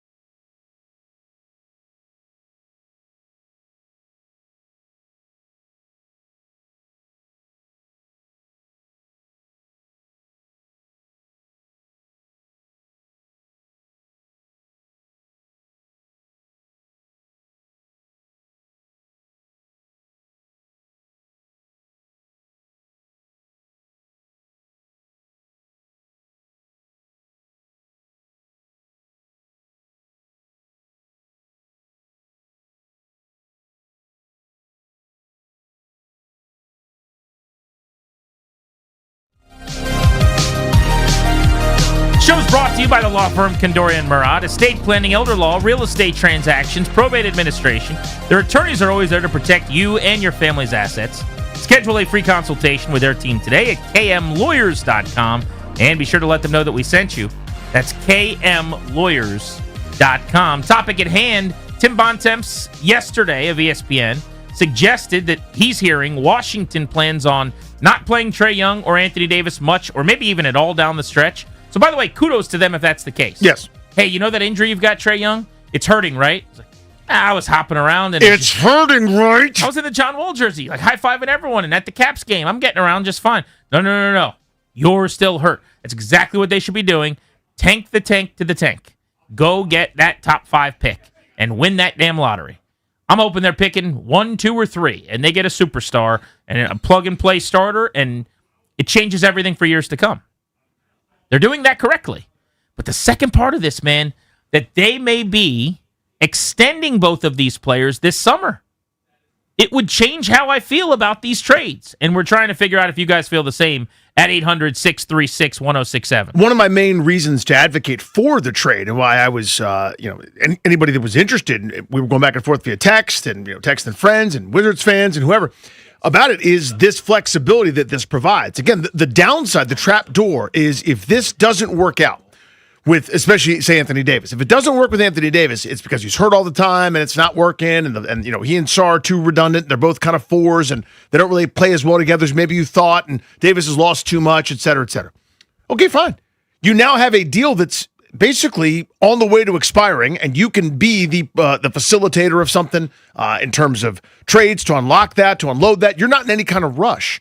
You don't think, from a basketball perspective, because your best player is this rookie to be named later, hopefully, that you do well in the lottery and then in the draft. So him as a rookie, that maybe not ready to lead you to a championship just yet. So the timeline is fine. If he is, now he's a key cog, a la Tim Duncan going to the Spurs that time. The point is, that goes away if Anthony Davis is here for 5 years.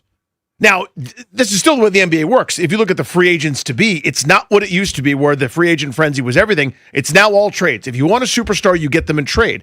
Paul George signing a couple of years ago via free agency was kind of the last marquee name. It's all, hey, I want to go here. And then 2 years in, you know what? I'm asking for a trade. And then it's granted. This is the way out. And this is what you have to do to stockpile the assets. But that becomes a lot harder to do with 3.5 years or 4 years more of Anthony Davis, who's already in his 30s. Here's the way I would describe it for me. When I found out they were trading for Trae Young, the first thing I did was look at his term to see how much contract he had. Now, in the Trae Young case, I will also be very candid here. I am less excited about him than I am Anthony Davis. I think Trae Young's game, while exciting and high-flying, so to speak, with his scoring ability, is not winning basketball. It does not help you in that way. I have my own concerns about him as just a point guard. But that having been said, I can get down with this next year, improving, making the postseason, and helping teach guys like Trey Johnson and Alex Sarr and Bilal Coulibaly and Keyshawn George what it's like to play in meaningful basketball games. I do think that's part of the process, and it is a necessary part of the process. So I'm cool with that.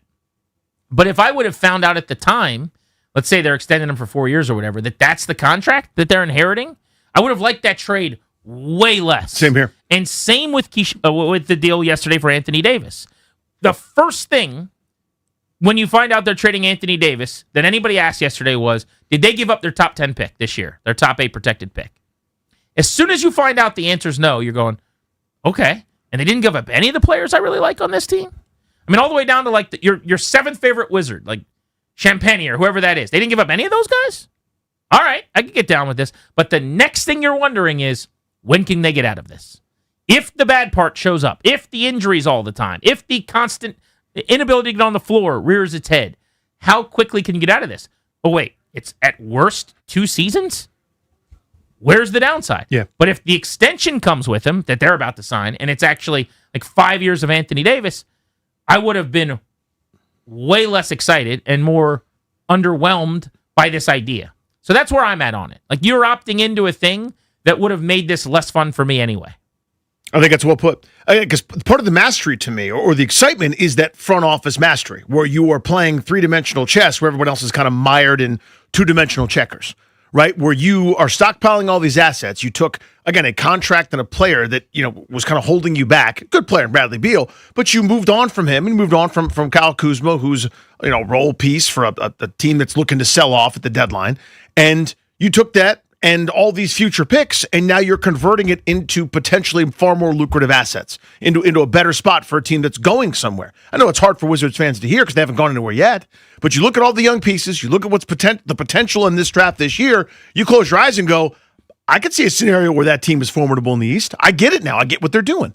Even a diminished version of Trae Young that's been through the ringer a little bit is still a pick-and-roll weapon, is still a good penetrator, still a guy that can get other players involved at a really, really good level. They don't have that. Having Anthony Davis can only help when he's on the court, etc. And that's fine. But is that worth now a combined $100 million in salary between the two of them for the next 5 years?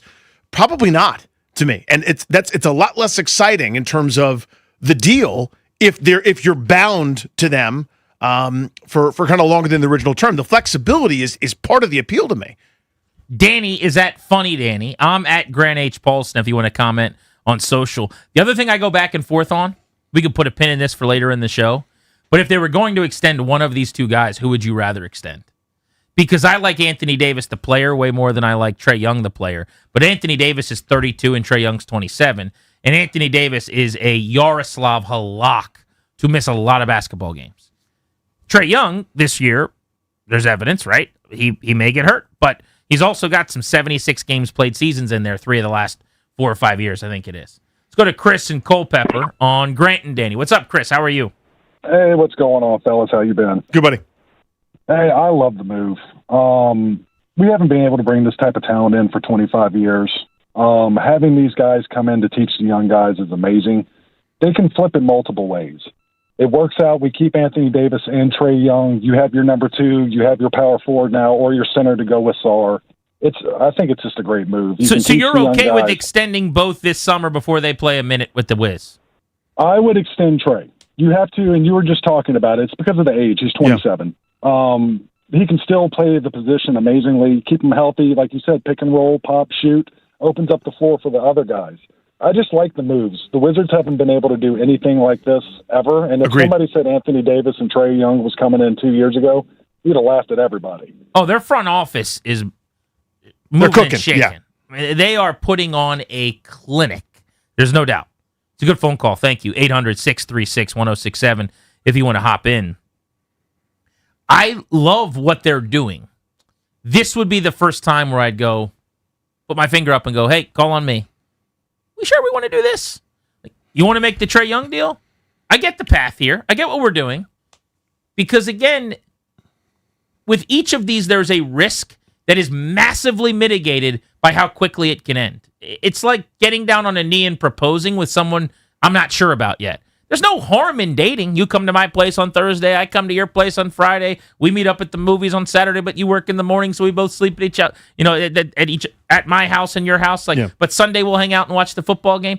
But when you get down on that knee and it's forever, man, I don't know. I don't know how I feel anymore. So again, they're smarter than me. That's obvious. That's not a contest. But there are a couple times where I go, okay, I don't quite see what they're doing here with the Jordan Poole contract. I don't quite see what they're doing with the Kyle Kuzma contract. Now I do. Now it made sense. Right. And now I'm kind of back. I thought I'm in a room where I see the chalkboard. I go, oh, there's the calculation. I get it.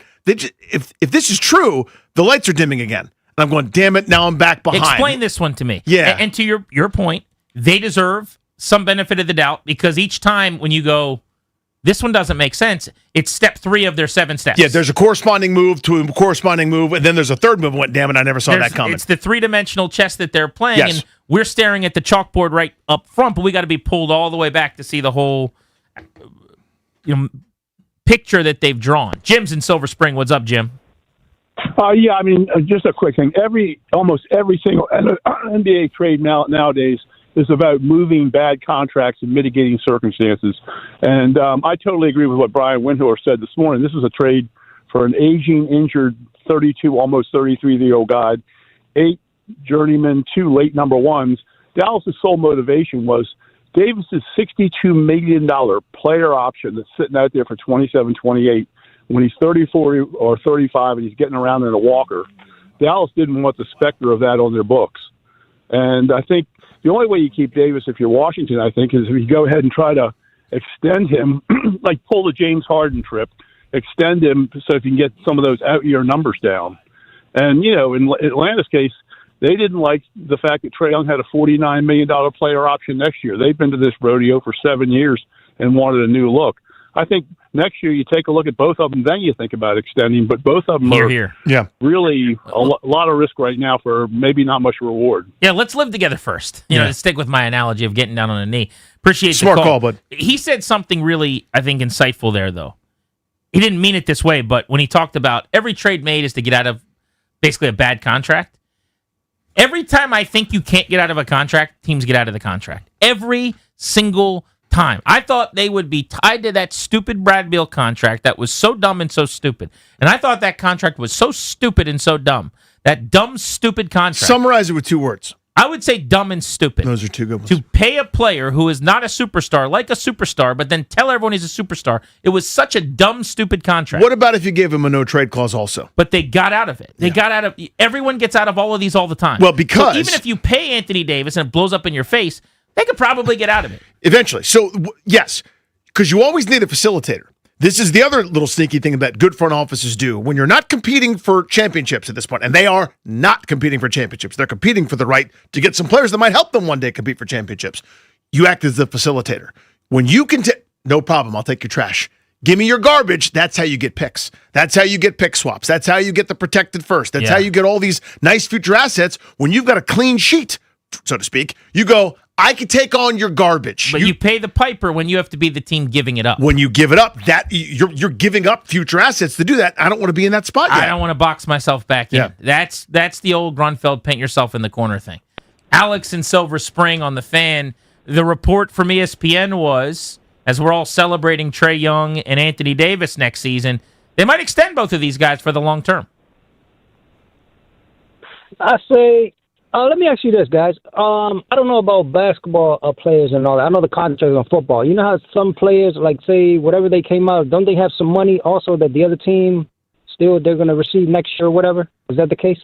No, it's not like that. Fully guaranteed, and the Wizards are paying the freight. All right, so here's my thing. I say let's see how it plays out, how they play. You could put out there a little, a report or a rumor, look, we're going to pay both of these guys. But just don't do it, and then see how it plays out. I mean, that's real 3D. So here's what I wonder about that, and I appreciate the call. The way the NBA works now, and it's not something I'm a fan of. It's just this is the reality. It's the Rich Paulization of the league, where these agents are so beyond powerful. They're more powerful than the GMs, the commissioners, and everything else. They orchestrate all this stuff. Scott Boras in baseball is no different. Yeah. So I wonder if, in order for this particular trade, thinking of Davis, but maybe both of them, honestly, to happen, for everyone to agree to it, right? Because what happens a lot of time is you'll get a player that goes, "You're being traded to Washington." No, I'm not. Buyout. Get me out of there. I'm not doing that. I'll go sign somewhere else. And then they throw a big fit, whether it happens or not. I wonder, in order to facilitate the trade, that had to be part and parcel with the deal. And it'll never be official. You're not allowed to say that, but maybe that's what it was behind the scenes. I worry about that. It's a really good question. Obviously, I don't have an answer. God, I hope not. That is like the underbelly when you cut it open and look and you go, it's the part you don't want to know about. The part that this deal, whatever you graded it as yesterday, gets graded worse. And you don't have to agree with me. For me, significantly worse if it comes with a long-term commitment to the 32-year-old who gets hurt all the time. Where were you yesterday? Not 1 to 10. 7. Where are you today if this is true? Like, it's, I'd say 3 years on top of the player option. 4.5. I was a 9 and down to a 5. Yeah, I mean, just because the little voice in the back of my head that goes, he's 32. He's going to be hurt. It doesn't matter. I just silence that voice and go, so what? The floor on this thing is very high. It's going to be over soon if it's bad. And the contract immediately becomes basically a 1-year deal with expiring money that is a gigantic asset in the sport. Not if you're extending him. There's nothing about that contract anybody wants. You got to put clothespin to that thing with picks, with, a Keyshawn George or whatever, just to eventually get out of him. Trey in South Boston. How are you? What's going on, GPA, Danny? Hey, I want to say if you're going to extend either one of them, probably extend Trey, just because this is probably the cheapest that he's going to be. Having this kind of injury-prone season, moving on next year, if he does start to return to the player that we're kind of used to, at that point he's probably going to be more expensive than what you can get him for now. But Anthony Davis coming in is almost reminiscent to me of when Chris Paul was playing with the Thunder. That's when SGA, Jalen Williams, those guys were super young. And Chris Paul kind of showed them how to win, and so I'm hoping that's what Davis can become for a star. But the point was, the Thunder knew to let Chris Paul go so that SGA can come into his own. So I'm just hoping that the Wizards recognize that as well and don't make that mistake. That's all I had today, guys. Appreciate it. Thanks, dude. Appreciate you. Yeah, I mean, I could see if I had to pick one to extend, it would be Young over Davis just because of the injury history. I know it's ironic to say that. More so than the age? Yeah. Because if Anthony Davis was healthy the last couple of years in 32, you're cool with his game aging for another 2 or 3 years. Yeah, because it's not based solely on athleticism and quickness, right? Like he's still 7 foot tall with the wingspan of a condor. He's still very useful in a lot of ways. Whereas with Young, again, he is not the. It sounds crazy. He's almost 28, but he's not the all-world lethal penetrator that he was. Just a couple of years ago when he had his team in the Eastern Conference Finals. He's still really good. He's still useful, and they need that more than they need 25 to 50 games of Anthony Davis. They don't have a point guard to get the development of some of these other guys. I want Sarr in pick and roll action until he's tired. Then he can take a break, get his arrow, call timeout, then he can get back in and do it again. And I don't want Trae Young to do it. I want Trey Johnson to get easier shots. I want development of my guys. I think that's more facilitating to that than necessarily trying to learn how to play with Davis. It feels good to be talking like this. It's way more fun, man. This basketball team, right? And what I mean is, I want them to do the right things. I don't want them to get boxed into deals. But if the new, oh no, they did that, is they paid Anthony Davis to be a Washington Wizard for longer, yeah, it's a nice little departure from where we've been. That's a very good point. Anthony Davis is the most accomplished player to wear this team's uniform since Michael Jordan, in my opinion. Michael Jordan for a year in the early 2000s. I don't think anybody's close. You brought up Paul Pierce. Pierce would be yesterday. a consideration. I'm a Paul Pierce guy. I think Anthony Davis's career fairly dwarfs his, to be honest with you, just in terms of overall.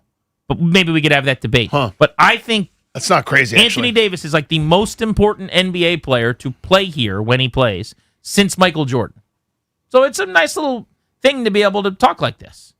And then Trae Young, who's just a casual, like 28 and 10 and waiting, maybe. Yeah, down year. How about 19 and 9? Down year, by the way. Now again, he defends like I do. You have to hide him and it'll fit right in with this group right now. But again, that's worth the price of admission to me for the development on the other side of some of these other guys. For me, Grant and Danny on the Fan. More on Anthony Davis to Washington later in the show. I want to get into Super Bowl 60. We'll have a little trust tree convo next. Who do you trust more? Head coaching matchup, quarterback matchup, which offense, which defense? We'll dive deep into the Super Bowl next on the Fan.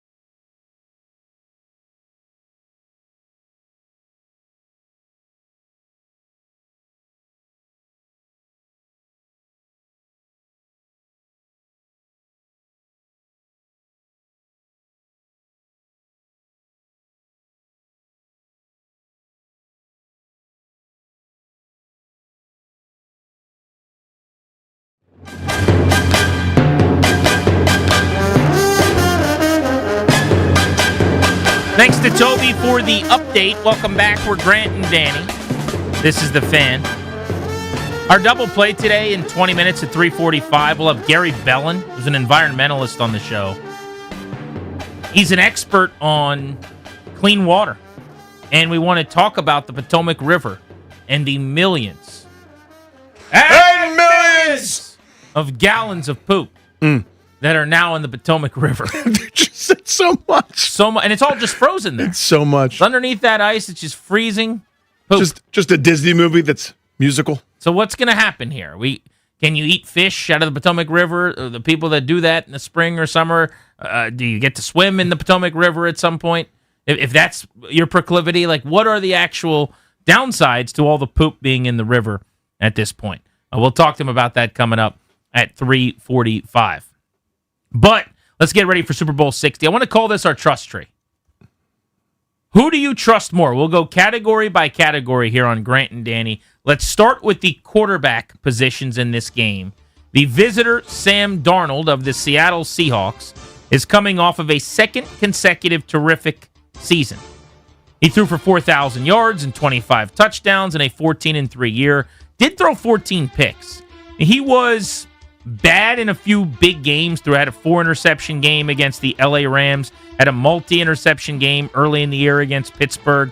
Had a 2-pick game against the Rams who gave him fits all year. That was a winner in overtime. Got off to a slow start.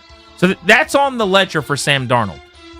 But man, has he been dynamic and sharp and good for them as well, including as recently as the NFC Championship game where he threw for 346 yards and 3 touchdowns in a turnover-free performance against his bugaboo, the Rams, the team that had been getting over on him all season. His adversary is second-year quarterback Drake May, Danny. May is an MVP candidate. We'll find out in due time whether he wins the award or not. I think he'll be a runner-up to Stafford. 31 touchdown passes, league-leading 72% of his passes completed. Nobody better down the field this year than May, who led the league in yards per attempt and in quarterback rating, QBR, and in other categories, including Anya. What do you think? May or Darnold, who do you got more faith in? So this is wild that I'm at this place in my life where I have more trust in Sam Darnold than I do Drake May. And it's no disrespect to May. Future star, current star, is going to finish, as you said, either first or second MVP voting. But he's not been good in the playoffs. Like, this is a thing. Their offense has still gone because he's rushed incredibly well. He's made plays with his legs, and it's been a godsend for this New England team that all of a sudden has gone up against multiple really good defenses in a row. Well, guess what's coming down the pike? Another good one. Against everybody but the Rams, the Seahawks defense has been dominant. They've given up 2 touchdowns since Thanksgiving to everyone. Again, non-Rams division. The Rams have torched them because Sean McVay's got something. And Puka Nacua is really good, and so is Devonta Adams, and so is Matt Stafford. But I think this is going to be a struggle for the Patriots offense, especially through the air. I am more confident in Darnold as well, and it's a referendum on basically everything else non-quarterback. I think Seattle's offensive line is playing at a better clip than New England's, which has been terrible. And I do think Seattle's defense, while New England's is playing at an unbelievable level, the front of that defense is better. Rushing for the way that they get after you, the things that they do with Mike McDonald's scheme. I don't know how New England's going to hold up in protection, to be honest with you. The Patriots are 6-1 this year against top 10 defenses. A lot's been made about May's performance in the playoffs. In the regular season against teams that were in the top 5 in defense, you know, the Browns, the Bills 2 times were in the top 7 when he played them. The Saints were in the top.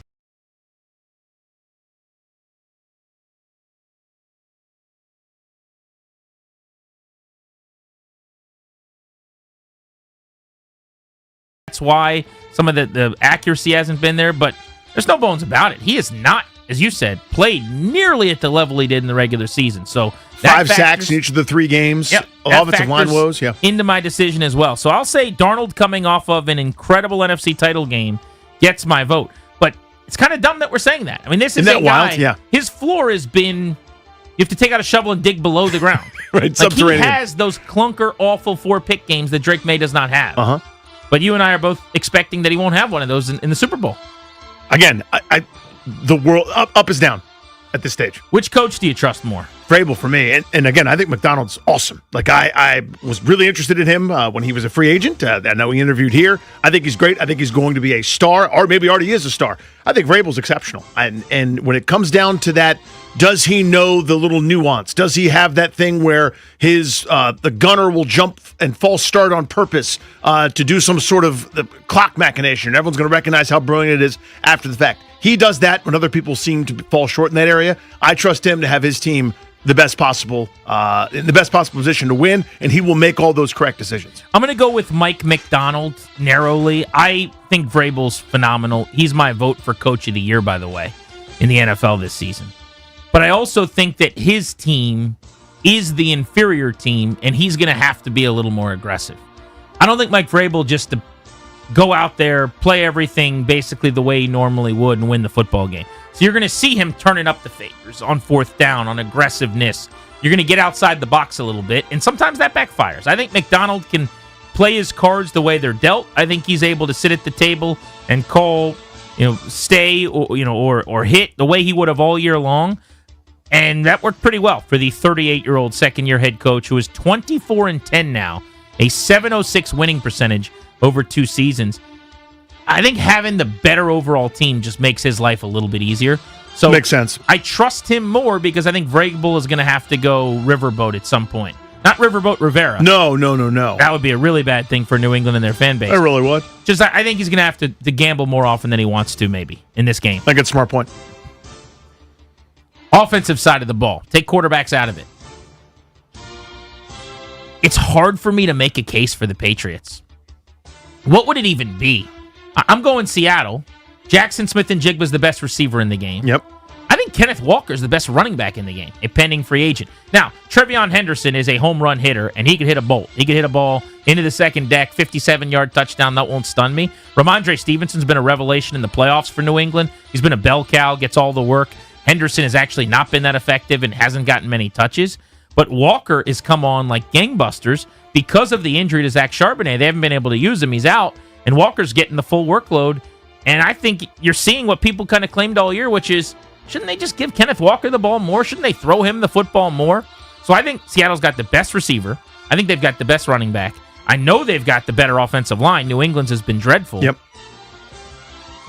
New England has the better quarterback, although we're both saying for various reasons. Maybe we trust Darnold in his spot a little bit more right now. He's been playing at a higher level in recent weeks. What is the case for the Patriots? It's tough for me to make it, but I'll try. Hunter Henry's better than A.J. Barner, and there's your safety blanket, right? So you have the tight end edge. Yeah, so the tight end edge is there, and there's a little bit more depth maybe in New England's receiving core. My voice is going up. I mean, I like Diggs still is not JSN, nobody is. Solid. Diggs can help you. Then you add in Booty. You add in... Booty's a great deep threat. It's more... Mac Hollins is solid. And Mac Hollins. Player. Maybe more of a threat right now than Cooper Kupp happens to be. Kupp is a great all-around player for them. He's only caught 40-some balls, but he's a great blocker. I'd rather have him too. But maybe if you're required to defend New England, I'll do my best. Because the answer is Seattle. See, now I'm actually just going down the board. Because at first I'm like, oh, yeah, they're deeper. Actually, now that I think about it, they're not, in my opinion. Rashid Shaheed is better than Kyle Williams as a deep threat. Got a 50-plus yard pass last week. Yeah. So give me him down the depth chart as your take the lid off guy. If you're talking about your digger, your middle of the field kind of dagger runner, who's digging things out at 12 to 15 yards, Cooper Kupp is better than Mac Hollins there. We just talked about wide receiver ones, the guy that gets the volume with JSN and Jigba as opposed to Diggs. I get. That might be the biggest discrepancy in the game. I would have thought it was defense, but the way the Patriots defense is playing, which we'll get to, the gap might actually be closer in terms of overall talent. I think whenever you start looking at New England's offense and the weapons and the pieces, what you see pretty quickly is no wonder why Drake May was an MVP candidate. That's right, yes. Some of the parts is pretty good or good enough. Like Logan and I did this thing on Take Command. Logan Paulson and I, the podcast Take Command on the Commanders, where we did a bit where we're like, let's steal a player from every side of the ball for every team for Washington. And when we got to the Patriots offense, we both ended up going with Trevion Henderson, who's built in a lab for what I like and what I want. Mm-hmm. But there's nobody that you're like, wow, that makes you way better right away on offense at the skill positions. Yeah. Kind of crazy to think about. It is nuts. Defensively, who you rolling with? Again, this is Seattle. There's a lot of Seahawks coming up here. I know, and It's almost like they're the better team. Yeah, it is. And again, on both sides of the ball. I mean, they're top. I can't remember the exact number. They're top 5 DVOA in pretty much everything you can be top 5 DVOA in. I like New England's defense, especially the way they're playing. I'll get back to that in a second. But again, I keep hammering this. Against everybody but the Rams, Seattle's defense has been epically good, like astoundingly good. We'd be talking about them if the Rams didn't exist. Among the great defenses of all time, the way they finished this season. Again, they've allowed 2 touchdowns to non-Rams opponents since Thanksgiving over, I think it's 7 games. They are incredible. They vice grip. They're good against the pass. They're strong against the run. They get after the quarterback. Everything that you would want in a defense, they do.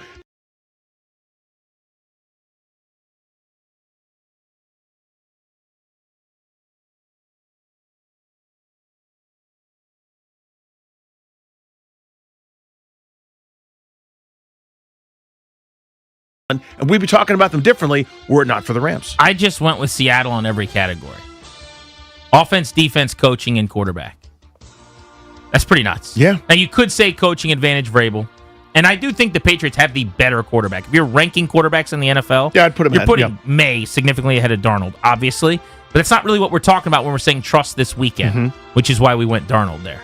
Toby, has the line moved at all? If we're so lopsided in Seattle being better in these categories, it is kind of strange that the spread is still as tight as it is. Yeah, so it seems like a lot of people were on Seattle because it opened at -3.5 for Seattle. Now it's at 4.5. Also, it opened at 46.5 for the team totals, and it's now down to 45.5. So I think people are expecting a lower scoring Seattle win by 4 more. Getting plenty of the cover bets, but it hasn't moved off 4.5 since like maybe 24 hours after the line opened. It's kind of stayed put. G&D on the Fan. Let's get you a double play next. I want to learn about the Potomac River. We asked Eris to find us an environmentalist, and he found us an environmentalist. This is the Fan. It's that time of year to get your spread ready for the big game. Listen to us, Grant.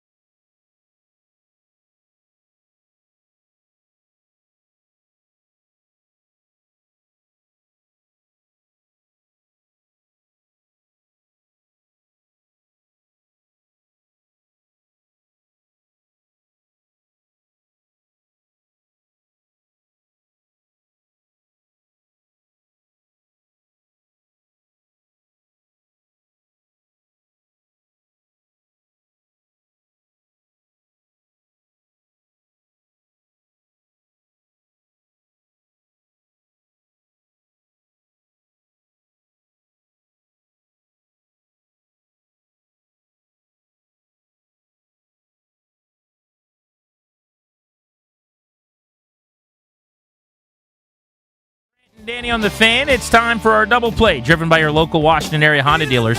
Now's the time for a great deal on a new Honda. Visit your local Washington area Honda dealer today. It's time for the double play. And we are joined now by Gary Bellin, the Senior Director of Clean Water Supply Programs for the American River. So, Gary, we've been talking a lot on the show about the issues here in the Potomac, in the DMV in Maryland. How big of a deal is this?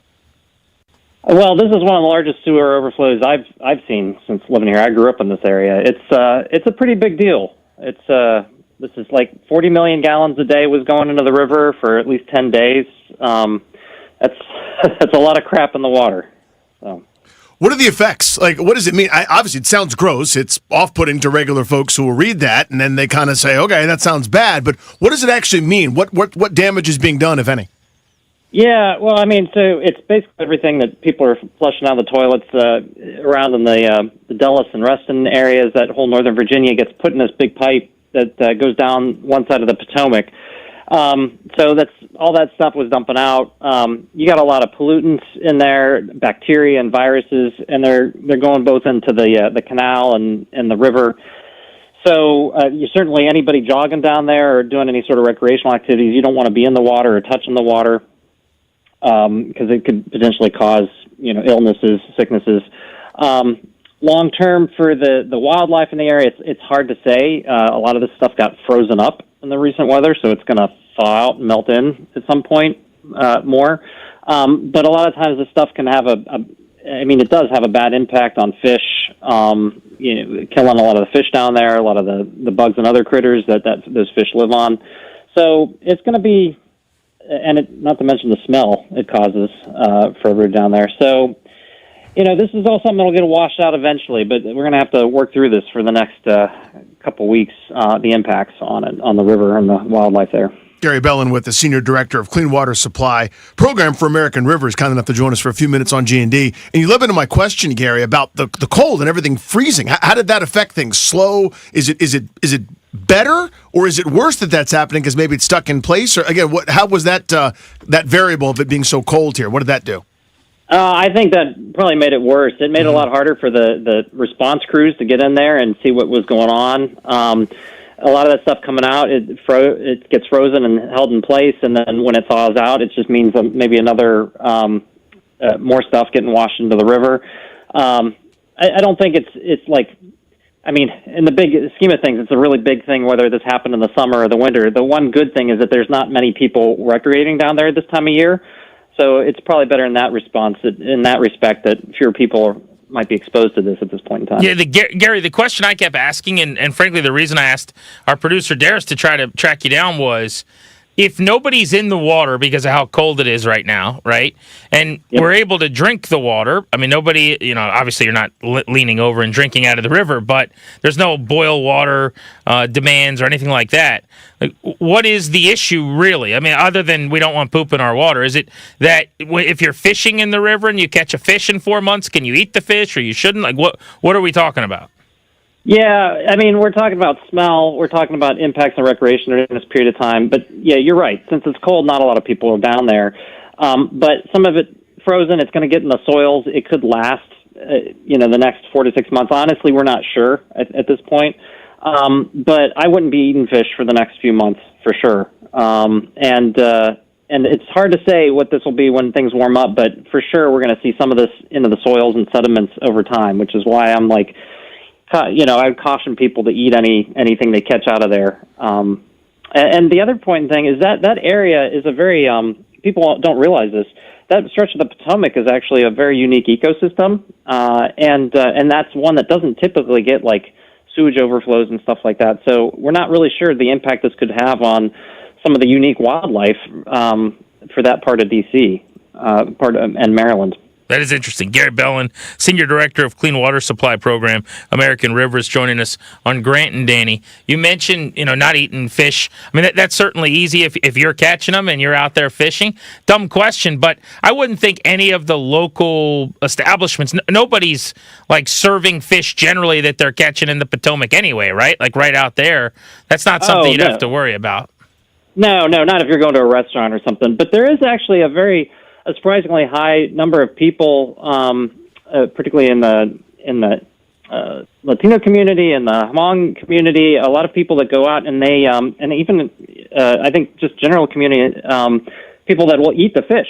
Right? They'll go out there, catch a while, and then they'll take it back. Particularly in the spring, we have a big shad migration, shad fishery that they come up, and a lot of people are out in the river fishing for the shad, and those are tasty fish to make. So I'm not worried about people buying something at a restaurant and getting sick. That's not going to happen. More people who go out recreationally fishing, catching fish, and then preparing it at home could be a problem. When do you guys think you'll know more? I know it's probably exasperating as you're trying to figure out the effects of all this, but you mentioned the freezing cold and the difficulty sort of getting in there to stop this and prevent it, et cetera. And then probably it's going to take some time to gather some data. That's got to be frustrating. Love your comment on that. But B, when do you guys feel that you'll be, okay, this was the effect, this is what happened, these are the repercussions, et cetera? Yeah, I'm probably going to say within the next month or so, as things start to thaw out, hopefully. And although with Groundhog Day, they said another 6 weeks, right? Yeah. So maybe it could be a little bit longer. I want to give huge props to the Potomac Riverkeeper Network, who had people down there trying to collect samples to get more data. And they actually run a really great water quality app for the Potomac River that opens up in the springtime. So they're trying to get ready to prepare for that. So I'm going to guess we're going to have a better sense in the next 4 to 6 weeks, maybe a little bit longer, and really hoping for more communication from DC Water as they continue to sort of repair this and get a better sense. We're hoping that they'll do we're asking for them to do a better environmental assessment as they dig into this. Gary, you mentioned this is one of the bigger spills, so to speak, that you've seen during your time in this role. How did this happen? How do we prevent it moving forward? Well, I mean, across the country, but in D.C., it's really highlighted how our water pipes are aging, right? Like everybody, you're driving over the roads, you get potholes, people complain about that, the potholes get fixed. You don't see the pipes underground, but it's just as important, if not more important, to make sure that we're paying to get those refurbished. This pipe was close to 60 years old and at the end of its service life, and we just need to get ahead of the curve to make sure we're repairing these things in time to prevent this from happening. It is just a case of, I think, it being old and not getting to the repair in time. Yeah, I had to do that at my house personally, not for sewage, thank goodness, but the main drain. Oh. We did like 75 feet of pipe, and we didn't have a floor for a handful of months. It was so much fun, and I'd like to do it again as soon as possible. I mean, it is cool digging this stuff up, getting it fixed, but I don't know the cost and the pain. Yeah, I still think about it in a single tear forms in my eye. Gary, this was really informative, man. I appreciate you joining us. Great information. Thank you. Hey, thanks for having me on, guys. This is a great topic to talk about if you like smelly stuff in your river. Thank you, Gary. Thanks, Gary. Talk to you later. Gary Bellin, an environmentalist on Grant and Danny. Our Beltway Blitz, including thoughts on Anthony Davis to the Wizards, is next on The Fan. Sports Radio 106.7 The Fan. This is an Odyssey Sports Minute. Presented by Robinhood, your money, your move. Reports say that edge rusher Max Crosby's time with the Las Vegas Raiders has come to an end. The team will have to find a trade partner in the offseason, and that is probably the best for an incoming head coaching staff. Acquire as many picks as possible and surround your new young quarterback, who we assume will be Fernando Mendoza, with a great offensive line and even better weapons. I'm Adam Abdallah. Listen up, football fans. You won't want to miss this. Right now, new Bet365 customers bet $5 and get $200 in bonus bets, win or lose. So you could turn that $200 into something bigger when you bet on money line, spread, totals, player props. $200 in bonus bets when new customers bet $5. I know where I'm going to bet from now on. Download the app today and see why it's never ordinary at Bet365. Gambling problem? Call 1-800-GAMBLER. 21 plus only. Must be physically located in Maryland. T&Cs apply. In-app only. Shop best of season produce at Whole Foods Market. Get Sumo citrus for $3.49 per pound with Prime through February 10th. Brighten your winter with sweet, juicy citrus perfect for snacking or salads. While supplies last, shop in-store or online. Terms apply. Let's go! You still got it, but your immune system weakens as you age, making it harder to fight flu, pneumococcal pneumonia, RSV, and COVID-19. Ask your doctor or pharmacist which vaccines you need. Sponsored by Pfizer. How do airplanes fly? What's in this box? What does this thing do? Kids are curious about everything, including guns. Learn how to store your gun securely and make your home safer at endfamilyfire.org. Brought to you by End Family Fire, Brady, and the Ad Council. When the new year hits, every business could use a little something to stay ahead. A lift, a jump start, an edge, or perhaps a boost. Like the all-new 5-year business boost from Comcast Business. It's the certainty of a price lock for 5 years on qualifying internet bundles. Plus, you'll have the most reliable Wi-Fi with our best equipment, so your whole team can stay connected at a great rate. And to sweeten the deal, ask about a $500 prepaid card when you add 2 lines of mobile. It's the boost your business deserves. So sign up for the 5-year business boost and get a 5-year price lock.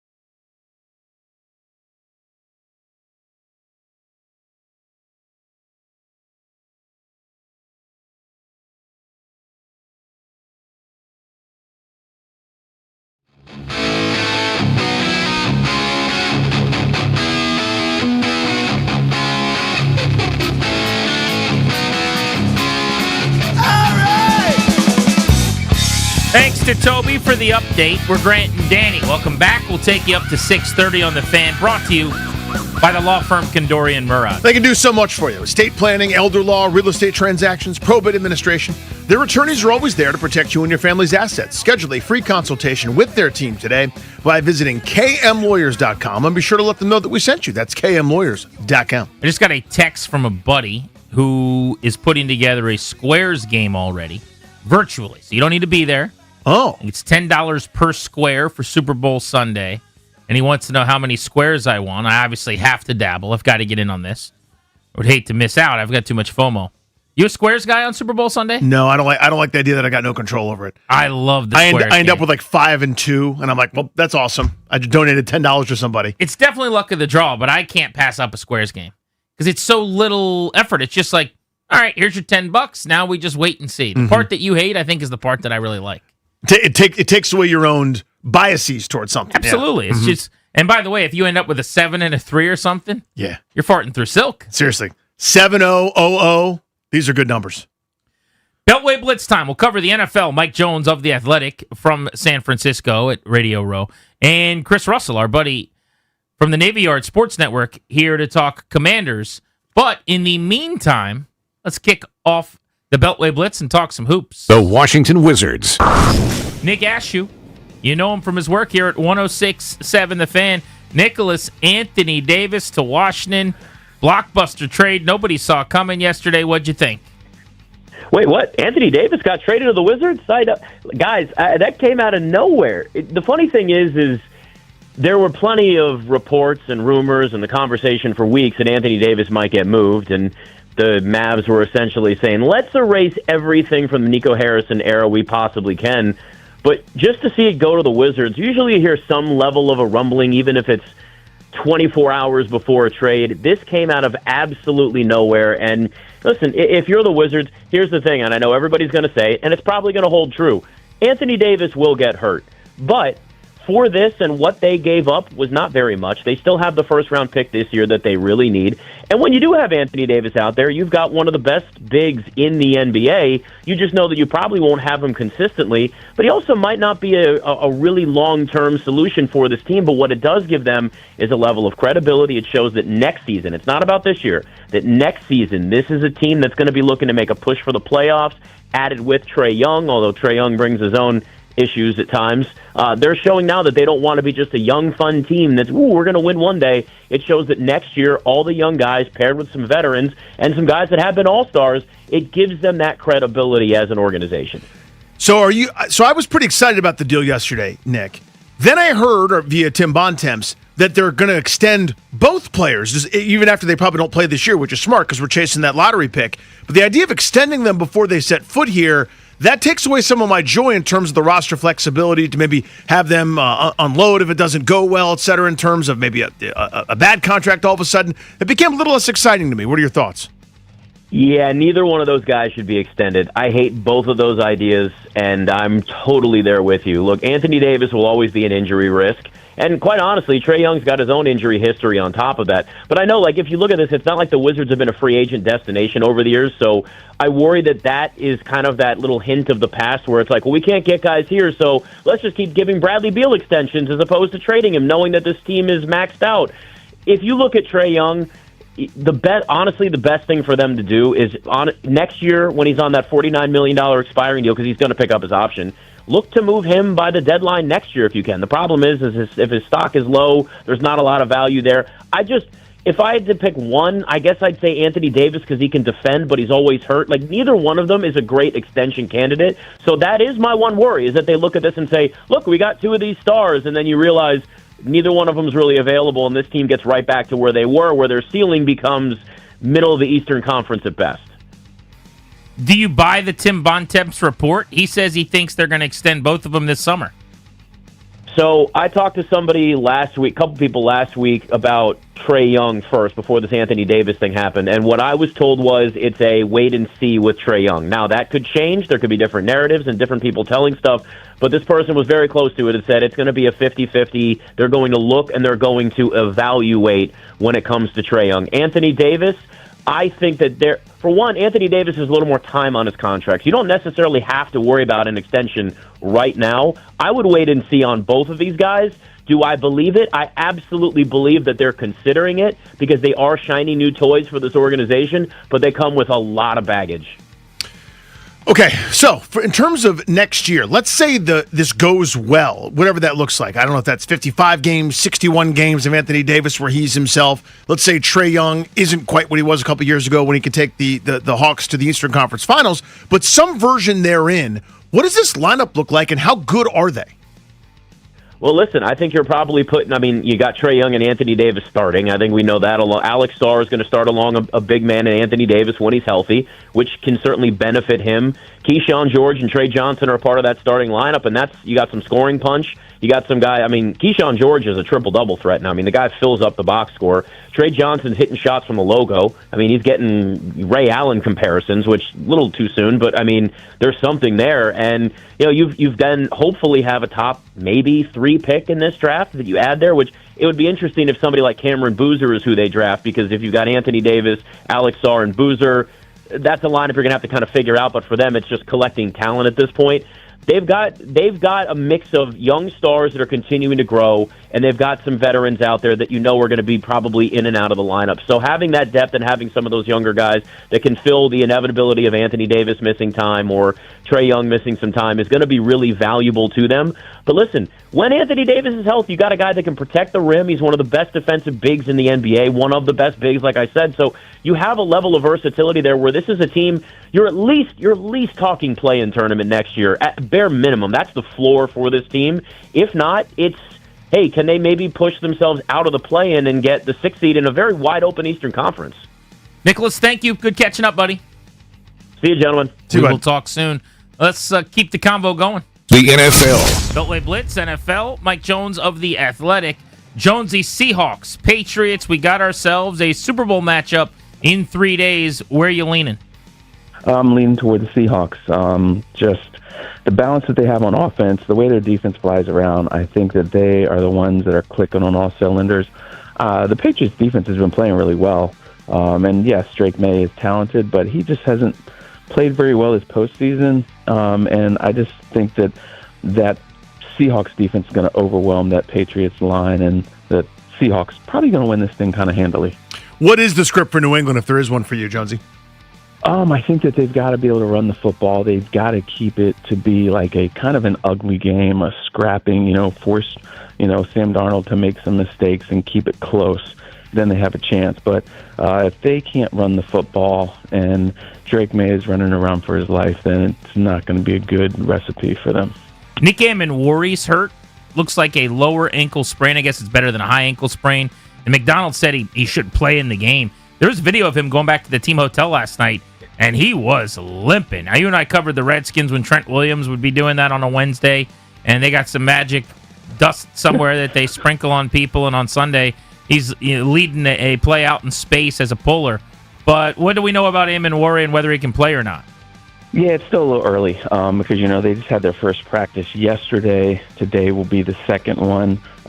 They're hopeful, like you said. He got hurt in practice, right?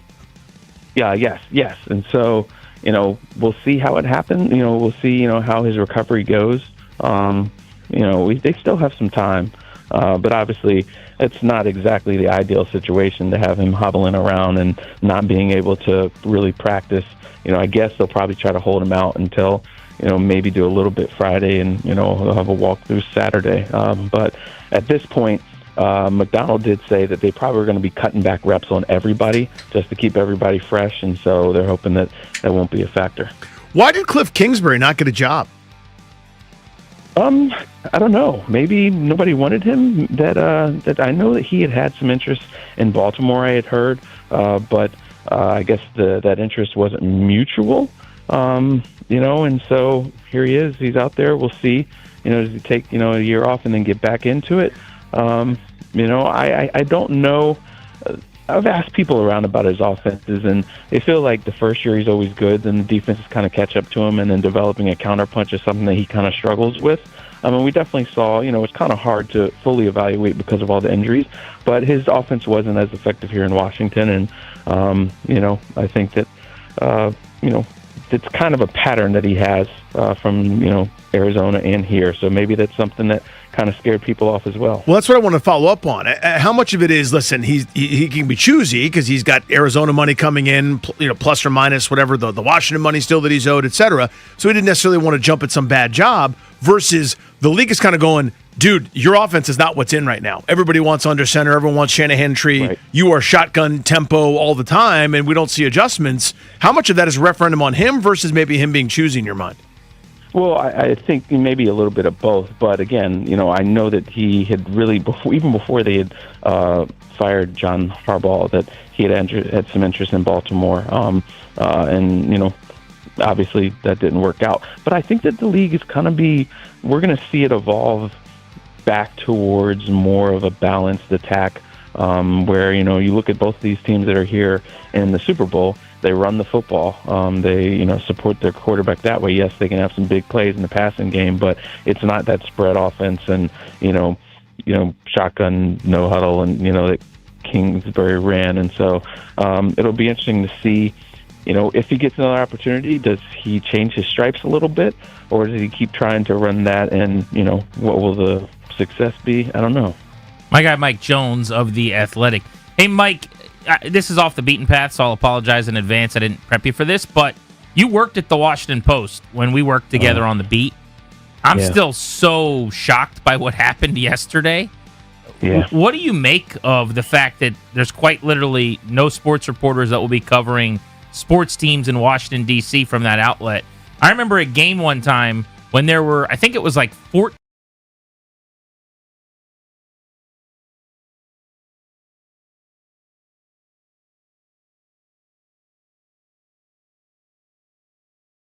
Mark Maskey and I, who covered the Skins for the Post, we were both in all those places. And so he told me that they had rumblings that it was going to be coming.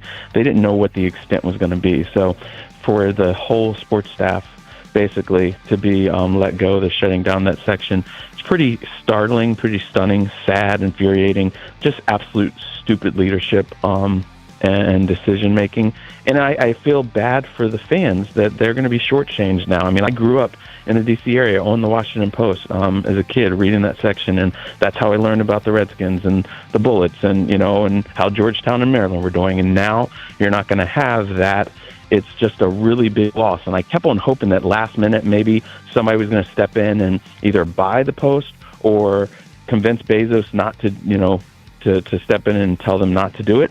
But they didn't, and now there's going to be a huge, huge hole on the sports landscape. Mike, thank you, man. Really appreciate it. Great sentiment, and enjoy the game this weekend, buddy. Thank you. All right, thank you, guys. Always a pleasure. Congrats are in order here, Grant. Let's talk about the Local 53. The Washington Commanders. The newly formulated, brand new Navy Yard Alleyway Network. Chris Russell. The Navy Yard Network. Someone had to fill the void of the Washington Post. Yeah. And am I getting afternoon drive for that? And yeah, you're going to have 24/7 standing appointment at 4:13 every day for 4 minutes on the Navy Yard Sports Network. At 10:36 every morning, the Twitter fight of the day. Yes. The Mountain Out of a Molehill segment. That's every day at 1. True story. What hill are you going to die on at 103? I don't want to say what publication he was loitering out front of, but Rini was here in the Navy Yard, and he was out there for so long sitting on a bench just yelling at anybody that would walk by with his most recent take on the transition tag that he actually was arrested. Rini was thrown into the back of a cop car and arrested, and it turned out he was friends with the police officer because it's the same guy that helped him when his car got stolen from our parking They garage. knew each other from previous so reports. he got out of the arrest. Yeah. But it was all because he was just yelling at people as they walked by. Ladies and gentlemen, First time for everything. Chris Russell's here. Thank you. First time for everything. Thank you, boys. Appreciate the congratulations. Maybe one day I can battle with you guys for the top spot in afternoon drive. You are more than welcome to battle away. Rini, Super Grant, Bowl. you look cold. Everyone keeps saying that. I've worn my coat all day. That's He said true. his coat on all day. I think it's the first step in a flu or something He like that. looks like an Eskimo. Everyone thinks it's a thick coat, I guess. It's twice I've taken my coat off today, and I've been freezing. Chilly cold. I keep asking Danny, is it cold in here? And it's 71 degrees. It's very comfortable. AMAC said it was cold, too. I feel like it's cool. I don't feel like it's cold, especially compared to outside when I was buried in a mountain of snow. I think I do wear a hoodie almost every day. I wear either my my zip-up jacket Yes. or a Caps hoodie. There's or a difference another Caps between hoodie. that and I this. agree, but the problem is I don't have a hoodie today, so I just literally have a You got your shirt, polo or a polo. Yeah. And when I'm just sitting here, I don't know why. Call me Eric Bickle. I'm freezing cold. Yeah, just Grant Bickle's got takes over there. You got to be like an iguana, man. I live in the heat rock that is this studio, apparently. But yes, I'm comfortable. Okay. If it looks ridiculous, I'll apologize in advance. Guy, I'm just telling you, it looks a little bit different than what I'm Danny's used to. worrying me because now he's in my head saying he thinks I'm coming down with some kind of Because sickness. this is the first step usually, where it's is it warm or cold in here? Like I have heard it a little bit in your voice. Yeah, yeah. A little quaky, a little Did shaky. hear it a little bit in your voice yesterday afternoon. Not right now, but yesterday afternoon when I was This is listening to bad. Grant Manning. 3 a.m. check back with him. I was trying to figure out how to do a better radio show, a Well, better don't- podcast. Don't listen to this one. 365 days ago, your boy had a flu. Uh-huh. So is that a sign? I don't know. I don't know. Can we talk about the Commanders real quick? Absolutely. We Reenie, can there talk. was a hire. We have not even mentioned on the program yet today. I guess we should probably get to this. Eric Henderson is being brought in.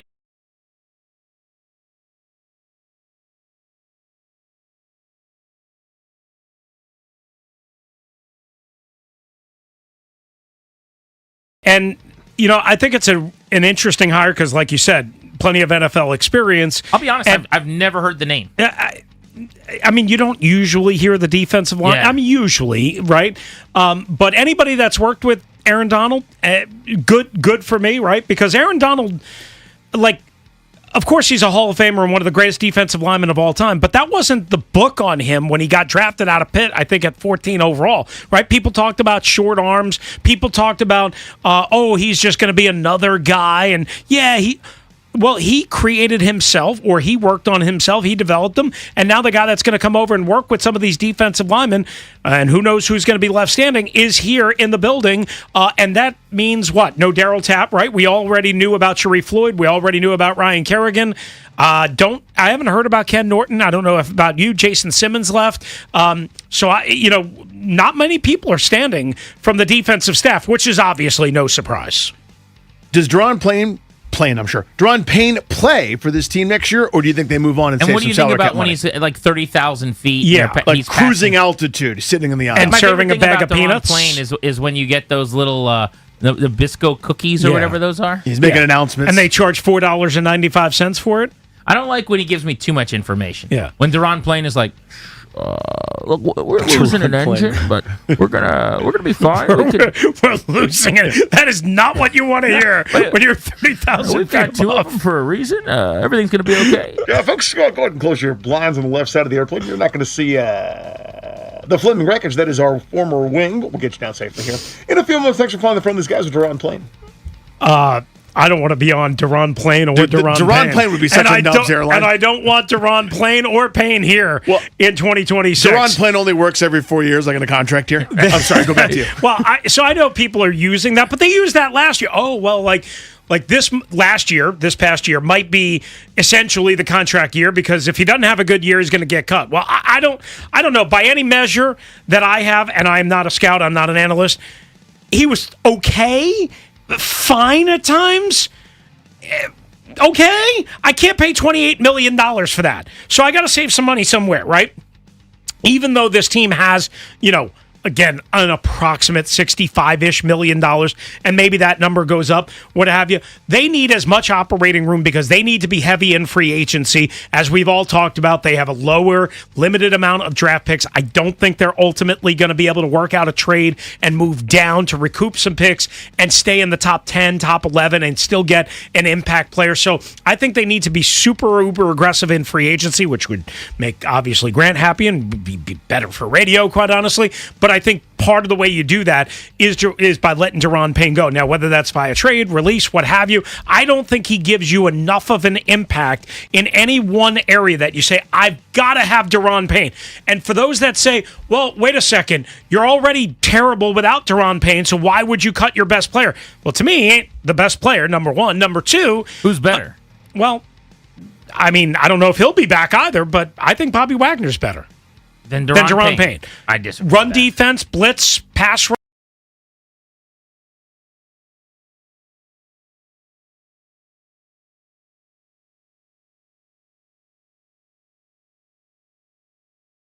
in almost every way.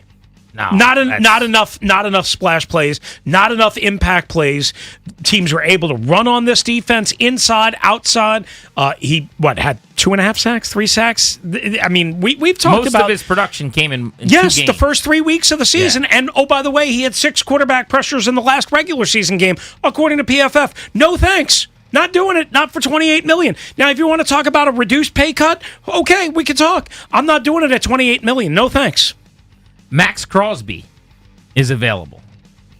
We're going to talk about the possibility of making a phone call on Max Crosby next on Grant and Danny, right here on The Fan. Score a Georgetown basketball bobblehead ticket pack for the Saturday, February 7th.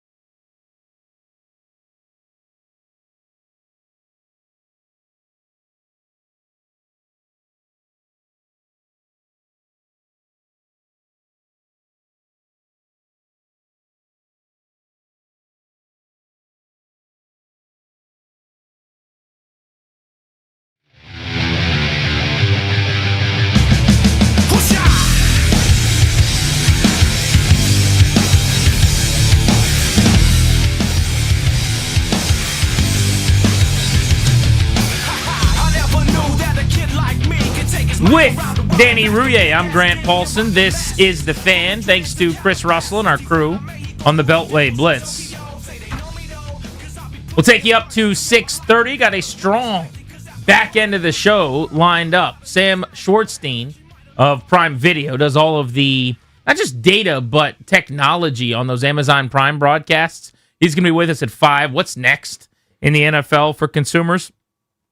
And at 5:30, Matt Hasselbeck, who has quarterbacked in a Super Bowl, will be joining us right here on Grant and Danny.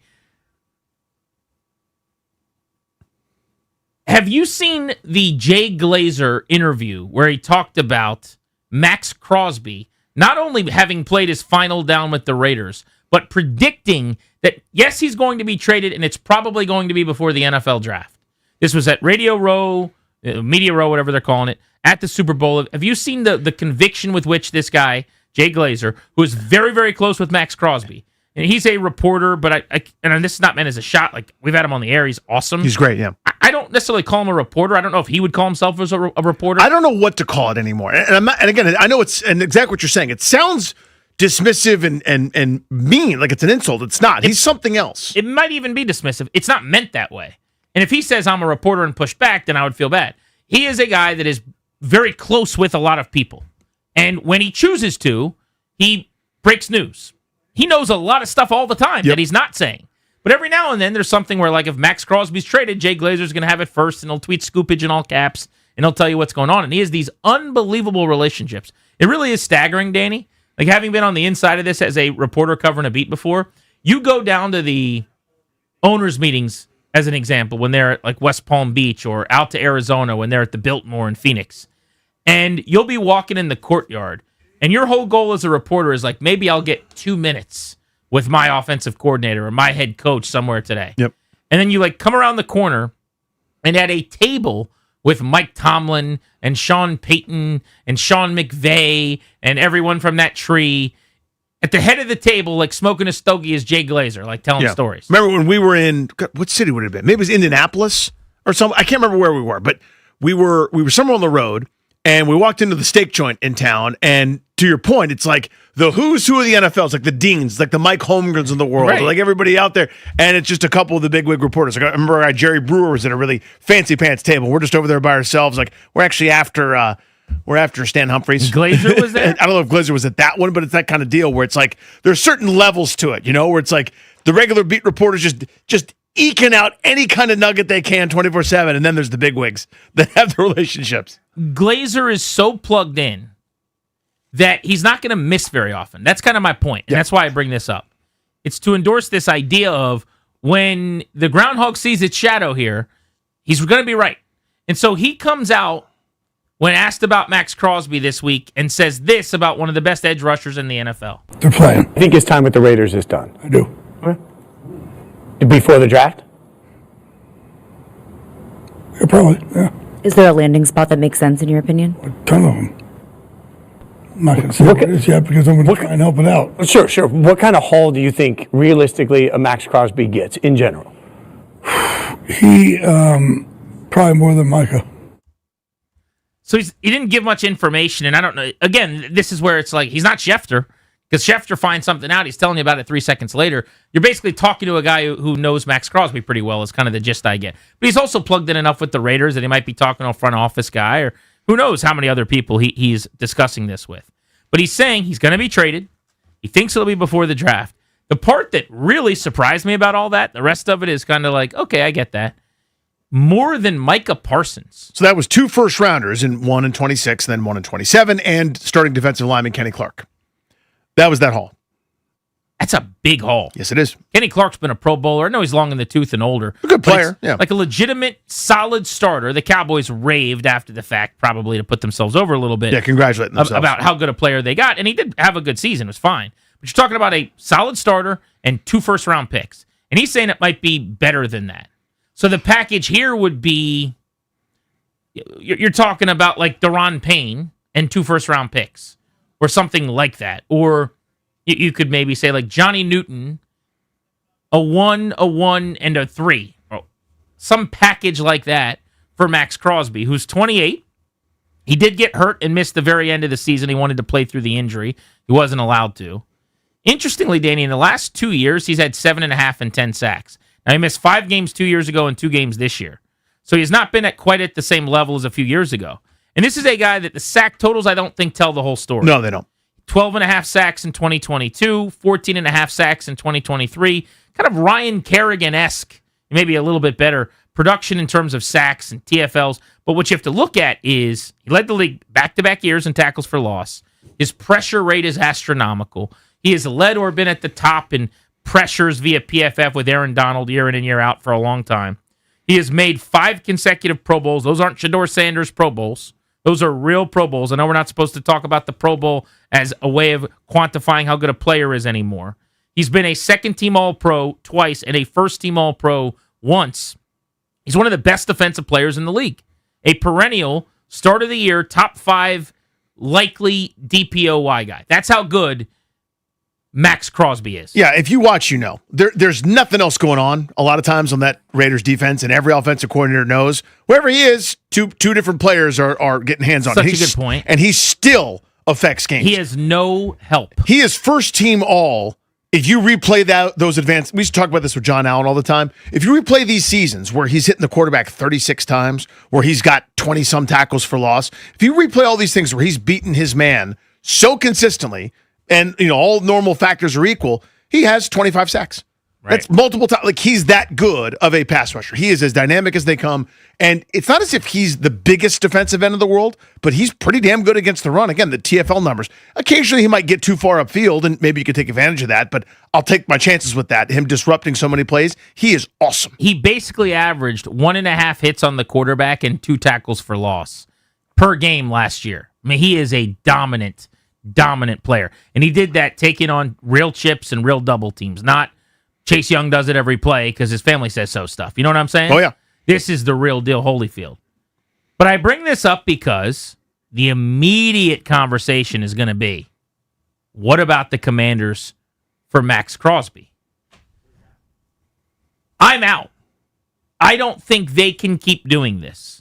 I don't think they can keep kicking the can down the road for the great player now. It worked with Laramie Tunsil. You could say, you can't do this. Look at what happened with Marshawn Lattimore. That was a disaster. That did blow up in their face. And they do regret everything about that deal and the doubling down, which is probably worse than the original deal, honestly. But the Laramie Tunsil one was fantastic. They gave up a lot of picks. It was a huge package you had to put together to go get him, and now you're going to have to pay him. And they'd do it again in a heartbeat, and they should. It's one of the smartest, best things that they've done since Adam Peters has shown up. So sometimes when you go big game hunting, sometimes when you are exhausted trying to reel in that big fish, it is worth it. Occasionally, they get off the hook and it blows up in your face and you're sweaty and you got nothing to show for it. But I can't do this anymore. As much as I'd like Crosby, and I talked at the beginning of last year, I wanted to give up, I don't remember the price tag, but I would have given up a second and a future one or something, whatever. Like, if you could get a deal done with Trey Hendrickson, I would have been willing to do that. Would have cost a lot less than Crosby, but you're getting a good player, not a Crosby-level player. Even in a world where you could give the exact same package that Green Bay did for Micah Parsons, I can't do it. I just think they've got to start thinking about 2 and 3 years from now, not just right in front of the windshield. If I'm championship team piece away, like, this is what the Bills should be doing. The Bills should be calling 1-800-RAIDERS and getting Max Crosby. The Ravens should be. Or the Bengals. Yeah. A team that is close but needs a star, needs an over-the-top player. Plus, there's a potential out in the contract after, I think, the 2027 season. Looking at this from Spot Track, there's a chance you probably have to restructure, but you could extend him. You could redo some of this stuff.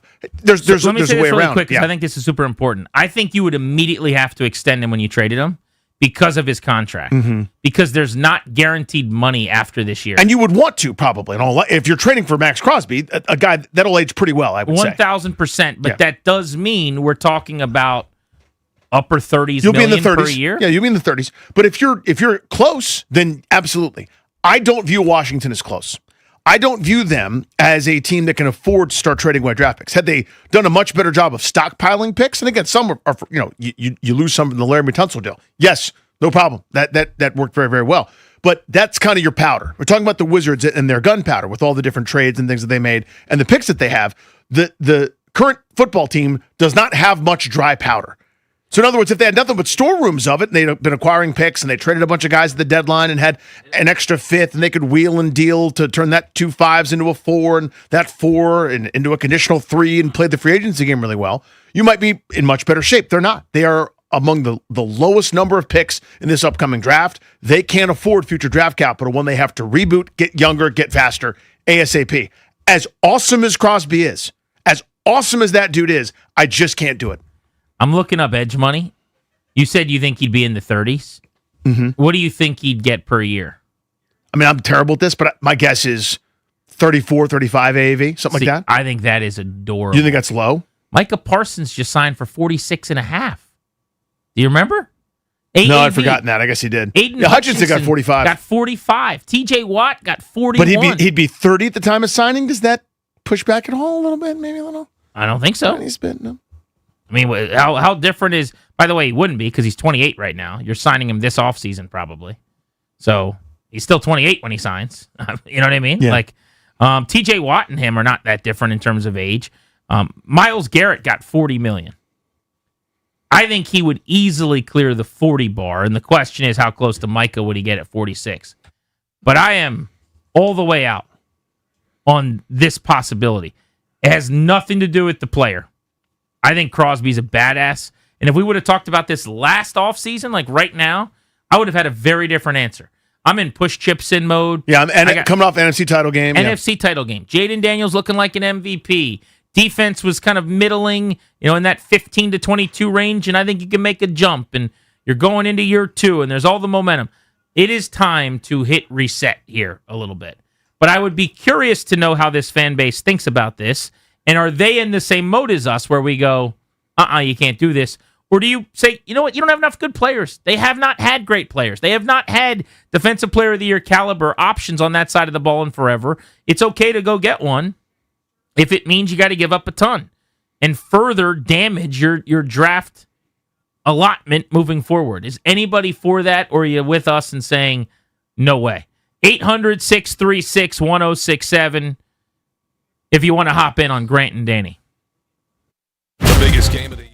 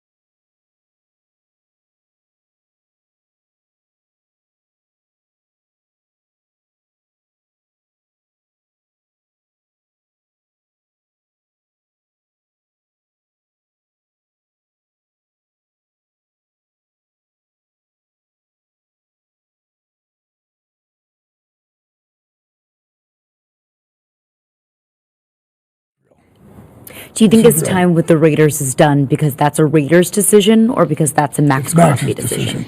They didn't want to do it. But he was just like, I'm not going through another rebuild. That was Yahoo talking with Jay Glazer. By the way, he sounded like his agent. He's like, we're not there yet. 20 teams are calling me about Max Crosby. Why? How come? Why are 20 teams calling Jay Glazer? What don't I know? Do you get a commish on that? Wow. But he is available, and Washington does need immense help at edge. What would be your package that you'd be willing to offer? Like the sweetest that you would make it to try to entice them that you would actually be willing to do right now, knowing that it's not going to happen. Right. They're going to say no, but you've still... The Raiders say, hey, do us a favor. Put something together and send it over. You just don't know what we're willing to take. Give me your best and final. What's that look like? So I can't do this year's one, and which means they'll hang up the phone. But again, this is hypothetical. We'll say that a lot. But yes, now the deal is off. I'll go... Here's what I would do. I'd go next year's one. Anybody you like on the roster, not named Jaden Daniels. And, it's probably prohibitive. I wouldn't want to trade Larry Tunsil either, as I'm about to extend him. But anybody else, pretty much beyond that, I'll mention no to a couple guys, and maybe a third this year, maybe a future second I could be wrangled into it, something like that. That's probably as high as I'd go, which wouldn't get the deal done. You probably don't care about this, but should it be considered at all that the draft is here that year? So you wouldn't have a 1 in the draft taking place on the National Mall. That a factor at all to you? Wouldn't be my favorite part of it. Right. Right. But knowing this deal won't get accepted, that's... Well, this deal ain't getting accepted anyway. Yeah, it just moves out of hand. Yeah, I mean, that is probably, like, that offer, which you're answering my question, is like, okay, that's a good first half of the trade. You know what I'm saying? Then what else will you do? So mine is very similar, and that's what I'm saying. It just doesn't make sense. I cannot do what they would need me to do. Even though Max Crosby is exactly what you're looking for. Because think about it. If Max Crosby played for the next 3 years like he's played the last 3 years, you become a way, way better football team. Yep. The problem is you got to account for the cap space, and then the lack of the picks are just game changers, where you'd rather play the lottery with a David Bailey at number 7 and hope that you strike gold and get a 12-sack, 17 TFL, 21 quarterback hit, perennial edge. You get your Arakpo, your Kerrigan kind of performer to be opposite, at least initially, Dorrance Armstrong, whatever comes down the pike on the other side. But at least, even though it's not Max Crosby, everybody wants Max Crosby. Do you want to pay him $42 million?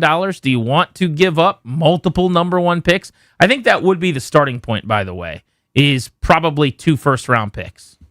And then after that, maybe we have a conversation. Glazer's suggesting it's got to be the Micah Parsons money. Plus. Oh, in terms of compensation. Compensation, rather? Right. I don't know. I don't buy that completely. He would know better than I would, and I don't think he's making it up. Yeah, but a couple things. One, I'm always surprised at NFL compensation. Second, this is, because he already said it. He gave away the game here. Whose decision was this? You heard that follow-up question in the interview. Was this the Raiders' decision or Max's? And he goes, Max's. So that's from the player's side, it's like it's going to take a lot. This is a superstar. Obviously that benefits the team too, but the idea is that's where this is coming from, right? What on earth is the logic, though, of it costing more for Crosby than Parsons? Parsons is 2 years younger, and I can make a pretty good case. He's just better. I think it's close, but he's been a 3-time first-team All-Pro. Crosby has 1 of those. Again, 2 years younger. One of these guys came out on third base, was a top 15 pick. The others had to earn everything as like a third-round pick, but just in terms of like athleticism and traits and some of those things. I don't know. Does anybody make that case for me? You can tweet me at Grant H. Paulson, or you can call in at 800-636-1067. Why would Crosby take more compensation than Parsons? Here's my thought. Better on every down. Parsons is unbelievable in the pass game, but you can run at him. Right? Whereas I don't know that I want to do anything near Max Crosby. If that was true, though, because I think it's a fact that Parsons is not as good against the run, that's obvious. Mm-hmm. That's not really the point of what Micah Parsons is. No, not at all. He's still an All-Pro 2 times over. He was still the Defensive Player of the Year runner-up. Yep. You know what I mean? Oh, yeah. Nobody cares about that. Right. Because you know why? Because he's going to go out there and he's going to get 14 sacks, and he's going to get 20 TFLs, and you're going to have to double him, and you can move him all over the formation. You can stand him up off the ball, play him from either side. He's just more versatile. Crosby's actually had better statistical seasons than Micah has, interestingly. Even though Micah's got the hardware. He's got the sack totals, but So Crosby's just incredible. Mark in Largo, you're on the Fan. What's up, buddy? I would stay away from this. Look, we did this last year. I think if you're going to address this on the offensive side, maybe, because if you're going to say we're a player away from Jaden being all-world, maybe I would do that. Defensively, they need more help, man. Personally, this is what I would love to see them do. Trade back to 12, switch it up with Miami, get a second-round pick, get that kid from Auburn, Falk, and then in the second round, get a linebacker from Ohio State, Lyles, because he'll probably be there. Get him. You got to get somebody, a fast linebacker, to go along with Devin Lloyd, who they're probably going to get this year. They got to build their team up the old-fashioned way. Well, I would love to trade back, and I am signing up right now for GM moving back. I like that call, Mark. You're my GM. You're trading back to 12 and getting me a second-round pick. Sight unseen, I'm taking the deal. You need a dance partner, and it's going to be tough to move back. I hope they do it. All I want to know is that Adam Peters is going to go to the end of the earth to try. It's not going to happen if you don't try, right? Yeah. You can do everything correctly. You might not lose the weight, but you're certainly not going to lose any if you don't try. Adam Peters, if he's trying to trade back, has to do everything. You got to pick up the phone. You got to call everybody. You got to want it. You got to prioritize. Want your it. arm to be sore. You got to live it. Crick in your neck because you can't turn anymore. And if he does all that and they don't move back, fine. But I really hope he does that. Yeah, that's how I felt about the trade deadline, where a team that's going nowhere, I got to know. Someone's got to tell me that you guys tried to do everything and nobody wanted your players or no value was there or whatever. Same deal here. If I understand, by the way, in a shallow as all hell quarterback draft that nobody's interested in any of these guys, no one wanting to trade up. I fully get that. But as you said, give me an effort. Give me a good faith effort. Keldrick Falk looks like a player, the edge from Auburn. Him going from 7 sacks to 2 sacks from last year to this year. Scares me a little bit. I'd like my edge in the top 15 to get more than 2 sacks and 5 TFLs.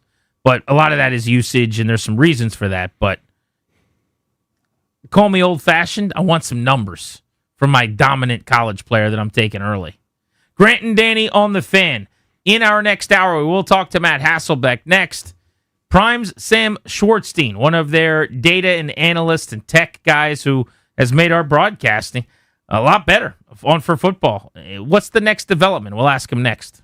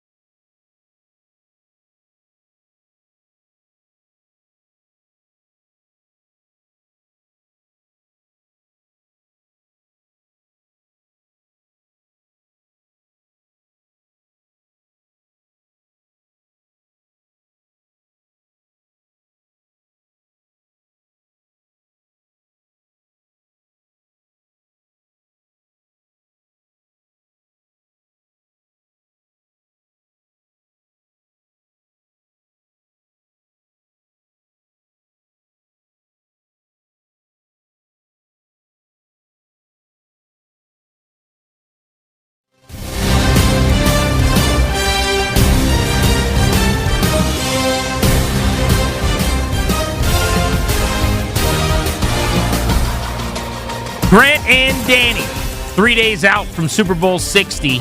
You're locked into The Fan. We're brought to you by Kondori and Murad. Those guys are wonderful. They can help you with so much, including estate planning, elder law, real estate transactions, probate administration.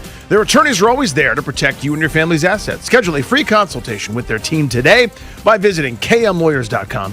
And be sure to let them know that we sent you. That's kmlawyers.com. Sam Schwartzstein is on the Ruud Guest Hotline. Ruud, the most reliable heating and air conditioning products in the DMV. Thursday Night Football, Prime Vision. If you watch like I do, you see his cameos. But, I mean, he is heavily involved in what has been the reshaping the future of not only broadcast television for football, but some of the rules as well with the XFL in the past, the technology involved. Sam, we always love having you on the show here in D.C. It's Grant and Danny. How are you? It's an absolute blast. That TNF music got me hyped up. I wish we had the game this weekend. Yeah, we were ready to watch some football when we heard that. All right, let's start with just this past year. What were some of the advancements, the things you felt good about tech-wise on the broadcast? Like, what steps were you guys able to make? You know, we really wanted to take fans closer to the game, like expose the hidden game of football. One of our big features was, how does my team come back? We hear all the time, oh, this team has a 10% win probability. But what does that even mean? When you break it down, it's trying to focus on how many drives they need to get a touchdown or a field goal or scoring drives and how much time. So we use our end-of-game suite to give the teams that path to victory. When do I need to score by to guarantee I get another possession? Or if I get a stop, what time will I get the ball back? Or if you're leading the team, when can you actually kneel out the game? And so that's a math that everyone at home tries to do in their head to understand what the end of the game situation will be, and we're now just doing it for you. And then on the graphic side, we did our pocket health graphic, which is something that, you know, offensive lines and quarterbacks aren't really assessed on the process of the drop back, but more just, was there a pressure or not? Was there a sack or not? But really, using the pocket health feature, we help visualize and show people how a quarterback can navigate the pocket and where they can go. So it was a feature that, you know, if you asked me 4 years ago when we first started doing this, could we accomplish it? I would have said absolutely not. But through like our team of scientists, our production team, you know, every single person on our show had a hand in making this become reality. And so I'll give a lot of credit to our producer, Scott Karp, and our coordinating producer, Alex Strand, and our whole team of scientists to really make this one come alive. So what's next in that vein where you go, we can't do this yet, but we're going to be able to do it? Like, what's something that you want to do, but you're not quite capable of yet, but you will be? You know, we just had our meeting in London where everyone gets together and we just hash out what we liked, didn't like about last year, and where do we want to go next. I think, for me, I can't give away all the secret sauce, but there's so much about a quarterback's decision-making, whether it's pre-snap, post-snap, that is not being charted in the process of how do they get their stats. How is Peyton Manning so great, or how is Joe Burrow? We hear these player comps all the time, but it typically has to do with physical tools. But how can we really get deeper into the quarterback's understanding on what they can do? And then there's always going to be a huge focus on improving. You know, every year science gets better. Every year we get more access to more data. And how do we leverage those to give the customer at home, who may not see a ton of new changes, but they're going to see a new visualization or see a new way to watch the game of football. Sam Schwartzstein is with us, TNF Prime Vision, Grant and Danny on The Fan. You mentioned this year's pocket health. That was awesome. I thought what it did was you could kind of see, because I watched the Prime Vision version of the broadcast in full. I like the aerial ability to watch and see like the routes, and you guys are drawing them on the field with players, and it just, you can see things open up before it happens. So it's cool for me to watch it that way. But you also then saw, okay, here's some pressure coming off this side, so you could see why a quarterback bails. Are you guys turning that into data on the back end where then you say, this quarterback leaves a clean pocket at X percentage, this guy, pressure to sack we have, but there are other things we don't really have in that regard? Yeah, it's almost like you have access to my emails because, yes, that is something that we do have data on. So, like, if you're looking at the Super Bowl this weekend, we know that the Seahawks collapse pockets at the 7th highest rate. And then when they have a collapsed pocket, meaning it's different than a pressure because you can collapse pockets by just running cover zero. But we know that if a pocket is collapsed, that's where we've dictated the quarterback needs to either throw the ball, scramble, or they will be sacked. And so when you're only doing that with only 4 rushers like the Seahawks, it's very different than the Buccaneers who collapse pockets at a high rate. but they don't actually have negative EPA when they collapse pockets. There's positive EPA, which is expected points added. So the analytics metric, it's a better version of yards, contextualized version. And so we have those stats. Being able to get those stats to customers as fast as possible is something we're working on, and be able to understand how quarterbacks navigate. You see these red, yellow, and green dots on the field that dictate where the quarterback can go, should go. How do we then help visualize which quarterbacks do find the healthy spots in the pockets the best when the pocket is breaking down? Sam Schwartzstein with us here on Grant and Danny. So this is a question of ignorance, so apologies in advance, Sam, but it seems like my whole life, the spot of the football, like as officials do, and for the most part, they're pretty damn good at it, honestly. But they're, those years, it's like the left foot spot or the right foot spot when the guy goes out of bounds, or the ball actually was leaned forward and we lost almost 6 feet, or not 6 feet, like 1.5 feet. That seems significant. And we just sort of kind of go on with our business. The technology you guys have and how rapidly it's improving, do you think there might be symbiotic at some point where you guys could actually be more helpful than the naked eye for these incredible athletes that are going so fast that we can't necessarily perceive where the ball is at the exact time a runner's going down? Does that make sense? Like, do you see the road going the other way too? 100%. I'll give you two things. So when I started at the XFL, big part of my job was interviewing coaches, players, executives, and then I also took it upon myself to interview a bunch of officials, and on-field officials, as well as Dean Blandino, who I worked closely with in replay, but he's also helped write our rule book. But these on-field officials, the more you get to know them, the more you respect them, and all the things that they have to do with full-speed plays and what they're doing. Now, look, do we want to always be exact? You really only care about spotting the football on first downs. Whether it's, 2 inches here or there, is that really going to matter on the non-third down, non-goal or line-to-gain plays? It's not as big of a deal. And so I'm really happy with where it is right now. Could we always get better, and can technology get there? Yes, but you have to do it at the speed of the game. There's nothing we want to do to slow down the game of football, but there's definitely technology and advancements. Like, if you would have asked me, years ago, could we do any of the stuff we're doing now? I would have said maybe, probably not. And so I will never say no, it's not going to happen, but you got to make sure you're doing it at the right speed to make sure you can do it. Sam, I remember you being heavily involved when you were with XFL 2020 with some of those rules, including the kickoff initially there, that now has come to the NFL and it's worked. We got the numbers last week. Injuries are way down. Returns went from basically it was 1/4 of kicks to like 3/4 of kicks are getting returned, so everything's working. Was that your baby, or were you on that process? Like, how did that work? Yeah, the version in the XFL was my baby, and there's a little minor differences between ours and the NFL's dynamic kickoff. But yes, that was my baby. That was my also, like, if this doesn't work, we need to fire somebody, and that was me. So it is something I hold near and dear to my heart, because that was a lot. And one of our mantras at the XFL was all great businesses are built on 3 things: hard work, strategy, and prayer. And so there was a lot of prayer that week 1 of the XFL. It's almost exactly, the Super Bowl will be exactly 6 years since we had our first kickoff. So it is really cool to see a version similar in the NFL. Often I got to be able to say hi to Devin Hester, who was pumped about the kickoff. We had actually a thing that we joked about in the room. It goes, well, we didn't know before we tested at Mississippi in 2018 how would this work. But I said to Oliver Luck, our commissioner, I said, well, at least Devin Hester's not walking through that door. And so it's pretty cool to see him pumped up, now a Hall of Famer, talking about the rule. Well, it's just got to be amazing for you to watch a game and to know, quite literally, that you had a huge part in saving the kickoff, and this thing has worked in a big, big way, so tip of the cap there.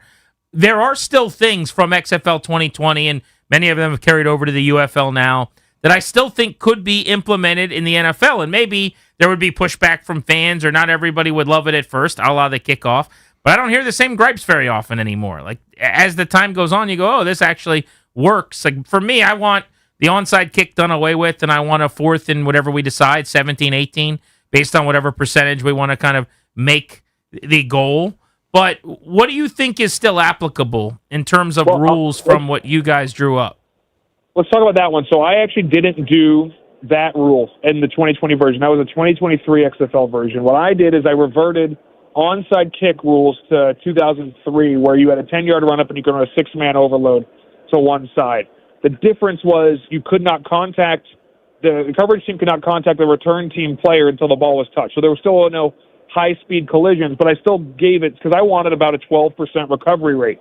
Enough to make it exciting, not enough to make you want to elect to do it every time because I got rid of the surprise onside kick, which my brother will remind me every day that I ruined football because I did that. Now, I don't like a 4th and an X only because I don't want to see a conversion by penalty. Yep. Now, when we see Bo Nix throwing deep balls one after another in the divisional round against the Bills, we know he's kind of throwing it deep to get a big play, but we also know we're baiting a little bit of pass interference. If that was to decide whether I retained possession or not, that would really be a hard call you have a official has to make. So I think that is a unique one. No, we were the first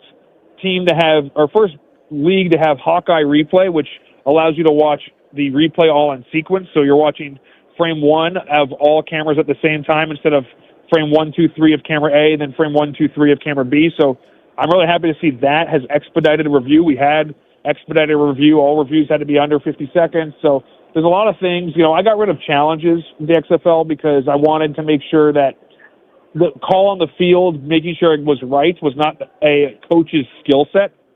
Make sure it's just whatever is the right call, let's make it. And so we had a few things that I'm happy to see a lot of it go to the NFL. But again, a lot of stuff just kind of is good for minor league football to keep testing. I had out of bounds on punts, took the ball out to a touchback, and my touchback was the 35. So would I recommend that for the NFL? No, especially because the rate of going up for on 4th down has doubled. So you don't need a crazy rule like no coffin corner kicks. So I think there's some rules that are great and some rules that should stay in, minor league football. Sam Schwartzstein is with us. Grant and Danny on the Fan. The idea now that kickers are kicking further than they ever did before, and because of the tweak to the K-ball rules where they can kind of sleep with it and pet it and do whatever they want to for the week, and then it's going to go farther. With where we start, it feels like you're a dig route away from field goal range. Is that something we need to look at, or where are you at on that? I had the average return go to the 29. I think it's like the 32. And then I had only 8%, or I think I had 5% major touchbacks, which were touchbacks to the 35. And so there's still teams that are nervous about the touchdown return. And so I think they can move, they can do some things to make sure the return location, increase return rate, and then the average return location get close to the 28, 29-yard line.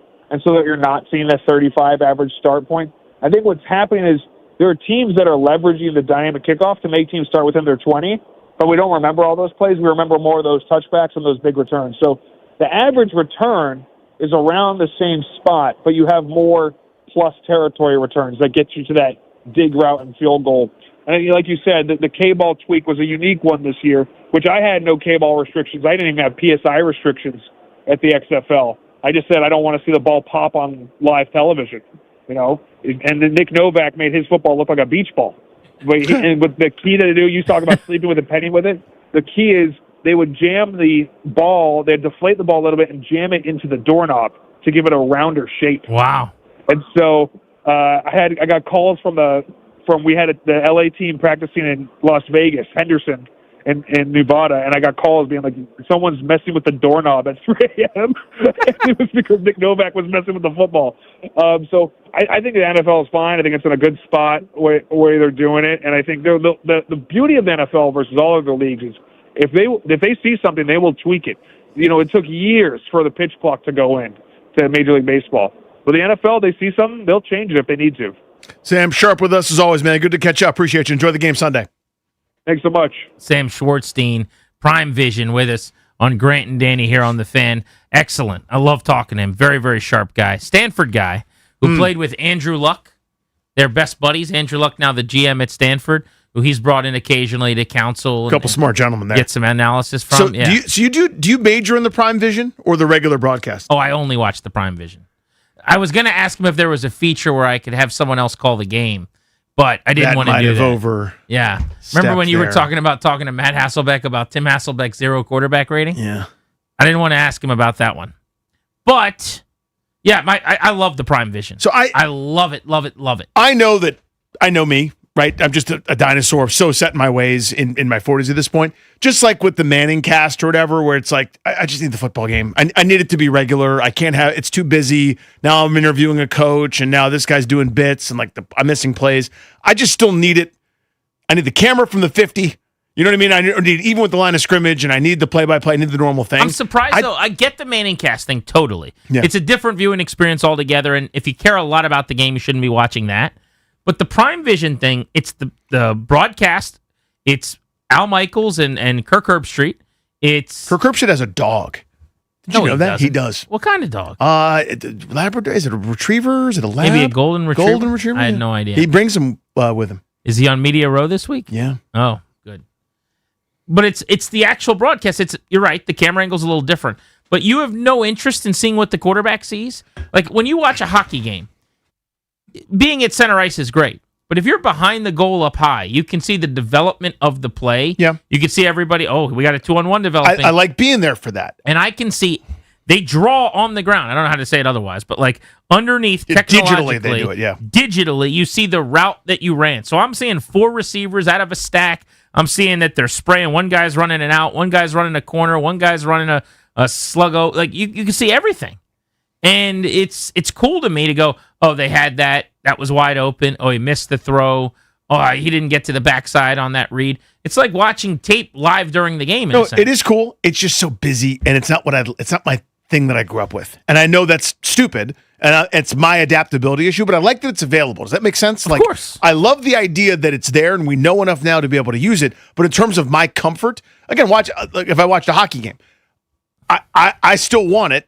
You know, the camera at center ice to kind of tilt, go left and right, and tell me where everything is. I need Joe B. and Locker. I need it just so. When I'm there live, I love that kind of stuff. So I love, when we've been to football games, and we were in New Orleans, for example, and we saw Drew Brees throw for 7,000 yards, and they put up 7 million points. You could see every Saint receiver who was wide open as Brees is at the top of his drop, and you go, whoop, there's that touchdown, there's that one. Right. You get a great view of all that stuff, right? I love those sorts of things, but on TV, my comfort's my comfort. It is also distracting. I mean, you've got to be like in the mode. If you join mid-play or whatever, you might... It's disorienting, yeah. Yeah, you might see, what is that circle? And they're like putting circles underneath of linebackers that they're predicting who's going to blitz. This guy's putting coming. live percentages based on, Exactly. movements. It's incredible. But when you're watching the Vikings and Brian Flores, Durante Jones, has 7 guys at the line of scrimmage and dudes mugging the A-gap, they're telling you underneath who's likely to come and who's likely not to, based on all of the data and the algorithms and the stuff that they've done. I think that's really cool. It's incredible. But it is busy. There's a lot going on. And you can click back if it's oversaturating, I suppose. Matt Hasselbeck, who had plenty of postseason success in his career as a longtime successful quarterback, is going to join us as we get ready for the Super Bowl next on Grant and Danny.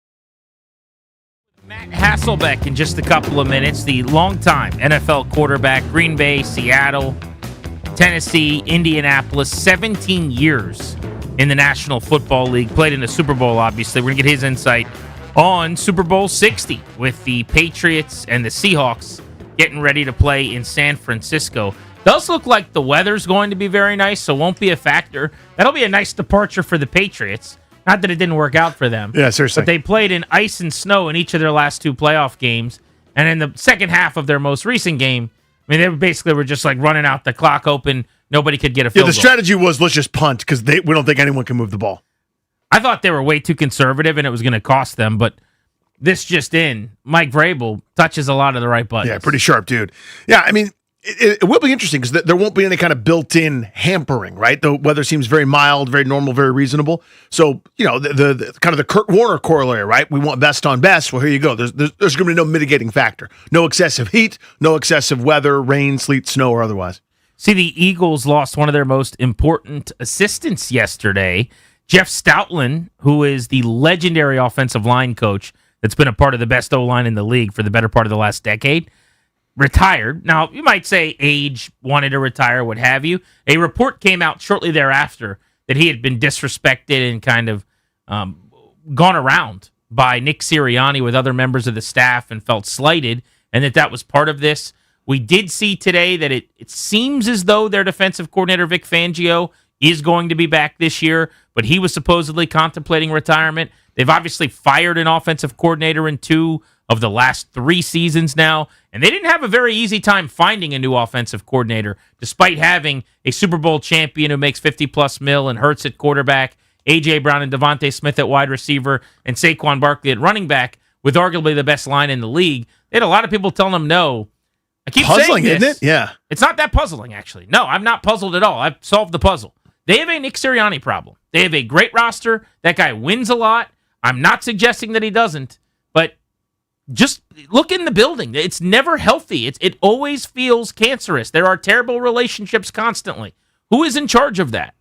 They have a Sirianni issue, and I would say it hasn't caught up to them or it'll rear its head eventually.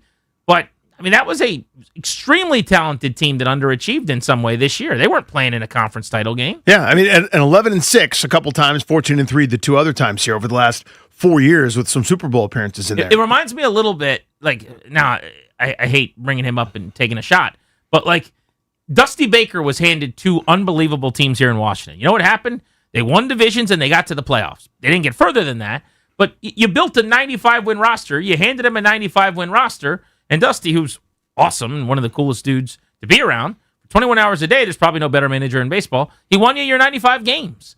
I feel that way. Roseman is the best GM in the league. He puts together the best rosters in the league. No kidding, they win a lot of games. They're great. They're super talented. They always have more picks than everybody. I mean, he's playing 5-dimensional chess, if there is such a thing.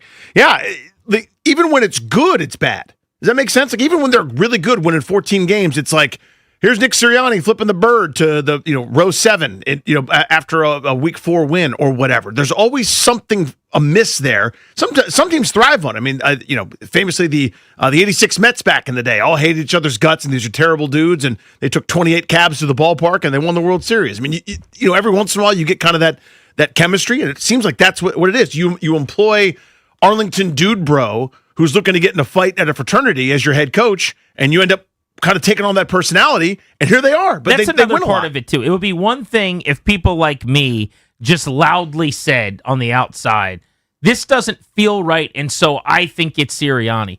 But there's some smoke here, too. We're not just saying there's a fire with no evidence, like, open the door, I promise you'll see it. No, there's some smoke coming out of the crevices here. You see it. This guy's shouting it at fans coming off the field, got into it with his own fans at one point in time. He's face-to-face with A.J. Brown in a playoff game because he's not getting off the field fast enough. Not even to mention the relationships interpersonally with some of the guys on that offense, which was terrible most of the season. I don't know what other evidence you need, but when you start to have coaches either considering bailing or bailing, I think we kind of have the verdict. The jury's ready to come back now and slam this gavel, right? 50 wins over the last 4 years, 2 Super Bowl appearances. And it's and you know what I mean? Like that doesn't sound like. So, but when you say that, what is your point? My point is like we're talking about doesn't sound like that. That sounds like everyone got fired, a disaster, and like end of line Redskins tenure for some coach and GM, where it's so bad that this guy's prank calling somebody at the hotel and vanilla ice cream's on a desk and we're pouring rotten milk on someone's the couch or whatever. Like it's usually so toxic and so terrible, and they've been so incredible. Well, and that was kind of the point all regular season when you would have these moments. A.J. Brown went on a video stream playing video games with somebody, and he was asked about, it was literally like, hey, how you doing? You're supposed to just say, I'm doing good. Like, you ever done that in the hallway? You walk by and you're like, hey, how you doing? And the guy's like, actually. And he sighs and rubs his forehead. You're not going to believe it, but mom fell yesterday, or, whatever it is. And you're like, oh, and now we're in it. Here we are. Here we go. Here. And I want to hear this. I have empathy for you, bud. But I was just looking for everything's fine, and I'm going to go to the little boys' room because I got 4 minutes in this break. But to me, that was kind of the deal there. Yeah. Where he gave away the business, so to speak. He's on the video game stream, and someone's like, how you doing? He's like, seriously? You watching? He was miserable. This is the same guy that once said, like, I won the Super Bowl, and I didn't feel that great. I want to put up numbies. Like, I'm paraphrasing, but that's basically what he said. I want to go out, and I want to perform. I want to be a part of this thing. Not necessarily a bad thing. Is it selfish? Possibly. I don't know that it's completely a negative that the receiver wants to be a part of helping win the football game and doesn't enjoy it as much when you win and he's not involved at a defensive position. I do wonder if he'll be back. I thought there was no chance. If you talked to me the morning after they lost that NFC playoff game that they did, when he ended up dropping 2 key passes against the San Francisco 49ers beleaguered, injury-riddled defense, I would have said there's a 0% chance he comes back. I'd set it at like 40% right now as time has healed some wounds, and now you've got a new coordinator who comes in there and Sean Mannion, and I'm guessing he's going to advocate like hell to keep him around because you're as good as your weapons, and that guy's a top 5, maybe top 3 receiver in football. But if I was them, I would just want to get out of that business. Because it's whatever it is constant. It's constant. It's cancerous. It's debilitating to the overall cause. Yeah. Well, what's been fascinating about this is in 2023, remember when they melted down at the end of the second half of the season where they were getting away with it early and then all of a sudden everything caught up to them? That was the first of these 11 and 6 years, right? Because it was so bad. Of course, no carryover. They won the Super Bowl the following year. They were 7th in points, 8th in yards in 23. You'll never guess what they were in 24. 7th in points, 8th in yards. They had one unit fall apart from the previous year. That was the defense. It was a disaster. They were going through this transition. That was all the sacks previously. Then this group couldn't stop anything. They revamped it. Boom, we're top 2, 14-3, won the Super Bowl. This past year, defense was still great. This year, the offense completely fell off the table. So this is what's happened 2 different times coming off their 14-3 Super Bowl appearance seasons. One side of the ball, the bottom totally falls out, whether it's, you lose a coordinator or, the personnel turnover, change, or injury, or something. But this year was the offense. It went from, hey, we're doing okay, it's fine in certain circumstances, 7-2 on Sunday, we can run on everyone. They couldn't do anything. And that offense, if they had more weeks, would have gone down even more in terms of rankings. Like, it was plummeting by the end of the season. 19th in points, 24th in yards. It was bad. Mannion's a good hire. I think he's going to end up being a really good coordinator. This is their David Blau hire. Yeah. Back up a couple years ago, super sharp dude. I've talked to Kirk Cousins about him a little bit. He was Kirk's backup in Minnesota. They had a really good relationship. And Cousins has said for a couple of years, like, watch out, this guy's going to really rise fast. And, of course, here he is quickly getting an OC job to play call. It's interesting because Kevin O'Connell's starting to have a little bit of this, too, where Blau was there. This guy, Mannion, was there. And I think it's what you saw. It's play action. It's under center. It's what everybody wants, that Shanahan kind of Kubiak thing he's going to design. That was a good hire, but I think the Stoutland loss is big. Either he was overvalued and overrated, or it's a huge loss because I think it's probably the second one. I can't tell you how many times and how often, whenever you talked about the Eagles, and it's like, if Sirianni's what we think he is, and he's just kind of lucky to be there, and that's probably overly dismissive. How do they make this work? And I think Stoutland's a big part of it. So I wonder if it's to the degree of like how Alex Gibbs was the man behind the scenes, was always like the hidden figure. Every time you look up at this offensive line or some group that's running the Shanahan system plus, and you go, you know who their offensive line coach is? It's Alex Gibbs, the guy that's just incredible at this. Yeah. You wonder if it's that level of impact, and it would make sense that it was. Logan talked about this with the offensive decision to go with Blau and the hiring quite a bit. And his point was the O-line coach is probably the most important non-coordinator in the building. He said a lot of times when teams allocate their money for their staffs, they talk about it as if you have a head coach and then 3 coordinator positions you have to pay. Not special teams, but like O coordinator, D coordinator, and O-line. So you think about like the Bill Callahan guy. He goes everywhere as the hired gun O-line coach. Bill Callahan is paid like a coordinator. If you're Kyle Shanahan, his guy was a guy named Chris Furster. If not for Furster, Kyle Shanahan doesn't become Kyle Shanahan. Mike had Gibbs, who you just referenced. But like each of these coaches needs to have their guy, and it has been Stoutland in Philadelphia. So without him, I think it's going to be telling to see how this goes. Matt Hasselbeck's going to join us next from Media Row out in San Francisco. Grant and Danny on the Fan. The biggest game.